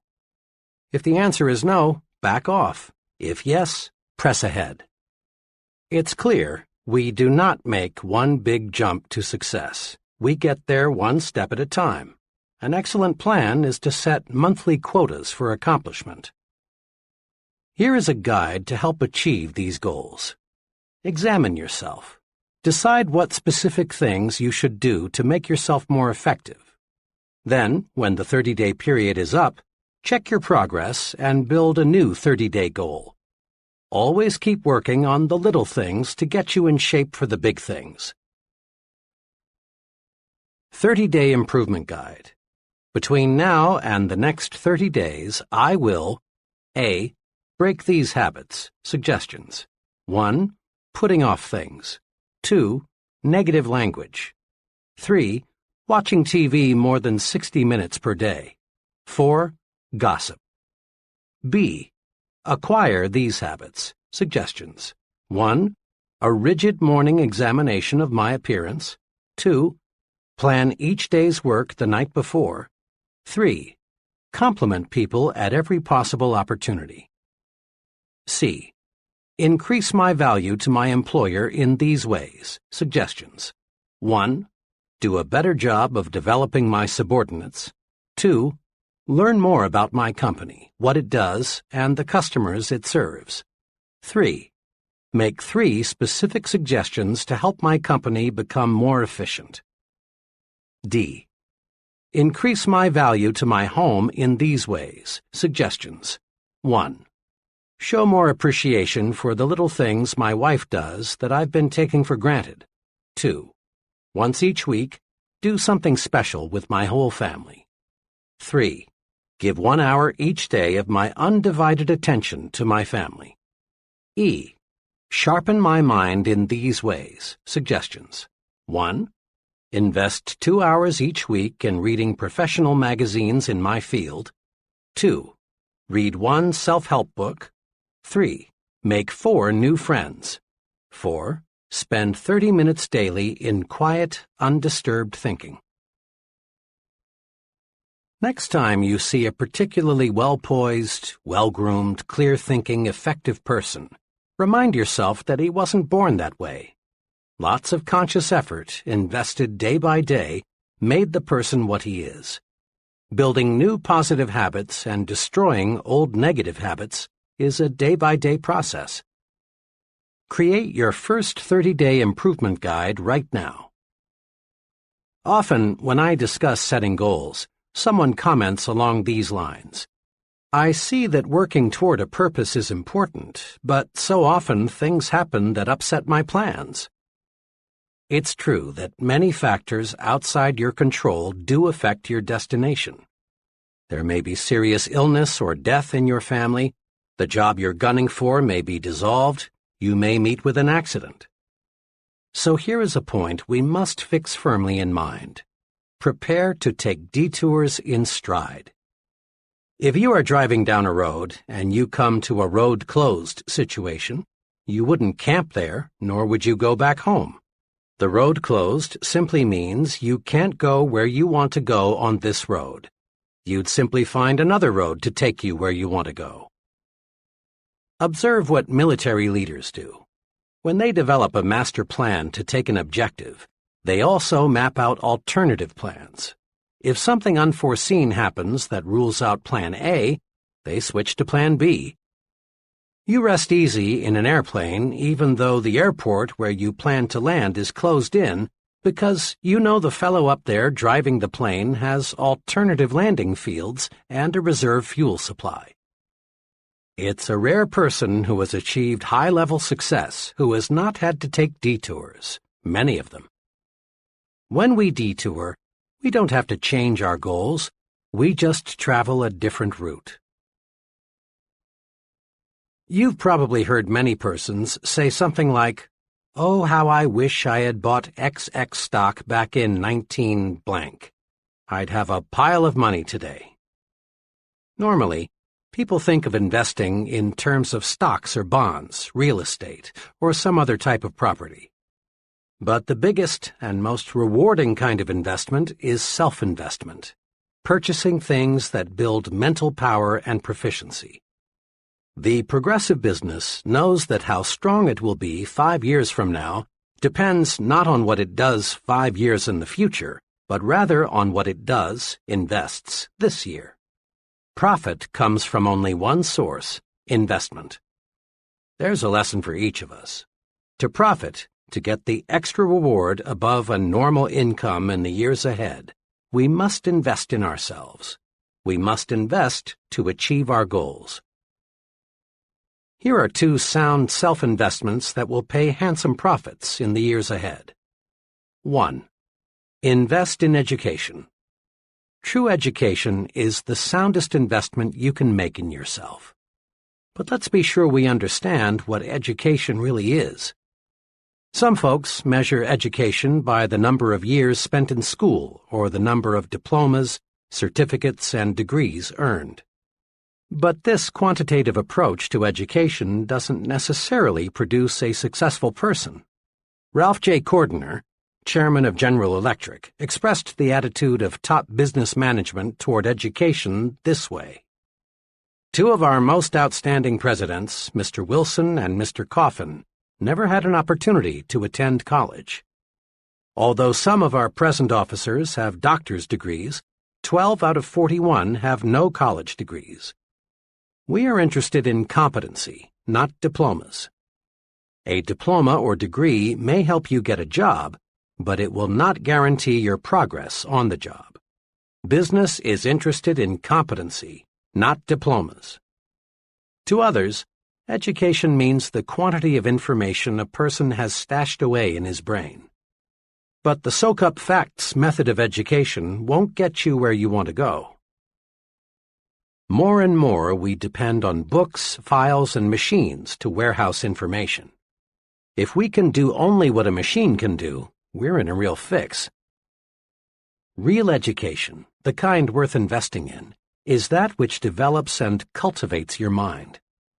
How well educated a person is measured by how well his mind is developed, in brief, by how well he thinks. Anything that improves thinking ability is education, and you can obtain education in many ways.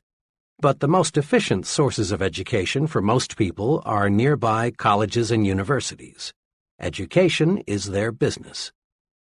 If you haven't been to college lately, you're in for some wonderful surprises. You'll be pleased at the wide course offerings available. You'll be even more pleased to discover who goes to school after work. Not the phonies, but rather really promising persons, many of whom already hold very responsible positions. In one evening class of 25 persons I conducted recently, there were an owner of a retail chain of 12 stores, 2 buyers for a national food chain, 4 graduate engineers, an Air Force colonel, and several others of similar status. Many people earn degrees in evening programs these days, but the degree, which in the final analysis is only a piece of paper, is not their primary motivation. They are going to school to build their minds, which is a sure way to invest in a better future. And make no mistake about this, education is a real bargain. A moderate investment will keep you in school one night each week for a full year. Compute the cost as a percentage of your gross income, and then ask yourself, isn't my future worth this small investment? Why not make an investment decision right now? Call it school, one night a week for life. It will keep you progressive, young, alert. It will keep you abreast of your areas of interest, and it will surround you with other people who also are going places. 2. Invest in idea starters. Education helps you mold your mind, stretch it, train it to meet new situations and solve problems. Idea starters serve a related purpose. They feed your mind, give you constructive material to think about. Where are the best sources of idea starters? There are many, but to get a steady supply of high-quality idea material, why not do this? Resolve to purchase at least one stimulating book each month and subscribe to 2 magazines or journals that stress ideas. For only a minor sum and a minimum of time, you can be tuned in to some of the best thinkers available anywhere. At a luncheon one day, I overheard one fellow say, "But it costs too much. I can't afford to take the Wall Street Journal." His companion, obviously a much more success-minded person, replied, "Well, I've found that I can't afford not to take it." Again, take your cue from the successful people. Invest in yourself. Let's take action. Now, in a quick recap, put these success-building principles to work. 1. Get a clear fix on where you want to go. Create an image of yourself 10 years from now. 2. Write out your 10-year plan. Your life is too important to be left to chance. Put down on paper what you want to accomplish in your work, your home, and your social departments. 3. Surrender yourself to your desires. Set goals to get more energy. Set goals to get things done. Set goals and discover the real enjoyment of living. 4. Let your major goal be your automatic pilot. When you let your goal absorb you, you'll find yourself making the right decisions to reach your goal. 5. Achieve your goal one step at a time. Regard each task you perform, regardless of how small it may seem, as a step toward your goal. 6. Build 30-day goals. Day-by-day effort pays off. 7. Take detours in stride. A detour simply means another route. It should never mean surrendering the goal. 8. Invest in yourself. Purchase those things that build mental power and efficiency. Invest in education. Invest in idea starters. Chapter 13. How to Think Like a Leader. Remind yourself once again that you are not pulled to high levels of success. Rather, you are lifted there by those working beside and below you. Achieving high-level success requires the support and the cooperation of others. And gaining this support and cooperation of others requires leadership ability. Success and the ability to lead others, that is, getting them to do things they wouldn't do if they were not led, go hand in hand. The success-producing principles explained in the previous chapters are valuable equipment in helping you develop your leadership capacity. At this point, we want to master 4 special leadership rules or principles that can cause others to do things for us in the executive suite, in business, in social clubs, in the home, anywhere we find people. These 4 leadership rules or principles are: 1. Trade minds with the people you want to influence. 2. Think. What is the human way to handle this? 3. Think progress, believe in progress, push for progress. 4. Take time out to confer with yourself and develop your supreme thinking power. Practicing these rules produces results. Putting them to use in everyday situations takes the mystery out of that gold-plated word, leadership. Let's see how. Leadership rule number 1. Trade minds with the people you want to influence. Trading minds with the people you want to influence is a magic way to get others, friends, associates, customers, employees, to act the way you want them to act. Study these 2 case histories and see why. Ted B. worked as a television copywriter and director for a large advertising agency. When the agency obtained a new account, a children's shoe manufacturer, Ted was assigned responsibility for developing several TV commercials. A month or so after the campaign had been launched, it became clear that the advertising was doing little or nothing to increase product movement in retail outlets. Attention was focused on the TV commercials because in most cities only television advertising was used. Through research of television viewers, they found that about 4% of the people thought it was simply a great commercial, one of the best, these 4% said. The remaining 96% were either indifferent to the commercials or, in plain language, thought they smelled. Hundreds of comments like these were volunteered. It's wacky. The rhythm sounds like a New Orleans band at 3 a.m. My kids like to watch most TV commercials, but when that shoe thing comes on, they go to the bathroom or refrigerator. I think it's too uppity up. Seems to me someone's trying to be too clever. Something especially interesting turned up when all the interviews were put together and analyzed. The 4% who liked the commercial were people pretty much like Ted in terms of income, education, sophistication, and interests. The remaining 96% were definitely in a different socioeconomic class. Ted's commercials, which cost a lot of money, flopped because Ted thought only of his own interests. He had prepared the commercials thinking of the way he buys shoes, not the way the great majority buys shoes. He developed commercials that pleased him personally, not commercials that pleased the great bulk of the people.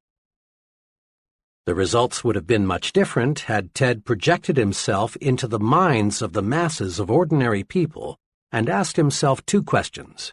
If I were a parent, what kind of a commercial would make me want to buy those shoes? If I were a child, what kind of a commercial would make me go tell my mom or dad that I want those shoes? Why Joan failed in retailing. Joan is an intelligent, well-educated, attractive girl of 24. Fresh from college, Joan got a job as an assistant buyer in ready-to-wear goods at a low to medium-priced department store. She came highly recommended. Joan has ambition, talent, and enthusiasm, one letter read. She is certain to succeed in a big way. But Joan did not succeed in a big way. Joan lasted only 8 months and then quit retailing for other work. I knew her buyer well, and one day I asked him what happened. "Joan is a fine girl, and she has many fine qualities," he said. "But she had one major limitation." "What was that?" I asked. "Well, Joan was forever buying merchandise that she liked, but most of our customers didn't. She selected styles, colors, materials, and prices she liked without putting herself in the shoes of the people who shop here. When I'd suggest to her that maybe a certain line wasn't right for us, she'd say, 'Oh, they'll love this. I do. I think this will move fast.'" Joan had been brought up in a well-to-do home. She had been educated to want quality. Price was not important to her. Joan just couldn't see clothing through the eyes of low to middle-income people. So the merchandise she bought just wasn't suitable. The point is this: to get others to do what you want them to do, you must see things through their eyes. When you trade minds, the secret of how to influence other people effectively shows up. A very successful salesman friend told me he spends a lot of time anticipating how prospects will react to his presentation before he gives it. Trading minds with the audience helps the speaker design a more interesting, harder-hitting talk.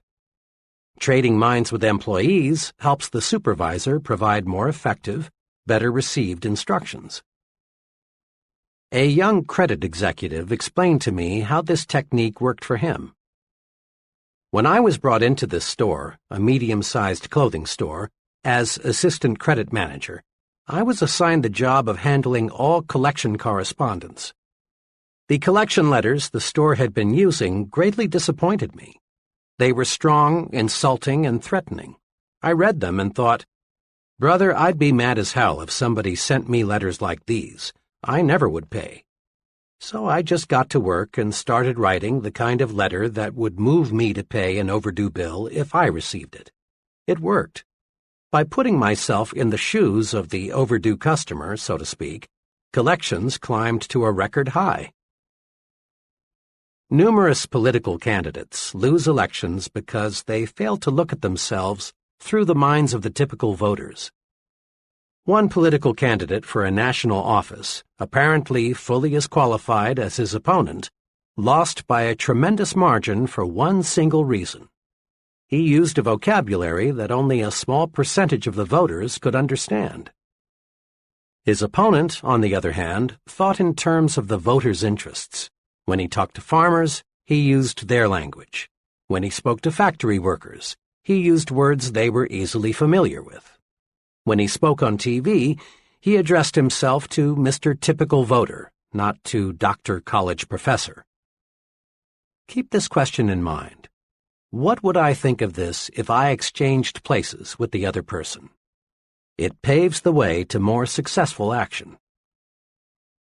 Thinking of the interests of the people we want to influence is an excellent thought rule in every situation.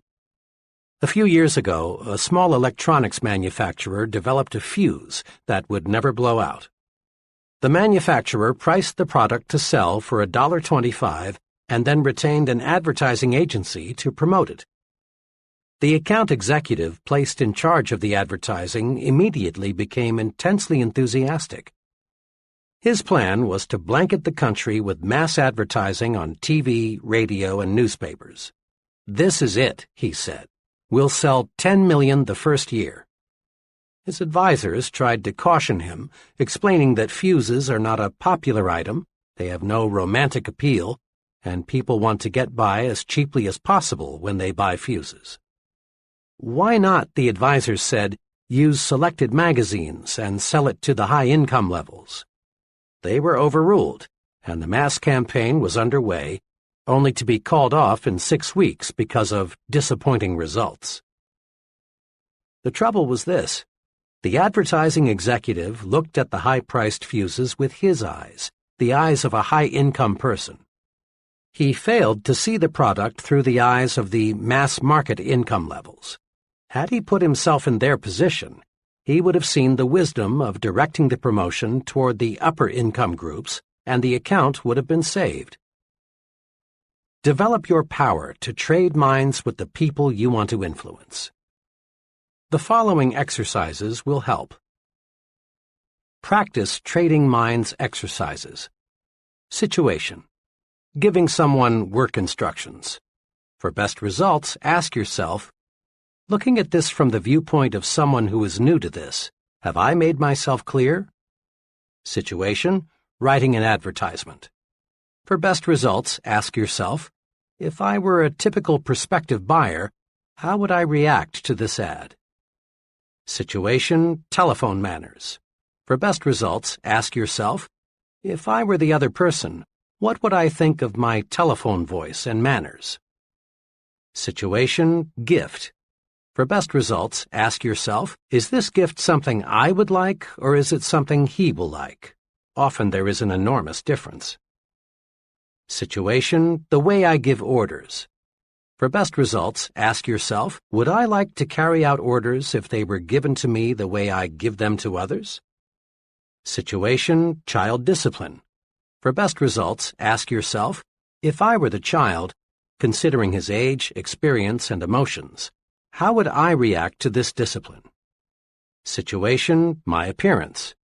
For best results, ask yourself, what would I think of my superior if he were dressed like me? Situation: preparing a speech.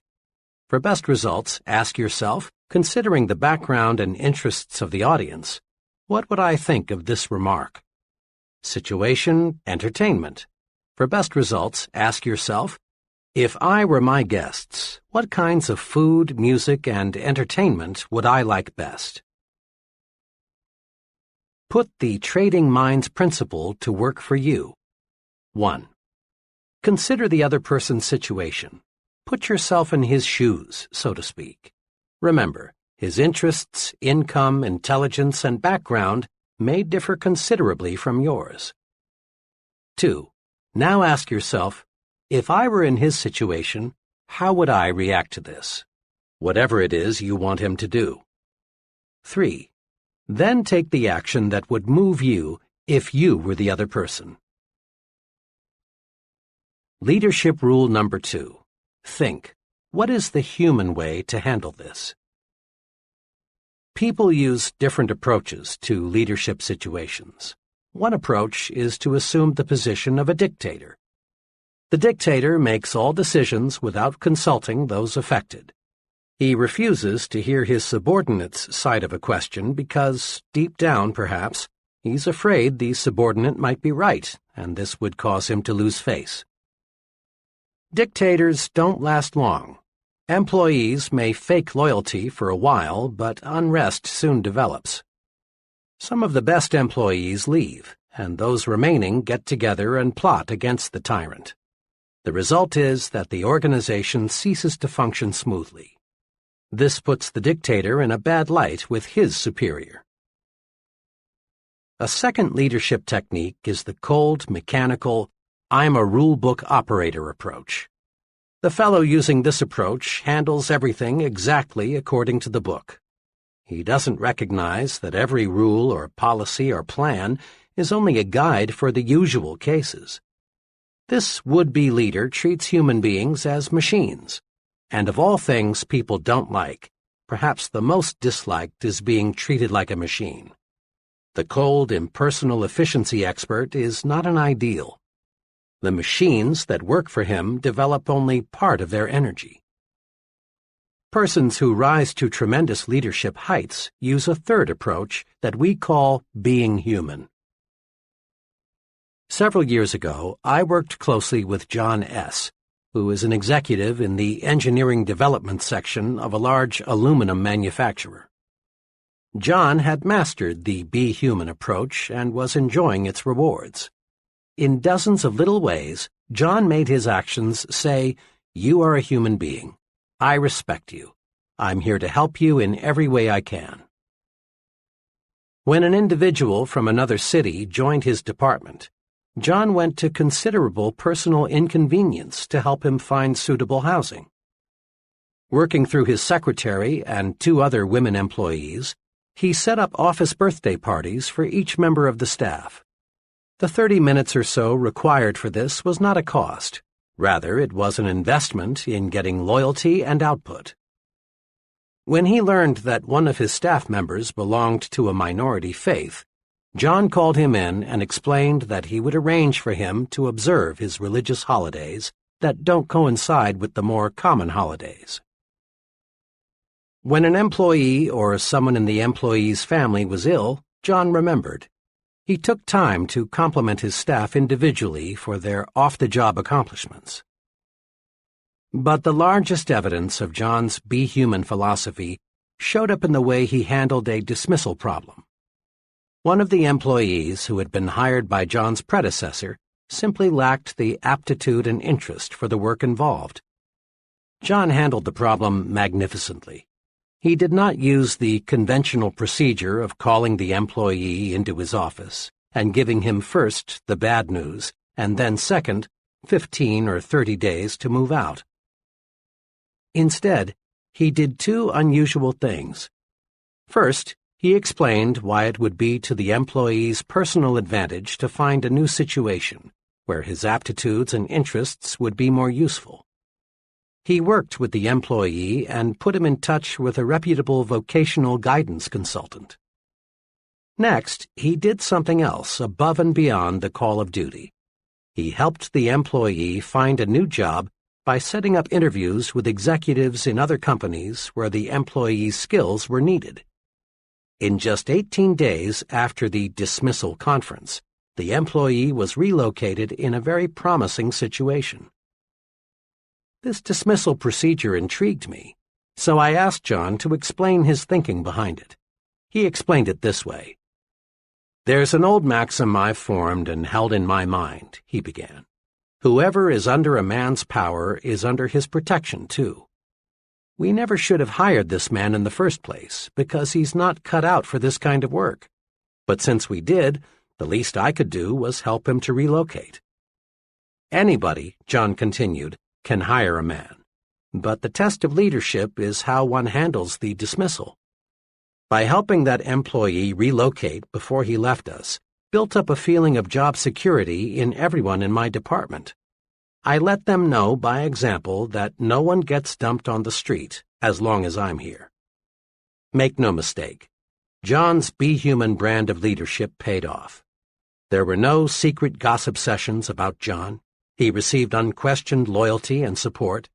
He had maximum job security because he gave maximum job security to his subordinates. For about 15 years, I've been close to a fellow I'll call Bob W. Bob is in his late 50s. He came up the hard way. With a hit-or-miss education and no money, Bob found himself out of work in 1931. But he's always been a scrambler. Not one to be idle, Bob started an upholstery shop in his garage. Thanks to his untiring efforts, the business grew, and today it's a modern furniture manufacturing plant with over 300 employees. Today, Bob is a millionaire. Money and material things have ceased to be a concern. But Bob is rich in other ways, too. He's a millionaire in friends, contentment, and satisfaction. Of Bob's many fine qualities, his tremendous desire to help other people stands out. Bob is human, and he's a specialist in treating others the way human beings want to be treated. One day, Bob and I were discussing the matter of criticizing people. Bob's human way of doing it is a master formula. Here's the way he put it. "I don't think you could find anybody who would say I'm a softy or a weakling. I run a business. When something isn't going right, I fix it. But it's the way I fix it that's important. If employees are doing something wrong or are making a mistake, I am doubly careful not to hurt their feelings and make them feel small or embarrassed. I just use 4 simple steps. First, I talk to them privately. Second, I praise them for what they are doing well. Third, I point out the one thing at the moment that they could do better, and I help them find the way. Fourth, I praise them again on their good points. And this 4-step formula works. When I do it this way, people thank me because I've found that's exactly the way they like it. When they walk out of this office, they have been reminded that they are not only pretty good, they can be even better. I've been betting on people all my life, Bob says, and the better I treat them, the more good things happen to me. I honestly don't plan it that way. That's just the way it works out. Let me give you an example. Back about, 5 or 6 years ago, one of the production men came to work drunk. Pretty soon there was a commotion in the plant. It seems this fellow had taken a 5-gallon can of lacquer and was splashing it all over the place. Well, the other workmen took the lacquer away from him, and the plant superintendent escorted him out. I walked outside and found him sitting against the building in a kind of stupor. I helped him up, put him in my car, and took him to his home. His wife was frantic. I tried to reassure her that everything would be all right. "Oh, but you don't understand," she said. "Mr. W, me, doesn't stand for anyone being drunk on the job. Jim's lost his job, and now what will we do?" I told her Jim wouldn't be dismissed. She asked how I knew. The reason, I explained, is because I'm Mr. W. She almost fainted. I told her I'd do all I could to help Jim at the plant, and I hoped she'd do all she could at home, and just have him on the job in the morning. When I got back to the plant, I went down to Jim's department and spoke to Jim's coworkers. I told them, "You've seen something unpleasant here today, but I want you to forget it. Jim will be back tomorrow. Be kind to him. He's been a good worker for a long time, and we owe it to him to give him another chance." Jim got back on the ball, and his drinking was never again a problem. I soon forgot about the incident. But Jim didn't. 2 years ago, the headquarters of the local union sent some men here to negotiate the contract for the local. They had some staggering, simply unrealistic demands. Jim, quiet, meek Jim, suddenly became a leader. He got busy and reminded the fellows in the plant that they'd always gotten a fair deal from Mr. W, and we didn't need outsiders coming to tell us how to run our affairs. The outsiders left, and as usual, we negotiated our contract like friends, thanks to Jim. Here are 2 ways to use the Be Human approach to make you a better leader.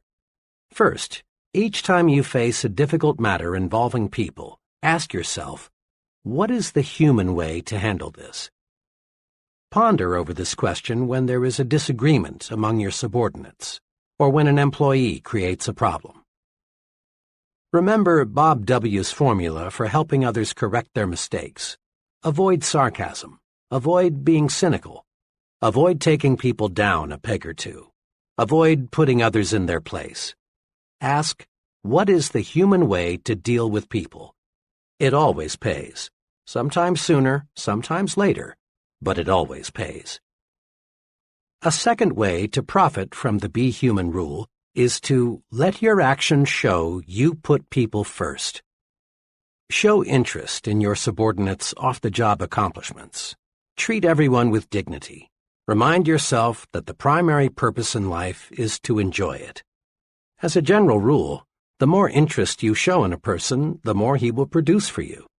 And his production is what carries you forward to greater and greater success. Praise your subordinates to your supervisor by putting in plugs for them at every opportunity. It's an old American custom to admire the fellow who's on the side of the little man. Your subordinates will appreciate your plugs, and their loyalty to you will grow. And do not fear that this will lower your own importance in the eyes of your supervisor. Rather, a man big enough to be humble appears more confident than the insecure man who feels compelled to call attention to his accomplishments. A little modesty goes a long way. Praise your subordinates personally at every opportunity. Praise them for their cooperation. Praise them for every extra effort they put forth. Praise is the greatest single incentive you can give people, and it costs you nothing. Besides, a write-in vote has often overthrown a powerful known candidate. You never know when your subordinates can do you a turn by coming to your defense. Practice praising people. Rub people the right way. Be human. Leadership rule number 3. think progress, believe in progress, push for progress. One of the most complimentary things anyone can say about you is, he stands for progress. He's the man for the job. Promotions in all fields go to individuals who believe in and push for progress. Leaders, real leaders, are in short supply. Status quoers, the everything's all right, let's don't upset the apple cart folks, far outnumber the progressives, the there's lots of room for improvement, let's get to work and do it better people. Join the leadership elite. Develop a forward look. There are two special things you can do to develop your progressive outlook. 1. Think improvement in everything you do. 2. Think high standards in everything you do. Several months ago, the president of a medium-sized company asked me to help him make an important decision. This executive had built the business by himself and had been functioning as sales manager. Now, with 7 salesmen employed, he decided his next step was to promote one of his salesmen to the job of sales manager. He narrowed the choice down to 3, all of whom were about equal in experience and sales performance. My assignment was to spend one day in the field with each man and then report my views on which fellow seemed to be best qualified to lead the group. Each man was told that a consultant would visit him to discuss the overall marketing program. For obvious reasons, they were not told the specific purpose of my visit.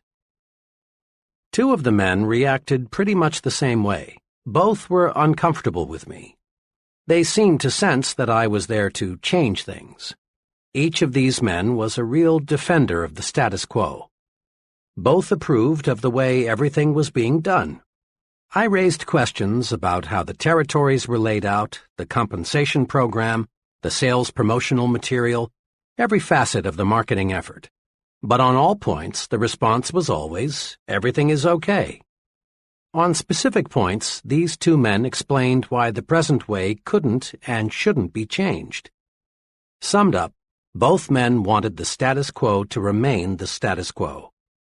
One of them said to me as he dropped me by my hotel, "I don't know exactly why you spent the day with me, but tell Mr. M for me that everything is okay as is. Don't go refiguring anything." The 3rd man was wonderfully different. He was pleased with the company and proud of its growth, but he was not wholly content. He wanted improvements. All day, this 3rd salesman gave me his ideas for getting new business, providing better service to customers, reducing wasted time, revising the compensation plan to give more incentive, all so that he and the company would make more. He had mapped out a new advertising campaign he had been thinking about. When I left him, his parting remark was, "I sure appreciate the chance to tell someone about some of my ideas. We've got a good outfit, but I believe we can make it better." My recommendation, of course, was for the 3rd man. It was a recommendation that coincided perfectly with the feelings of the company president. Believe in expansion, efficiency, new products, new processes, better schools, increased prosperity. Believe in and push for progress, and you'll be a leader. As a youngster, I had an opportunity to see how the different thinking of 2 leaders can make an amazing difference in the performance of followers. I attended a country elementary school, 8 grades, 1 teacher, and 40 children all jammed together inside 4 brick walls. A new teacher was always a big deal. Led by the big boys, the 7th and 8th graders, the pupils set out to see how much they could get away with. One year there was little more than chaos. Every day there were dozens of the usual school pranks, wars of spitballs and paper airplanes. Then there were the major incidents, such as locking the teacher outside the school for half a day at a time, or on another occasion, the opposite, barricading her within the building for hours. Another day, each boy in the upper grades brought his dog into the schoolroom. Let me add that these children were not delinquents. Stealing, physical violence, and deliberate harm were not their objectives. They were healthy kids conditioned by vigorous rural living and needing an outlet for their tremendous pent-up energies and ingenuities. Well, the teacher somehow managed to stay with the school until the end of that year. To no one's surprise, there was a new teacher the following September. The new teacher extracted strikingly different performance from the children. She appealed to their personal pride and sense of respect. She encouraged them to develop judgment. Each child was assigned a specific responsibility, like washing blackboards or cleaning erasers, or practicing paper grading for the younger grades. The new teacher found creative ways to use the energy that had been so misdirected a few months before. Her educational program was centered on building character. Why did the children act like young devils one year and like young angels the next? The difference was the leader, their teacher. In all honesty, we cannot blame the kids for playing pranks an entire school year. In each instance, the teacher set the pace. The first teacher, deep down, didn't care whether the children made progress. She set no goals for the children. She didn't encourage them. She couldn't control her temper. She didn't like teaching, so the pupils didn't like learning. But the second teacher had high, positive standards. She sincerely liked the children and wanted them to accomplish much. She considered each one as an individual. She obtained discipline easily because, in everything she did, she was well disciplined. And in each case, the pupils adjusted their conduct to fit the examples set by the teachers. We find this same form of adjustment taking place every day in adult groups. During World War II, military chiefs continually observed that the highest morale was not found in units where commanders were easy, relaxed, and lackadaisical. Crack units were led by officers with high standards who enforced military regulations fairly and properly. Military personnel simply do not respect and admire officers with low standards. College students, too, take their cue from the examples set by the professors. Students under one professor cut classes, copy term papers, and connive in various ways to pass without serious study. But the same students under another professor willingly work extra hard to master the subject. In business situations, we again find individuals patterning their thinking after that of the superior. Study a group of employees closely. Observe their habits, mannerisms, attitudes toward the company, ethics, self-control. Then compare what you find with the behavior of their superior, and you discover amazing similarities. Every year, many corporations that have grown sluggish and are headed downward are rebuilt. And how? By changing a handful of executives at the top. Companies, and colleges, and churches, and clubs, and unions, and all other types of organizations are successfully rebuilt from the top down, not from the bottom up. Change the thinking at the top, and you automatically change the thinking at the bottom.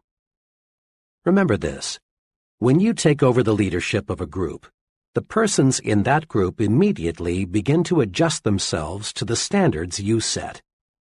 This is most noticeable during the first few weeks. Their big concern is to clue you in, zero you in, find out what you expect of them. They watch every move you make. They think, how much rope will he give me?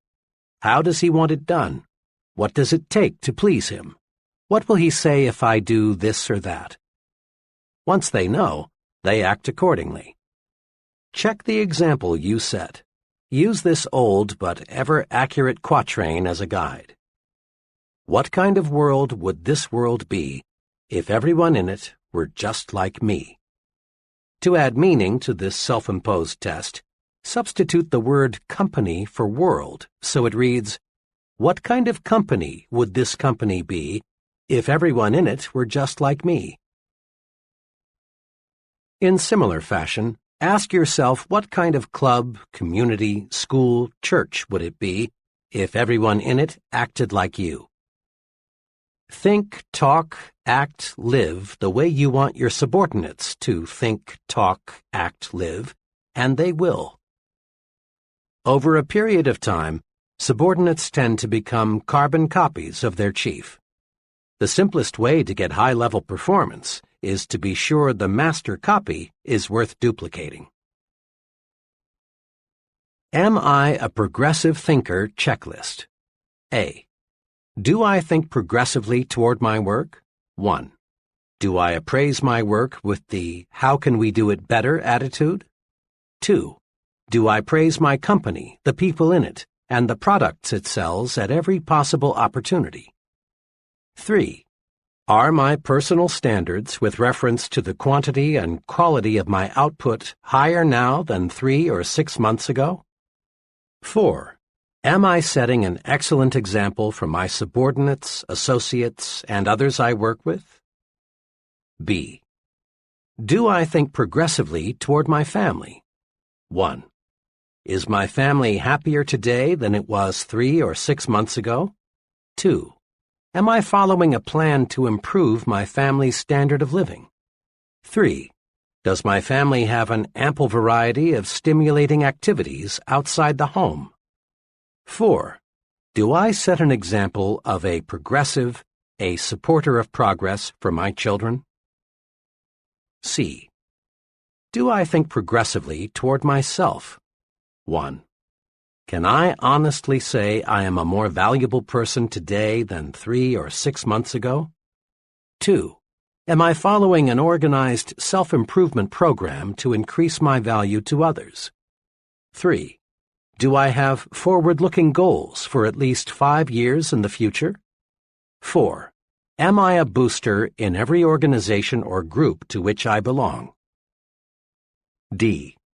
Do I think progressively toward my community? 1. Have I done anything in the past 6 months that I honestly feel has improved my community, neighborhood, churches, schools, etc.? 2. Do I boost worthwhile community projects rather than object, criticize, or complain? 3. Have I ever taken the lead in bringing about some worthwhile improvement in my community? 4. Do I speak well of my neighbors and fellow citizens? Leadership Rule Number 4. Take time out to confer with yourself and tap your supreme thinking power. We usually picture leaders as exceptionally busy people, and they are. Leadership requires being in the thick of things, but while it's usually overlooked, it is noteworthy that leaders spend considerable time alone with nothing but their own thinking apparatus. Check the lives of the great religious leaders, and you'll find each of them spent considerable time alone. Moses frequently was alone, often for long periods of time. So were Jesus, Buddha, Confucius, Mohammed, Gandhi. Every outstanding religious leader in history spent much time in solitude, away from the distractions of life. Political leaders, too, those who made lasting names in history for good or bad, gained insight through solitude. It is an interesting question whether Franklin D. Roosevelt could have developed his unusual leadership capacities had he not spent much time alone while recovering from his polio attack. Harry Truman spent much time as a boy and as an adult alone on a Missouri farm. Quite possibly, Hitler would never have achieved power had he not spent months in jail alone, where he had time to construct Mein Kampf, that brilliantly wicked plan for world conquest that sold the Germans in a blind moment. Many of the leaders of communism who proved to be so diplomatically skillful, Lenin, Stalin, Marx, and many others, spent time in jail, where they could, without distraction, plan their future moves. Leading universities require professors to lecture as few as 5 hours per week, so that the professor has time to think. Many outstanding business executives are surrounded all day by assistants, secretaries, telephones, and reports. But follow them around for 168 hours a week and 720 hours a month, and you discover they spent a surprising amount of time in uninterrupted thought. The point is this: The successful person in any field takes time out to confer with himself or herself. Leaders use solitude to put the pieces of a problem together, to work out solutions, to plan, and in one phrase, to do their super thinking. Many people fail to tap their creative leadership power because they confer with everybody and everything else but themselves. You know this kind of person well. He's the fellow who goes to great lengths not to be alone. He goes to extremes to surround himself with people. He can't stand being alone in his office, so he goes prowling to see other people. Seldom does he spend evenings alone. He feels a compelling need to talk with others every waking moment. He devours a huge diet of small talk and gossip. When this person is forced by circumstances to be physically alone, he finds ways to keep from being mentally alone. At times like these, he resorts to television, newspapers, radio, telephone, anything that will take over his thinking process for him. In effect, he says, "Here, Mr. TV, Mr. Newspaper, occupy my mind for me. I'm afraid to occupy it with my own thoughts." Mr. I Can't Stand to Be Alone shuns independent thought. He keeps his own mind blacked out. He is psychologically scared of his own thoughts. As time goes by, Mr. I Can't Stand to Be Alone grows increasingly shallow. He makes many ill-considered moves. He fails to develop firmness of purpose, personal stability. He is unfortunately ignorant of the superpower lying unused just behind his forehead. Don't be a Mr. I Can't Stand to Be Alone. Successful leaders tap their superpower through being alone. You can too. Let's see how. As part of a professional development program, I asked 13 trainees to closet themselves for 1 hour each day for 2 weeks. The trainees were asked to shut themselves off from all distractions and think constructively about anything that came to mind. At the end of 2 weeks, each trainee, without exception, reported the experience proved amazingly practical and worthwhile. One fellow stated that before the managed solitude experiment, he was on the verge of a sharp break with another company executive. But through clear thinking, he found the source of the problem and the way to correct it. Others reported that they solved problems relating to such varied things as changing jobs, marriage difficulties, buying a home, and selecting a college for a teenage child. Each trainee enthusiastically reported that he had gained a much better understanding of himself, his strengths and weaknesses, than he had ever had before. The trainees also discovered something else that is tremendously significant. They discovered that decisions and observations made alone in managed solitude have an uncanny way of being 100% right. The trainees discovered that when the fog is lifted, the right choice becomes crystal clear. Managed solitude pays off. One day recently, an associate of mine reversed her stand completely on a troublesome issue. I was curious to know why she had switched her thinking, since the problem was very basic. Her answer went like this: "Well, I haven't been at all clear in my mind as to what we should do. So I got up at 3:30 this morning, fixed a cup of coffee, and just sat on the sofa and thought until 7 a.m. I see the whole matter a lot clearer now, so the only thing for me to do is reverse my stand." And her new stand proved completely correct. Resolve now to set aside some time each day, at least 30 minutes, to be completely by yourself. Perhaps early in the morning before anyone else is stirring about would be best for you. Or perhaps late in the evening would be a better time. The important thing is to select a time when your mind is fresh and when you can be free from distractions. You can use this time to do 2 types of thinking, directed and undirected. To do directed thinking, review the major problem facing you. In solitude, your mind will study the problem objectively and lead you to the right answer. To do undirected thinking, just let your mind select what it wishes to think about. In moments like these, your subconscious mind taps your memory bank, which in turn feeds your conscious mind. Undirected thinking is very helpful in doing self-evaluation. It helps you get down to the very basic matters like, how can I do better? What should be my next move? Remember, the main job of the leader is thinking, and the best preparation for leadership is thinking. Spend some time in managed solitude every day and think yourself to success. Summary. To be a more effective leader, put these 4 leadership principles to work. 1. Trade minds with the people you want to influence. It's easy to get others to do what you want them to do if you'll see things through their eyes. Ask yourself this question before you act. What would I think of this if I exchanged places with the other person? 2. Apply the Be Human rule in your dealings with others. Ask, what is the human way to handle this? In everything you do, show that you put other people first. Just give other people the kind of treatment you like to receive. You'll be rewarded. 3. Think progress, believe in progress, push for progress. Think improvement in everything you do. Think high standards in everything you do. Over a period of time, subordinates tend to become carbon copies of their chief. Be sure the master copy is worth duplicating.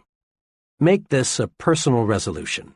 At home, at work, in community life, if it's progress, I'm for it. 4. Take time out to confer with yourself and tap your supreme thinking power. Managed solitude pays off. Use it to release your creative power. Use it to find solutions to personal and business problems. So spend some time alone every day just for thinking.